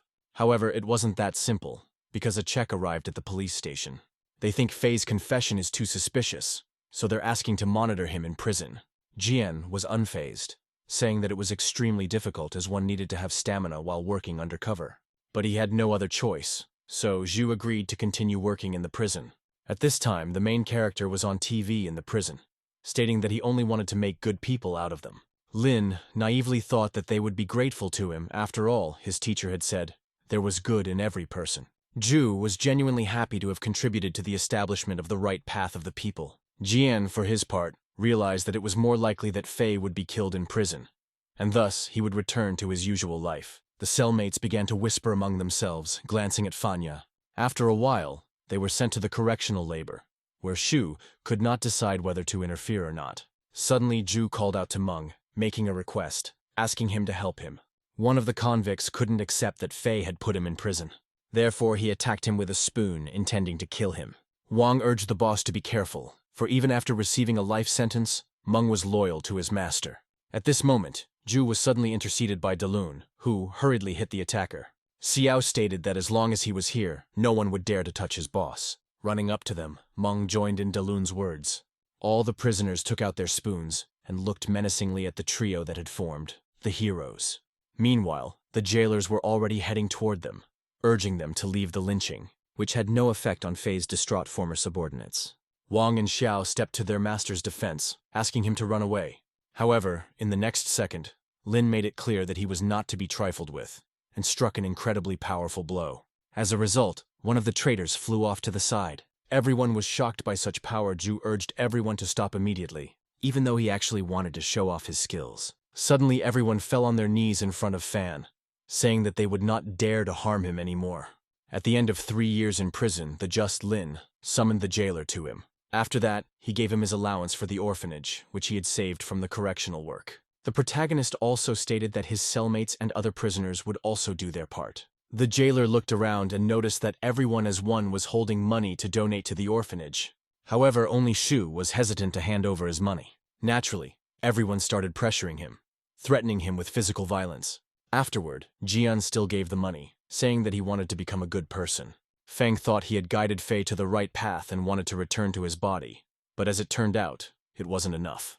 After 3 years, he again asked the system if he could return, but since Zhu could return to his atrocities, he was refused. Shu was sitting in the park and chatting with his friend, who stated that Fei had been abandoned by everyone and left to rot in jail. Jean speculated that Boss Zhu might have turned out to be a mentally ill person. His buddy noticed that after 6 years in prison, Shu had become more violent. 60 years from the day Fei went to prison. He was finally released, with reporters already waiting for him outside. At the time, he was 90 years old. All the time he had spent in prison, he had been donating money to an orphanage. Suddenly, a girl ran up to him and thanked him for his financial support to the orphanage, calling him a good man. Lin asked the system for permission to return to his body, for he was already considered a good old man. The system this time was more favorable to the protagonist and brought him back. In doing so, rewarding him with a special ability, Flame Control, which Fang in turn hurriedly applied as he needed to get out of the icy coffin. A few seconds later, a beam of fire literally shattered the ice floe. The 10th rank demon was puzzled, not understanding where such a flame came from in Lin's arsenal. A moment later the fire burned him to the ground. Everyone was shocked, because the protagonist was able to deal with the monster extremely quickly. Fong approached his exhausted pet, the Herald of Dawn. The cockerel, in turn, stared at the young master in the same way. Zhang shouted enthusiastically as Lin saved his life again. After that, they started making fun of the hen, saying that she reminded them of someone. The messenger stated that he was their pet, a rooster, and asked that he not be killed. Meanwhile, in the other dimension where Fei suddenly came to his senses, Zhu began anxiously asking everyone where he was. Not understanding anything, he called out to Meng and inquired who these old men were. Turning his attention back to his hoarse voice, Fei thought for a moment. Van replied that everything was fine, and there was no way he was leaving him. Being completely bewildered, Zhu began to touch his face, shaking his hands, and did not realize how he had turned into an old man. He asked what year it was, the little girl replied. 2080. Fei couldn't believe what was happening. The girl gushed that he had become a good man. Still not accepting reality, Zhu went into a frenzy, saying that in one instant somehow, 66 years had passed. Wang and Dalun tried to calm him down, but the old man collapsed to the ground and died. After a certain time, Fei's funeral was held, the men of his group carrying the coffin, and yet he left no descendants. Xiao walked ahead of the coffin and couldn't believe that this was actually happening. At this time, Zhang rushed over to help his beaten friends with needles. Afterward, turned his attention to the sobbing girl over her injured Pegasus. He naturally set about curing her winged horse, named Chumazik, as well. Stabbing his miracle needles into the Pegasus' face, the horse suddenly came to life. What the girl was immensely happy, and thanked them for their help. At this moment, Zhang noticed Fang's hungry look, and said that he shouldn't eat Chumazik. Zhang once again went back to the people who were lying unconscious. He stated that the fire had done a lot of damage to them, noting Lin's strength. The protagonist realized that it was because of him the squad died. Fang looked sadly at the flames in his hand. A friend hurriedly calmed him down, saying he didn't do it on purpose, after which they left. Even though they couldn't help innocent people, Lin still became stronger, which meant that in the future, it would be easier to bring justice. However, after a while, the squad did wake up, finding that their wounds had healed. But, with no one else around, they began to discuss what had happened, assuming it was most likely the work of the rookie squad and the rooster. The guys rejoiced, thinking that with the help of the newcomers, they would definitely be able to defeat the demons. Only, the squad didn't know where exactly to look for them. They wanted to contact headquarters to figure out their next steps. However, there was no communication with the monitoring center, which was suspicious. An hour before the present events at headquarters, something terrible happened. The demonic cockroach still managed to infiltrate the monitoring base. A frightened subordinate jumped up abruptly from his seat and informed Head Haley that rank 10 waves had been detected. She inquired where exactly, the employee anxiously replied, at headquarters. Everyone was shocked by this statement and didn't know what to do. Meanwhile, the demon reached out with his hand towards one of the center's staff. Then, lightning fast, he grabbed him by the neck. The guy only had time to mouth for the head of Haley to run away. Upon seeing the monster, everyone began to panic, scattering in different directions. The head couldn't understand how he had managed to get in here unnoticed. The cockroach instantly threw the young lad out, thus slamming him against the wall. After which, swiftly headed towards the frightened head of Lily. Abruptly running in her direction, he began to use his abilities. Attempting to strike her, the girl covered herself with her hands, and stealthily activated in her defense a fire dragon, which wrapped around the demon's body, but he still managed to hit Lily. As a result, the head flew off to the side, hitting tables and chairs in the process. She was well aware that if it wasn't for the one-eyed man's heart dragon, she wouldn't have survived. It's worth noting that the serpent didn't do proper damage to the demonic cockroach. Being merely a distraction, suddenly the monster turned around. He saw in front of him an unknown guy who applied a skill, sword dance, electric spheres, headed towards the cockroach. Behemoth abruptly grabbed the fire dragon and threw it towards the lightning. In the aftermath, the two elements met halfway, forming an explosion. Shangwu, in turn, hurriedly reapplied this ability. The electric waves once again went after the demonic cockroach. The monster tried to jump aside to avoid the collision. However, he failed to do so. The spheres still caught up with him, causing a lot of damage. A moment later, a mangled cockroach, with its whiskers torn off, lay on the floor. Uncle Jin realized that he should finish him off while he was most vulnerable, and applied the skill, the dance of rotation. As a result, the demon was chased by a huge number of electric waves, which, in a flash, flew into a cockroach that was so quick. In doing so, robbed him of his head, and within a second, he was lying on the ground, showing no signs of life. Haley, lying on the ground, had only one thing on her mind: whether the demon was dead. After all, if he is truly national level, it can't be that simple. Trying to get to her feet, she suddenly saw the cockroach come to life and shouted to her uncle. However, unfortunately, it was already too late, because the monster managed to attack him, striking a crushing blow to his back. With that, Shangwu flew back into the wall. He literally burst through it with himself and cracked his ribs, not realizing how the demon could have survived. Uncle didn't know how long he could hold out against such a strong opponent. Seeing the cockroach rushing towards him again, he activated, whirling his blades. But the monster was still able to dodge the magic. After which, he swooped down with lightning-fast punches attacking Shangwu. At that moment, another Agent Shu came to their aid. He instantly deprived the demon of the ability to move by applying the fire dragon, then hurriedly activated the Buddha dragon palm that destroyed the world. The flaming snakes encircled the monster's body, inflicting numerous injuries. A couple seconds later, the fire seal began to thrust itself at the restrained cockroach, severing its limbs. However, even after that, the demon survived. Zhengyang applied lightning in the formations of the 5 transformations. Multicolored magical arrows flew towards the monster. As a result, they embraced his arms and legs, and beneath him, a seal appeared on the ground. After a few moments, the demon was completely immobilized. Everyone breathed a sigh of relief, realizing that this time, he wouldn't get away with it. Zhengyang began to remember how Jin forced him to leave from Yanhai, saying that HQ didn't believe them, or specifically gave such an order. She thought that the headquarters had deliberately forced Shu to leave the city. After all, they knew about the existence of a national rank demon. Moreover, Lily believed that in the center, there was a traitor who could influence the decision of the headquarters. Shangyu assumed that if they knew about everything, they would most likely intentionally send a national ranked warrior to his death. Haley asked Shu to play along by pretending to leave Yanhai, but afterward would return halfway back. The head assumed that upon Zhengyang's departure, the demons would go on the attack. And that could only mean one thing. In the headquarters, really, someone is transmitting information to the monsters. And if it turns out to be true, they'll have no trouble finding the defense center. In that case, they'll try to kill the demon with the spells that bind them, because it's the only thing they can do or die. Shu's implication was that for the 3 of them to die, it was indeed the best option. Shangwu started transforming his sword energy, applying a ferocious wind dance. The shackled cockroach, for its part, no longer seemed so powerful. Suddenly, he began to be struck by Shang Yu uncle's lightning, causing significant damage. At this moment, through the ruins of the building, Zheng Yang's attention was drawn to the sky sparkling with lightning. One of the lightning bolts headed swiftly for their apartment building.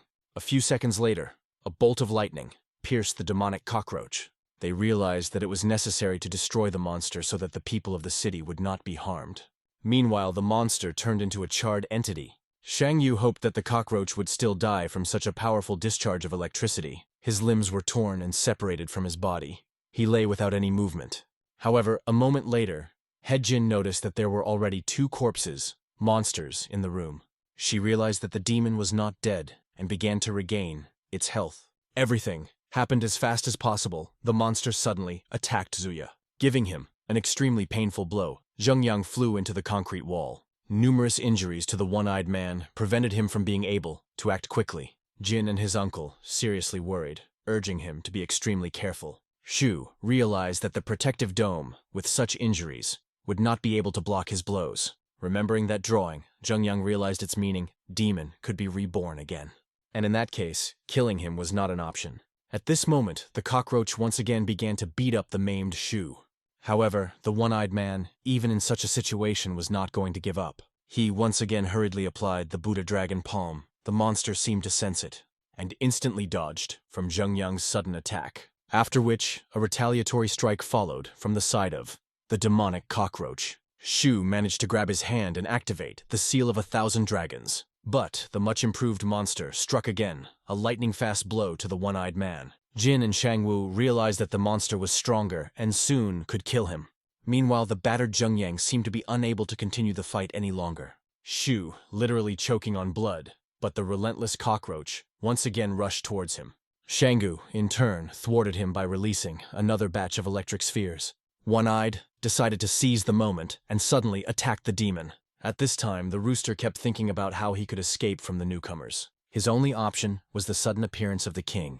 The Herald of Dawn abruptly jumped out of the hands of the protagonist, after which grabbed Lin and dragged him to the side, assuring him that help was needed for the people there. System reported ahead, high-energy food. Fang had already scrambled. The system strongly recommended to think over this decision, as the object of the hunt was extremely dangerous, running into a place where buildings and cars were destroyed. Fang stated that it is located here. Jiang swept up that he didn't see anyone who needed help. At that moment, a man flew out of a multi-story building, out of a window. In the aftermath, he landed rather painfully on the ground. Shang recognized him, the man who had believed in them. Cockahoop understood that the king was around somewhere. They tried to help Zheng Yin by acupuncturing Zhang, but the one-eyed man flatly refused, urging them to flee immediately. Meanwhile, the demonic cockroach was already behind them. Rushing out lightning-fast attacked Zhang in the back. As a result, he flew off to the side. The impact was too strong. The bloodied Zhang spruced up as he spoke. Lin managed to pick him up.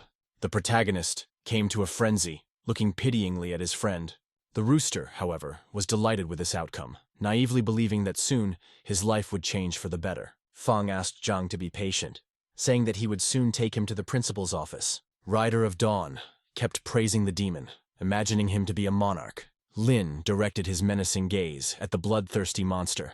Then he rushed toward him and began to strike him mercilessly.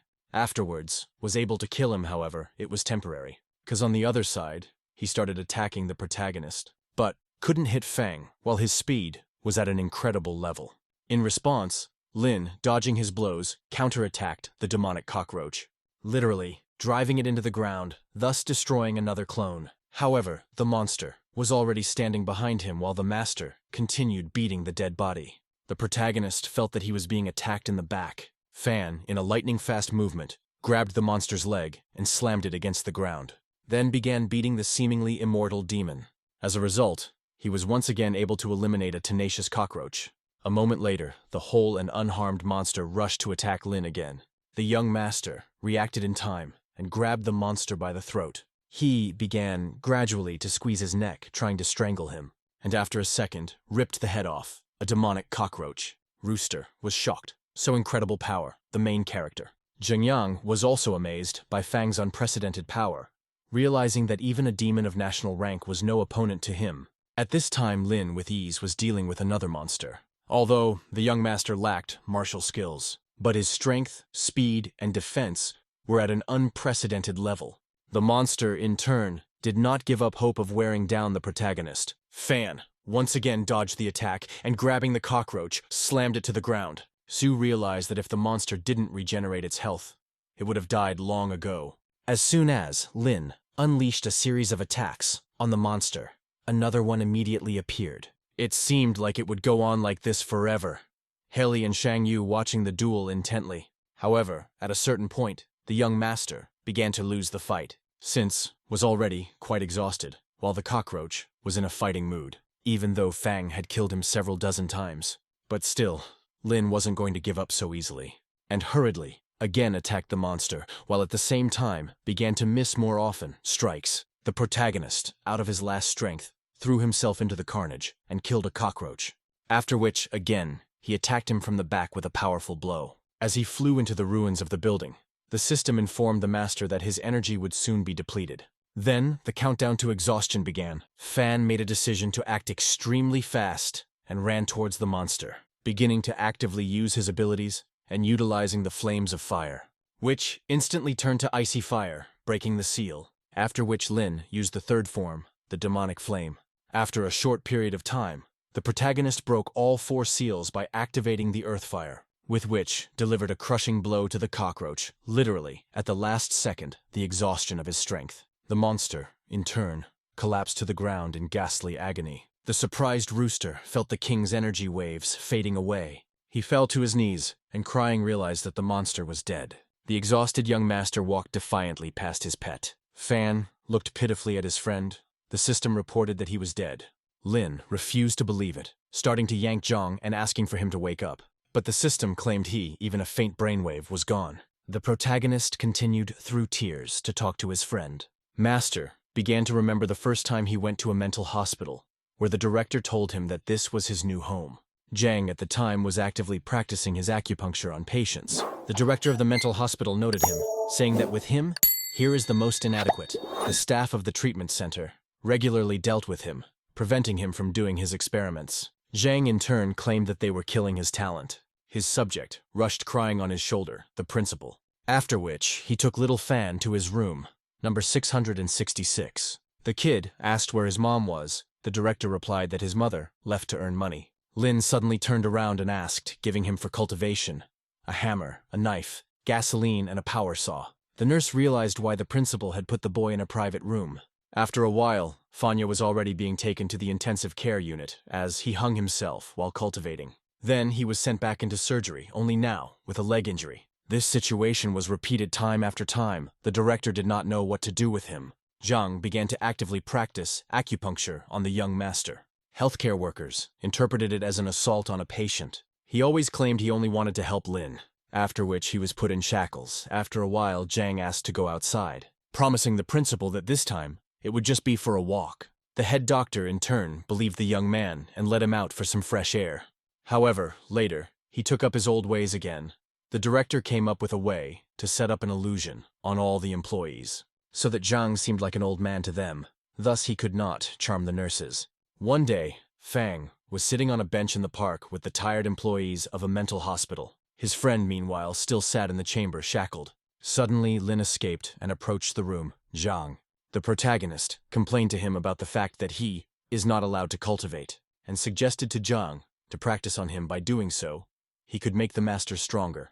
Henceforth, they became best friends and began to develop together. At this point, the staff of the treatment center woke up and found the boy was not there, next to them. Fang's newfound friend had already managed to inject him, his needles, and Lin lost consciousness. The medical staff found him outside Zhang's room and immediately treated him, again stating that the patient attacked the boy, his friend, thought he would never come again. The young master, however, visited his colleague again, bringing him new needles, saying that acupuncture had helped him. Zhang was genuinely happy to hear this, and especially his presence and faith. The main character said he was feeling much better and wanted more, adding that after the 13th needle, he saw a certain bridge on which, waving to him, was a white-haired fellow. Zhang pondered, realizing that he should refine his technique, the moon rotation. Applying his acupuncture once again, Fang, once again, collapsed without strength. After a while, with his head rewound, Lin hurried toward his friend. He decided to give him his own butterfly, which the nurse had tied. Jang was pleasantly surprised, saying that he had never been given anything. A friend hung it on a lock of hair. The protagonist declared that the bow tie suited him very well. A helpful buddy rushed over to thank his coworker, applying improved technique, the spinning of the blue star. A moment later, there were several needles in the young master's head. Jang assured Fang that very soon he would become much stronger. Meanwhile, he was again taken to the emergency room to save his life. The director asked the staff how many times in a month this happens. The guy replied, 8. Everyone started making excuses, saying they couldn't keep track of him, and they were already pretty much awake. Therefore, they asked the head doctor to hire as many people as possible. But he had a different plan. The director wanted to put Lin and Zhang in the same room. After informing his buddy Fanya of his decision, he was delighted and thanked the head doctor. The director urged them to stay away from other patients, realizing how dangerous it was, because Zhang could stab the kid to death. The medical workers proposed to the head doctor to resettle them, but the director refused. Meanwhile, Zhang, there was no way he could wait for the young master to wake up. When the protagonist woke up, a friend immediately gave the glad tidings that he had been transferred to his ward. Fang was infinitely glad, and enthusiastically shouted that now no one would stop them from practicing. Lin dropped his tears on the bloody and breathless body of his friend. Holding him in his arms, the young master pleaded for Zhang to wake up. But he continued to sleep eternal sleep. The protagonist, no way, could not accept it. Suddenly, Zhang still began to wake up. Even the system was perplexed. He opened his eyes and directed his gaze at his best friend. In response, Fan smiled and stated that he, until the end, did not believe in his death. At this moment, as if a realization came to him, Zhang wailed that that monster almost killed him, which meant they owed it to him to get back at him, and started yanking Lin to him to help. The young master said he had already killed him, and a great many times. There were cockroach corpses everywhere. Zhang looked at them in surprise. At this time, the demonic cockroach got into a place, a cluster of souls. Everyone began to say that he would soon get used to everything. Fang inquiring about his friend's health. Meanwhile, the rooster was up to something not so good. He wanted to remove the cockroach's body while they were busy looking for Zheng Yang. The Herald of Dawn began to search the remains of the king, digging up the ground. Zhang and Lin found the injured Shu and tried to help him with their acupuncture. However, he in turn flatly refused to help. At that moment, the rooster found the cockroach's corpse, and since he was hungry, he decided to eat his remains, which greatly angered His Majesty the King on the other side of the world. After which the rooster apologized to the cockroach, saying that he felt sorry for him. In heaven, all the demons began to comfort the embittered king. The Herald of Dawn thought about what shape the emperor actually was. The overlord, for his part, was out of breath, the demons holding him down, trying to calm him down. Suddenly the cockerel became hot inside, as if a volcano was awakening in him. All the monsters eagerly waited for the moment when the chicken would go to them. The pet, literally panting, seemed like it was really going to die. A moment later, he flew into the heights and shouted loudly, as if he possessed some kind of power. Zheng Yang assumed it was another one, a national rank demon. So too, thought the monsters in heaven, watching the chicken intently. Zhang enthusiastically remarked that it appeared that the rooster could fly. The protagonist demanded the Herald of Dawn come down immediately. For a moment, the rooster began to chortle, thinking he had gained unprecedented power, a king.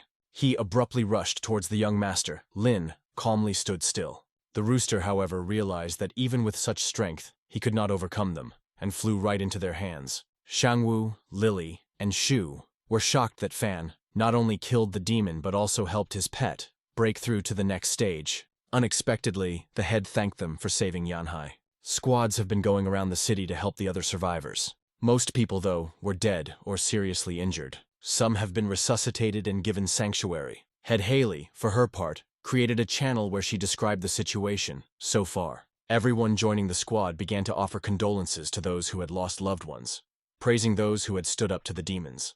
Also mentioned, and the main character of the events, Lin, because he defeated the monster, the 10th rank. They were sincerely grateful to the detachment 666. Describing the details, the selfless battle, Fanya, and the demonic cockroach. People even started drawing pictures in honor of the young master. The tired head of Jin read the reports of losses among the personnel being in Shu's pay. Zheng Yang suggested that she go home and rest, and afterward they would get back to business, but she refused, stating that there were unresolved issues that she wanted to discuss with him. The one-eyed man asked her if she had spoken to her uncle about the traitor at headquarters. As it turned out, the head didn't notify Shangwu, only warning him of the demon attack. Shu smilingly remarked that she, even her own uncle, didn't trust her. Haley stated that the less people know about what happened, the better. But they have already used it for personal gain. Therefore, the head ordered Li and Ching Song to remove the sensor that could only display the body's vitals from his body.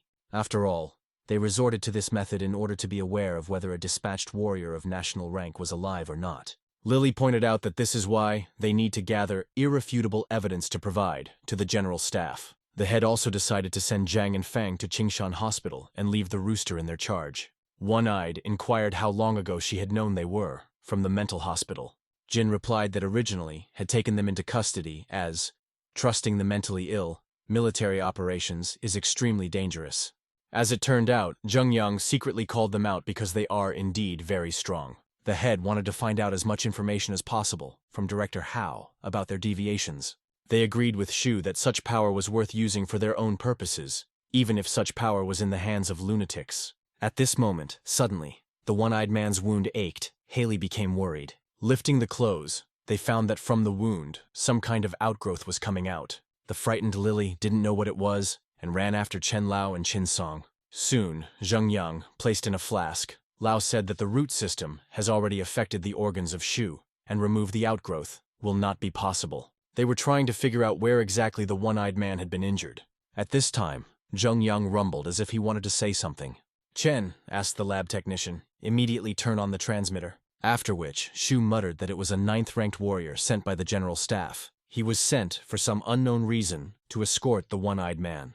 But Zheng Yang left him, saying that he had extremely important business to attend to. The only thing Shu remembered was that his name was Zheng Sen, and he belonged to the Taoist school. However, Sen unexpectedly attacked unpredictable Zheng Yang. After all, Zheng used his strength, his innate body, and with the help of those vines, injured him. He demanded that the one-eyed man follow him to the general staff for a report. Everyone was shocked by this statement, because it didn't seem possible. Since a cultivator couldn't use the power of his innate body, and at the same time, use his internal energy. Shu added that all he had to do was kill Senator. Consequently, he dumped his body in the middle of a protected forest outside of town. Jin realized that they urgently needed to find Zheng's corpse. The head began to explain to the squad their task, showing on the map in what forests of the suburbs was sent. The squad, a sacred duty. And according to the data, Zheng Yang, their target, is in this forest. There were also detected energy waves, demons, of the 7th rank. Even though they had destroyed the highest-ranked monsters and even their leader, they still shouldn't be underestimated. And since the rest of the squads are badly wounded, Haley sends them under the protection of Fang and Zhang, from which everyone was only happy, because they really did have incredible power. The head herself will coordinate their movements in the forest. Lily asked Jing if they, with Sun and 11th, could remove the vine from Zuya. The girl sadly replied that this would require a doctor of the 10th rank, no less. Suddenly, she remembered that in the squad 666, there was a Zhang who would be able to help. After all, they too were wounded by a demon with an innate ability, and he healed them. The head thought she had finally found a way to help the one-eyed man. Jin instantly headed towards the masters from the squad 666. Zhang and Lin assured her that they could help him with acupuncture. It's worth recognizing that Director Hao's way of coordination is really good. The head showed him the labor contract, which was a non-disclosure agreement, and their wages and provision would be on the level. And if the director agrees to hide the fact that they're mentally ill, then he just needs to sign the contract. Naturally, Mr. Hao agreed and prepared his contract, which was a statement of the release of his responsibility for their acts. He asked to sign this contract to Haley. The head responded that in that case, during the term of this agreement, he would not be able to change the cost of services. The headmaster felt that he had been deceived. Lily had hurriedly taken Zhang and Lin back to the unit. Hao didn't expect that everything would happen so quickly, and they would immediately have an urgent task. Once inside the lab, Zhang asked to fix Zheng Yang. One-eyed, in turn, was against this decision, but no one listened to him. Then, the healer needed complete silence, because he could be distracted by the slightest sound. That was soon done. Shu was not himself, but he could not speak out about it. Zhang happily declared that now he could proceed to his magical acupuncture. Sun couldn't help but feel like things weren't quite going according to plan. She was literally shaking with excitement, everyone frozen in anticipation. Jang, meanwhile, took out his own miracle needles, after which slowly brought the needle to the anxious Jungyang, who was showing his negative attitude. Suddenly, Zuya shook violently. It seemed like he was about to break the shackles. The assistant stated that he was having muscle spasms all over his body and his temperature was dropping rapidly. But Zheng assured them that everything was under control and it was a normal reaction. After that, Jungyang's pulse disappeared, as the assistant said. The young healer once again assured them that all was well. Then the one-eyed man's breathing and heartbeat stopped. Haley was out of sorts. Fang, in turn, confirmed that everything was fine. However, from all indications, it was clear that Shu was dead. Everyone was just horrified. The head couldn't hold back her tears. At this time, Zhang asked Lin if indeed things had not gone according to plan. Everyone began to look askance at the protagonist and not to the healer. But suddenly, a kind of miracle happened. The heartbeat was restored. The military advisor, Lily, was genuinely excited such news. Sun looked closely at the wound, Jungyang, and found that it began to heal, and the seed was neutralized. Zhang breathed a sigh of relief as well as the others. After a while, all of Shu's vitals returned to normal. He was unconscious, but his body was recovering. In addition, the monitoring center has been successfully repaired. Jin wanted to update the data, Rooster. It was necessary to do so because his energy waves could not be hidden.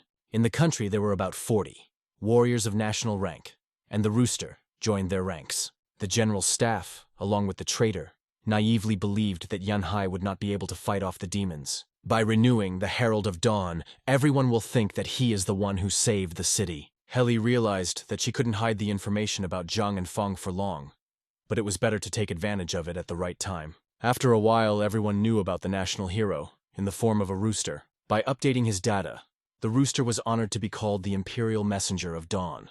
Everyone began to actively discuss the topic, saying that the rookie squad had overtaken most of them. The rooster, however, thought only about the bottom, that the day would come when he would avenge his fellow humans. They all went together to look for the corpse, Zhang Sen. Wandering through the forest, they came across energy waves, demons of the 7th rank, while some of the troop tried to feed the angry rooster. Zhang offered to carry the chicken, assuming that Lin was tired. However, those willing to carry the winged beast turned out to be half the squad. The Herald of Dawn suddenly flew up into the sky, intending to warn the demons that the humans were coming to them soon. Meanwhile, everyone continued to marvel. The flying rooster. He instantly rushed forward using the skill Fast Flight. However, the messenger realized that he would lead the squads to his fellows, because as they managed to catch up with him, the cockerel, in a hurry, began to think about how he could save his compatriots. And since the main task of the squads was a corpse, he wanted to lead them to it, bypassing the ambushes of demons. The Herald of Dawn suddenly landed near Lin and his team, stating that he could go off to find the body and they would follow him, in order to avoid battles with monsters, and as soon as possible to fulfill the task. Military advisor. Everyone began to celebrate the caring rooster, thinking he was trying to help them. Fan suspected that he wanted to escape and suggested to Zhang to knock him out. The Herald instantly ran up to the protagonist and literally fell to his knees in front of him, begging him to give him a chance. The people from the squad were puzzled, saying that a beast of national rank had bowed down to Lin, but the young master flatly refused the rooster's request. The cockerel of national rank was extremely indignant at this answer. Since they believed the messenger to be female, Zhang urged Fang to give in to the hen. After which, the rooster once again flew up into the sky and rushed forward, thinking about how one day he would surely kill them all and avenge his brothers. Without noticing, he broke away from the squads and flew on, intending to find monsters to take down humans with them. In parallel, the Herald of Dawn enjoyed his freedom. But after a while, the rooster did not pay attention to a certain barrier, which he accidentally fell into and couldn't move. Electricity went all over his body. He was horrified to see a formation of 5 transformations. Inside the barrier, there was an unknown person destroying demons. The Herald of Dawn realized it was a national-ranked warrior, who managed to find Zhang's corpse first. The rooster took action. The warrior picked up Sen's body and hurriedly hid. Herald summoned a downpour of needles. The National Guard was surprised to feel strong demonic waves, and together with Sen's body he began to run away deep into the woods. Because warrior perfectly understood that such power can belong only to a demon, national rank. The rooster in turn really got a huge amount of ability, and the presence of such a demon only meant that Yanhai's warriors were already here. The Herald of Dawn began to use abilities of the electric type, to which a warrior of national rank was extremely surprised. As it turned out, the rooster was secretly practicing his skills, long-range combat. The warrior noted his magical techniques, realizing that he was indeed powerful. Assuming that the bird had flown in to retrieve the corpse, Zheng, and to cope with the demon, he will not be able to, in addition to his help, could come to the others. A warrior of national rank was trying to dodge the lightning-fast attacks of the rooster. However, at a certain point, the messenger struck with lightning ahead of time. As a result, he was able to wound the unknown thief, who dropped the body of Senator. The cockerel got mad and wanted to take revenge for his kin, instantly applying his combined technique and headed towards the warrior. The one, in turn, rushed to activate the shadow ability, and in the aftermath disappeared. The rooster realized that he had an innate body. Despite the fact that he used a huge amount of energy, the messenger felt a surge of strength, realizing that he had acquired this skill when he ate the corpse of a cockroach. Meanwhile, the demon king, who was in the other world, was indignant. Rooster suddenly realized why, was able to break through to the national level, getting an unlimited recovery. He fell to the ground and could not believe his happiness, saying that the king's death was inexcusable, also stating that he would definitely avenge those monsters on him. The demonic cockroach continued to react inadequately to what was happening, the beasts trying to calm him down. At this moment, the 7th-ranked demons, a 3-tailed squirrel, and a 4-winged hawk with a great horned antelope approached the messenger, calling the cockerel a traitor who joined the wretched people. And around his neck was an amulet with remnants of the warrior's aura, just as the starfish had told them. The rooster began to justify himself, saying that this, a nationally ranked warrior, had killed everyone. The beasts did not believe him, ordering him to kill those people as his loyalty to them. The Herald of Dawn urged them to run away immediately, since soon the warriors would appear. But the demonic creatures were convinced otherwise, stating that they would kill them. The rooster decided to fly away to avoid falling into the hands of humans again. The flight wasn't long, however, as the messenger was called by Zhang, thanking him for his help and asking him to come down. The cockerel was shocked at the speed of the warriors, realizing that he could not escape. Meanwhile, the main character headed towards the demonic beasts, using the flames of the earth. The others, in turn, rushed to the corpse, Zheng. Suddenly, the Herald of Dawn called for everyone to stop. The rooster asked Fanya to spare the demons, saying they would surrender on their own. He turned to the beasts and asked them to play along, asking if they agreed. But overly overconfident monsters abandoned this idea, stating that the strong always eats the weak, such as natural selection.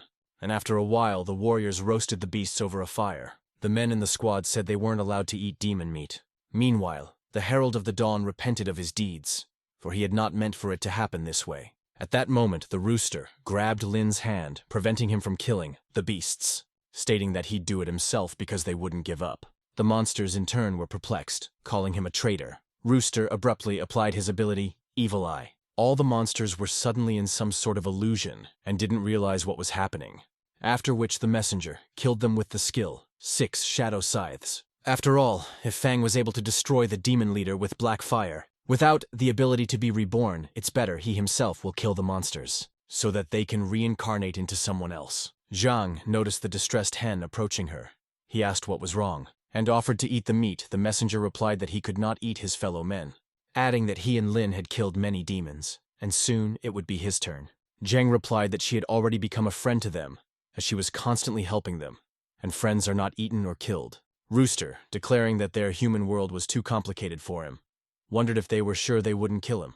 The healer promised that no one would touch the hen, especially since it laid excellent eggs. Harold could not describe the pain and humiliation to which is subjected from people. He, all of a sudden, placed himself in the ice. Zhang could not understand what was going on with the hen at this time. He was called out by Fang. The young master hurried the healer, because the antelope was already roasting. They instantly began to eat the demon meat. Everyone looked at them and realized that they too wanted meat. The protagonist offered them a piece, but they stood their ground, saying they were not allowed. The rooster, with tears in his eyes, still ate the tasty meat of his fellow roosters. The system recommended to the meat to take beer. In front of Fan appeared a box, an alcoholic beverage. Lin offered Zhang a beer, saying that the psycho in his head gave it to him. The squad, the soul, couldn't understand where the young master alcohol came from.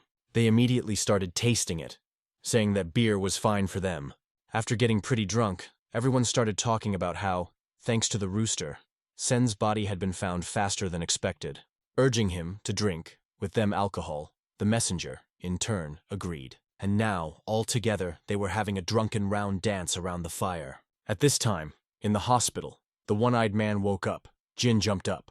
After questioning him about how he was feeling, Shu slowly pulled himself up. After which, looked the worried military advisor in the eye, and stated that he wanted to drink wine. Haley was against it, as he had just come to his senses, especially now morning. Then, inquired if Jung Yang's eye hurt. He replied that he was fine, at which point his nose began to bleed. The head worried. The one-eyed man asked how long he had been unconscious. Jin said he had slept 36 hours since the acupuncture. Jung. She was worried about Suya's condition because his face was flushed. Jung Yang swept up that the healer from Squad 666 had indeed helped him. He wanted to thank him, but he found out that Lily had sent them to look for Zung's corpse. Meanwhile, the protagonist and the squad soul continued the fun. And when everyone had gone to bed, a lonely and sad rooster was pouring beer, feeling bitter for his fellow man for whom he had worked so hard. However, at the same time, no one understood him anyway, calling him a traitor. Therefore, he made the decision to go all the way, all alone. But, unable to get up, the drunken body of the messenger collapsed to the ground.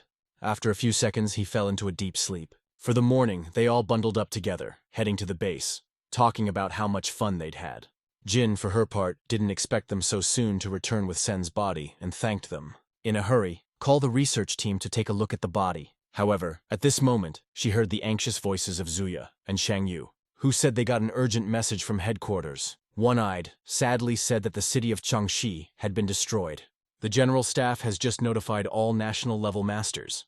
As it turned out, at the moment the monsters attacked Yanhai, Konshi as well, was attacked by a demon, continent level. Haley was shocked, realizing that a continental level monster, this was already serious. Besides, the city didn't ask for any support, and it all came to light when they lost contact with headquarters. 3 advisors to the general staff suspected something amiss when they tried to contact, via the internal network, Changxi's special forces. And 2 hours later, someone opened a one-way link from the city and sent a horrible video to headquarters, in which were the beaten warriors of national rank of Changxi. Thus, they were captured by the demons, including Wang Xiaoyuan.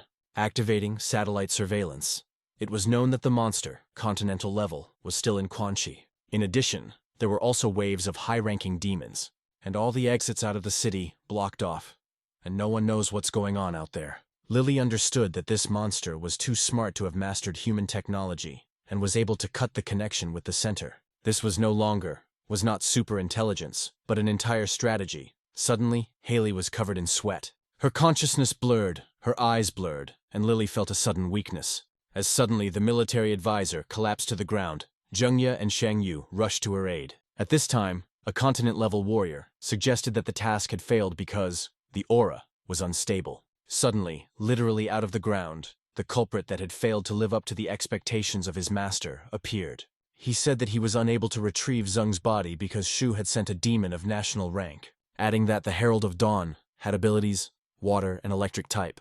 The warrior wondered why this beast was so loyal to humans. An acolyte noticed that this bird could absorb the power of its fellows, and so it became a national monster, thereby betraying his countrymen, but not the fact that he was on the side of Zheng Yang. The ruler realized that the messenger, with the help of the humans, could absorb the powers of the rest of the demons. But at the same time, he is completely indifferent to Yanhai's fate. Therefore, they urgently needed to steal Sen's body so that Jin and her team wouldn't find out the terrible secret. But it was necessary to send someone who could actually handle them. And since, because of the Herald of Dawn, demons will not be able to get through, inside initially need to deal with him. However, there are 4 continent-level warriors in the country. And if something is done, everyone will realize who is behind it. The warrior asked if he knew how Changxi fell. The acolyte replied that he had seen that video. A servant inquired why the headquarters let the continental healer guard Xiaolu leave. The master replied that the guy nailed to the wall was her little brother. He urged his acolyte to flee in case of extreme danger. The bodyguard was surprised to realize he had to go there. The warrior stated that he needed to deal with the rooster when Yanhai and the other cities sent a detachment to Kangxi. The acolyte resented him again, saying that he was not his opponent. The ruler said that he didn't have to fight, but he didn't have to help Yanhai anymore. His henchman asked why he was so sure that Zheng Yang would send him specifically. The Continental Guardian smiled and said that he would definitely be called upon for help. Meanwhile, in Jin's chamber, Shu informed her that he had sent Jing Mo and Li Da and would lead them, Wan Xiaolu. In this case, to their aid, will come to the detachments from nearby towns. Haley offered to send a detachment of Yanhai there, but if anything, they would have to retreat. However, Zhenyang was against it, saying that this would not increase the chances of success. Lily wondered if he wanted to send a squad, 666. But they also needed to get evidence from the corpse. Jin urged the one-eyed man not to use their only trump card, not to be left with nothing. Shu realized that Haley was worried and trying his best to confront the traitor. But it's about her mother, who is a military advisor, Quan Shi. Therefore, it's better to send Fang, thereby increasing the chance of success. After all, if Lily's mother was still alive, it was Lin who would be able to save her. At this moment, Jin cried. Xiangwu, meanwhile, was outside the door and heard Haley crying. Running into the ward, he saw Zhengyang hugging Lily. He literally lost his temper and began to speak out, Suya. Uncle Jin, unable to bear it, used his ability. As a result, ended up in a wall and didn't realize what was happening. Zhengyang, in turn, rushed over, introducing the squad of newcomers, saying that it will be not an easy task, as well as to help them, will come to the aid of other warriors, and introduced them to Ying Wuzong, asking them in negotiations to trust him. One-eyed, he demanded, stick to safety measures, and in case of danger, retreat, but if possible, save the people. However, Xiangwu strongly disagreed with Shu's decision, saying that he should go too. Zhengyang turned him down, putting him on a helicopter. The main characters, the Herald of Dawn, decided to show off in front of everyone by using the skill Leap, with which he could instantly move within a certain range. After a while, they were spotted by the team, Wan Xiaolu, also paying attention to a demon of national rank.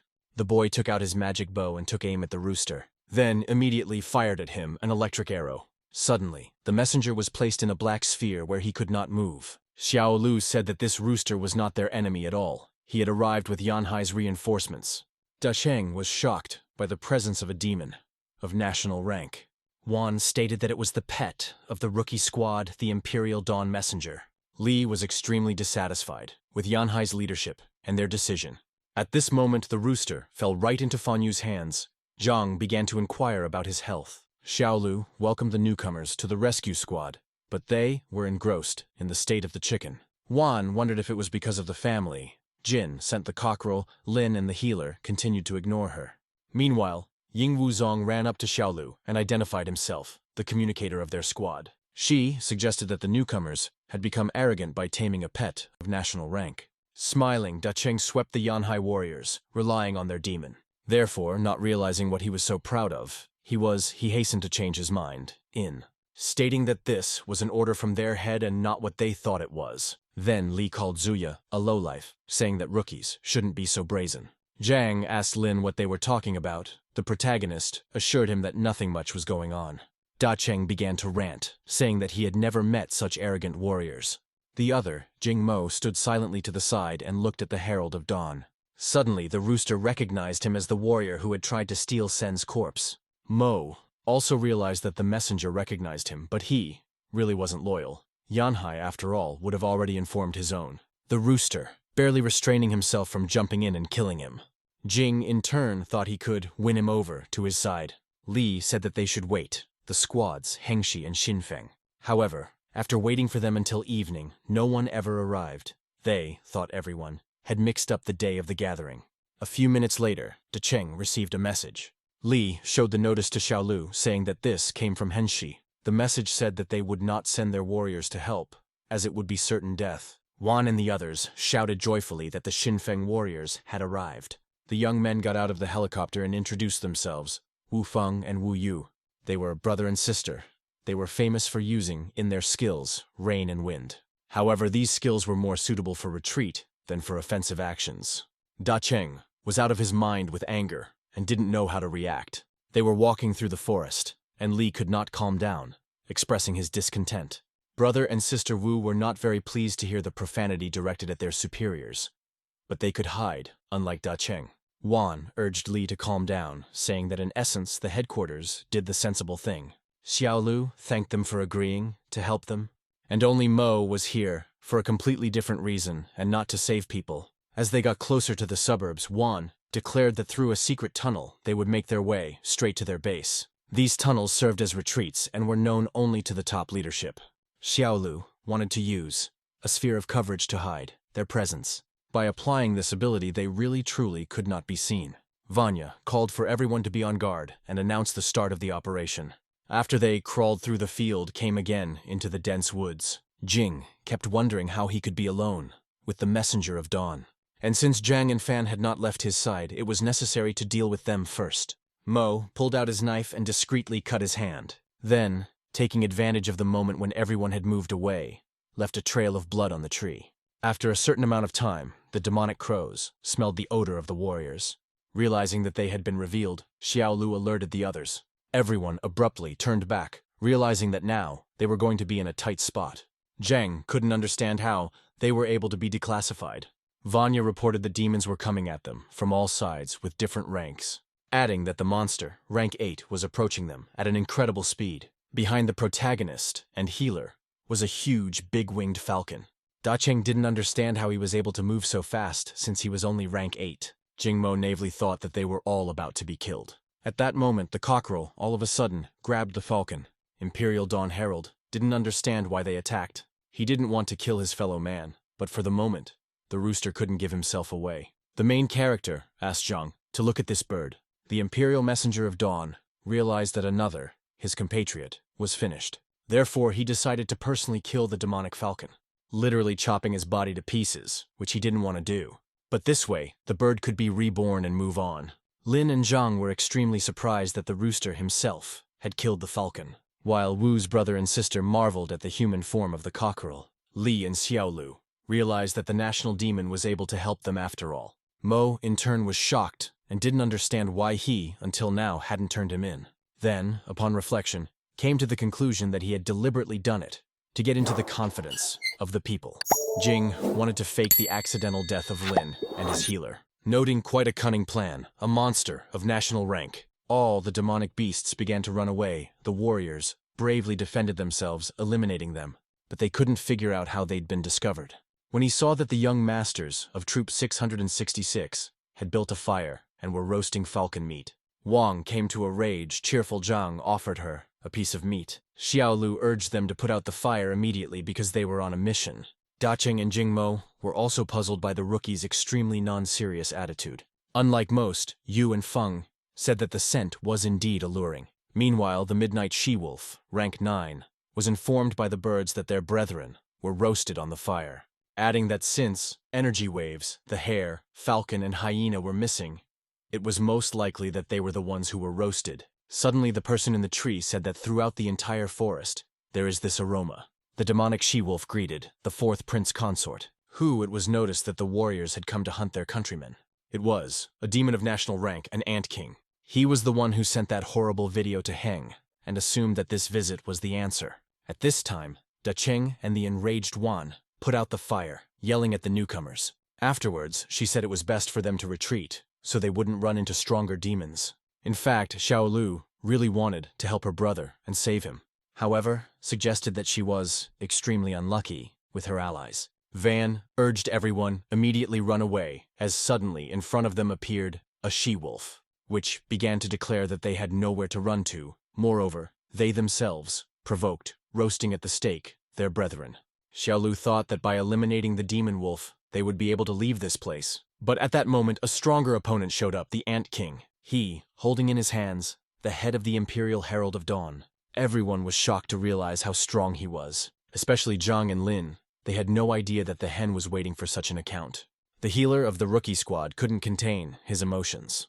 Jing was also upset because he wanted to recruit a rooster and had come all this way in vain. Zhang began to tearfully declare Fang that their pet was not spared. The protagonist promised to take revenge. Wang's squad immediately took up battle positions, preparing for battle. Li assumed that Xiaolu would handle them, he urged Yu and Feng to escape before it was too late, which, in the end, they did, applying the ability Wind and Rain. Dacheng didn't know who to attack first, holding with trembling hands his bow. Mo naively thought they could still defeat the demons, but given that they had killed the Imperial Messenger, the task was getting harder, and it might be better to escape. Meanwhile, the Ant Emperor appeared right in front of him, saying that he was in vain thinking of escaping, adding that most of all he hates betrayal. Jing was literally taken aback, realizing that this demon could read thoughts. Moments later, the Ant Lord struck a powerful blow. Mo, the warrior, in a moment, flew into the tree, feeling incredible pain. Li, lightning fast, fired his electro arrow at the ant and even managed to wound it. Because, as Xiao Lu activated the acceleration sphere, the monster abruptly jumped onto the tree. Wan rushed to the aid, injured by the king, Jing. Realizing that Li himself would not be able to handle it, she gave him triple acceleration originally, needed to eliminate the she-wolf. What Dacheng started to do with Xiao Lu's skill, he was able to stab an arrow into a 9th-rank demon. Monster fell to his knees. Wan demanded Li backed off. However, at that moment, a furious ant was already flying towards them. Seeing that he decided to attack Linya, Dacheng urged him to run away. The protagonist was of a different opinion and wanted to avenge his pet. Suddenly appeared whole and unharmed a rooster. He managed to grab the hand. Demon. Zhang shouted enthusiastically that his hen was in fact alive. Wan and Li were puzzled. They could not understand how the messenger was alive if his head was torn off. Dumbfounded, the Ant King abruptly jumped back. Shocked, he tried to figure out how he did it. The prince consort began to remember how he met in the forest a messenger who ate his fellow creatures, and claimed that he, not a traitor, but in fact, wanted to help them. As a result of this encounter, the 4th prince cut off his head. The demon wanted to read the thoughts of the Imperial Dawn Herald to learn about his abilities. Rooster in turn decided to personally deal with the king of the ants. Wan was healing Mo, who couldn't figure out if the pet was really faking it or loyal to the newcomer. Dacheng had no doubt of the messenger's intentions and was glad of his presence. The prince realized that he could not, for some reason, read the thoughts of the rooster, from which, literally, he went into a frenzy and did not know how to proceed. For, after a certain incident, he began to hear the thoughts of all creatures and traitors. The ant noted his devotion to humans, thinking he was their pet. But in that case, he must hear the traitor's thoughts. Zhang began to ask Fang how the hen could survive without a head. Meanwhile, the messenger of dawn hastened to attack the prince consort. In the aftermath, the Ant Lord flew off to the side. The demon, he realized, had really underestimated this pet. He, in a lightning-fast movement, used one of his abilities, Earth Shackles. The cockerel's paws literally dug into the ground. He could not move. Then, hurriedly attacked the Imperial Herald of Dawn. The rooster was well aware that he would have to kill the monster so that it could be reborn. He activated the evil eye. The ant was perplexed, realizing that he, as well, had developed skills, illusions. After which the pet applied a bright electric sphere. Everyone was extremely surprised at such a powerful messenger energy. The rooster, again giving into his emotions, began to cry. He felt sorry for his fellow man. The Herald of Dawn still released a powerful beam towards the ant. However, he was saved in time by the 2nd prince consort. In the aftermath, they flew off toward the woods, hitting a tree. The demonic she-wolf rejoiced at the sudden appearance of the prince. He, in turn, urged his brother to be more careful because death was very near. As they shook it off, they turned their attention to the crater that had formed in the middle of the field. Realizing how powerful the Imperial messenger really was, Xiaolu and Dacheng were more amazed. Another fact, seeing 2 demons of national rank. Brother ants began to rejoice that they were able to survive. But the 2nd prince consort urged him not to be so unassembled. The 4th prince replied that he was not that stupid, especially since his brother had saved him. After that, they made contact with their long tendrils. Seeing this picture, Zhang assumed that this was their way of exchanging information. The Imperial Dawn Herald understood that they were contemplating a plan of action. Jing Mo thought it was necessary to run away since 2 demons of such a high rank were extremely dangerous. Rooster knew they were strong, but Fanya's power was many times greater. Besides, he couldn't let them die at the hands of the protagonist. Therefore, he needed to make every effort to deal with them himself. The rooster once again activated his skill. The demonic she-wolf called the Ant Brothers to be on the lookout. Suddenly one of them moved, lightning fast, behind the messenger's back. Then he began to whisper in his ear that they would pay for their deeds. And no one will help them, because by sending demons to the city, to certain death, it means to get rid of unnecessary people. The cockerel noted his incredible speed. After a moment the ant cut off his head, declaring that he would avenge them, the she-wolf and his brother Liu. Zhang, once again unable to contain himself, began to sob like a child. Severed, the head of the Imperial messenger lay on the ground. Xiaolu and Da Cheng thought that the pet was finished and looked sadly at its bloody body. The second prince consort muttered that he didn't understand why the messenger had gone over to their side, after which, ostentatiously, he stepped on the head of the cockerel and crushed it, stating that whoever wants to kill must also be prepared to die. Hidden behind a tree, Jing realized that the second prince was much stronger. The rest of the demons. Liu stated that it was useless to cut off the head of the rooster because he had already done it. His self-righteous brother replied that by beheading the messenger once more, he would die. Li and Wan were dumbfounded by the nuance of this ability. Zhang, just as nervous, asked Lin if it was true that their chicken was going to die. Wu Mo Yu and Feng swept up that no matter what, the messenger stood to the last for Yanhai. Da Cheng realized that they had almost no chance since even the emperor's pet had died. Xiaolu, for her part, intended to fight to the end. Jing was deluded, for the rooster had indeed sacrificed himself to save the newcomers. Where did a demon so devoted to humans come from? The Ant brothers declared that now it was time to deal with the pledges. The protagonist confidently mouthed that he would avenge them for the death of his pet. At that moment, one of the Ant Kings was attacked by a rooster. The second, the prince consort, barely had time jumping aside. He was, without exaggeration, shocked by the bird's tenacity. Zhang shouted enthusiastically that his favorite, the hen, was alive. Xiaolu and Da Cheng were happy about this turn of events. The Ant King looked at the corpse of his pet in surprise, trying to understand how this was possible. A moment later, it dawned on him. A demon, of national rank, had the ability, limitless recovery, noting that he has quite a large skill set. At the same time, they were completely different, which was contrary to nature. Prince remembered how on the forum wrote that he can absorb monsters. Afterwards, he hurried to share this information with his brother. They wanted to know with what ability the messenger could hide his thoughts. The ants made the decision to take the wounded she-wolf and retreat. Realizing that they could not overcome the rooster, they immediately left the location. The pet was genuinely happy about that, thinking that he had finally found some understanding companions, urging them no longer not to approach the two newcomers. However, Wang stated that they could not be allowed to leave, or else their plans would be ruined. After all, ants could bring a demon, continental level. Da Cheng began to aim his magic bow to stop them. But at this time behind him appeared one of the Ant Kings. He struck a sudden blow, injuring Li. Mo wanted to run as he realized he couldn't handle them. The cunning pet was not going to protect people, except the newcomers. The consort princes noticed this, due to which threatened Zhang. One stood behind the healer, while the other headed for Fang. The Imperial Dawn Herald was saddened that they had, after all, chosen death. The brothers demanded that the rooster tell them about his weaknesses, noting that he was too wary when they threatened his friends. Pet realized that they didn't know about the protagonist's power and worried about them. Liu demanded again that the messenger tell them his secret. The worried rooster silently pointed his finger at Lin. Enraged, the Ant King nervously muttered what he had in mind, a weakness to kill him. Without waiting long, the demon said that if he didn't want to talk, they would have to kill his friends. Suddenly the Herald of Dawn tried to stop them. The other, the prince consort, was surprised at such devotion, and rushed to kill Zhang, but the pet had time to apply, jump. In the aftermath, he instantly took the healer, thereby exposing himself to the blow the ant prince pierced the body of the cockerel. Everyone once again went into shock, worried for the brave rooster.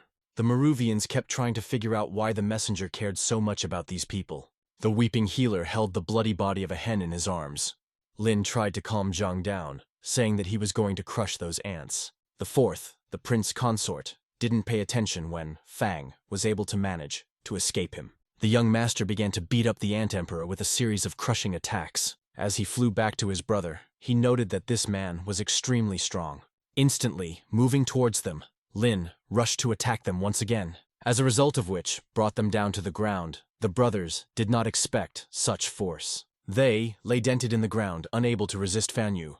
Xiaolu and Da Cheng froze in surprise as they had no idea of the newcomer's power. Jing Mo, for his part, was similarly shocked, not understanding how such a thing was possible. Meanwhile, the cockerel came to his senses. He regretted that the ants did not retreat. And now, they are waiting for them. Death. The protagonist asked Zhang if he should kill these demons, and the healer replied positively. Lin got down to business, saying that he would now send them to the next world. However, at this moment, he was attempted to be attacked, in the back, by a demonic she-wolf, calling the brothers to run away, but the young master literally vaporized. And a moment later, he was at her back, the beast, and she had no time to realize anything. As Feng had already attacked her, previously the she-wolf had not met, so, strong people. Consort princes activated ant barrier, in the aftermath of which, the main character's blow hit the shield. They were horrified to see the barrier snapping at the seams. At this time, in the headquarters of the special unit, the city, Changshi, behind the desk in his office sat the third prince consort. His assistant came in, bringing the documents he asked for, but found no one in the room. Meanwhile, the Ant King cut off one of the roses.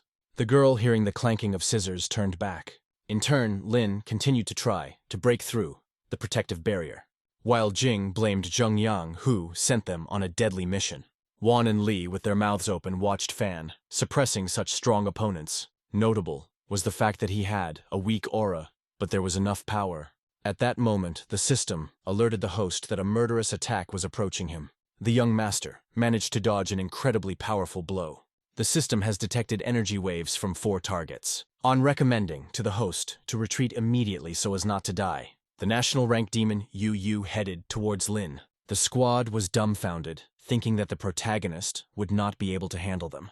Suddenly, poison arrows flew at Fanya, which he was warned about by the system. Using his skills, Lin with ease dodged them. Soon appeared the third prince consort, with a poison rose in his hands. His name was Li. Thus the young master fought with 5 demons. Jing was well aware that they were surrounded and would soon be killed, which means we need to get out of here while we still can, naively believing that the protagonist will not withstand such pressure. But if he survives, his identity will be revealed. So initially it was required to observe the messenger and the newcomers. Meanwhile, one of the Ant Kings rushed to attack Fanya. Lin, in turn, skillfully dodged from his powerful attacks. At this time, the third prince headed to the wounded brothers with a she-wolf to heal them. Liu stated that that person is extremely dangerous and faster than them, urging his brother to be on the lookout. After that, they began to exchange information by touching their mustaches. Harold was badly wounded and could not help the master, as recovery would work when he died. Vanya, I noticed how one of the ants was healing his brothers, which could not be allowed, because then the protagonist will not survive. Xiaolu instantly increased the speed and power of the attacks Fanya. The system informed the host that his characteristics have increased dramatically. However, Wan felt some kind of weakness and could only give a minor power to Linyu. The young master continued to brave the ant horde, striking them with unprecedented force and extremely fast blows. As a result, one of the prince consort, the protagonist, was able to inflict significant damage. The Ant King flew into the tree, feeling on himself the power Fanya. He caught himself thinking that he hadn't met such strong opponents in a very long time. Xiaolu was elated at this result, realizing that this newcomer was even stronger than her. But more to strengthen his performance, Lin was already above the continental level. At this moment, the young master hurriedly finished off one of the ants. However, Li immediately used poison arrows, causing Feng to retreat. Consort princes celebrated unprecedented power of man. The protagonist decided to attack first, without giving them the opportunity. By attacking one of the Ant Kings, he was able to deal significant damage to it. After which, lightning fast, he moved behind the back of the other demon. Calling upon his skills and Xiaolu's reinforcement, Lin continued, delivering powerful strikes, sending the second prince consort straight into the ground. As he landed, another ant tried to attack him. However, the instantaneous movements left him no chance of success. Fang once again found himself behind, but he managed to turn around and fend off his crushing blow. As a result, they were thrown violently to opposite sides. Beaten, the Emperor of the Ants could do nothing. In the meantime, another one was hovering over the young master and hastened to shower him with poisonous rain.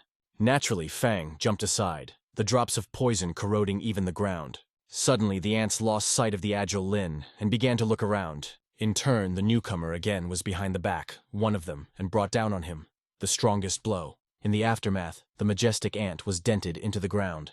The young master calmly landed near the mutilated insects. The squad once again was shocked, because they had no idea that the newcomer could fight back against all the brothers. Vanya continued to control her sphere of amplification. The ants realized they couldn't handle this man. Their older brother, once again, decided to activate the defense barrier. The system has informed the host of an attack on an ally, providing it with power. The demonic she-wolf hurriedly attacked them. In response, only to be shot in the shoulder by Dacheng.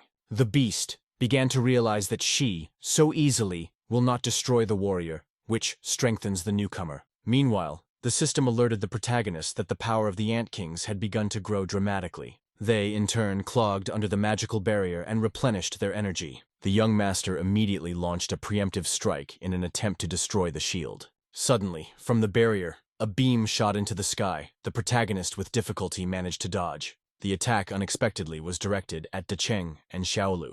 Li, in turn, tried to cover himself one.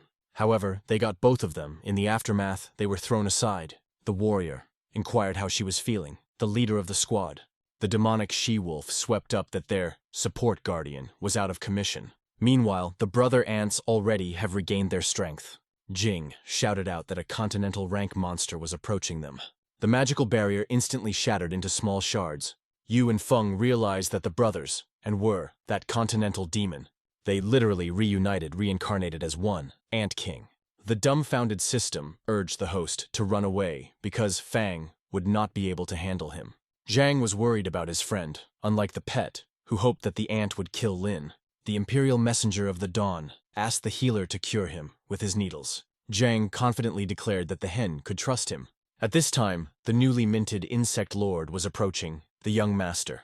After that, struck a sharp blow, the protagonist barely had time to bounce. The ant didn't give him a chance to breathe and attacked again. The system says the demon's sword is poisoned and you can't get caught. The Ant Emperor kept trying to get a hold of the dodgy Fanny. But Lin continuously slipped away, activating the Black Earth Flame. The system has recognized that if this magic comes into contact with a demon, it will die. The ominous aura, the continental rank monster also noticed. As such, lightning applied, Blue Devourer. A kind of shield formed in front of the young master who was trying to reach the demon with black fire. As a result, the main character struck a barrier. However, he couldn't pull his arm out. The shield was holding it back. The Ant Lord hastened to strike what he believed to be the final blow, throwing his sword of the sky at the trapped Fang. The system was already saying goodbye to its hapless master. The blade collapsed, the Blue Devourer, and with it, Lin. Suddenly, the sword ignited, bright flames heading into the ground. As it turned out, the young master used the red fire to get out of the trap and escape. Xiaolu couldn't believe that the newcomer was actually exceeding continental rank. Jing wondered the same question, assuming he had a legendary rank lord, because he could stand alone against such a powerful opponent. The Ant King did not understand how Fan was able to stop his sword of the firmament. Lin continued, restraining with flames the prince's blade, who was wondering how long it would last. The system reported that the host needed to level up to master more skills. The Insect Emperor declared that he would not allow him to destroy the sword of the firmament. The consort prince flew towards the protagonist, intending to give him a poisonous bite. The system squealed, reporting that the master had used too much energy on the fire and could not apply the black flame. However, once again, the Dawn Messenger was the one who was hit by the demon. As a result, the rooster was able to protect Fanya at the cost of his health, although in fact, he was protecting the king himself, so that Lin did not kill him with black flames. And since Pet inherited the ability of limitless recovery, could sacrifice several lives. In addition, while the rooster distracted the demon, the system will have time to increase the level of the young master, asking the protagonist to close his eyes for accelerated upgrades, combat modes. A bloody messenger crawling on the ground, the Ant Lord declared that it was his time to die. Thinking that the bird was no longer a threat, the monster hurried to deal with Fan. On leaping with fists at Lin, he once again met with the relentless messenger, who in turn managed to rise and again cover his master with himself. In the aftermath, he once again took quite noticeable damage. Making sure the pet was finally immobilized, lay on the ground, the demon of continental rank headed towards the protagonist. But the cockerel came to life again and bound him by the fetters of illusory tales. The prince consort easily and casually broke the magical chains. Imperial Dawn Herald realized what it meant. Continental level. The enraged ant declared the rooster finally pissed him off. Whereupon, nailed to a tree with his poison roses, the messenger, saying that soon his body would be eaten away by the poison, and he would die very slowly and painfully, adding that the rooster himself would ask him to die. The pet understood that his ability would not be able to neutralize the poison. Yue and Feng realized how strong the demon of the continental rank turned out to be. Jing thought the newcomers from Yanhai would definitely rescue the so-loyal rooster. Zhang wanted to heal his hen, but since the full rotation of the universe, was not ready, the friend could not help in any way. Dacheng held in his arms the wounded Wan, noting such a brave messenger. Xiaolu pulled herself together and asked Li to help her sit up. She actively began to replenish her energy by assuming the lotus pose. The royal ant has declared that no one will be able to stop him now. The imperial messenger of dawn, through the pain, muttered that he should stay away from Fang. In the meantime, the system had successfully updated, which was reported to the host. The protagonist from now on could use new skills, real combat, and berserk. In addition, the young master was able to control the flow of red flames with increased precision. As a result of this enhancement, Lin, in a second, melted the sword, the firmament, significantly strengthened and given incredible power. Fan instantly directed his fire whirlwind towards the Ant Prince. He was not afraid of fire, but his strength was extremely unusual. The monster immediately used the ability, devouring the firmament, becoming in succession consumed by flames. Suddenly, the protagonist disappeared and appeared behind the back of the ant, using black flames tried to strike him. The Continental Demon realized that if the newcomer caught him with black fire, he might not survive. Because of this, the Ant King activated the Dark Substitution skill, even though he didn't want to do so. In the aftermath, he found himself in the place, nailed to a tree, of the messenger. Accordingly, the cockerel appeared before the young master, at whom with a fiery fist flew embittered Fang. The Imperial Dawn messenger, for his part, thought he was finished. Seeing the rooster in front of him, Lin redirected the attack away. The system informed in that case he himself would take damage. The cockerel, of course, realized that, for the sake of saving him, the protagonist purposely missed. The Ant Lord stated that the master was the first person who forced him to use the given ability, adding that he is indeed a worthy opponent for him. After which, the rose petals scattered and headed towards Fang. The prince consort could not allow Lin to infiltrate Sangshi. The system urged the host to use the red flame, as the black flame was incapable of harming inanimate objects. The demon naturally realized that he had wasted a huge amount of strength, and hastened to absorb the external energy sources, forming a magic circle. The wounded monster, continental rank, naively believed that it could overpower the protagonist. The system reported that the gentleman should use a skill equivalent to the technique that the ant is preparing. The demon's body was engulfed in super-powered electrical lightning. A moment later, a soul blade rushed into the young master. The system recommended to the gentleman to combine abilities to resist the blow, adding that he should do his best, because there is a possibility of breaking through to the heavenly level. The only thing left to do at the moment of impact was to withstand the impact. The squad watched intently, realizing that there was about to be a serious clash. Jing Mo, who hid behind a tree, was similarly excited for the moment. Zhang was extremely worried because Fang had risked his life. Xiaolu managed to endow Lin with speed and increase his power. Reinforcement was timely. The main character confidently carried on to meet the fate. A second later, the two powerful forces collided. The result was an explosion of immense proportions. Afterwards, the shockwave threw everyone off in different directions. Jing tried to brace himself against the ground and closed his eyes. The demon of continental rank was perplexed to see, of such magnitude, an explosion. He, in turn, in the same way, was thrown away, causing a huge amount of damage. The Ant King couldn't believe he'd lost to a human, realizing that this way they could get into the city. But Ashan was still inside. His eyes gradually closed, his pulse beating less and less. The breathless body, the prince's, rushed down. It seemed to be over. But suddenly the moon, colored red, an unknown voice, said that people did not dare to invade their land, putting powerful psychological pressure on everyone. No one could understand what was going on or who this unknown person was. Dacheng literally began to experience headaches. It was hard to breathe. Yue and Feng as well as Jing were gripped by panic, along with pain in their heads. The demonic she-wolf abruptly bowed before Her Majesty. The voice said that the people had come here in vain, and they would not be able to take away Sangshi. It was the Queen of the Red Moon, her illusory hands holding the body of the fallen prince. Achan assumed they were here to rescue the guy in the video. Xiaolu was nervous because it was about her brother, but she couldn't even open her mouth to reply. The Empress of the Moon declared that she would avenge them on her consort. The system required the protagonist to retreat, as he would not be able to defeat the queen and break through to the celestial level. At that moment, Zhang came up to the young master and said that he was sick because he was not feeling well. Fong didn't pay attention, because the others couldn't move at all and were suffering from headaches. The Lordess of the Blood Moon noticed that the healer of the novice squad was not under the effect of their field, and with that, he had 9 souls, due to which she decided to back out, stating that this time the Lordess would let them leave, but their paths would surely cross, demanding that they leave immediately, adding that if people dare to go further, they will die. At this time, the moon gained its natural color and the pressure disappeared. Lin continued to stare at the moon, thinking of killing the queen. Everyone breathed a sigh of relief, realizing that the demonic entity was finally gone. Frightened, Mo peered out from behind the tree, making sure it was over. The young master was well aware that the monster, a continental-ranked monster, was incredibly strong. Zhang swept Fan Yu. All of his clothes were torn at this moment from the messenger medallion. Suddenly, Uzun came out, stating that he had a change of clothes with him, and immediately dressed up the main character, saying that he also has a snack. The healer from the rookie squad had been healing the wounds of Lin and the rooster for a long time. The others decided to have a refreshment and watch the sleeping master. Suddenly, the protagonist woke up, which sincerely rejoiced Zhang, stating that his fire was extremely effective and asked him to heat up some pies. But since Fanya's flame was too strong, the pies burned in his hand.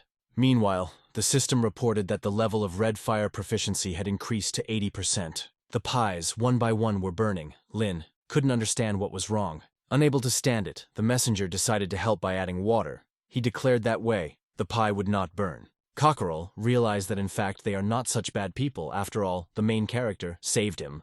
While Zhang and the young master admired the flavor, cooked pie, while he reached 100% flame mastering. Eventually, everyone warmed up some food and they quietly took a bite.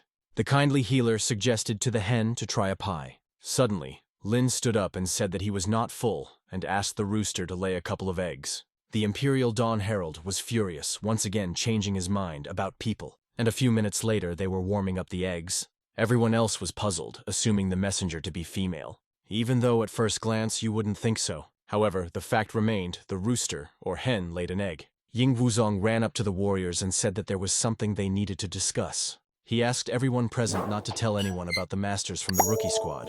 Xiaolu even envied them, for they really did have incredible strength. Jing wanted to return as soon as possible to tell Aya about everything. Mo offered Wan to back off, but she flatly refused. The warriors from Xinfeng's squad were outraged, saying that there were too many strong monsters in the city. Lu sadly said that they could leave and she would go on, adding that they would be looked after by the masters. Everyone was shocked.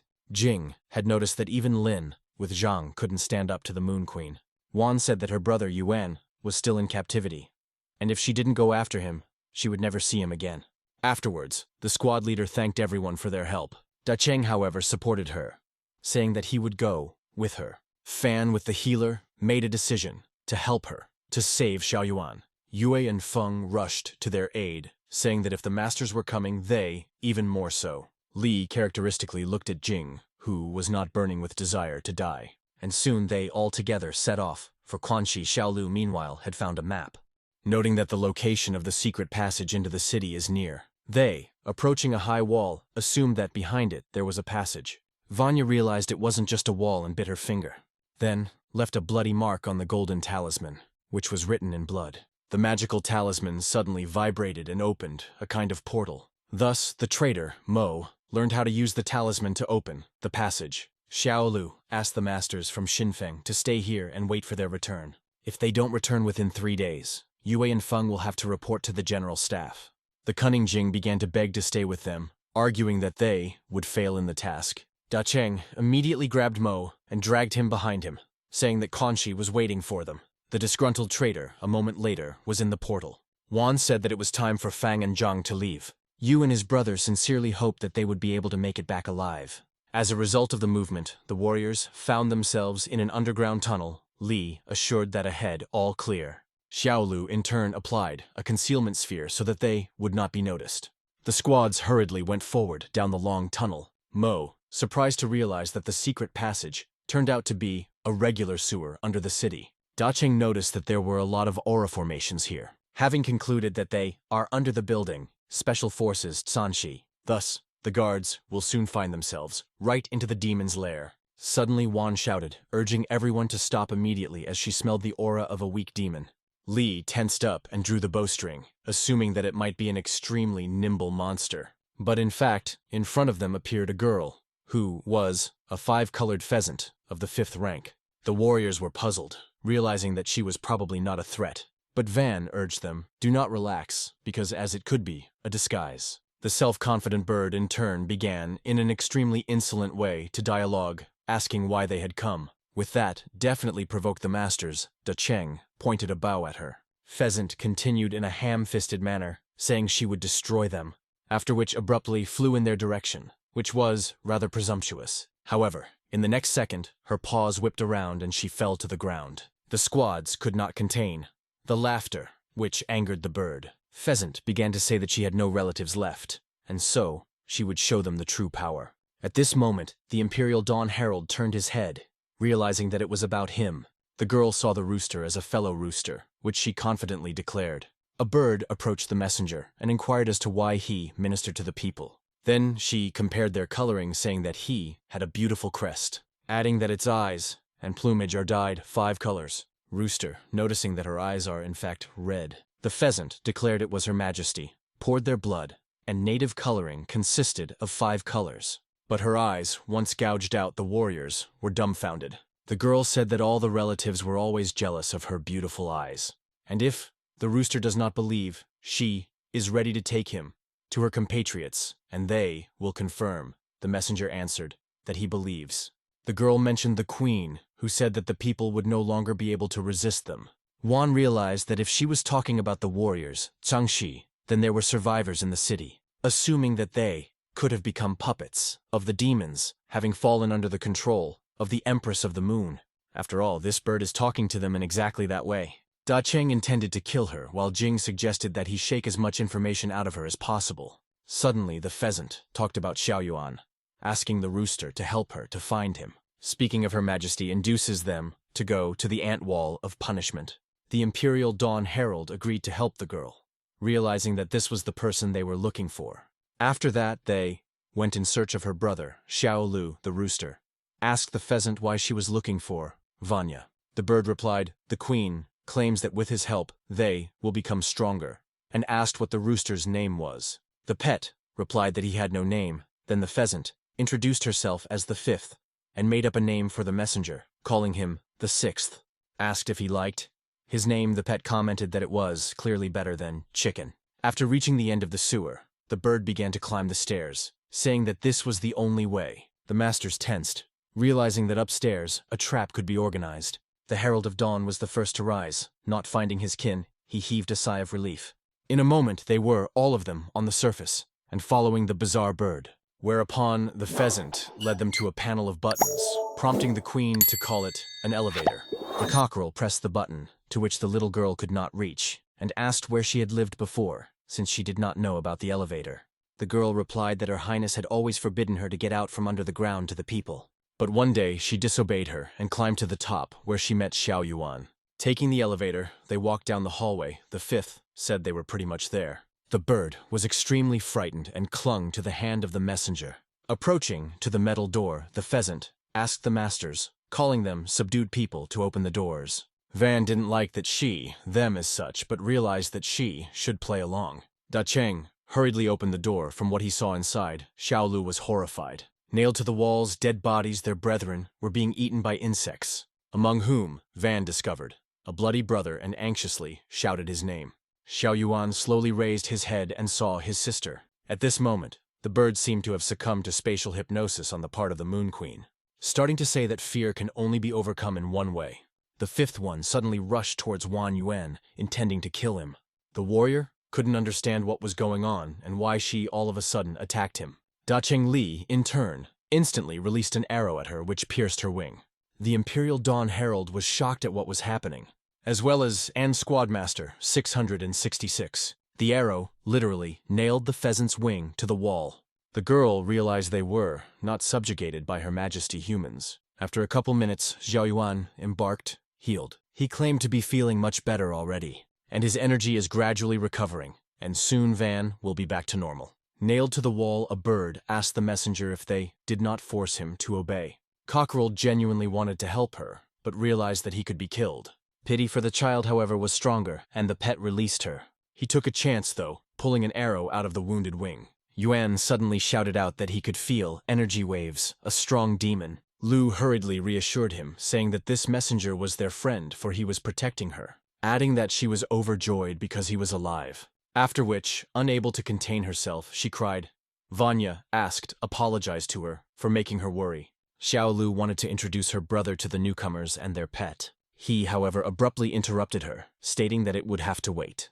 Yuan stood up and headed towards the five-colored pheasant, noting her weakness. She's also had her eyes gouged out recently, so she's not much of a threat. A frightened bird, begging me not to poke its eyes out, but distraught Wan in a lightning-fast movement killed her.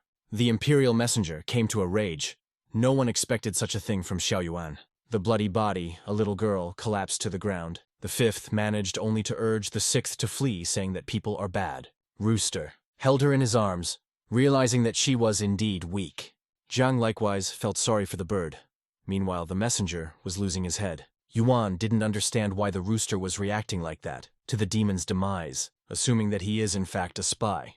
At this moment, the Herald of Dawn attacked Vanya, but on his defense became Lu, activating a shield which the pet broke through with its blow. The warriors realized that the cockerel, clearly above national rank, the protagonist suddenly grabbed the hand the Imperial messenger, stating that Wan can't be attacked after all, she helped them. Xiao Yuan was surprised by the strength of the newcomer.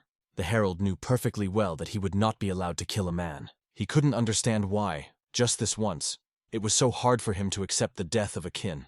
At this time, Xiao Lu slapped her brother, asking why he killed an innocent bird. Wen replied that they, demons and the guards, should have no reason to kill them, for they in turn, without pity, was killing their men. The squad leader could not object to him, saying that this bird was just a child and he had treated it very cruelly. The brother replied that before they came, she had killed their compatriots, Wang Yang and Lu Sheng, and he endured every day inhuman torture from these demons, adding that the faith in him had not diminished, and he was waiting for the moment when his sister would come. However, that being said, Zhao Yuan considered the messenger a spy and stated so. The sister again could not stand it, and again slapped him, nervously muttered that he could have no doubt of the loyalty of this rooster. The rest of the warriors hurriedly confirmed the words, Wan. Dacheng said they should move before the demons got here. Decided to burn the bodies of their dead countrymen. The Imperial Messenger of Dawn requested that Xiao Wu's body be burned as well. After which, Xiao Lu began to collect their ashes. The rooster wondered why she was doing this. Van replied that the ashes remind them of the dead, and for the families of the deceased, it is important. Then gathered in a cloth, she tied it up, and pronounced that people have such traditions. The Herald of Dawn remarked that it was rather strange and creepy. The squad leader apologized to the rooster, saying that her brother's torture had affected him in a bad way. A sad pet, collecting the ashes of a very young little bird. Turning around, he realized that he had nowhere to put it. Wuzong, who was in the medallion, the messenger, held out to him a pouch. The rooster poured out Xiao Wu's ashes and hid them in his pocket to give them to her family afterwards. Suddenly, In popped out of the pet amulet and reminded everyone that the head Zhengyang asked to save military advisor Su. Lu understood why she, with Haley, had sent the masters with a messenger to rescue Jin's mother. Wan said she would do her best to rescue the military advisor, Su Min. Having sent Mo and Li to guide Xiao Yuan to the secret passage, brother's reaction was incomprehensible. But the continent-level demon was too strong, which meant it was best to gather an army and return for Min. Xiao Lu assumed that her brother was worried about her, and that's why he was silent. I mean, she had no idea what he was going through. Wan, I also wanted to find out what happened to the rest of the guards, Sanshi, and if they're under the Queen's control, perhaps the general staff will resume the rescue operation. Besides, as a warrior of continental rank, she couldn't only care about her brother, telling Xiao Yuan that she would be fine since they had a messenger and a master from Yanhai. Da Qing asked Xiao Lu to have Jing escort the brother-in-law, and he go with her. Yuan was out of breath upon hearing Li calling him brother-in-law. Wan Lu urged him immediately calm down and set off with Mo. Suddenly Xiao Yuan grabbed Xiao Lu by the arm and declared that Su Ming had betrayed all of humanity. And after the demons entered the city, she instantly surrendered and became the henchman of a monster of continental rank. All the warriors were shocked by such not unexpected information. Lu likewise couldn't believe it, thinking that such a thing couldn't happen. Wan began to remember how the general staff, Lungo, talked about how risky it was to send Yuan alone. The commander-in-chief said that in Kangxi, doctors are respected, and Wan is one of them. Adding that for the sake of peace of mind, they will send, along with Xiao Yuan, the military advisor, Su Min. Back then, Xiao Lu, for the first time, heard of her, noticing that the tone of the commander-in-chief had changed drastically. After learning that she, from the Jin family, Wan, realized why the elder was talking about her like that. Lu, in turn, wanted to ask him why he was underestimating her brother. But the Supreme ignored her and called out Su Ming to introduce them, naming her one of the first accredited focal point military advisors. At that moment, Su seemed to Xiaolu quite a nice woman. Xiao Yuan said that she was not among the warriors nailed to the wall, which is one of the proofs of her betrayal, adding that it was Min who offered to shoot the video to the demon. Lu suggested that she was under the influence of the Moon Queen, but Yuan stated that Su was sane and consciously went for it. Ying decided to intercede, saying that Xiao Yuan had no right to accuse the one who kept their country safe. Yin offered to take them to Min so that they could see for themselves what he had said. Vanya was willing to take the risk if the sister was willing to go all the way. He intended to look into the laboratory to steal one thing that would end the demons. Likewise, Xiao Yuan couldn't understand why Sis messed with a national-ranked monster. Xiaolu realized that her brother was the only one who would be able to guide them, and was in his right mind. Therefore called all the guards to go in search of Su Min. After all, even if Yuan is threatened, she will be able to protect him. As she made her way into the main building, Lu sensed the presence of several dangerous demons, calling everyone to communicate as quietly as possible among themselves, not exceeding a distance of 5 meters, and applied the sphere of concealment and acoustics. One of the maids said that the prince consort was ill, and his work should be distributed to everyone. The rest of the monsters began to talk her into simply waiting for her master to recover. The head of the squad noted a certain similarity between these demons and humans. Xiao Yuan led them, bypassing them, leading them into some room, after which the warriors headed down the corridor towards a certain door. Yuan stated that she is here. Xiao Lu until now could not believe her betrayal. After entering the lab, Brother Lu asked them to look around, but he wanted to take his own thing. As soon as Wan decided to go with Xiao Yuan, she heard voices. Assuming it was Min, Xiao Lu walked over, closer to the door where the voices were coming from. Where the monsters were discussing human food, Lu realized that it wasn't Su. Feeling their aura, Van was able to determine their ranks. Among them were hypnotized warriors. The 9th-ranked demon asked the people to make more of this kind of food, and the guards responded rather insolently. This was not the usual control since warriors perceived monsters as newcomers. Meanwhile, Xiao Yuan hurriedly took out a bottle with an unknown substance from the safe. I was only glad to realize that at least one of them had deigned to keep it. Then he left the room, pulling his clothes off the rack. At this time, the demon of continental rank turned her attention to the reaction of her necklace, and realized that Yuan, after all, had taken the last bottle she was going to destroy with him. Brother Lu, in turn, wanted to bring her back to headquarters, so that this merciless war would come to an end.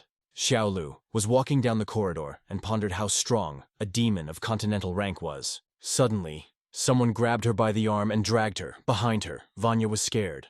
As it turned out, it was her brother, who urged her to leave immediately, saying that he had taken the necessary thing, adding that there was no point in looking for Min, since she was already with the monsters, and the thing he had found needed to be brought to the headquarters immediately.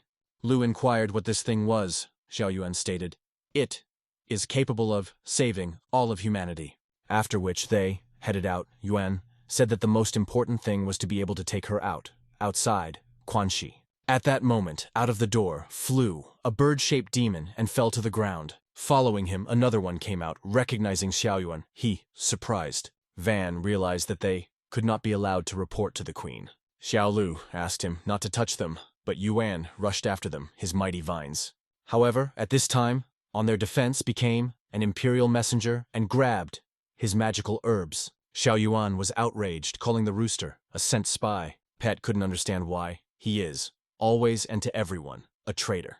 In the meantime, Zhang and the protagonist had also arrived. The Herald of Dawn noticed that the newcomers were trying to help his kin. Annoyed, Brother Wan stated that the traitor was clearly not on the side of the people. Yan asked his sister to stand behind him so she wouldn't get caught.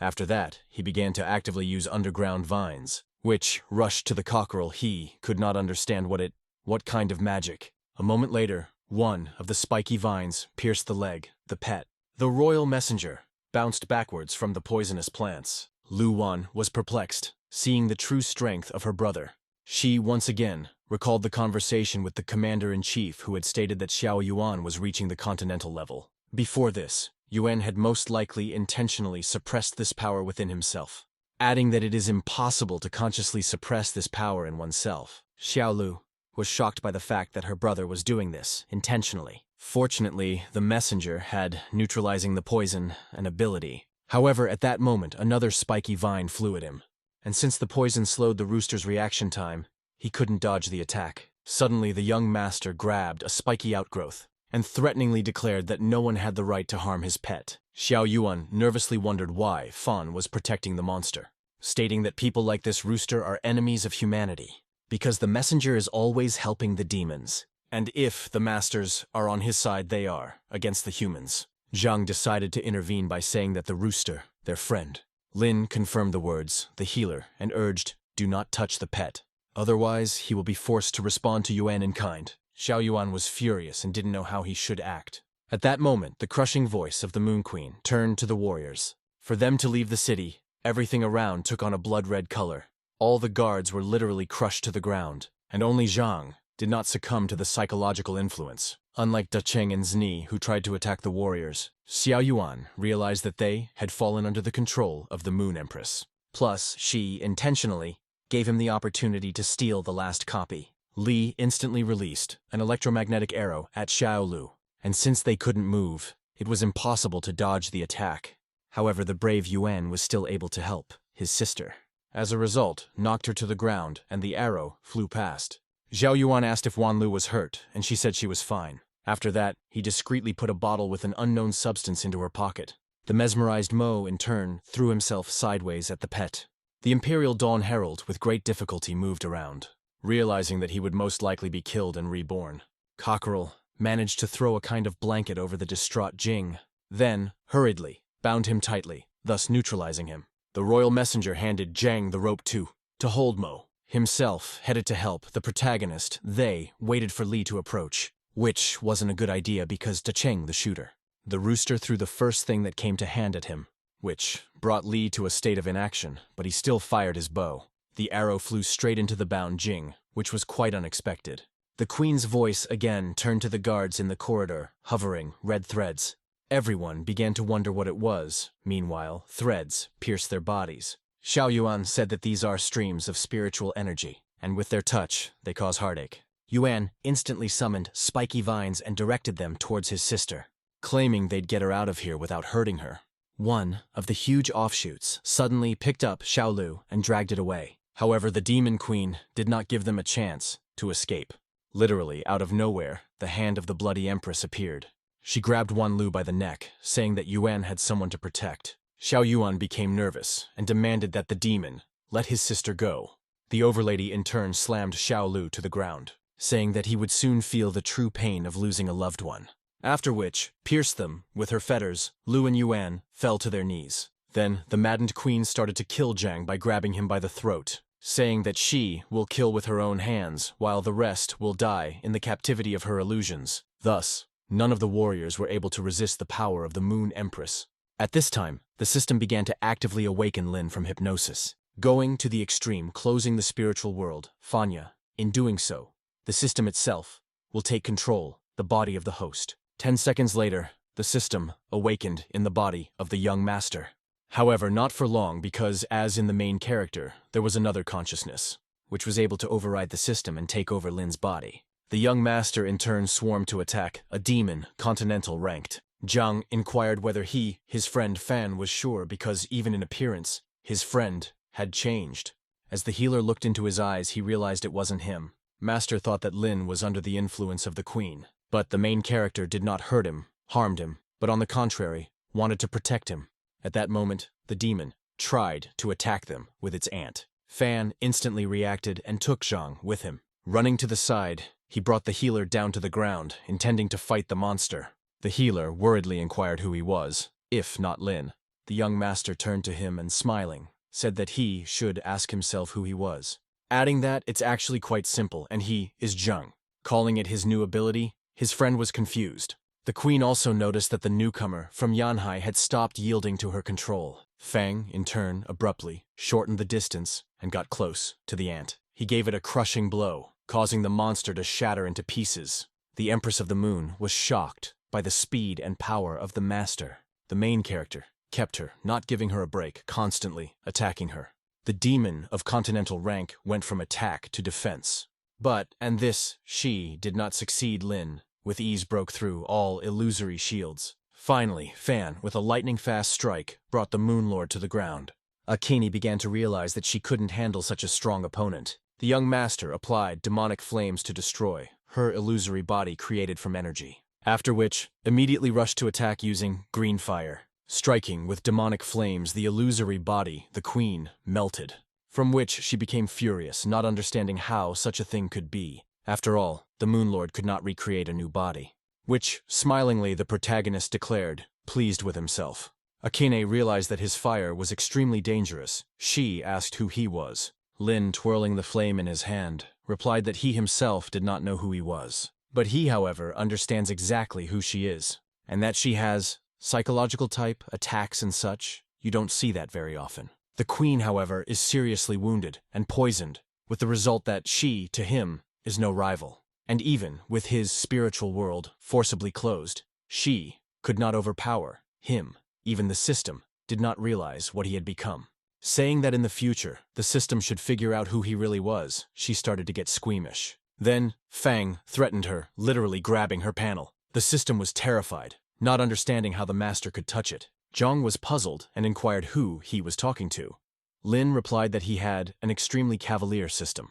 The protagonist asked the demon if she was ready to surrender, otherwise she would die. Aken stated that they were the ones who invaded their town and helped the man take the most dangerous item, thus jeopardizing their existence, so she cannot retreat. The master replied that then death awaits her. The Empress hastened to discover the limits of the blood moon. Touching the ground with his hand, everything around him turned into a kind of net. All the warriors all of a sudden plummeted downward and flew into the abyss. Fan realized that she had gone to extreme measures, deciding to kill everyone, including herself.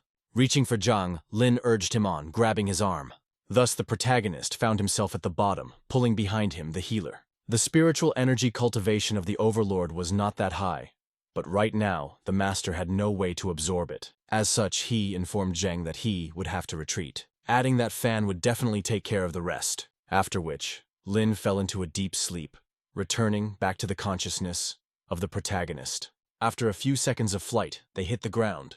As a result, the system underwent a series of spiritual attacks, and the healer began to pummel the young master. Suddenly Fang woke up, which Zhang was immensely happy about. Lin, seeing a huge ant, grabbed his friend and bounced aside. Having thus escaped his attack, the queen declared that no one had yet escaped from the confines of the Blood Moon, because here, their spiritual energy is boundless. At this moment, crowds of ants moved towards the masters. In the aftermath, the protagonist once again grabbed Zhang while dodging attacks, insects, and in a hurry began to run away. However, one of the ants caught up with them, as a result of which he still managed to hook Fanya's leg. Lin, with the healer, suddenly fell to the ground. The ant in turn tried to attack them, but the master had time to move forward, then began moving on, running through the huge insects. Having reached to a safe place, the main character lowered to the ground the healer, and he began to destroy one by one all the ants, by actively using red flames, literally burning them to the ground. However, they only seemed to be getting only more. Fang struck with a fiery fist into the ground. With that, the flames spread around, incinerating the demonic insects. The voice of the Empress once again turned to them, stating that she recognized their power. Lin continued in cold blood to sizzle the monsters. The continental-ranked demon said that here they couldn't defeat her. Meanwhile, the ants again surrounded the masters on all sides. There seemed to be no number of them. The protagonist realized that something more effective against them was necessary. The system in turn was inactive, because the consciousness of the master had more rights than it. Suddenly, the central processor signaled of danger and disposal of the system. The system immediately began to help its master defeat the residual consciousness. At this time, countless number of insects literally created an anthill, in the center of which was Fan. Suddenly, fire burst through the demons. As a result, the wounded Lin scattered them with the help of green flames. The young master remembered his friend and began shouting his name. After a moment, the protagonist found Zhang and dispersed the insects around him. The battered healer was genuinely happy to see his savior again. Fang rushed to him to help the master, was in a pitiful state, only by whispering that he was in a lot of pain. Lin went into a frenzy, literally igniting green fire. As a result, created a huge flaming vortex. The queen realized that this fire could inhibit her ability, consequently destroy her ants, which the young master he set about doing. Having melted the insects into a viscous mass meanwhile, the system turned on. Fan held in his arms Zhang, who slowly closed his eyes. System began to condolence. The master, Lin, could not hold back tears. But since the protagonist has accumulated a sufficient amount of high-energy food, the system suggested he purchase a healing elixir. Fang naturally accepted the offer, the system, and took the potion given, after which immediately he poured it into his friend. Not even a couple of minutes later, Zhang was already at full health. The master thought, for if it were not for the voice of the psycho in his head, his friend died. The system began to declare that she was not a psycho, offering him to become even stronger. Lin, of course, wanted to gain unprecedented power. The system has indicated that he will have to trust her and listen to her in everything. At that moment, the ground beneath my feet began cracking at the seams. The mad voice of the Lordess declared that they had burned her children, for which and they will die. The earth at this time literally failed. In the aftermath, Zhang and Fan once again fell into the abyss. Grabbing with his hands on the ledges on the rock, the protagonist nevertheless hooked on a rock. Suddenly into them flew huge cobblestones rolling down the cliff. The young master was able to stay aloft by leaning arms and legs in the gap between the rocks. The system advised the host to direct his energy to circulate through his hands and concentrate it in the palms of his hands. At the same time, she offered to buy a special elixir so that she wouldn't be distracted by Zhang anymore. The healer bought the potion from the system and began to drink it. As a result, shrunk in size several times over, sitting at Lin's shoulder. Fang in turn urged his friend to hold tightly to him. The system immediately unlocked an earth-level energy cultivation technique. Thus, the protagonist with ease got to the surface, pushing away from the rocks, much to the surprise of a demon of continental rank. As a result, the Empress of the Moon summoned an earth golem. The Titan instantly rushed to attack, while Lin tried to dodge. The system recommended that the host use green flames to destroy the stone guardian. Then, a moment later, the young master struck the Titan, which he was able to eliminate, the golem crumbling to rubble. However, at this moment, fiery meteorites rushed down from the heavens, rushing towards the earth. Fang was well aware that it was impossible to dodge such a large number of stones, due to which immediately activated green flames around himself.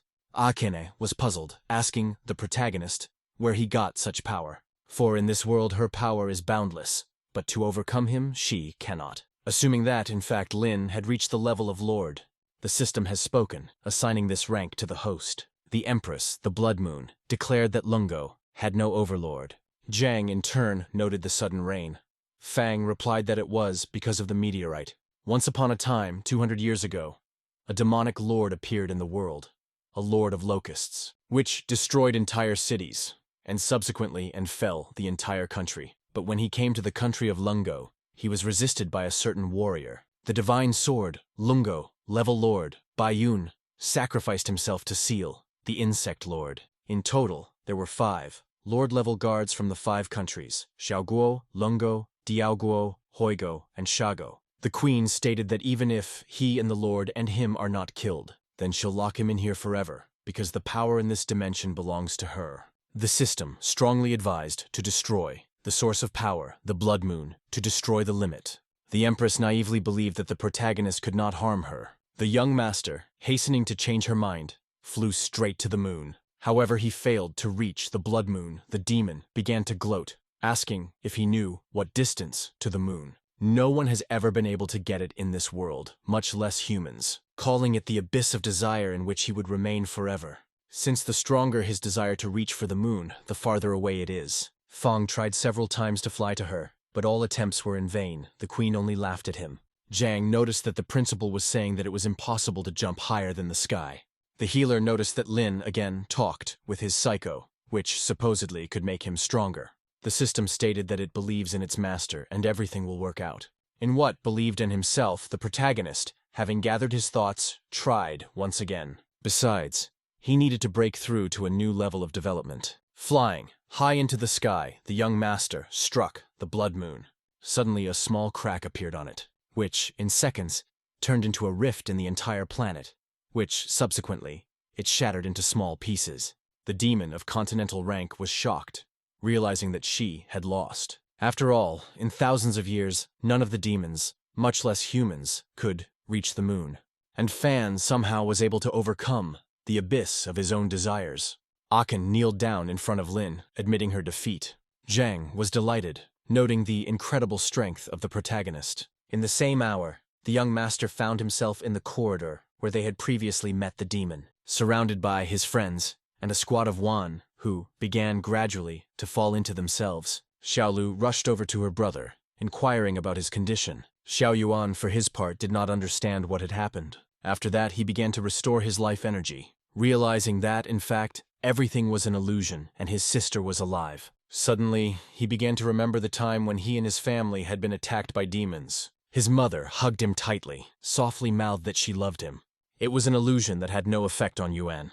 Meanwhile, the demonic birds tried to help the queen to stand up. But, at this moment, Van, pointing his prickly and poisonous vines at the demon on her defense, became one of the pheasants. Vine pierced through her body, the empress. The blood moon became furious. Xiaolu's brother Xiaolu was able to strike her with his spurs. As a result, exhausted, the monster collapsed to the ground. Yuan hurriedly finished her off by releasing another vine. On her defense, instantly, another demonic bird rose to her defense. The queen demanded that Xiao Yuan dare not touch them. At this time, the rooster seized his vine, declaring that he would not endure this. Yuan once again became convinced that the demon is a traitor to humans. The Imperial Dawn Herald inquired about the treachery in question, for he originally was not devoted people because as he is a demon. All the warriors were shocked by such an unexpected statement by the pet. The rooster uttered that he dreams of becoming a demonic hero and exterminating all mankind. Xiao Yuan remarked that he was right, and the messenger indeed turned out to be a spy, and that's why he was always helping the monsters. Yuan urged the masters from Yanhai to help him and his sister, not the demons, adding that he was using them to help his fellow man and deserves to die. The Herald of Dawn realized that Xiao Yuan intentionally poisoned him with spikes. After all, if he convince everyone that he must be killed, the rooster will not even have time to run away. But the pet could no longer watch his kin die. However, the decision of the protagonist was extremely unexpected. Lin urged not to touch the messenger. Yuan was enraged by this stance, Fanya, saying that the rooster had confessed everything, and he was still defending him. However, the young master repeated his demand. The pet himself was shocked. Xiao Yuan said that, with his decision, the protagonist betrayed humanity. At this moment, Su Ming suddenly appeared and said that he had no right to speak on behalf of the entire human race. Because of him, the whole city was almost destroyed, and instead of repenting, he shifts the responsibility to the others. Da Cheng and Jing didn't quite know what Su was talking about because Qianxi had already fallen. Min reported that the Ant Queen took control of everyone and took revenge on the warriors, and even recorded that video. But after she accepted her offer and no longer harms the inhabitants and guards of the city, and in return, she will assist the Empress in researching the antidote DOE. Xiaolu immediately recalled her childhood, where she, for the first time, heard about it, when she ran to the ruins and found the bloody bodies of her parents. From the horrifying picture, Wan Lu fell into a deep despair. Xiao Yuan tried to calm her down, confidently stating that he would definitely take revenge. And when Yuan finds the necessary poison, he will destroy all the monsters. Brother Xiaolu wanted to call this drug a scourge of extermination, which, translated into English, sounded like the abbreviation DOE. Wan Lu turned to her brother and wondered if it was true, and if he had created this poison. Mo and Da Cheng were puzzled. Li asked what they were talking about. Su said that initially she supported Yuan's research, but then things turned out not to be exactly as he said. Min told them her story of how she opened the door of opportunity for Xiao Yuan. He said, was honored as a student of the healer school. After that, they began to protect Sanchi together. At the time, Yuan claimed to be working on creating a paralyzing poison against demons. Su, pleasantly surprised by the young healer's abilities, provided him with a laboratory, having settled the matter with his duties at the hotel in which at that time he was moonlighting. However, further work progressed extremely slowly, and the demons began to evolve, thereby complicating the task. Min, in turn, felt sorry for the young man, because he spent all his time on research. One day, she headed to the lab and noticed that Yuan had changed the access code. After a while, Su did get into the lab, where she saw the young Xiao Yuan sleeping at his desk. Min went over to turn off the computer that was shining brightly and disturbing his sleep, and I discovered a very unexpected and terrifying thing about myself. In fact, Yuan was developing a highly contagious poison called DOE. Su accused him of deceiving her, saying it was not what he had said earlier, because spreading will lead to irreversible consequences, and this cannot be realized. But Xiao Yuan said that exterminating demons was what was most important, and he would still create this poison. And if all the monsters are destroyed, people will no longer live in fear. Min stated that it was a man-made disaster, and perhaps very soon they would be able to live in union with demons. Yan became furious, saying that a predator would not get along with a victim, considering it his friend, and the strong will not be able to coexist with the weak. Noting that from Su's perspective, this is an extremely naive idea. But Min was convinced that nature is fair, and no one should not be subjected to humiliation. And if the monsters have wised up, then the humans can become stronger, and neither faith nor technology will weaken them.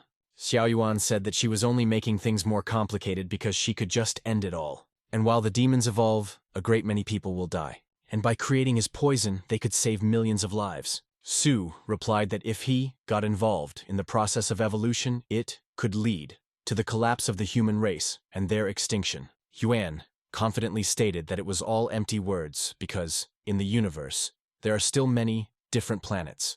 Xiao Yuan replied that when he was young, his parents were killed by monsters, and since then, he had vowed to exterminate them. After that, the maddened young healer went to the extreme of poisoning Min, thereby sending her to the hospital without being able to talk. Yuan, on the other hand, stated that she had inhaled the fumes in the research room. The enraged Wang muttered that he only did it for the sake of saving humanity. And Su, more than anyone else knows this, Xiaolu called her brother, will calm down. Min replied that for the sake of the people, he had only departed from his principles, demanding that he tell his sister the truth about what he did afterward. Xiao Yuan realized that, to work in the headquarters, a continental rank was necessary, which he soon managed to do, of course. The young healer wanted to return to the research in his laboratory, to get away from close supervision, headquarters, and to get access to medication. Wan went to request a transfer to Cangxi to the Supreme Commander. After giving him this opportunity, Yuan began to conduct experiments on the demons. Xiao Yuan was not happy with the fact that the first samples, DOE, were lethal, but with low infectiousness. He asked Lu Sheng and Wang Yang to provide him with more test subjects. Or better yet, demonic children, catching, 5-colored pheasant, Sheng, brought it, Vanya. The new head of the special unit, Yuan, was visited by the head of the local trade organization. And seeing the beautiful eyes of the little chick, he asked Xiao Yuan to give him the eyes of a pheasant. Smiling, Van said he could sell to him the chick, realizing that if he hadn't needed the money for the research, he wouldn't have contacted a man like that. The poor little bird begged me not to do it, but Yuan still gouged out its eyes, adding that there was some new product, and suggested he take a look. In addition, in experiments on young individuals, it was possible to control the degree of infection. Xiao Yuan urged Head Zhu without hesitation to choose any pet, saying that the demons have neutralized the forces, in connection with which they no longer pose a danger. The perverted leader began to look at the various beasts, wanting to obtain several species, which Yuan did not refuse him. At this moment, the dumbfounded assistant, Lu Shen, asked Wan to take a look at something. The third version, DOE, was capable of causing mutation in monsters while the energy waves weakened. But the infection was not very successful, because only one demon was infected among the monsters in the cell with her. Xiao Yuan realized that this was a bad result, because by killing the vector, the infestation would disappear. Shen, likewise, suggested one effective way to fund their project. Open an underground auction house and sell test demons. The first of these was the catwife. The poor girl was sold as a piece of meat. Some potential buyers said she was a monster. Others liked her. They were assured that these animals were no longer a threat. At the time, at a similar auction, they made a fortune on demons. People were willing to pay millions. The wounded queen declared that Xiao Yuan will never, ever atone for his sins, and she'll make sure he can't go back to normal because Yuan killed her girl. One day, he chased a demonic girl who was trying to escape. But Van Caught up with her in the woods, poor kid. Didn't know what to do. He demanded that she be obedient, because the next day, Xiao Yuan wanted to sell her. But suddenly, he felt the energy waves of a demon of national rank. Consequently, hurriedly left the area, leaving the princess behind. As it turned out, Xiao Wan's father had come to pick up Xiao Wan, who was terrified. Seeing her only daughter in such a state, the girl said that people are horrible. The enraged monster asked her who had done this to her. After that, he immediately took his daughter to the underground palace of Kanshi, where with her brothers they tried to cure her, but the girl was poisoned. The little one was getting cold and asked for a hug to keep her warm. But the problem was, they could also get infected. At that moment, the Queen of the Moon took her dying daughter, and with a tearful look in her faded eyes, Xiao Wan asked if she was going to die. Akena replied that, "We'll definitely help her and she will get better." The princess said that she came to the surface because Xiao Wu had been kidnapped. Then horrible people gouged out her eyes, and she wanted to save her. But the warriors spotted her and chased her into the forest. The Moon Queen couldn't contain her emotions. Just like the fathers, Xiao Wan, the little girl, Xiao Wan said that no longer would not disobey them. The girl, frozen, and after a while closed her eyes. Then, the Empress of the Blood Moon for the first time addressed the people, stating that they would pay for everything. Yuan and his assistants fell to their knees and could not move. At that moment, in his laboratory, there were more than 1,000 mutilated baby demons. But the cocky Xiao Yuan muttered that they were merely monsters. The Imperial Messenger of Dawn rushed towards Yuan, intending to kill him. However, the main character, all of a sudden, stopped him by asking him not to do that. Su was extremely surprised that a human was able to stop a demon of national rank. Ming said that, in fact, the underground dirty auction is actually a case of one. But Xiao Yuan said that pity for the enemy is like hating oneself, and they are just creatures, who in the same way killed and devoured their people and children. Su replied that he was not fighting for humanity, because he was responsible for the deaths of just as many people, and by him was seized by a thirst for revenge, since, for the sake of humanity, he would not harm people. At that time, Yuan could not achieve high infectiousness, while scrutinizing the genomes of all kinds of demons. That's when he got the idea to use humans in his experiments. When Xiao Yuan went out at night, he grabbed the unknown man and dragged him behind him. Van thought that if he added the human genome, he could explore an updated biochain. Shen gave out the results of the study to Yuan, saying that the infection rate had increased, and the poison spreads and on the person, not lethal, but the chance of occurrence, cancer, significantly increased. Xiao Yuan was pleasantly surprised to realize that he was right, and more people were needed for further research. At this moment, Wang Yang accidentally hurt his finger. Wan reprimanded him, asking him to put on gloves. In the process, Yuan discovered Yang's blood cells, which had already bonded with the poison. The 48th version of the DOE in blood conditions Van became noticeably more active. It meant only one thing, that warriors with an innate body were demons. After all, the mutation of animals led to the emergence of demons. Most of them possessed innate abilities. At the same time, among humans there appeared possessors' bodies with innate skills. They did not have to undergo training and practice, and were equated to the second rank. Humans were a link in the biological chain, like animals, and the source of power was like the Mazanters. And try adding a warrior genome with an innate body to the DOE. Then the chain of infection will have been successfully completed. Such a poison would be able to destroy not only all demons, but also guards with innate bodies. Jing Mo realized that in fact Ye was telling him the truth. Su stated that Lu and Yang, whom he killed, did not know that they were working on a poison for themselves, and the 49th DOE infected all the beasts. Thus, Xiao Yuan infected a huge number of people, and the warriors with innate bodies would die within a year. Da Cheng was shocked by this information. After all, he was also a guardian with an innate body. Vanya, it's been pointed out that the DOE can only kill people who have a congenital body, which means the poison could have killed, and the protagonist with Zhang Yuan added that he will be able to control the whole process, and by continuing the research he will reduce the risk to people. But his sister was against it, saying that his experiments wouldn't do any good. Since demons mutated animals like humans with innate bodies, therefore the monster, and kills the human. So he created a poison that destroys all living things, not demons. However, the stubborn Xiao Yuan claimed that he could find a way to exterminate all the monsters. Xiao Lu replied that they were part of their race, and if they were eliminated, humanity would disappear. It turns out that Van wanted to destroy the whole world, including his sister, which is what she asked him. Xiao Yuan was confused and didn't know what to do.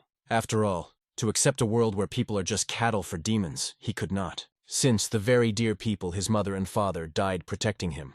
And after that, putting up with monsters is impossible, because in this way Van will hate himself. Xiaolu began to say that it was her fault because she didn't give him the attention he deserved. Lu assumed that her brother would be better able than her to cope with the loss of her parents, and went to the academy, leaving him alone. The warriors, in turn, felt sorry for them, though they realized what a terrible mistake Yuan had made. At that moment, suddenly, the system warned the host of danger. A few seconds later, the poison roses flew into the young master, Lin. In the corridor appeared Qing Chang, a demon of continental rank. He rushed to Akini, who asked him not to touch her. Because DOE is transmitted through contact and she is infected, and their people need protection. Sin, the queen, unexpectedly stated that, understands the people who came to protect their fellow humans. All the citizens of Chanxi are in their homes, under the care of her demons, and all the warriors of the city, under her control, are locked in a building by special forces, naturally, except for those who had incurred upon themselves her wrath. Adding that, so far, she has not taken her anger out on those who have not been associated with DOE's development. Empress Aking offered them the choice to save all the inhabitants of Jiangxi, guaranteeing complete safety, because they are also carriers of the virus. In exchange for Xiao Yuan, together with the last copy, Dui, the queen gave her word that they would be left alone and would not retaliate. But Yuan must die for his deeds, since he ruined a large number of demons and her daughter. If they refuse, the entire town will be burned. Meanwhile, her monsters had come to Achan's aid. Ming understood that the Moon Empress was defeated and offered this deal. Xiaolu will not be able to defeat Aheng with his warriors, but the two masters from Yanhai can fight back. Su realized that Fan was the strongest person present and left it up to him to decide the fate of the people. However, the protagonist provided to make a choice, Xiaolu. She, in turn, hugged Xiao Yuan and asked if he had realized his mistakes. Yuan sadly uttered that he realized and understands everything.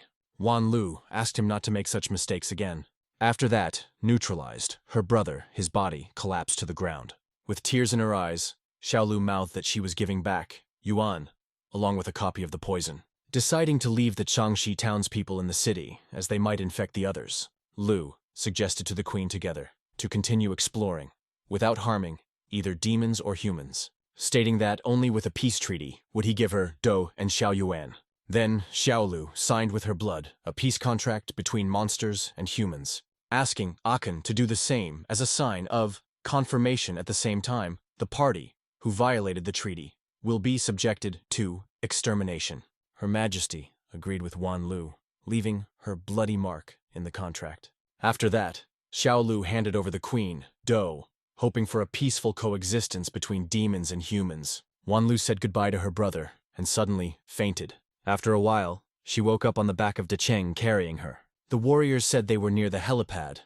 The general staff had sort of approved a peace agreement between humans and demons. Xiao Lu demanded that Li immediately bring her down to the ground. The guards couldn't understand what was wrong and started asking her what was wrong. After looking around, Wan Lu suddenly announced that she was going to Kongxi. As it turned out, Xiao Lu, for the sake of saving, Yuan exchanged with him.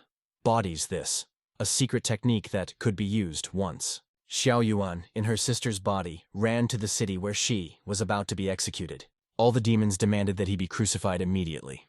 The execution consisted in piercing his body with arrows from those who suffered at his hands. Van was shocked by the picture he saw. Maybe it was at that moment that he realized his mistake. Xiaolu couldn't leave the residence and live with the realization that her brother was dead.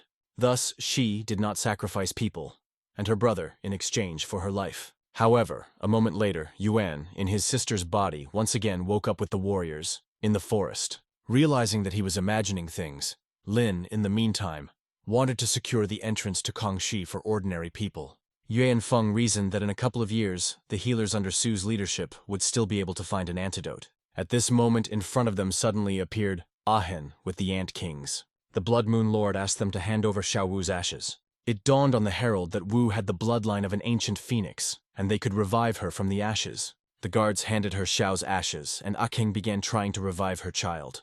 The Imperial Herald of Dawn twirled in his hands a pheasant egg. At this time, some kind of magical force stabbed into Zhang's head. Aken, with his monsters, were shocked. Yu and Feng panicked because they had just signed a peace treaty and the master had stolen their treasure. A healer from the rookie squad stated that he became ill. The queen could not understand how the power their treasure had absorbed Zhang. The healer suddenly fainted and fell off Fanya's shoulder, but Lin managed to pick him up, holding him in his arms. The empress and the ants thought that Zhang had died. At this point, the healer got to his feet and stated that he felt much better. Akin was puzzled because she thought he was going to die. About 1,000 years ago, at the foot of Mount Song, there was an incident. The young Queen of the Moon was scarred and thought she would die. However, at this time, a certain man appeared on the horizon. Akane believed that recognizing her as a demon, he would kill her. The unidentified monk asked how she was feeling. Afterwards, he pulled out a sparkling necklace, saying it would cure her. The surprised empress, thought he, did not realize who she really was. Young Akane mouthed that she is not human. The man replied that he knew about it. But before the monk, all lives are equal, promising soon to take from her the amulet. After the cure, the queen kept coming to the river, hoping to meet the monk. Years and even centuries passed, but the mysterious monk never appeared. Until the mountain turned into a whole city, however, the monk did not return for the treasure. Aheng enthusiastically asked Zhang if he was a descendant of the savior. He added that this amulet belonged to a monk, and since the healer was able to absorb it, he must be his descendant. The ruler rejoiced at the fact that she had returned the savior his treasure. If he had not healed her wounds with this necklace, she would not be able to thank him today. In return, Akeng gave Zhang a spiritual thread that embraced his brush, adding that she is invisible. But as soon as he thinks of her, the thread will appear, and when the healer cuts it off, Aken and his people will come to his aid. Zhang, not understanding anything, decided to try out the thread and broke it. Aken, in a flash, was in front of him, and extremely persuasively asked him, no more, not to do so unnecessarily, and gave another thread. After that, the warriors went to the helipad to wait for their transport. The healer stated that his ability was greatly enhanced, and suggested that Fanya try improved acupuncture. Meanwhile, in the helicopter flew Gay and Bo. They discussed a peace agreement between humans and demons, and the incredible strength, Lin, who was above continental rank. Ji Yi assumed that the protagonist had reached the rank of Lord. Yue swept up that if Fan is really that strong, then it will change the whole world. The warriors were extremely surprised to see Gay Yue and Bo Ji in the helicopter, who thanked the participants, the rescue operation. Seeing Xiaolu unconscious, Ji asked what was wrong with her. Da Cheng sadly said that she lost her younger brother Xiao Yuan. Bo and Yu turned their attention to the national rank demon and the two masters Zheng Yang was talking about. However, the very one Lin reeked of a dead aura. After manipulating Zhang's needles, Fan lay unconscious. Yu believed that the strength of these masters had clearly been exaggerated. After that, he said that all the guards were going to report to the general staff, and they would deal with the Ant Queen. Ji additionally cleansed the warriors of various ailments, making sure that they were not carriers of the virus. After some time, the warriors arrived in the capital, Lungo, at the headquarters building. Qin Ye, with the commander-in-chief, waiting for them on the platform. Seeing Jing and Da Cheng come out of one of the helicopters, Qin assumed that the second one must be the notorious masters. The imperial messenger in his arms carried out the sleeping protagonist. The commander-in-chief thanked everyone for their bravery and accomplishment of the task, calling them to rest. At this time, in the capital's central hospital, in a ward, lay Van in the body of his sister, remembering everything that had happened, and he just wanted to avenge his parents' deaths. Xiao Yuan, with pain, thought of his beloved little sister. At this moment, Da Cheng walked into the ward and saw that Xiaolu had woken up, whereupon, immediately, ran to get food, saying that she had slept all day and had not eaten anything. As soon as Li left, the Supreme Master appeared on the doorstep and said that the coexistence of humans and demons was impossible, adding that Xiao Yuan, more than anything else, did not want to be reconciled with the enemy, and the only reason why peace was established in Songshi is the common problem. The commander-in-chief sadly muttered that her brother's body had been brought back so that she could bury him. Also, Senior stated that DOE is a disaster that can destroy all living things. But the existence of the DOE will make the demons realize that humans are not weaker than they are, and it is hard for him to judge the deeds of Yuan. The only thing they all did very little. After a while, Van stood at his sister's grave, realizing that protecting people was more important than any revenge. The protagonist, in turn, came to his senses. The system reported that the host had made a breakthrough, and his energy was restored. Zhang stated that Fang had been asleep for 3 whole days, and there was no way he could wake him up. Lin hurriedly thanked the healer, saying that he felt much better. At that moment, Gay approached them and said that the commander-in-chief was asking them to go to the room to evaluate the force. However, after conducting a series of disappointing examinations, Qin suggested Senior to check Fang's fighting ability. Meanwhile, the protagonist, with his friend, the healer, got in a fascinating location, where warriors tested their ranks and the strength of their abilities. Watching what was happening, Zhang saw one of the guards being assigned the 6th rank, but the people, upon seeing the masters with the innate body, were determined aggressively. One of the warriors urged them to get away immediately from testing the defenses of the Guardians of Buddhism. But the masters from the novice squad still decided to test their strength. The assistant urged Zhang to concentrate and hit the wall. A moment later, the healer struck the area in question, causing only laughter from those present. After which, Lin dared to show his true power to everyone.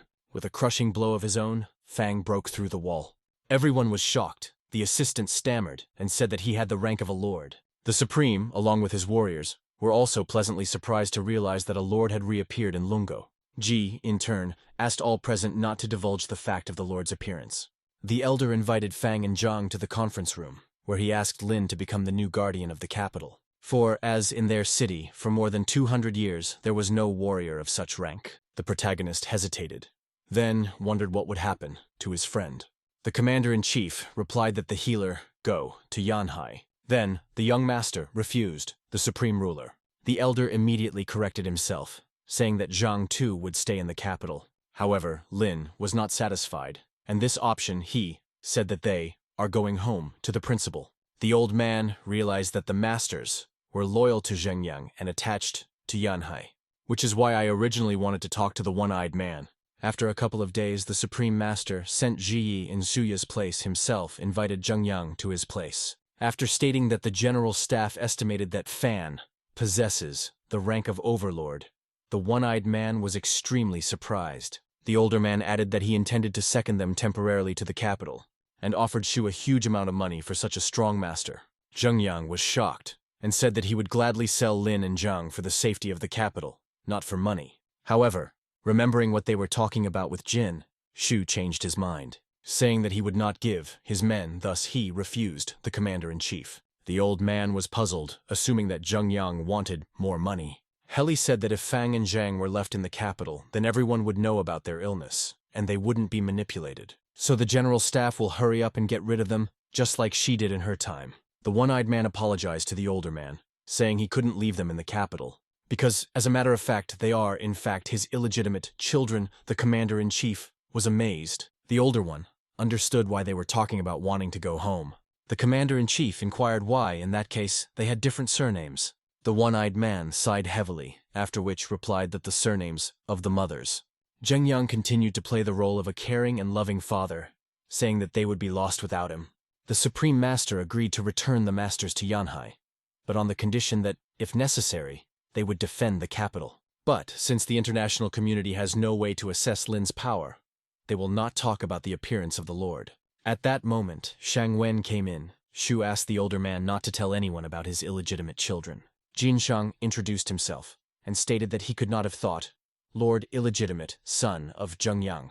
Wen was one of the 13 military advisors of the general staff, as well as a defender of the capital, a warrior of national rank. Suddenly, the one-eyed man realized that in fact Shang Yu was, in fact, Haley's father. Meanwhile, Qinya was pondering about the unexpected return of Lin to Yanhai. Mo remarked that he didn't understand the commander-in-chief's decision. Ye stated it was because Zhengyang called them his children. That means that with the new demon attack on Yanhai, it won't be so easy to eliminate Shu and Hale. Jingmo said that they should eliminate Sen's corpse as soon as possible, so that a terrible secret would not be revealed. Yi wanted to use the monsters to destroy the newly minted overlord, since no one else would be able to deal with Lin. Mo said that he underestimated Zhengyang even though he was over 40 years old. The Imperial Dawn Herald realized that Lin and Zhang wanted to go without him for a test of strength, thinking that if they weren't home, he could escape. However, the rooster slept all morning and did not notice how the time flew by. The protagonist, with the healer, managed to pass the test and return home, the rooster was not happy. Meanwhile, in the city, Xinfeng, the people, warmly welcomed their heroes, Yue and Feng. Sister remarked that they all were being called heroes. At the fact that they were hiding behind the warriors, her brother urged her to enjoy the moment. At this time, Zhengyang proudly watched the list of the best squads of the country, where Squad 666 was already in the top 20. Many considered the rookie squad the strongest in Yanhai. For the successful completion of the mission, they received not only 10,000 points, but also a state award. After a while, they were flying up in a helicopter to the landing pad, where they were greeted by the joyful principal, Hao, talking about how much he missed them. The young masters were shocked to see the principal. They threw their arms around Hao, saying that they missed him too. The geeky headmaster greeted the pet, Fanya, as well. And only Shu understood what was going on and why Hao was so animated. After all, last night he received an incredible message, from which the director began exciting tremors. Since the hospital account received 24 million for the successful completion of Lin and Zhang's mission. One-Eyed inquired where Bo was. Heli replied that he flew to the capital when Zhengyan was on his way to Yanhai, adding that Zhui wasn't distracted or interested in Sen's corpse, and he probably wasn't a traitor. Shu swept up that under suspicion remained Xiaolu, Lao, and Qin Ye.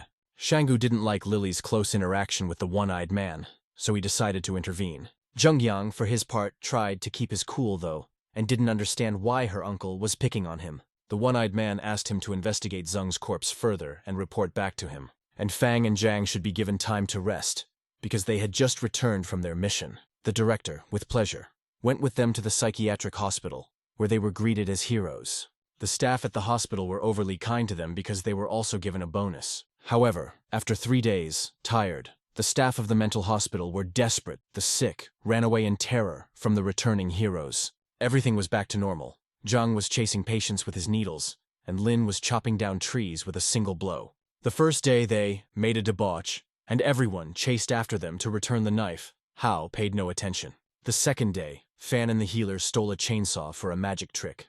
On the third day of their stay in the psychiatric hospital, even the director couldn't stand it. There was one consolation, absolutely, the calm herald of dawn, which didn't disturb anyone. Suddenly, Xiaobao came to visit the main characters. Zhang, for his part, was genuinely happy to see Xiao. Bao decided to call them out of town for a picnic, since he had no one to go with. But he remembered that they were hospital patients and might not be released. However, the principal at the same hour ran up to Xiao and allowed to take them away to a picnic, adding that if anything happened, Bao would have to make up for it. Xiao agreed, although he didn't quite understand what Hao was talking about.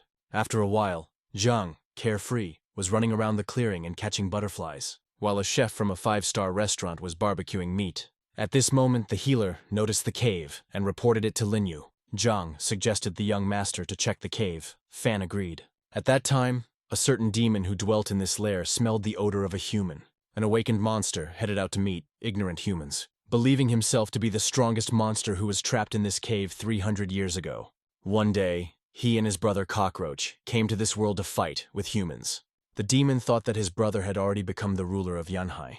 The monster naively thought that now he would eat the humans and go to his friend.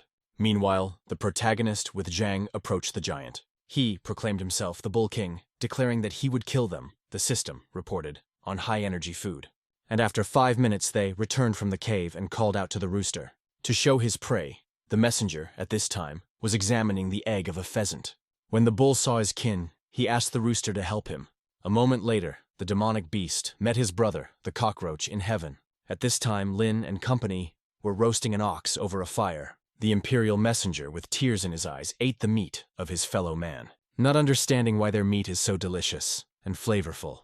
On the second day of the picnic, they found a demonic owl, which also was roasted on the fire, the rooster crying and eating the meat. The next day, the same fate befell the king cobra. Following her, Fan and Zhang pulled out and roasted a fat boar. Thus, our heroes mowed down all the fauna in the forest and ate, in connection with which the cockerel, promoted to Azure Messenger. A week later, having had enough to eat, they were on their way back. Suddenly, Xiao suggested that they stop by a restaurant to eat something that wasn't meat. Sitting down at the table, Lin saw the same sister in the distance and informed his friend about it. The girl looked pained. At this moment, she was called out by Zhang. He asked her if she wanted a snack. She came in, The girl sadly replied that she needed a job and had come to get a job. Asking when they were discharged from the psychiatric hospital, the healer hurriedly introduced Bao to his sister, who prepared snake chowder for them. She said that if she was looking for a job, his family could offer her a position as a housekeeper. He moved into a spacious house with a full social package and a salary of 20,000 yuan. The girl, in turn, was shocked by such a proposal and not thinking long agreed. The aide Bao asked her to leave her contacts so that he could contact her later. The maiden bowed low to them, saying that she would do her best to fulfill the expectations placed on her. In the meantime, the new deputy head of the hospital noted the calmness of the ward, because those two men were gone. He naively assumed that they'd gotten themselves into more trouble and died. Suddenly, his conscience gnawed at him for thinking of them that way, because if it weren't for these patients, there would be no funding. Therefore, he decided to place for the departed incense. He prayed that the gods would accept the souls of the departed and have mercy on the hospital, Qingshan. At this moment, behind him, the front door opened, and Zhang and Lin announced their return. The deputy head was furious, declaring that he would never ever pray again. Fan, with the healer, said they had decided to visit him, which the deputy was very happy about, saying they can go back now. Director Hao thanked Xiao for looking after them. After a while, the head of the hospital organized a staff meeting, saying they needed to keep an eye on these two. The worker asked what would happen if they lost sight of them. Hao replied that in that case, it was necessary to inform him and organize a search for them. The girl suddenly shouted, turning to the headmaster. The head asked what was wrong. The employee said that Fan and Zhang had already disappeared from the horizon.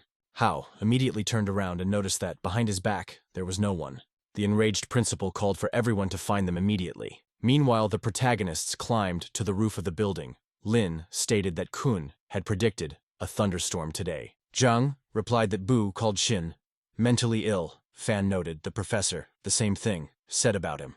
The healer assumed they were both unhealthy. The young wizard, the young master, had picked up on the TV talk about how dangerous crazy people were. At that moment, a bolt of lightning rumbled right into the lightning rod. Fan realized that Professor Kun was right after all, which meant that Bu was indeed mentally ill. Lin wanted to use lightning to cultivate to become stronger. At this time, to them, on the roof, went up employees of the treatment center, and they discouraged them from touching the lightning rod. Zhang stated that, as the best friend of Fang, he could not let them interfere with him. Therefore, he immediately headed towards the parapet. The staff tried to dissuade him from jumping, but in response, the healer only said goodbye to them. Everyone chased after him in utter bewilderment. Zhang crouched on the parapet, after which slowly tilted, his body backwards. The girl, in turn, was horrified and rushed to his aid. The mad healer, already falling down as the maiden, managed to catch him by the arm. The rest of the workers arrived in time and began to pull Zhang out, saying that for this kind of work, they are due at least a promotion. At that moment, behind them, a lightning bolt thundered loudly, which struck the lightning rod. When they turned around, they saw Lin's burned body and realized that they should call the director. However, none of them did not pick up the phone, except the selfless girl. The staff urged her to immediately inform Hao of what had happened. At the same time, they had completely forgotten about the mad healer, who was already flying down. The workers rushed to the parapet and saw Zhang swiftly falling to the ground. They realized that he was finished, because having fallen from the 28th floor, no one would have survived. However, at the very last moment, he was picked up by a rooster. The girl remarked that this, a beautiful bird she had seen somewhere before. The boys muttered that this pet of the 666th ward is a demon, which can take humanoid form. The girl was shocked by such information, for she remembered. Like cleaning up the yard and noticing a bird, I thought it was a chicken. Suddenly, she lost consciousness. The guys picked her up, not realizing what had happened. They were going to call the director to contact the morgue because they thought Fan was dead. At this time, the deputy head asked Hao why Lin and Zhang were wearing the uniforms of the special forces. The director replied that they were just fooling around and found such costumes. The deputy did not believe him, saying that in their hospital are being rehabilitated some soldiers from the special unit, and he distinguishes uniforms from suits. After that, he realized that Hao was sending patients to the special forces for part-time work. The head immediately covered his mouth with his hand and offered 100,000 for silence. The aide was still not satisfied, saying that the senior was illegally doing such things. Hao offered 500,000. The guy continued the moral lecture that they took an oath to help people. The principal offered $1 million. The deputy realized that he had made a fortune out of it, since he was offering such a sum. Once again, accusing him of breaking the law, the head said he could not help him in such a case. The guy instantly changed his mind, blocking his way. He said he agreed, for $1 million, and spreading a smile, shook hands with Hao. The director, in turn, gritting his teeth, transferred the money to the account of his assistant. Satisfied with himself, the deputy answered the phone, where he was informed that the funds had been received. He told the chapter that he would not tell anyone about his secret, answering, on the phone, that this money was transferred by their dear director.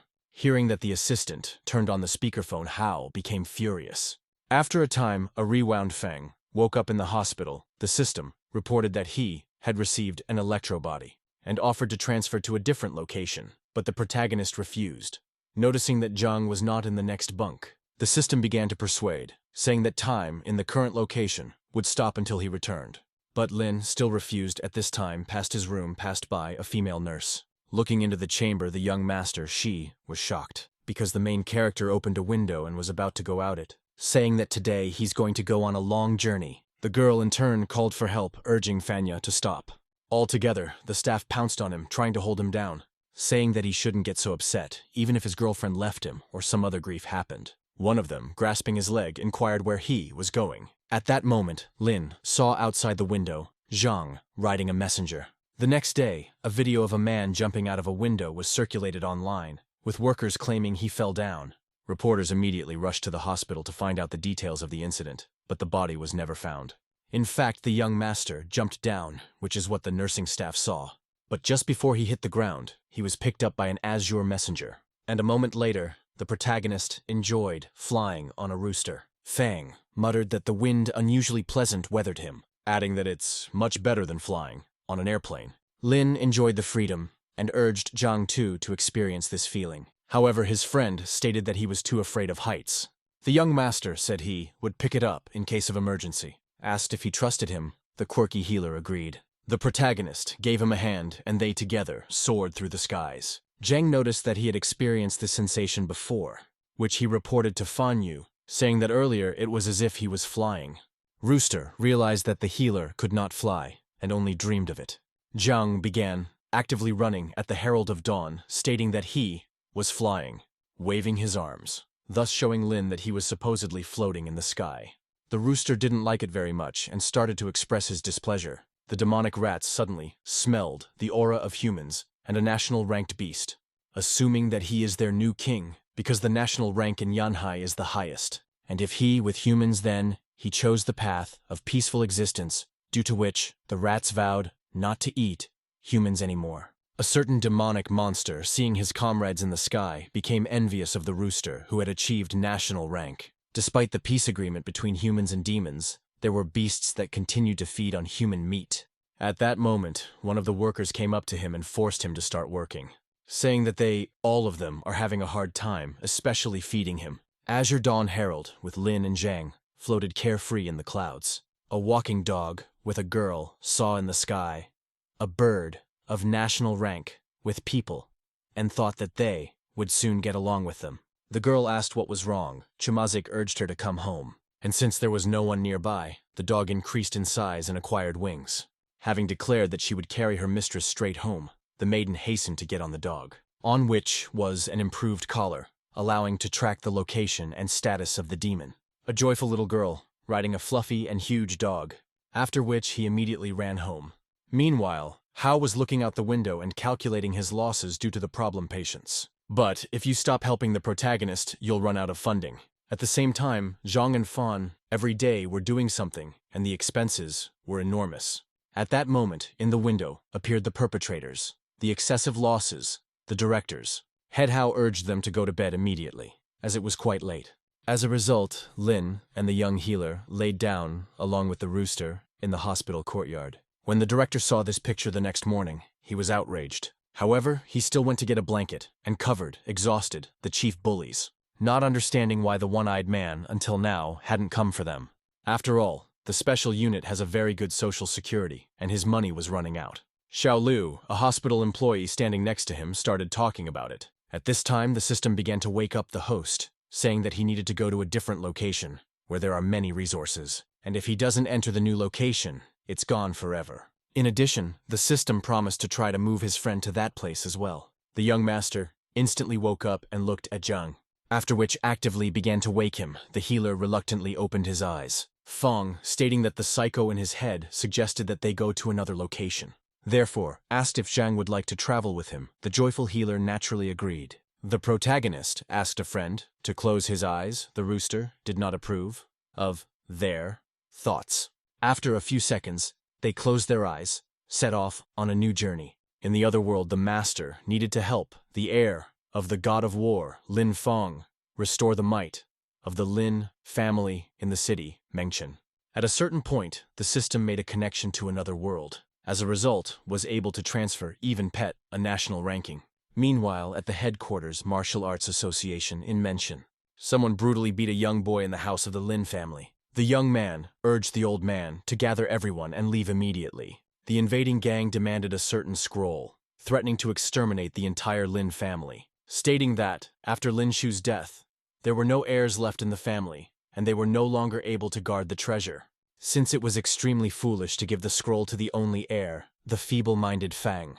At this point, the young man in question was rolling around on the floor, imagining himself a dog. His mother urged to run away immediately, but in reply, the lad declared that he did not want to. She cried, not knowing what she should do in this situation. The old man, in turn, dared to fight one last battle, asking if Yan Chu would go with him. The boy confidently said that together with the Lord, he was ready even to die. The head of the Lin family suddenly struck the ground with his cane, thus summoning a wind whirlwind. Then he said that the scroll of space was a family heirloom, and he would rather die than give it to them. The bandit replied that, in that case, they would die. But his accomplice was not so sure. What he said to his master, the rest of us thought seriously. But the brazen brigand urged them, do not fear, arguing that they are only two. The old man said that if it wasn't for his son, they wouldn't be standing here now. Jotong replied that she cannot calmly watch the shrine, martial art, give weak-minded. The head of the family said that it was their heirloom, and they should not care who they gave the scroll to and when. Tong, with Liu Zhangfeng and the rest, suddenly rushed to attack. The elder instantly activated the magical protective sphere, hitting once again the cane against the ground, thus breaking the floor. After which, urged, immediately pick up Fanner and run away. Meanwhile, a gang of robbers marveled at the fact that the old man had comprehended the sphere, and they rushed to kill him, which of course did not allow them to do Yan Chu. The woman, with tears in her eyes, began to beg Fanya to run. But the guy claimed he could only run like a dog. The girl could not stand it, and began to shake the underdeveloped young man. Then she slapped him, at which point something changed in his gaze. For a while, bewildered, he stood still. Then he sat down on the floor and stared at one point, rubbing his cheek. Dumbfounded mother sat up to him, Fang, asked if she was his mother. Then the young master stood up and stated that he had a headache. The woman thought she had hit him too hard, and now her son had finally lost his mind. The protagonist began to look around and shout out his friend's name. His mom couldn't understand what was going on. Meanwhile, the bandits finally destroyed the protective barrier of the head of the family. The old man fell right beside Fanya, who paid attention to him, and wondered if Zhang, the elder, had urged him to run away. Lin noticed that Grandpa was badly injured and wanted to find Zhang to help him. Yan Ku took on the punches of the bandits, asking that the Lord leave immediately, because he won't be able to hold them off for long. At that moment, one of the thugs stabbed with his sword, Tsu. The head of the Lin family was shocked by the excessive brutality of the bandits. The main character stated that beating one by a mob is wrong, and on TV they say it's a dishonorable act. Everyone, the thugs, froze in place, not realizing what had gotten into him. Zhou, smiling, said retardedly, taking it up, talking to them about honor. Fan replied that they could beat him up, for it would help his cultivation. Hu, laughing, stated that this guy is an absolute madman. Yijin all of a sudden rushed towards the young master, after which he grabbed him by the neck and lifted him up. Looking into the eyes fearless, Liu, smiling, said that now he will die. Then began to squeeze. His neck, however, felt incredible pain. His fingers were broken and bleeding profusely. Everyone was horrified. The gangsters started to think the guy was faking insanity. Dumbfounded Toon declared that this could not be, for he was definitely crazy. At this moment, Zhang Feng decided to waste no time and struck Feng with his sword. But after being struck, his blade suddenly broke. Liu was shocked. The protagonist asked them not to overdo it, because it could end badly. Ju decided to attack him from behind, stabbing him in the back. The next second, however, she flew off to the side with a broken arm. Tun, puzzled, declared that he had deceived her by playing the fool. Then she died suddenly of massive blood loss. Her co-conspirators were shocked, because she was, at the initial stage, a combat ancestor. Realizing that the bastard had calculated everything and played the role of a retard on purpose, they decided to go all the way and avenge the young mistress. The thugs simultaneously attacked Lin from all sides. And this idea turned out to be extremely foolish. The old man and his mother became nervous for Fanya, which in turn, with ease, scattered all the bandits, causing them mortal injuries. The dying man, Zhang Feng, in a suppressed voice, said that they thought he was scum, and he had planned for it, and had hidden his true power for so long. After a few moments, they were all dead. The young master only glanced at them. Yankyo muttered that young master happens to be incredibly strong. The old man replied that he didn't understand how he hadn't noticed it for so many years. He held in his arms the dying butler who, asked the elder, so he could take care of his granddaughter and get ready to leave this world. After a couple seconds, his eyes closed and his breathing stopped. A desperate elder asked Fanya if he could save him. Lin hurriedly purchased a healing potion from the system. The head of the family immediately poured the contents of the vial into the butler. Not even a moment later, Yan suddenly jumped up, declaring that he would kill all the bandits. Meanwhile, the Azure Messenger of Dawn woke up in an unknown room. The rooster couldn't understand where he was and started looking around, realizing that in fact, in the main character's head, there was in fact another world. And this was not so important. The main thing was why he, a demon of national rank, suddenly became human. The pet looked down at his human legs. He also became, for some reason, a woman, which could not help but outrage him.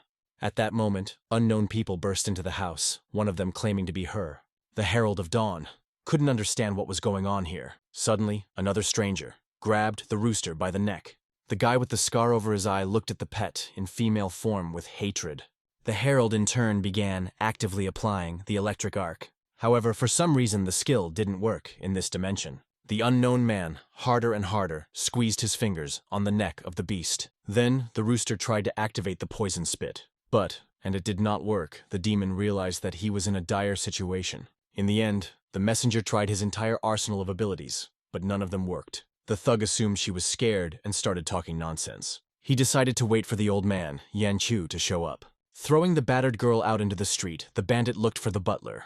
The herald couldn't understand why his spells didn't work in this world. A moment later, in the courtyard area, Yan appeared. Seeing Linner in such a state, he immediately headed over to help her.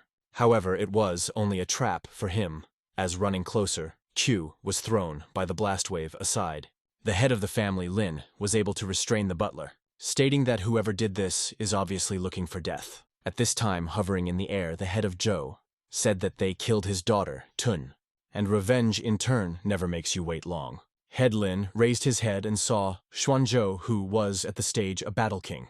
Xuan asked if Q was willing to sacrifice his granddaughter for the Lin family, giving him a choice: either he would bring the retarded boy, or his granddaughter would die. Yan refused to accept his terms, saying that he would kill Zhou. In response, Suyan laughed, for he was stronger than Qiu. Then he repeated his demand to bring Fanya here, putting some kind of collar on his granddaughter, which squeezed her neck, thus showing the seriousness of his intentions. The old man, Lin, urged him to stop this lynching. Zhou assumed that the elder was willing to sacrifice his goofy grandson. Head Lin realized that without vengeance, Zhuan would not leave. He looked around at everyone present, unsure of how to proceed. At that moment, the protagonist, with a confident gait, headed towards them. Zhou looked at him like he was scum, assuming that he was completely stupid. Looking around, the young master found his pet, which he was truly happy about. Having begun shouting his name, the messenger, in turn, was not thrilled at meeting with Fan, saying he's not a chicken and doesn't know what he's talking about. Lin called out to the rooster, who pretended that nothing was happening. The pet literally fell into despair, for he became an incapable man, also a woman. Suyan stated that if he cared about this girl so much, then he was obligated to sacrifice himself to save her. Afterwards, he asked what decision the young man would make. In response, the protagonist, as if did not hear him, and made an incomprehensible sound. Zhou realized that he was indeed retarded. The young master, completely calm, headed towards his pet. Yan couldn't believe that Lord, still, dared to die to save Linner. Not understanding why he'd been sent such a favor, Q stood in Fang's way, saying that he couldn't let him sacrifice himself. Head Lin said, although the little guy was strong, but Zhuan was at the stage of a battle king, and he wouldn't be able to defeat him. The main character didn't know what they were talking about and just walked on by, confidently stating that he could do it and everything would be fine. Concerned Yan realized that he would not be able to dissuade the young man. Meanwhile, the arrogant Zhou was already waiting for the young master, who, unafraid, always went to meet all dangers. Elder understood his grandson. A true hero, after all, he, a descendant of the Lin family. At this time, suddenly there appeared unknown people. The old man recognized in them the heads of the alliance, who also were, at the stage, fighting kings. Fang Gentian was the head of the martial alliance, in the company of the monks, the Buddhist Sanjie, and the Taoist Qing Yun. Qiu and the elder naively thought that they would help them in the battle with Xuan. The head of the Lin family greeted Fan, thanking in advance for restoring justice. Gentian smiled caustically and muttered that, no need to, thank you. After all, he always decides everything according to his conscience. Yan breathed a sigh of relief. The old man began to talk about how yesterday, Tun and Zhang Feng broke into his house, but were killed, and their bodies handed over to the martial alliance. Fang replied that justice, not in this way, must be restored. After all, they killed the daughter. Zhou, the head of Lin, tried to object, but Gentian said Zhuan quite rightly wants revenge. Everyone was shocked. The elder stated that if it wasn't for his grandson, they would have killed everyone. Fang replied that, except the servants and the dogs, no one was hurt, and the damage as such they did not do. The head, Lin, mouthed that, before the bandits broke into the main hall, they slaughtered the people, their families.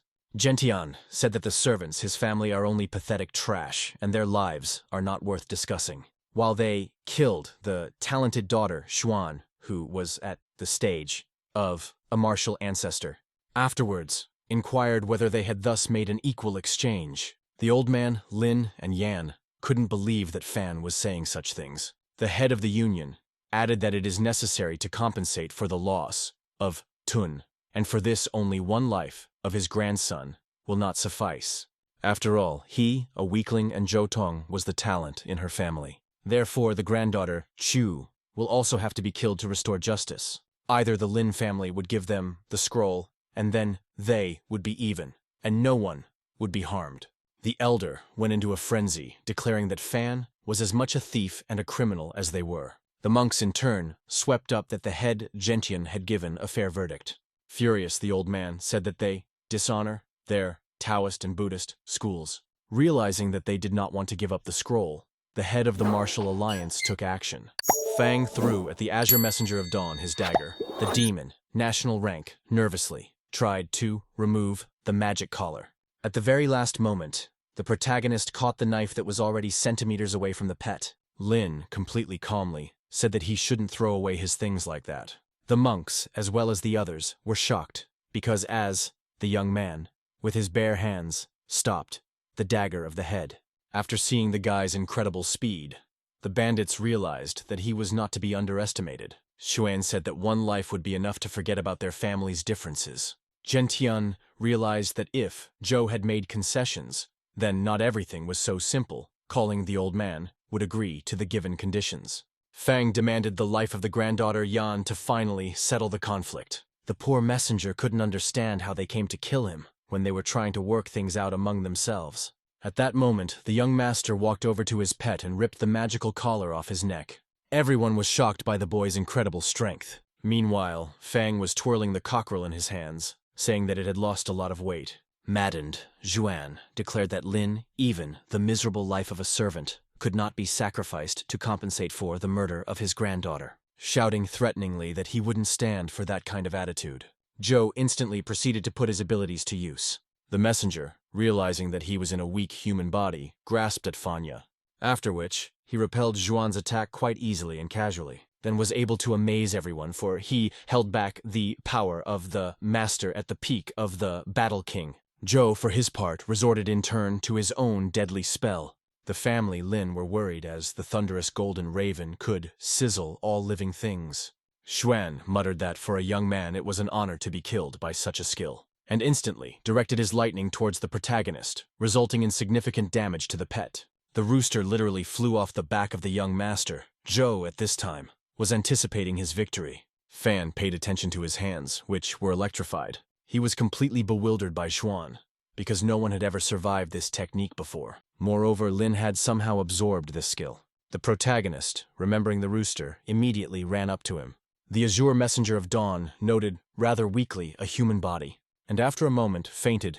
The young master thought the rooster died, from which came a fury. At this moment, Xuan seemed to want to escape. But, enraged, Fang effortlessly soared into the air and caught him. Lin, without thinking long, struck lightning fast at Zhou, as a result of which Xuan landed on his head and died. The heads of the alliance were dumbfounded by the power of the young man, because Zhou was at the peak of the Battle King. After noticing them, Fang headed in their direction, saying that they wanted to kill his pet. Gentian had no time to say anything before he was already killed. His body was literally printed into the concrete wall of the fence. Everyone present was shocked. Then it was the turn, and Monks, the protagonist, brutally killed a Buddhist. The Taoist monk backed away, saying that he would not dare kill him. Seconds later, the young master convinced him otherwise. Thus, Lin eliminated all the bandits, saying that if anyone touched the rooster, he would be killed. The terrified guards, the heads, pronounced them dead, noting that the young man was able to kill them with a single blow. The maddened guards at the same hour fled. Fan back to the wounded azure-haired messenger of dawn. The pet, in turn, had no idea that the master was so worried about him. After this incident, all the forums began to write about the great scum of the Lin family, who defeated Xuan, and how the guy destroyed all the heads of the fighting alliance. But before that, the young man killed Yijian, Tuna, and Zhang Feng, who intended to rob his house.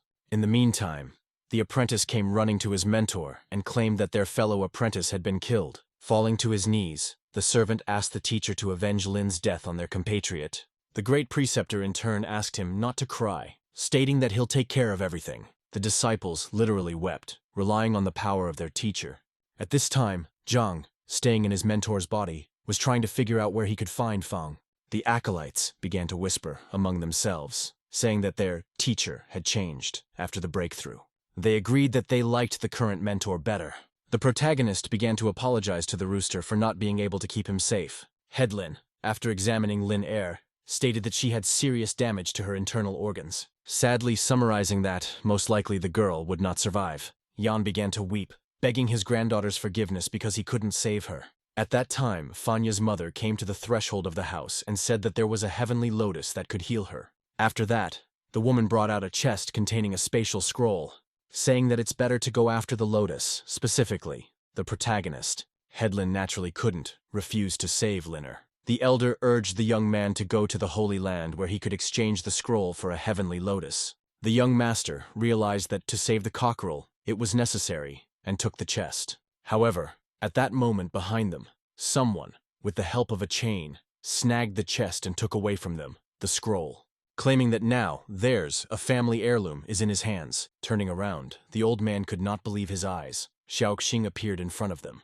Lu Xinghe, nicknamed Imp, was the fourth disciple of the inner sect, Zhangqing, elder of the Lin family, asked for the return of his spatial scroll. Xiaoxing naturally refused, because he had heard that the scroll could be exchanged for a lotus. In addition, his sect has been competing with the Holy Land for a long time. As such, their mentor will not allow the scroll to be handed to them. After which, Xinghe threw out the chest, which caught the third disciple. Xiao Zhou muttered that all the valuables in this city belong to Zhangqing, or rather, their great and unsurpassed teacher. Zhou smiled wryly. Headlin could not understand how they had provoked the Zhangqing sect. At that moment, behind the back of the protagonist, suddenly, there was a second disciple of the sect. He put a bloody blade to the young master's neck. Yuanji asked Fang if his cultivation had surpassed that of a peak martial king. A moment later, Yuan, with a sharp movement, slit the throat Ling Yu. Yan and the elder, with his mother, were shocked at what was happening. However, as it turned out, the dagger, Ji, had broken, and the young man was completely unharmed. Yuan realized why the older man couldn't handle him. They expected that their strength would not be enough, so, with them arrived a mentor. Everyone was dumbfounded by the presence of the sect leader, Zhang Qing. The elder couldn't believe his eyes when he saw Zhang Yu. He was young and strong, they called him, the Immaculate One, the King of the Mountains, who, not so long ago, passed on to the ranks of the Holy Warrior. It just so happened that in the world, martial arts, strength decides everything. There were, in total, 3 leading factions: Holy Land, Martial Arts, Sect, Zhangqing, and Martial Alliance. The Martial Alliance, formed of feudal lords for their own defense, the family Lin belongs to one of them, while the strength of the Holy Martial Land and the clan Zhangqing lies in the 2 masters. Zhang Yu was the teacher of all the Taoist monks, and the head of the martial land no one had ever seen. And they are the strongest in the world of martial arts, the incomparable, the saints. The old man fell to his knees, greeting Zhang and asking for his family's leniency. The disciples noticed that the grandfather was afraid to see the true master. Yan also began to beg for mercy, saying that he was willing to suffer any punishment. Xiaoxing gloated, saying that no one would take pity on them, but their pleas would not go unheard. Zhang in turn recognized in the dying granddaughter, Chu, a rooster, after which Fan realized that it was his friend, the healer, cheerfully greeted Lin. They enthusiastically ran to meet each other. The master's disciples were puzzled, realizing that they, friends, the protagonist with the healer, began to discuss their new bodies. Elder and Yan froze in place from the surprise of the moment. The dying azure herald of dawn seemed to be forgotten. The young master hurriedly introduced the family, Lin, to his friend. Zhang, in turn, introduced his brother, Fang, to his students, saying that he was from another dimension. The sectarians assumed that Lin had broken through to the rank of saint, and even managed to meet their teacher in the astral world. A moment later, they fell to their knees, asking for forgiveness from them. The next day, the entire internet was filled with news that Fan and Zhang were longtime friends from the spirit world. Assuming that the family, Lin, was in league with the sect, Zhangqing, Lao turned his attention to the injured pet, tears welling up on their own. He wished he had his miraculous needles in this dimension. The protagonist stated that a certain box could be exchanged for medicine for a rooster. Zhang naturally scrambled to help the pet, saying that it was necessary immediately to get the medicine. Lu Xinghe kindly handed over a chest with a spatial scroll to the young master. Fan promised that he and Lao would get the remedy they were talking about, and would definitely cure the pet. The elder and Yan naturally did not refuse to him to be rescued by Liner. Zhang urged his disciples to wait for his return. They dutifully agreed to his decision. The servants didn't understand what was so special about this girl because earlier, the tutor had never approached women. Q asked why the young master didn't use the same means he used to save him. The sect's minions replied that such a tool was too rare, and Lin probably didn't have it anymore. In the meantime, Lao and Fan walked through the city, where the residents were puzzled. After all, it was himself, Zhang Yu. Lin's mother asked the head how her son would find the Holy Land if he had never left the estate before. The disciples of the Zhangqing sect assured that with their mentor, they would definitely find the Holy Land. Yuan suggested, the rooster, to take pain pills. At the same time, pushing through the candidacy of her teacher, saying that with him she will be like behind a stone wall. The family, Lin, were shocked by the proposal of the sectarians. The Azure Messenger of Dawn was furious at the annoying humans. At this time, the young travelers wandered through the forest. Suddenly, the main character sneezed. Lao asked if he was sick. Fang has picked up on the fact that sneezing, not always, indicates illness, and perhaps he is being recalled by the principal. Zhang complained about the rather heavy chest they would have to carry until they found the Holy Land.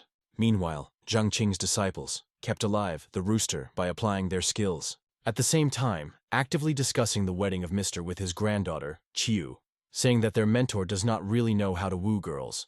In what decided to help him, Zhou suggested initially to discredit the Lin family, who even could not comprehend the scroll, the cosmic dharma, the sacred canon of martial arts. The elder and Yan didn't like the fact that the sectarians were still in their house. At this time, the main character took out a scroll from the chest to make it easier for Zhang to carry. Since the scroll was very heavy, he burned it and returned the empty box to his friend, saying that it would be easier that way.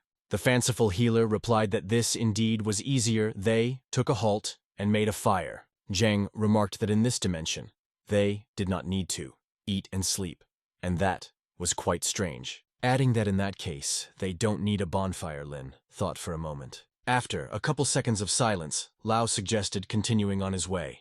Walking through the forest, the protagonist, at a certain point, glowed with some kind of magic. After, and disappeared altogether, the healer was puzzled and began to look for his partner. The Lin family was sitting outside the house, wondering how long it would take for the young master to reach the Holy Land. Mother, she said that if things didn't go according to plan, Yui would blame it on them. Fan, at this moment, teleported to a huge stone near a certain settlement, and thought that this was the Holy Land. He hurried to inform his friend, but there was no one in the vicinity. He looked around carefully, searching for Jang, and shouted his name, but Lao never showed up, so the protagonist moved back into the forest. Then I started looking for the healer, but he was nowhere to be found. Lin did not pay attention to the message of the system, which notified that the master had learned the power of the scroll and could move anywhere. The head of the family was worried that they wouldn't wander into the eastern forest because there were dangerous monsters and a terrible eclipse vulture. Fang in turn found Jang and stated how was in the Holy Land. Lao had swept up that the master suddenly had disappeared and he had been looking for him, adding that he had found a large bird, which he was able to tame. In fact it, and was a vulture of the lunar eclipse, Zhenyu. The huge bird was puzzled, not realizing where such strong people came from. Fan assured his friend that they would quickly reach the Holy Land, but the bird was too slow. Realizing that the Holy Land is 1,000 kilometers away from the forest, and the flight will not be fast, the protagonist decided to try to move with Zhang. They held hands, and over the vulture's feathers, the animal was opposed, expressing its displeasure. And a moment later they, all together, literally vanished into thin air. Having moved to the Holy Land, Lao swept over. It was indeed fast. The vulture of the lunar eclipse Zhengyu abruptly became ill. The demon assumed it was their secret technique, for even he could not endure the displacement of being at the peak of a battle emperor. Zhang saw that the bird was not well, and suggested that Fang go without her. The vulture began to ponder whether to run away, because they might move and catch up with him. Heading towards the settlement, suddenly appeared a magical barrier, which did not let them inside. The guards meanwhile saw the strangers, and hastened to inform the head, stating that someone is trying to get into their territory, and the barrier won't hold for long, as they have high cultivation. The ruler replied that he would personally deal with the uninvited guests. Fang grabbed the shield and declared that he could snip it. At that moment before them appeared the Lord of the Holy Land. Mubai urged them not to break the protective barrier, even though they had high cultivation and enough strength to do so. Lin let go of the shield and held out the chest, saying that he wanted to exchange it for a heavenly lotus. Zhang confirmed the intentions, stating that they needed to save their friend. Bai was surprised that the head, Zhang Qing, cared about someone, and he personally had come to ask for help. Mu uttered that the sacred lotus is a treasure of the Holy Land. The protagonist kindly handed over the chest to the ruler of the Holy Land. Bai knew that recently Yu had teamed up with a guy from the Lin family. However, when the head opened the box, he did not find the scroll in it. He couldn't believe what was happening and started shaking the box nervously, from which only a vulture's feather of the lunar eclipse has fallen. Mu asked quite logical question, where is the treasure, for which they want to get the heavenly lotus? Foolish friends glanced around, after which confidently declared that the chest is the treasure and they want to trade it. The ruler became furious, saying that it was not permissible to insult the Holy Land in such a way. Surprised, Lao inquired if he would change. The enraged lord defiantly smashed the box, then menacingly muttered that they intended to deceive him. At this time, the guards came running to the great protector and reported that the head engaged in battle with strangers. Defense counsel stated that no one should interfere and they will wait for the ruler's order. Meanwhile, the young master fought with the head of the Holy Land.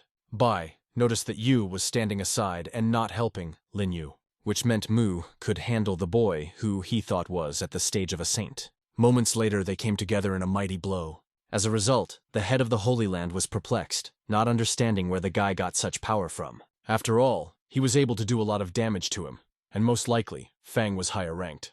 Bai assumed that his cultivation was higher than his with Zhang. Mu abruptly stopped the battle, staring at the protagonist. He remembered his father's dying words that only one who had surpassed the holy rank could help. The ruler could not believe that this young man was the one who would solve their problems. The gaze, Fanya, was absolutely pure. Previously Bai had not seen such in anyone else. Mu inquired whether they needed the sacred lotus so much for the salvation of man. The young masters looked at each other and replied that they did. The head stated that the heavenly lotus was their treasure and he could not give it away so easily. Therefore he proposes to Lin Yu to marry his daughter, and after that Bai will give them the lotus. Zhang, with Fan, began to actively discuss this. The protagonist was against the wedding, since the masculinity is much stronger. Then Lao proposed to Mu to marry his daughter to him, but the ruler refused him. The young master said that if you don't save the cockerel, you don't need to get married.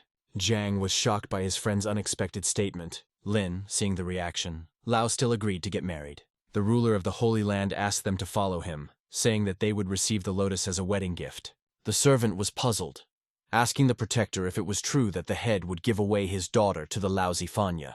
The great defender reacted aggressively, saying that he has no right to talk like that about him. Meanwhile, Zhang and Lin were admiring the beauty of the Holy Land, where beautiful flowers grew and the air was clean. A moment later, Mu Qing, Bai's daughter, appeared in front of them and greeted them graciously. Lao enthusiastically stated that she was quite a pretty girl. Qing said that the wedding would take place in 3 days, and after the celebration she would give Fang the sacred lotus. On the internet, it was reported that the sect Zhangqing was being attacked by monsters. Xiaoxing immediately headed to the clan's border, where he discovered a not insignificant number of demonic beasts, who decided to attack in the absence of Master Yu. Lu Shanghe decided to report to Zhang immediately. At this time in the Holy Land, the hour had come, of the wedding of Fanya and Qing.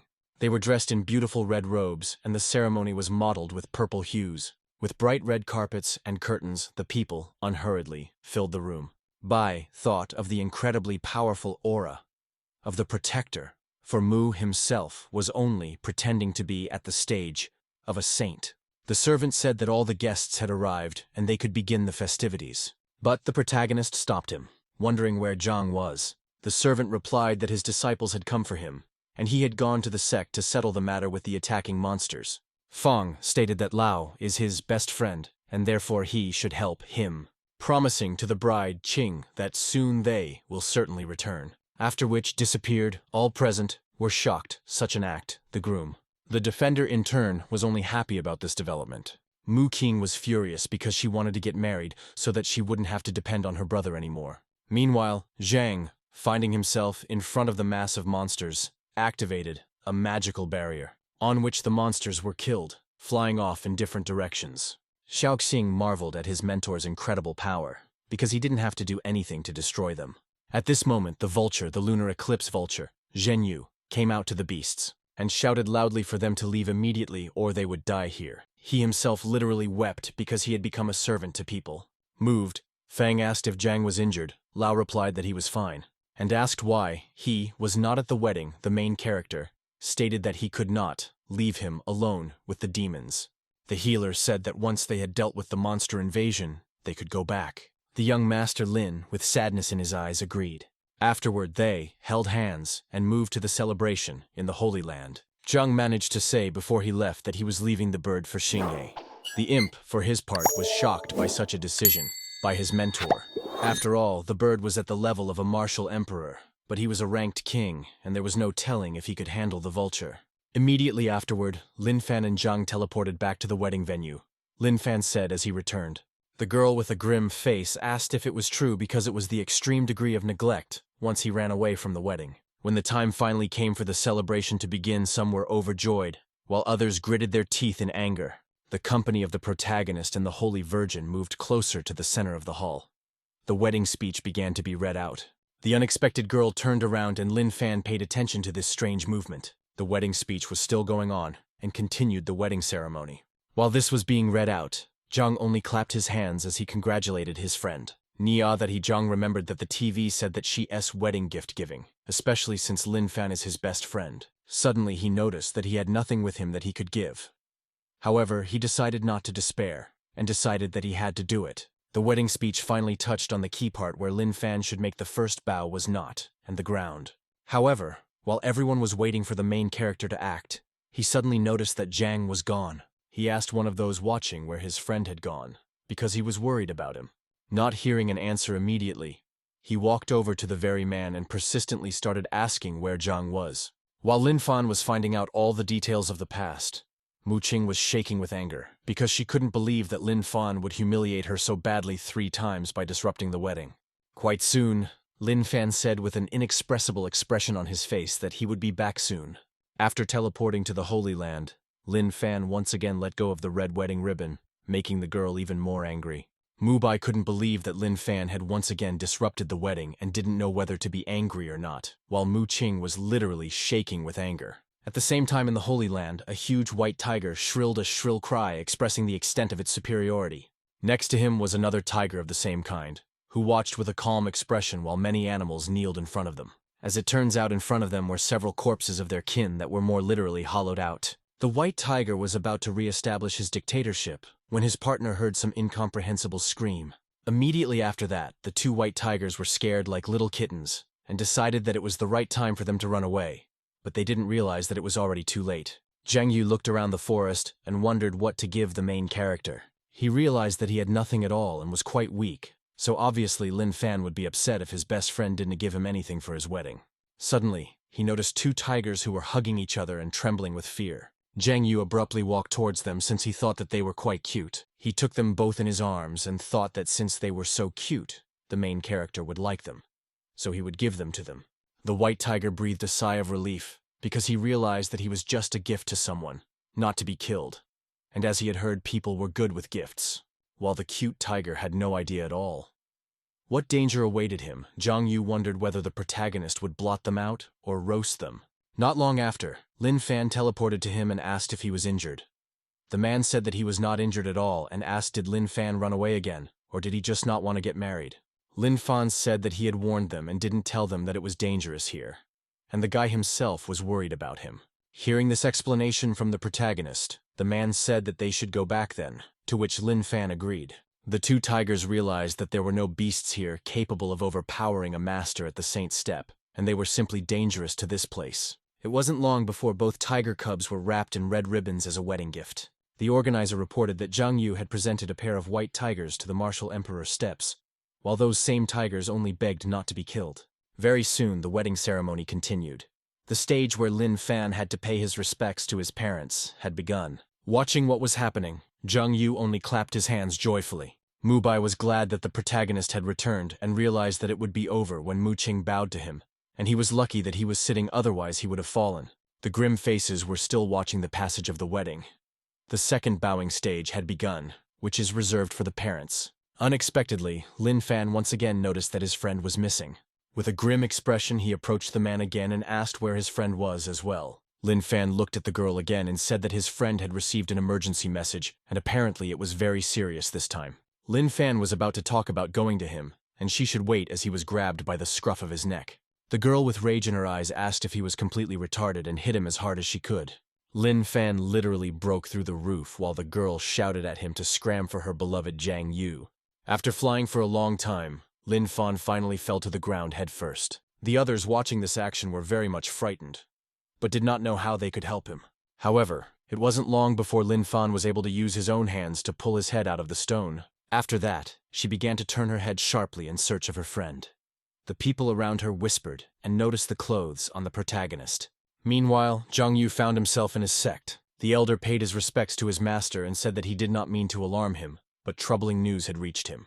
Meanwhile, Zhang Yu kept trying to remember his name, but he was unable to do so. The man said that the Holy Land had obtained the Lin family's spatial scroll, and they had also entered into secret marriage alliances. He also said that if they obtained a spatial scroll and the support of one of the martial union families, the delicate balance between the three major factions would be broken. All the while, Zhang Yu was perplexed. Lin Fan teleported over to him and asked if he was all right. Suddenly, the man noticed that an unknown guy had teleported here and was very surprised because the elder couldn't even sense when he had appeared here. Looking at how he was talking to the master, he exhaled and realized that the person in front of him was most likely Lin Fan from the Lin family. Literally. Seconds later, he realized that it was actually not at all good news that the culprit of all events was now in their cult. Shiko immediately afterwards, Lin Fan declared that there would be no wedding. Immediately after explaining these events, Lin Fan and Zhang Yu stood at the gate and looked into the distance. Zhang Yu realized what Lin Fan was talking about when he said that there would be no wedding. Zhang Yu looked at his buddy with pity and said that Mu Qing did not want him. When Zhang Yu heard this revelation, he was very upset because they had promised to help her, and the headmaster said that promises should be kept. Soon enough, Lin Fan walked up to the gate and started knocking on it. The guy asked if there was anyone there and said that they could go on and then they would give him the lotus. An angry scream sounded from the gate, which played for Lin Fan to take the lotus and get out of there.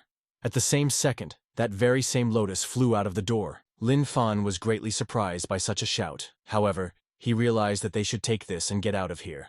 Immediately after that, 2 tigers also flew out of the door. An angry voice said to take them away too. These same tigers were comfortably nestled in Zhang Yu's arms while he looked at them and nodded. At the same time, Master Zhang Yu's followers with weary faces wondered when Master Zhang Yu would come. However, immediately after these complaints, the protagonist's company found themselves inside that very room. The followers were incredibly happy to see their master and threw themselves into his arms. It wasn't long before Lin Fan and Zhang Yu surrounded the hen and began to ask her if she was feeling better after taking the lotus and if she could lay eggs. The followers literally blushed and couldn't believe they were saying such vulgarity.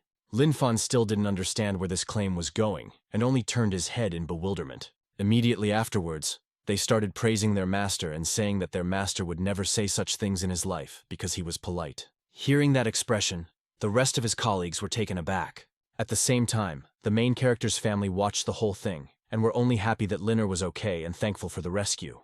Zhang Yu said it wasn't worth it because they couldn't leave the chicken anywhere. Immediately after that, both Lin Fan and Zhang Yu rolled over on the bed and said that they wanted to rest for a while. Seeing such action from the outside, the father fished the door and said that she was still a child, and 2 boys and a girl could not lie in the same room. At the same time, amidst the general irritation and conflicts, it was Liner herself who was the most angry. It wasn't long before the Liner family came outside and almost simultaneously asked if they had noticed. As it turns out, they all noticed that the main character was wearing wedding clothes and got really freaked out. They realized that he would not have worn such wedding clothes out of the blue for no reason. Lin Fan heard his family's whispers and said that there was a reason, and abruptly stood up. After explaining this whole situation, the family fell out in shock that Lin Fan wanted to take a holy maiden as his wife, and ran away from the wedding 3 times.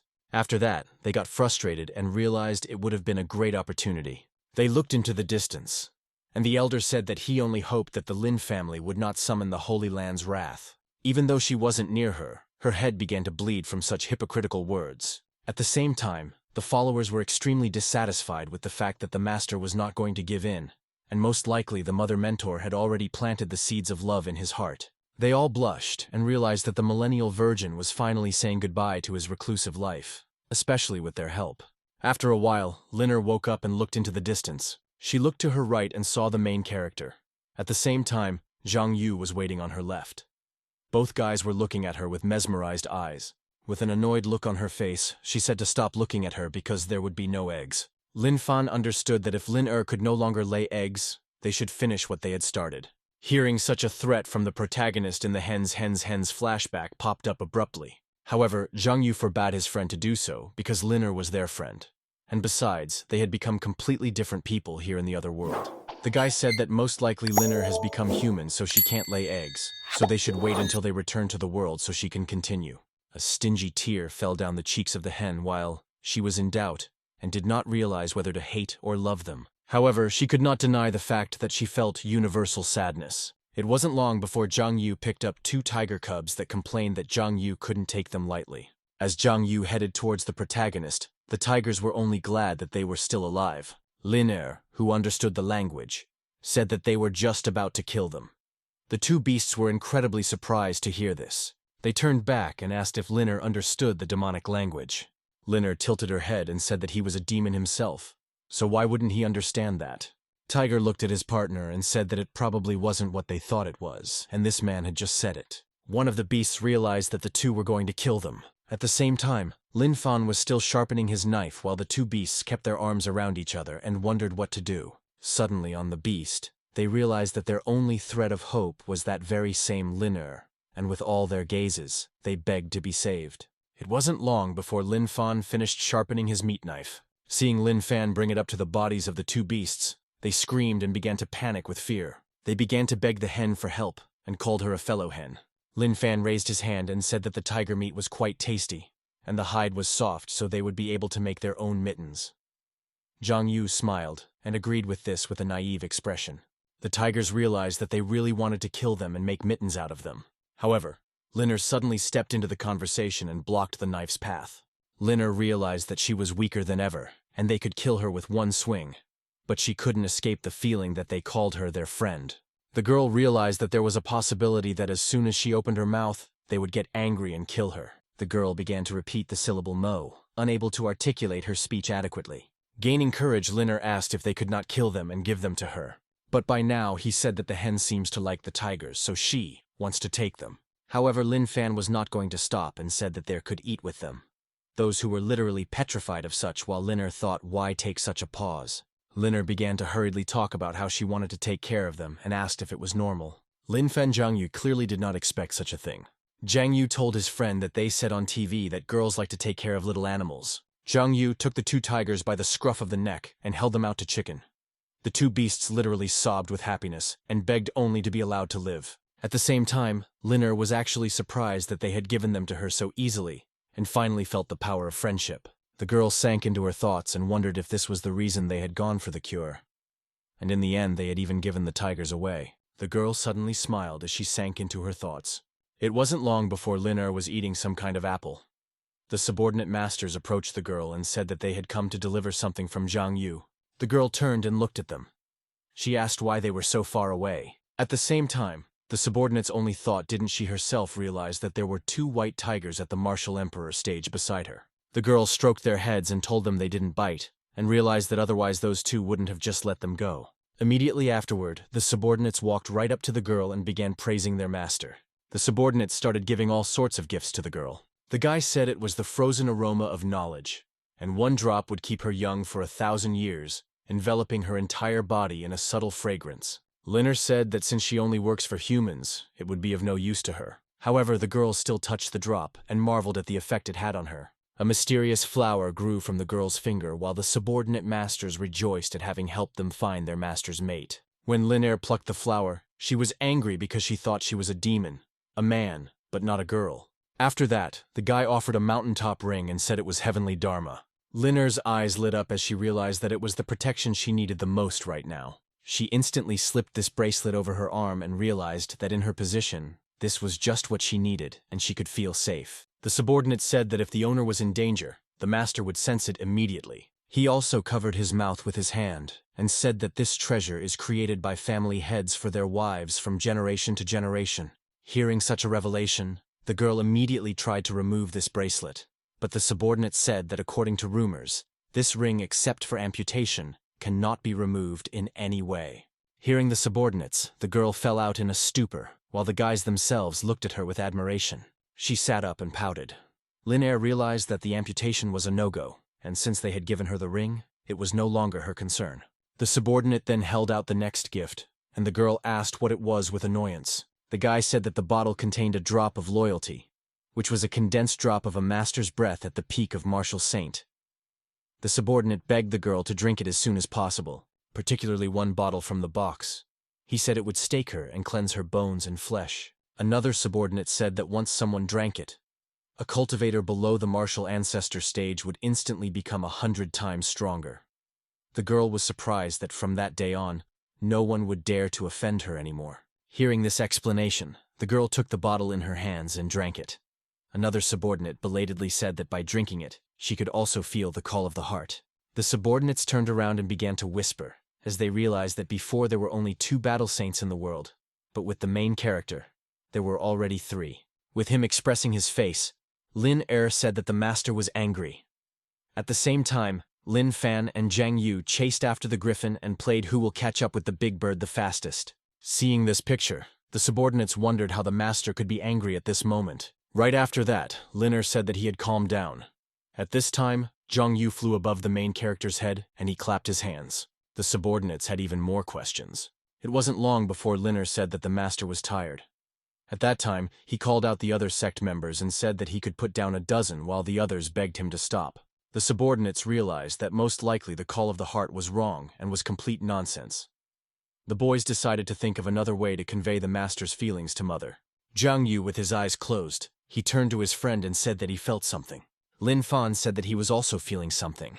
As it turned out, Lin Fan Zhang Yu was in the embrace of the chicken and was admiring its scent while Lin Er herself couldn't move a bit. They rubbed against the chicken's skin and savored its scent. Lin couldn't help being angry, but she couldn't cancel the smell either. The hen's father tearfully came into the room and told her to let her daughter go because 2 men and 1 girl is too judgmental an act. At the same time, the 2 tigers only admired their mistress, and it was because of her coolness that so many suitors were chasing after her. Soon enough, Lin left the room. She was in her philosophical thoughts, wondering what the meaning of her life was, and when she would get out of here while the 2 tigers were sleeping peacefully. Immediately afterward, 3 followers of Master Zhang Yu approached Kurochka. They asked what had happened to her. They began to speculate whether Lin Fan had upset her again, and began to condemn him in every possible way while praising their master. Suddenly, one of the followers pointed to the griffin and said that the master had provided this bird to them, and Lin could ride it. The follower looked at the bird, who had far from the calmest expression on her face, and asked with nervousness in her voice if she was cute. Lin turned away and said that she wasn't honey at all because it was a male. The griffin was surprised that Lin recognized his sex at first sight. The follower was very surprised and asked if it was true. He wondered if the word cutie had a gender. After that, now walked behind the griffin and wondered how Mother even knew he was a male, and decided to check while the griffin resented the very spot. He began to get angry and flapped his wings in preparation for the attack. Lin asked if the follower was stupid because he was going to kill him. Immediately after this remark, the griffin swung at the follower, who shrieked in terror. At the last moment, he was able to dodge and said that Mother is cool because he almost got caught while Lin put her hand on her forehead and sighed indignantly. The griffin turned to the girl and asked if she as a human being understood the king, that is, himself. It turns out the girl spoke in a demonic language since her followers didn't understand her at all. From their side, it looked like 2 birds screaming with incomprehensible sounds. The shouting kept going on, and they got into warlike postures, Griffin spreading his wings while Lin spread her shoulders like wings. Suddenly the griffin's eyes went wide as he realized there was something amiss. He noticed that the girl's movements clearly recalled the dance movements of the demonic bird people, and didn't understand how she knew them. However, most importantly, she smelled wonderful. The griffin blushed heavily as he realized that when a male performs a dance in front of another male, it is a provocation, whereas if a female does it, it is considered flirting. However, Griffin turned his head and said that even though she moved well, they belonged to different species. Lin didn't understand why it was all luck at all, and looked at him like he was an idiot. Griffin said that even though they are different species, but because she understands the demonic language and knows the customs of the bird people, she is half demon. While Lin was still in her frozen dance, said that he couldn't give her a chance. After a while, the hen finally realized what Griffin was trying to say, and her face darkened. Immediately afterward, she turned around and bid him farewell when he flinched in surprise. At the same time, the followers realized that that demon was at the peak of the emperor, and apart from the saints, he had no equal. The girl was literally tailed by a griffin, who grabbed her leg and said she didn't understand what she was giving up. Sin began to pose and told her to look closely, for he was the strongest demon in the eastern forest and the most muscular griffin among the entire bird family. Not realizing that this only annoyed the hen, he began to boast about his plumage and physique. Lin continued walking towards the followers in every way possible, ignoring the bird. Watercat, what she didn't expect was that this griffin would be the most persistent. He was still addressing the irritated hen and saying he reciprocated her and trying to press pity. Bird said she was too cruel and asked him to wait a little while for him to break through and become a human like her. Suddenly the griffin's eyes opened wide. He saw a foot approaching him, which was waiting to step on him. Immediately afterward, the girl started pounding the bird and talking about how she wasn't human or a girl. The followers realized that their master had some bad news. Pretty soon the master's follower came up to him and started complaining that the birds were hurting the mother with angry faces. Lin Fan and Zhang Yu looked at the situation where the griffin had been famously beaten, while Lin herself stood nearby with irritation on her face. The followers could not believe that this demon even dared to put its paws on their future mother mentor and had to kill him at once. Zhang Yu pointed at the griffin and asked the hen if he had offended it. She looked up at him and squinted. She turned away and said he didn't hurt her, considering he was her kin. Literally cried because he misunderstood that she loved him after all. Immediately afterward, however, he looked down and saw 2 handsome men. He realized that in beast form he was no match for them. Immediately afterward the griffin spread his wings and with tears in his eyes told the girl to wait for him, for he would break through and take the form of a man and then take her in marriage. Grabbing his quill, it shrieked unhappily for him to die. It wasn't long before everything returned to its pace. Zhang Yu Lin Fan competed in how fast they flew, while the 2 tigers and Lin lay below and enjoyed themselves. In this way, quite a lot of time passed. Autumn passed, and winter came, when the children started playing snowballs. Pretty soon, 3 years have passed. Someone left a bloody fingerprint on the door. A certain battered man not even able to climb the stairs begged to save his sister. At the same time, the main character's company abruptly turned around as they heard some kind of voice. The elder said that in the past, Mu Qing had given the Holy Lotus to save the hen, and the debt was read in payment. They appealed to the protagonist and Zhang Yu to save the Holy Maiden. However, they asked them to look according to the situation. Quite soon, Lin Fan and Zhang Yu teleported to the mission site while everyone else waved them goodbye. The elder told his colleague not to worry since the main character was a gifted cultivator. However, let's go back 3 days. Mu Bai spurted blood all the while realizing that he had taken the poison without realizing it. His Duan Shanhu said that this poison is King Chuiyan's blood poison, which has no taste or smell, and he has been chowing down on it for 3 years. The man asked who made him give away the Holy Maiden from the Lin family. It turned out that they had grown up together with the maiden, and the man himself had dreamed of her for so many years. Mubi couldn't believe what he was hearing, but without even expressing his thoughts, the man interrupted him and said that since he didn't want to give her back, all he had to do was kill him and then take her back. However, Mubai only shouted angrily so he could only dream about it. The man extended his arm and delivered a swift blow to his opponent. Immediately afterward, the man literally flew to another part of the hall. The masked man asked if he read that since he was poisoned he couldn't handle it. The man extended his hand and said that the ungrateful dog deserved a canine death. Suddenly, however, the entire dungeon shook with a piercing scream. Mubi immediately realized who that voice belonged to. Some madman said that thanks to the poison in the man's blood, he had enough power to break the seal. Mubai couldn't believe that he had dared such a desperate action. He opened his eyes wide and asked the one who had released Shuiyan. Shuiyan extended his arm and punched the masked man who was far from his best form. With this blow, he threw his opponent to the other side of the hall. With burning eyes, he said that he had waited so long for the moment when he could take revenge on the one who had imprisoned him for years. Suddenly, however, the mask fell, and the girl's beautiful face was visible behind it. The former head of the guards was immediately taken aback as he didn't expect that Mu Qing could be hiding behind the mask.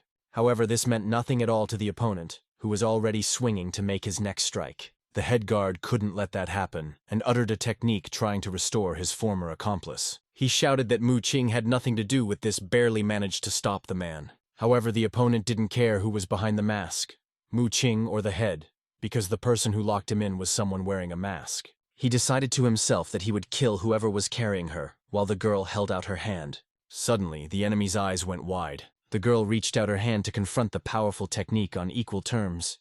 The man was surprised by this power and quickly jumped away from the girl. Shuiyan opened her eyes wide and said, "Judging from the cultivation of the Saint Realm, she is not Mu Qing by any means, and is Mu Bai."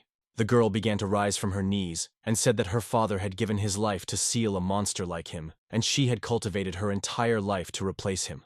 Mu Qing stretched out her arms and said that she was destined to become the head of the Holy Land and guard the seal. The girl said that this was why she was really Mu Qing and was truly the head of the Holy Land. Meanwhile, the unknown gnat flew in and descended on the body of that very head. Pretty soon it flew away, and it was obvious that there was a huge hole gaping in the man's chest, and he was already dead. However, just a second before, Shuiyan was heading towards the Holy Maiden trying to kill her. It was as if Mu Qing didn't realize what was happening. She had been dealt a fatal blow. However, right before this fall, the former head of the guards protected her with his own body and took all the damage. Mu Qing couldn't believe it and stood in a stupor. However, Shuiyan did not value human lives at all, and was only glad that this brat was no longer of any use to anyone, because he was already useless. After a while, the girl opened her eyes, breathing heavily. She looked down and saw her entire garment was in her own blood. Leaning against the nearest tree, she realized she was poisoned with blood poison, and even if she managed to escape, she would soon go to sleep and never wake up again. She leaned against the nearest rock and remembered her father telling her to find a master with cultivation above the saint's stage. Lowering herself down, she looked up at the sky and apologized for letting her own father down. She slowly closed her eyes and said that she didn't want to marry someone she didn't love at all, much less someone who didn't love her. It wasn't long before the girl closed her eyes, resting in front of the stone. Unexpectedly, Lin Fan and Zhang Yu teleported directly to her body. Zhang Yu was excited to see the main character's wife. He walked up to her and said she looked beat up. However, upon hearing Lin Fan's expression, a distant voice that shouted to go after her since he wanted to save her. With the needles in his hands, Shuiyan said that even though she was poisoned by his blood, but the Mu family's inheritance and can still be passed down. The man's eyes poured red, and he threw his needles in the direction of the protagonist and shouted that he couldn't allow it. Immediately after, a multitude of thin needles headed in their direction. Unexpectedly, Lin Fan thought and came up with an idea. He abruptly grabbed all the needles, while Zhang Yu watched this performance and clapped his hands. Lin Fan put all the needles in a pile and said that they just had some needles for Zhang Yu. Zhang Yu was genuinely pleased with the main character's gift and thanked him. The man looked at the dying holy cause and said that he would use the full rotation of the universe to save the girl. At the same time, Xueyan was furious because Lin Fan had taken his poisoned needles and made a gift out of them, which was an extreme degree of disrespect. He threw himself at the protagonist and screamed that he would kill him with his bare hands. He reached out his hand and gave the protagonist a hard slap. Grabbing his face, Xueyan said that he would smash his head and it would be a beautiful death at his hands. However, Lin Fan Plaison reached out his own hand and grabbed his opponent. The system informed that the host had perfected self-hardening. The man abruptly jumped away from the protagonist and asked him who he even was. However, Lin Fan said with a nonchalant face that there were a lot of kind people here who were willing to help him cultivate. As Xueyan made another dash towards the protagonist, he was surprised that he lived in such a friendly world. As if not noticing the trajectory of the punch, Lin Fan took on him. Xueyan was greatly surprised that from such a blow, Lin Fan didn't even move. Immediately afterward, he jumped back, denying what he had seen. The man couldn't believe that some brat could be that strong. Lin Fan smeared the blood from his nose and thanked him once more. However, Xueyan was literally seething with anger and asked if the man was bullying him. Covering his body with a solid aura, he pointed at the protagonist and said to attack. He was certain that if his defensive skills were so strong, there was no way his attacking skills could be as strong. The one made a dash towards the protagonist, he said, to show him the backlash, swinging once more. Hearing such a request, Lin Fan abruptly extended his hand. From this blow, the enemy's head literally exploded on flat ground. The guy looked at the fallen body and said that he himself had asked to be hit, so he shouldn't be blamed.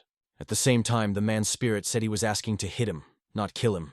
Lin Fan lowered himself in front of him and asked how he felt about the new needles. Suddenly, the guy hesitated and asked if the blood had become black from his needles before, and asked if the arrows were poisoned, to which Lin Fan agreed. The guy said that Xueyan said that they were blood poison needles, meaning that they were poisoned, while Zhang Yu jumped at such information. He looked at his buddy and asked, since those needles had been shipped, did he really kill his wife? Soon enough, the girl opened her eyes and Zhang Yu said that Lin Fan was right, because his wife was coming to her senses. Mu Qing tried to stand up abruptly and asked if they had saved her. Lin Fan said that it was really true because it was thanks to Zhang Yu. The girl began to slowly pull out the needles of her head and wondered why she had never heard Master Zhang Yu's case yet. Looking at the blood, the girl asked if they were poisoned, where both buddies fell silent with embarrassment. The girl squinted and realized that if she had not been poisoned with blood poison before, it was unknown whether those games had killed the girl or saved her. The newsfeed said that Master Zhang Yu and Lin Fan had arrived at the Holy Land and killed the bloodthirsty demon, saving the Holy Maiden. Another news item said that under the main character's management, the Lin family had become the strongest house of the martial arts world. Quite soon the task was completed. Lin Fan plucked apples from the tree and gave them to Zhang Yu. After listening to the system, Lin Fan turned to Zhang Yu and said that the psycho in his head wanted to bring them back home. The system said that Lin Fan would receive 2 rewards: the treatise he had already obtained and the will of the god of war. Zhang Yu asked when it would happen. The guy said that he didn't know, but suggested that it would most likely happen soon. At this moment, the Holy Maiden walked up to the tree. She thanked the guys for saving her and bringing her back home, and Lin Fan said that it was precisely because she had given them the Holy Lotus. The girl asked if they had only saved her because of the Holy Lotus, then Lin Fan agreed. Mu Qing turned away and said that when she was poisoned by the poison, she had a dream. The girl said that in that dream, Lin Fan did not run away with the wedding, and in a solemn ceremony, she married him and became his wife. The girl also said that Lin Fan loved her in this life and in the next life, as well as any other he loved her. Lin Fan said with an expressionless face that it was just her dream, and the girl agreed that it was just her perfect dream. As the wind fluttered the girl's hair, she said that she had already realized that Lin Fan was not the person from the dream. Lin Fan said that it was time for him to leave. Why did the girl agree? Mu Qing held out an unknown grain to the protagonist and said that she wanted to give it to him before she left. Lin Fan accepted the gift and asked what it was, to which the whole thing turned around and said that it was a sacred lotus seed. The girl turned and waved goodbye to the protagonist. Nowadays, a guy looked at a grain and thought it was very tasty. Instantly swallowing the grain, Lin Fan was still looking at the girl's back. However, immediately afterward, the system reported that enough energy had been accumulated to establish a connection, and the host would leave this world in 3 seconds. After that, the countdown began, and the girl turned around at the last moment. The holy maiden blushed and asked what would happen if she gave him another chance. Exactly when Lin Fan went back, she asked if he would agree to marry her in that case. Reasoned Adam, in whom silence and Mu Qing did not hear the answer, said that it was only a second weakness. The girl turned around and said, "Forget it." Suddenly, however, she heard that the guy would agree. The girl clearly didn't expect this and turned back around. With a flushed face, said he agreed. Realizing what he was saying, his face literally flashed red. As it turned out, the very seed of the Holy Lotus cured his dementia, and he immediately confessed his feelings. The boy was confused for a moment, but he felt obliged to agree. Mu Qing was still standing in a stupor, and couldn't believe what she had just heard. After a while, however, she smiled and blushed. With tears in her eyes, she threw herself into her boyfriend's arms, realizing that this was the best event of her life. At the same time, Zhang Yu was eating apples with his followers. One of the followers said that before, they could not even think of Master personally picking apples for them. Not expecting this turn of events, the system said the reward would be delivered upon return and started the countdown. Abruptly, Zhang Yu froze and his soul returned to the original world. Pretty soon it was the hen's turn. The countdown started, and the system said they would deliver the reward upon return. Immediately afterward, the cloud fell. The master returned with a grim expression and asked if they tasted good, to which the unsuspecting followers agreed. The man smiled, nevertheless. His smile meant no good intentions. Immediately afterward, he squeezed the apple in his hand, literally destroying it. The followers were greatly frightened by this temperament of their mentor. After that, the man stood up with a sullen expression and said that that mentor was probably better than him. After beating their followers, they still didn't understand what they had done wrong and asked what they had done for. Zhang Yu asked if they didn't understand this at all and asked something like this. The man was extremely angry at the fact that none of them had even noticed the switch, and yet they were praising that master. The man exhaled and thought that in any case, transmigration of a body from another world wasn't such a common occurrence, so they were unlikely to be able to see it all so quickly. However, he was still angry since watching 3 whole years of imposters was an unbearable sight. The man said he's seen everything they've been doing for the past 3 years, and it's time for them to pay for everything they've done. They began to ponder how the ring was still at Mother's, while the frozen scent even the master himself approved. Unexpectedly, and not realizing that the mentor still didn't know that they had swiped in a drop of fidelity for the mentor's mother, Zheng Yu asked, did they not notice any changes in the mentor at all in these 3 years? With fury in his voice, he asked if they had not sensed that another person was beside them.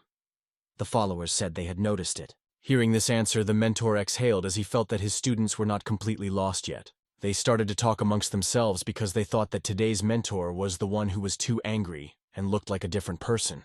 Giving another blow, he said they might not even dare to come down the mountain for the next 3 years. Very soon, the wedding of the protagonist and the holy maiden began. This time it went off without a hitch. Lin Fan expressed the first bow, heaven and earth. After that, he bowed once more to his parents. Following that, he bowed to his partner. Exactly like the girl, Lin Fan blushed heavily. Bowing to each other, this marked the end of the wedding. News broke on the news that Mu Qing had broken through to the saint level and married the main character.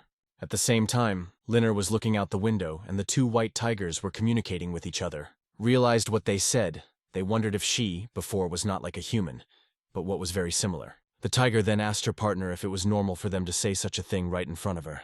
Looking at the girl, they wondered if she was really their mistress. Nevertheless, they expressed no doubts and still continued to live under the girl's wing. The girl remembered a feather that had come down from nowhere when she was a child.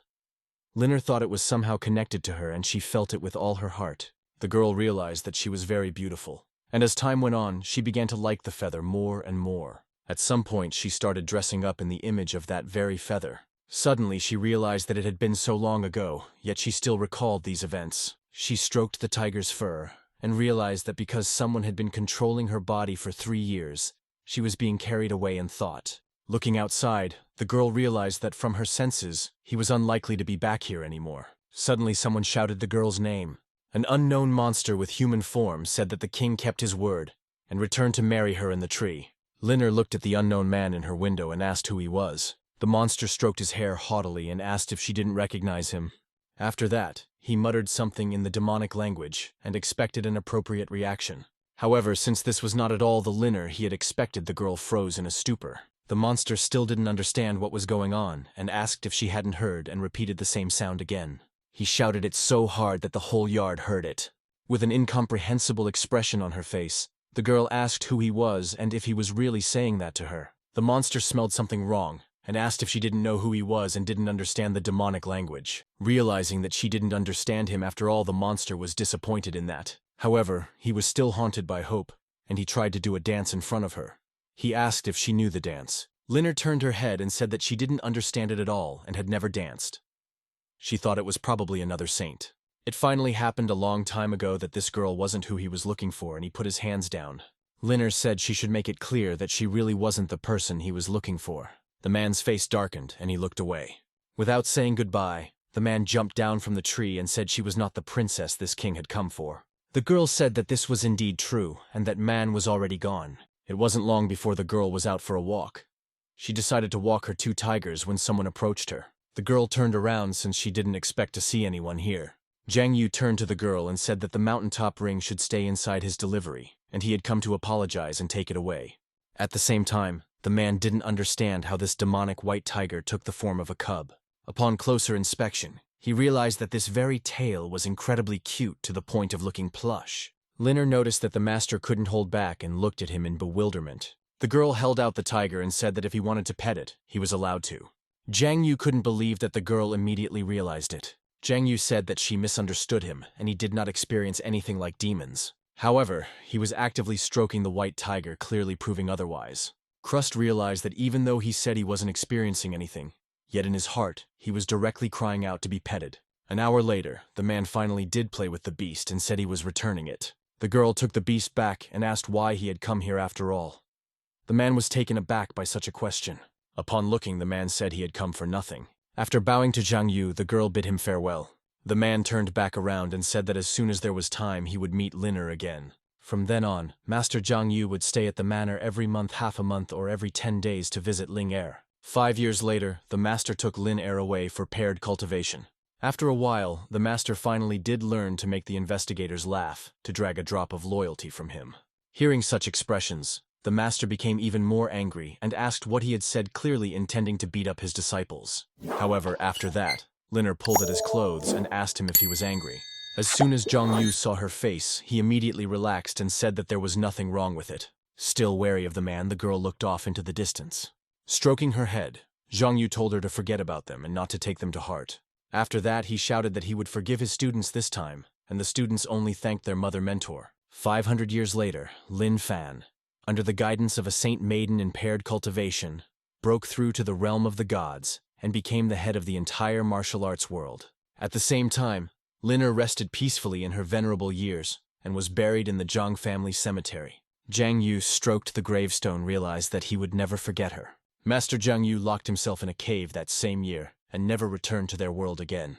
However, back to the company, the protagonist, who at that moment had just returned to the real world. The boy opened his eyes and began to look around. Looking off in the distance, the guy turned to his friend and said they were back. Turning to Jiang Yu, he asked if he could hear him yet. The system warned that he had just returned to his body. The system gave out a reward, a soul fragment floating in endless chaos, and a mysterious symbol appeared on the guy's forehead. It wasn't long before that very symbol disappeared from his forehead. But the memories were imprinted in his mind. Someone offered a cup of tea to Jiang Yu and said that he should rest. It was as if the man had not taken the cup with his own hands. It wasn't long before he presented it to his lips and took a sip of tea. The sub said to drink divine dew-dried tea and suggested taking a nap for a while. Jiang Yu himself did not look like a human and had pointed ears. He said that he could feel the barrier getting thinner and thinner. He addressed his subordinate, who also looked like a demon. He warned that he needed to reinforce it again. However, suddenly, the same demon pulled out a dagger from his pocket. With a sharp movement of his hand, he aimed it at his boss's stomach. Jiang Yu asked why he did that. Demon. Mogu sarcastically asked if he wanted to know why the blade was able to pierce him, or why he did so. However, before he could finish the sentence, the system said that the soul fragment fusion was complete. After one such clap, Jiang Yu woke up and looked into the distance in bewilderment. Lin Fan asked if he had woken up since he looked very puzzled. With tears in his eyes, he turned to the main character and said he had a dream where someone bad stabbed him with a blade, and it hurt. Pretty soon it was the bird's turn to get its body back. The system gave out an award called Sensual Appeal. The hen woke up and asked in bewilderment what the other sensual appeal was. She shook her head and wondered what this stupid ability was and how this message even appeared in his head. Suddenly, however, he twirled his head and realized that he was finally back. Spreading his wings, he flew into the distance. Landing on one of the branches, he took the form of a man. The man was extremely happy that he had indeed returned to his original body. Suddenly, Monster remembered something and decided to check on his friend. He smiled and literally danced for joy as he realized he was no longer female or human and was finally himself. At the same time, to the main character and Zhang Yu, it looked like the bird had gone crazy. After a while, the principal approached the tree. Lin Fan and Zhang Yu was extremely happy to see their mentor. It was as if two cats, instead of throwing themselves at the director of the psychiatric hospital, and the latter even flinched in surprise. They said with tears in their eyes that they missed them very much. At the same time, the director didn't know what they were talking about, because they had seen each other just yesterday. The principal said he missed them too, and came to deliver the good news. After that, the principal's boys and asked what the news was. The man drank a cup of tea from a thermos and said their vacation was coming to an end, and Special Branch had sent a man after them. The principal, with a smiling face, asked if they were happy as he closed the thermos. Even though the guys said they were glad, they obviously looked very sad. Xu Zhengyang held out the research report of that body in the forest and told Haley, "Take a look at it." The woman took that report and said it was probably not expected by anyone. She read out how the report said that demonic energy waves were registered in his body from time to time. Xu Zhengyang asked how this was even possible. The lab report showed that by some unknown means, he was able to plant a demon bug with a special ability on his body, and thus creating a symbiosis. Suddenly, it dawned on the man that he could use the bug's power. Haley said that this was indeed true, and it was direct proof that the demon camp had made a deal with traitors. Not only the accused, but those behind him in the general staff. The woman said the man was a 9th-ranked warrior and a member of a special group of the general staff. Xu Zhengyang put the stack of papers on the table and thought hard. He wondered if she wanted to send a report to the general staff and say that there was a traitor among them, and only then would they start an investigation. With a grim expression on her face, Haley said that was indeed in her plan since it was necessary to provide the man's body and the lab report to the commander-in-chief. However, Xu Zhengyang did not believe that the traitor was that stupid. The man said that he would definitely not wait idly while they prepared a report to the commander-in-chief. The military counselor said that is indeed the case. The woman said they had probably altered the general staff's archive data, and the man shuddered in horror. However, the man still couldn't understand how a person could cross over to the side of those who eat them. Xu Zhengyang asked if this was all about power. Haley said that not only are they stronger than humans, but they can progress. It wasn't long before the head of the organization was giving a lecture to the protagonist. The man said that on the road, they could be attacked by both illusion and demons. Their target is the body, as well as the documents he handed over. Cigarette smoking, Xu Zhengyang said that Lin Fan was at the overlord level, and he would do well all the more together with Zhang Yu, whom they were still unable to appreciate. The man said that in the end, he was entrusting this mission to them, along with Ying Wuzong, who would assist them as much as possible. Suddenly, the man remembered something and shuddered at it. He beckoned the guard over to him and asked him to come over for a second. The man started whispering in his ear that he should have noticed it, that they keep coming back to the mental hospital and he and the director are close. However, Ying Wuzong misunderstood everything, since she thought that they were incredible talents, and they went there to become stronger. Xu Zhengyang was covered in sweat and asked if it was even possible since they were really mentally ill. However, throwing his conscience on the scrap heap, he encouraged his colleague's lie and said that he was underestimating him here. Xu Zhengyang realized that the proof had been passed to the headquarters, and it would definitely make the traitor do something. Unexpectedly, the man asked that the Imperial Herald be left here to assist in the defense of the city. The rooster was literally heartbroken because it meant he could live without them. Lin Fan said that the crust is indeed strong, however. He doesn't know how possible it is that the hen won't hurt them as long as the protagonist isn't around. Xu Zhengyang smiled and said that after the incident in the city, he had full confidence of the messenger's commitment to humanity. Even though the rooster personally admitted to being a spy, however, a real spy would never do that, much less decide to stay with humans after confessing. The man said that actions spoke much louder than words, and the Imperial Herald had already sacrificed himself for them. The head of the organization was fully convinced that he was on their side. Unexpectedly, Zhang Yu raised his hand and said that in his opinion, the hen could be trusted. His friend Lin Fan held out the bird to the head of the organization and said that in that case, he would give it to the man. Very soon, the helicopter with the company took off, and the man said goodbye to them. At the same time, the rooster was really puzzled that they had really left him here. It wasn't long before the plane took off, and Xu Zhengyang was still looking at the distant transport. The man was still looking at the helicopter and said, "It's not an accident this time. or we'll just have to rely on the Imperial messenger. However, the demon only turned his head and considered that with what. But with the defense he will definitely not help, because the demonic hero would not help people. Suddenly his eyes widened and he thought this would be the perfect opportunity to escape. At the same time, everyone in heaven was calling him a traitor because he has the power to kill everyone here, and he's thinking about whether to run away or not. She certainly remembered from all the teleportation techniques that Lin Fan used in the martial world. Suddenly, Xu Zhengyang noticed that the Imperial Herald was trembling, but he did not pay much attention to it. At the same time in the helicopter, Lin Fan and Zhang Yu were enjoying their drinks while Ying Wuzong was driving the helicopter. Pretty soon, it became night, and the protagonist's company went to bed. Nevertheless, Ying Wuzong still did not shun his duties. At the same time, Xu Dongyang could not find a place to stay because he hoped of course that the body and the report would be preserved. At the same time, the rooster was lying on the couch eating all sorts of sweets. While Xu Zhengyang still had no way to calm down, the demon was receiving top-notch service and massage. Turning into a bird very soon, special people stroked his plumage, bringing him pleasure. As it turned out, he was being followed by a shower team while Xu Zhengyang shouted and called his co-worker to ask if they had delivered. Being on edge, he shouted if they had managed to pass the information to the commander-in-chief, and asked if anyone had interfered with them. At the same time, in the headquarters branch, Ying Wuzong was talking to his boss. The guy said it's okay. However, Xu Zhengyang did not understand why the demons were inactive. The man asked if they had really handed everything over to the commander-in-chief. Ying Wuzong said that it was all true, and the commander-in-chief was also accompanied by the Jin family. Xu Zhengyang instantly realized who he was talking about, and realized that it was indeed the commander-in-chief. Talking to a military advisor, he asked if the traitor had just accepted it. At the same time, the woman said that it can't be so, because they are in the palm of their hands, while nothing is known about them. And besides, demons are behind them. The woman said that even if one didn't mention the fact that they were using demonic techniques, they were capable of turning the tide at any moment. The military advisor hesitated and wondered if they were preparing something even bigger. Xu Zhengyang asked her if they had prepared a plan to retreat in advance. Suddenly, however, someone called the phone of the head of the organization. The man abruptly picked up the tube and realized they were about to talk and wondered if something was wrong.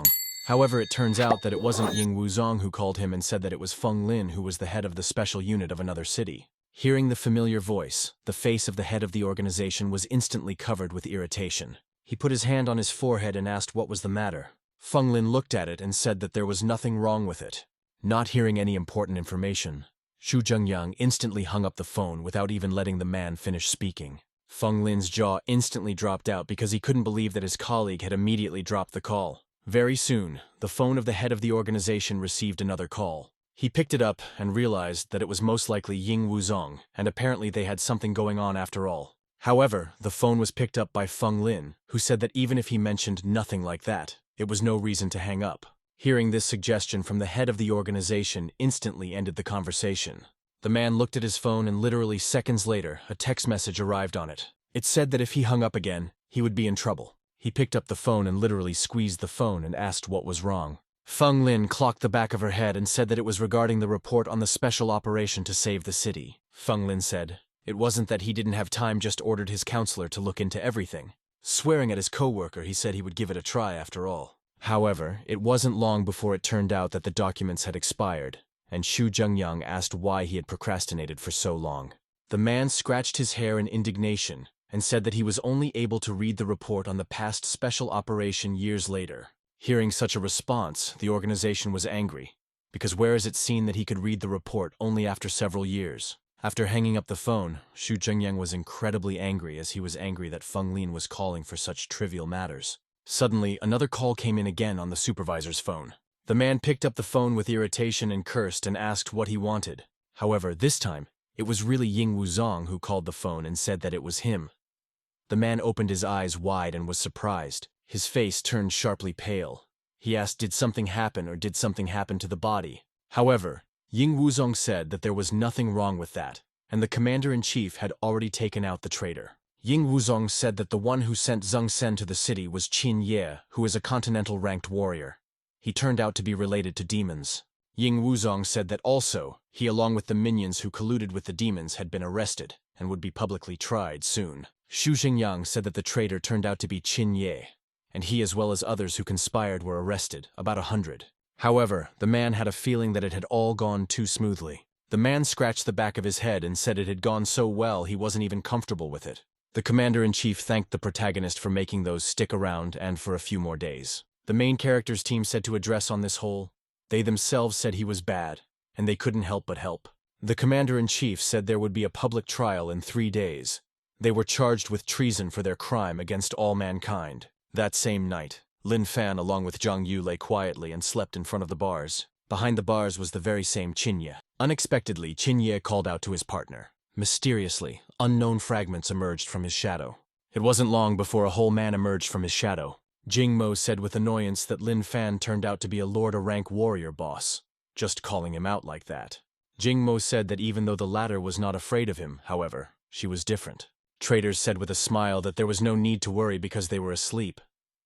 Jingmo asked if he didn't want her to bring him something to eat. Qinye said that there was no need for that since the local chowder would be enough for him. Jingmo asked her boss if someone is worried about the public trial so they can't sleep. Qinye said that this was the general staff court, and there would be a lot of people there and it would be strange if he wasn't worried. However, Jingmo said that he was too sociophobic and so he wouldn't worry anymore and would just die. Looking at his comrade, Qinye couldn't utter a single word. Jingmo asked if he had thought it all through. The man said that he had already done all this and realized that it was bound to happen sooner or later. Jingmo asked if they would really need to reinforce. He wouldn't want to leave the special forces and colleagues. The man said that they didn't belong here anyway and promised to follow him. Jingmo said that he remembered this promise and said that if 2 deaths can't happen, then 1 death can't happen. However, the trader asked what his comrade was talking about, for they would live. Unexpectedly, Jingmo reached out from his hood and pulled out a bat. The girl said that this thing sucked his blood every day with or without a reason. Betrayers told her to eat more, because then he might lose his appetite for her blood. However, Jingmo didn't believe it, because ever since this monster has been parasitizing her. No matter how much Tanya eats, she doesn't get fat or thin. Jingmo told her boss that when he was choosing people, he should pay attention to those warrior girls. After looking at this idea, Qinye only smiled and said that he would do it. Suddenly, the voice of the main character brought them out of their idle and asked them to stop talking. He turned around and said that this way they could wake up Zhang Yu. Qinye didn't expect Lin Fan to actually wake up and said that he understood everything. Hearing the reply of his object of observation, Lin Fan once again went back to sleep further. Qinye started whispering in his ear and asked if there was something wrong with the protagonist, and why didn't he react here when the girl appeared. However, not hearing a response in his direction, he noticed something amiss. With disgust, he looked at his shadow and realized that the girl had already escaped. 3 days later, the day of the public trial began. But let us return to our city, where the hen spread her wings and flaunted her beauty to everyone around her. However, Xu Zhengyang was not interested in the bird's ostentation at all, and asked the military officer if the live broadcast of the public trial would start soon, to which the girl agreed. Literally, as soon as they said that, the public trial began. The man wondered why Qinye, who was a continental-ranked warrior along with so many subordinates, had joined the demons. Xu Zhengyang looked at his counselor and said that this was the first time he had heard of this. Haley remembered how once she saw a relevant post on the headquarters portal. But no sooner had she read it than the post was deleted, and the author of the post was blocked. The head of the organization went wide-eyed and realized that this looked a lot like the Fed's MO. Xu Zhengyang asked what the military advisor wanted to say with that. The woman said that the report on the rescue operation should be related to that most admirable decree. The girl assumed that for the same reason it was immediately classified, because neither in the archive nor on the portal of the general staff will not be able to access it. Xu Zhengyang said that she had familiarized herself with the contents of the report, but did not notice anything strange. Nevertheless, interrupting the conversation, the judge turned his attention to himself. He said Qinye, a special forces officer who committed the crime of treason qualification. The judge read the charges: state treason, a crime against all humanity. The judge said that the accused is a member of the Special Unit Coordination Team, a warrior of continental rank, the owner of an innate body, Qinye. The judge asked the defendant now knows if he would confess to being in secret collusion with demons and giving them information about people. Qinye said with a smile on his face as he acknowledged it. At the time, his comrades couldn't believe that he was giving up on them so easily. The judge asked what connections he was in and with whom exactly. Qinye said that 10 years ago, with the four-eyed raven's movement abilities, he transmitted blueprints and schematics and contacted the demon cockroach from Yanhai most often. Hearing such a name, the rooster opened his eyes wide. At the same time, everyone but Heaven looked at the embarrassed cockroach. Judge asked, for what purpose was he contacting a demon of national rank? The traitor sarcastically asked, did the general staff not figure it out? Hearing such speech, many were offended and could not believe what was happening. The commander-in-chief asked if he was aware of what the consequences would be if the burning went ahead, and how much loss of life it would entail. Chinya said that he was aware of this. The commander-in-chief asked if he was the one who issued the order to Zheng Sen to get Xu Zhengyang out of the city before the cockroach demon attacked and never let him return to help the city. Immediately after that, the judge's gavel sounded. The commander-in-chief said that the special unit coordination team member, a continental rank warrior, Qin Ye, was guilty of treason. Watching this, Feng Lin rubbed the bridge of his nose and said that he couldn't even be considered a human. At the same time, the national rank war, Heng Jiangqiu, head of the Heng City Special Branch, said that he should have been executed at once and asked what kind of ceremony.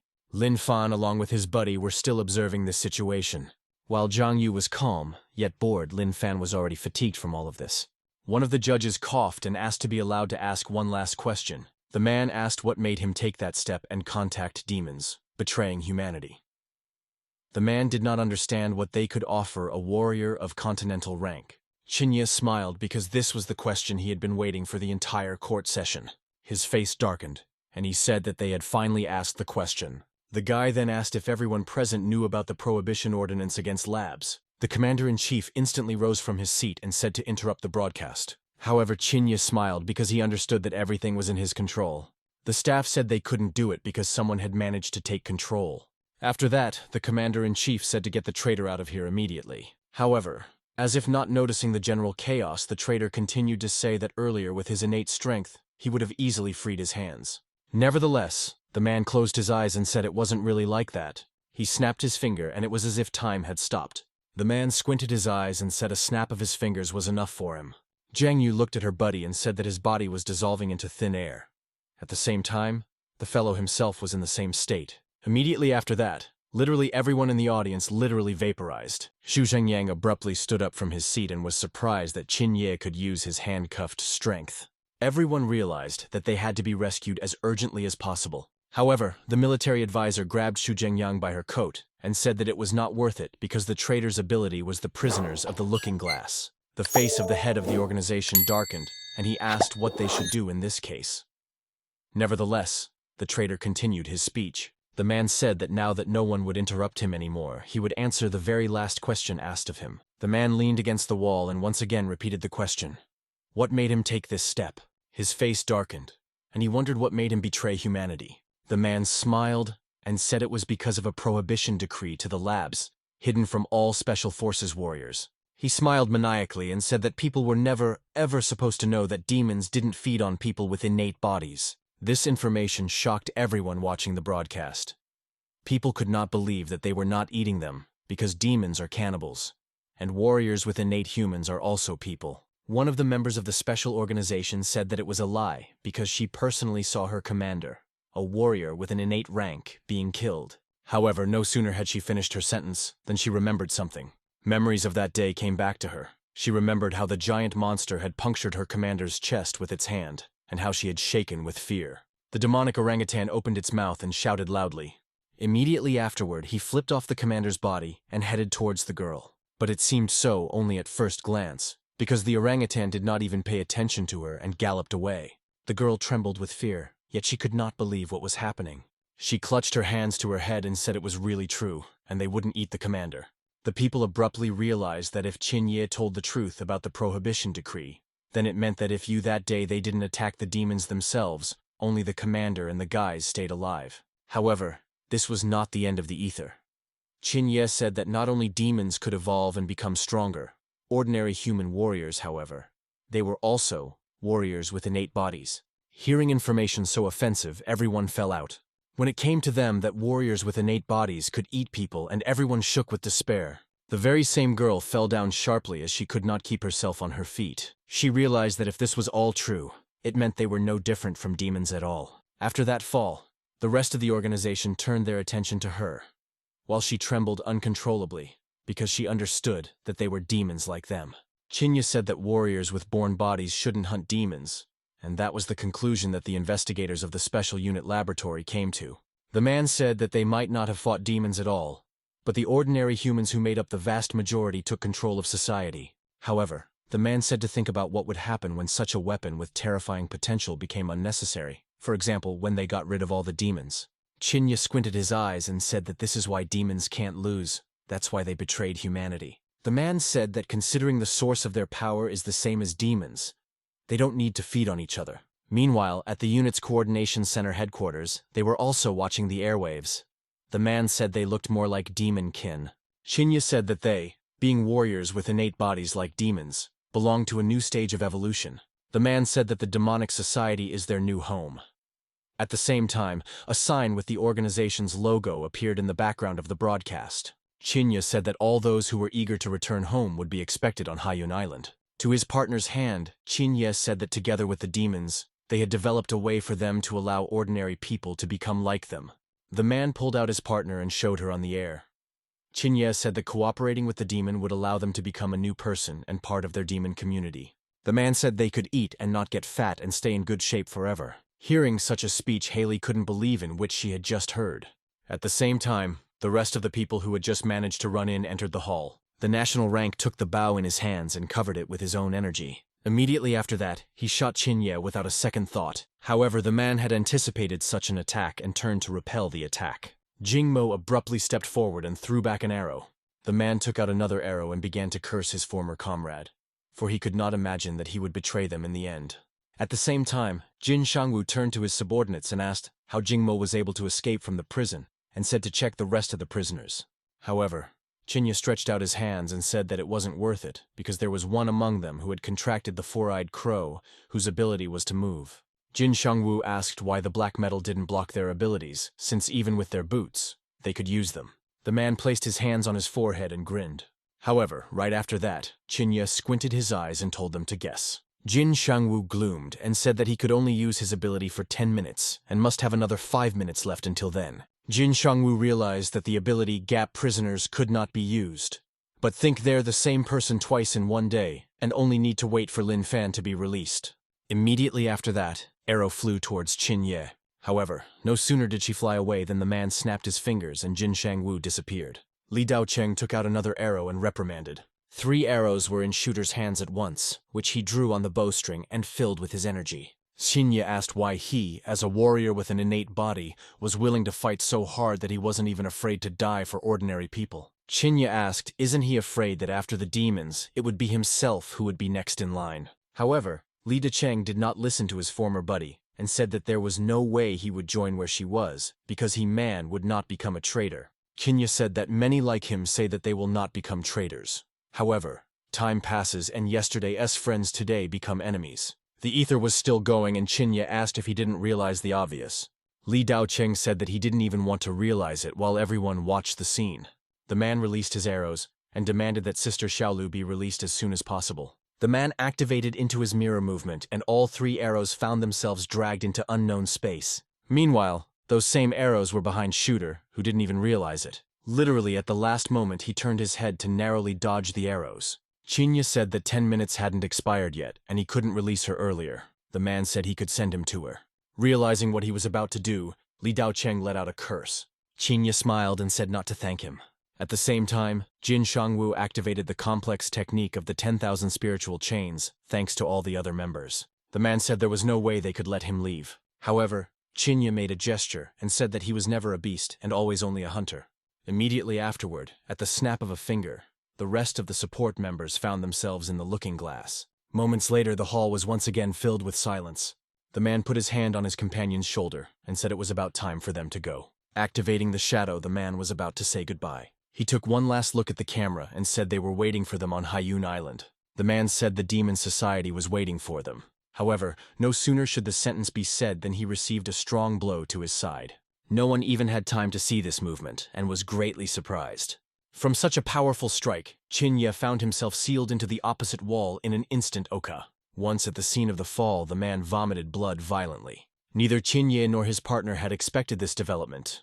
As it turned out, he was hit by Lin Fan, who had concentrated energy in his fist. The man only realized that Lin Fan was but earlier than the Overlord, and understood why he was scaring him so much. At the same time, Jingmo shrank back because he thought that Lin Fan had recognized him.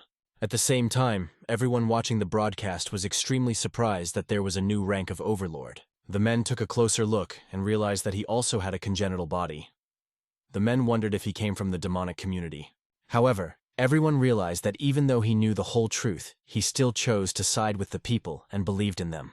The same girl who realized the truth cried and wondered if she could do the same and continue to believe in humanity. Jingmo quickly walked over to her superior. She shook him with concern and asked if he was okay while the man waved his head sarcastically. He wondered if he couldn't see it himself and said that even though she felt his insides turn out, it didn't seem to be fatal. Jingmo asked his boss, how was Lin Fan able to get out if the 10 minutes hadn't expired yet? With a stone face, he asked where he had put Zhang Yu, because even though the place was exactly the same, but there was no Zhang Yu or the principal, and he searched there more and more, but found no one, and now he was very angry. Qinya was stunned because he didn't expect someone to be able to search everything in such a short time. He smiled politely and said that he shouldn't be angry, because his ability to mirror prisoners in doesn't last long, and they will all appear very soon. Lin Fan smiled and asked how soon they would appear, and if they would appear faster if he killed him. Hearing such a naive yet cruel question, Qinya fell into a stupor. The man smiled and said it would be very soon, and it wouldn't be 3 minutes before they were back. She, as Lin Fan, began to calculate that in 1 minute there were 60 seconds, and in 3 minutes there were as much as 180, throwing out the imaginary glasses. He said it's too long and you'd be quicker to just kill him. Shinya's smile trembled, and he wondered if Lin Fan was listening to him a priori. However, suddenly the fellow traitor behind him took a few steps back. The girl said she was slower than him, and he was too strong, and if he decided to kill him, there was no way he could escape. However, she decided that while he was busy killing Qinya, he would have time to use the ability and leave. With a stone face, he said that 1 death would be better than 2. Qinya realized that he was essentially right, and could not refute it. However, immediately after that was the main character rushed towards the man with incredible speed. The man attempted to activate his mirror travel but was unable to do so. Literally in the same second, he shattered the still unfinished portal. And the man realized that he was incredibly strong. Breaking through that very portal, the fist didn't stop what it was doing and headed straight for the man. Hitting him in the ribcage, the man went flying once more. This time he vomited blood on the flight. However, it didn't end there, and Lin Fan swung once more, aiming to land another blow on him. When the series of blows ended, the man spat out blood, while Jingmo only watched it, moving to another location. With a gloomy face, he said that Lin Fan is also a warrior with an innate body, and together with his friend Mr. Zhang Yu being a homo novus, everything can change. Qinya said that among the common people and ordinary warriors, there wouldn't be a single who wouldn't be afraid of him. The man raised his eyes and tried to recruit the protagonist. However, before he could finish his sentence, he saw the guy's fierce eyes and begged him to stop. Qinya exhaled and realized that since Xu Zhengyang was so stubborn, his son would be the same. With a heavy panting, Qinya asked whether Lin Fan was sure that he wanted to continue and hammer him here, because who knows, maybe the city was now in danger. Qinya said that it was quite possible that if he didn't hurry, he wouldn't be sure if the old man was still alive or not.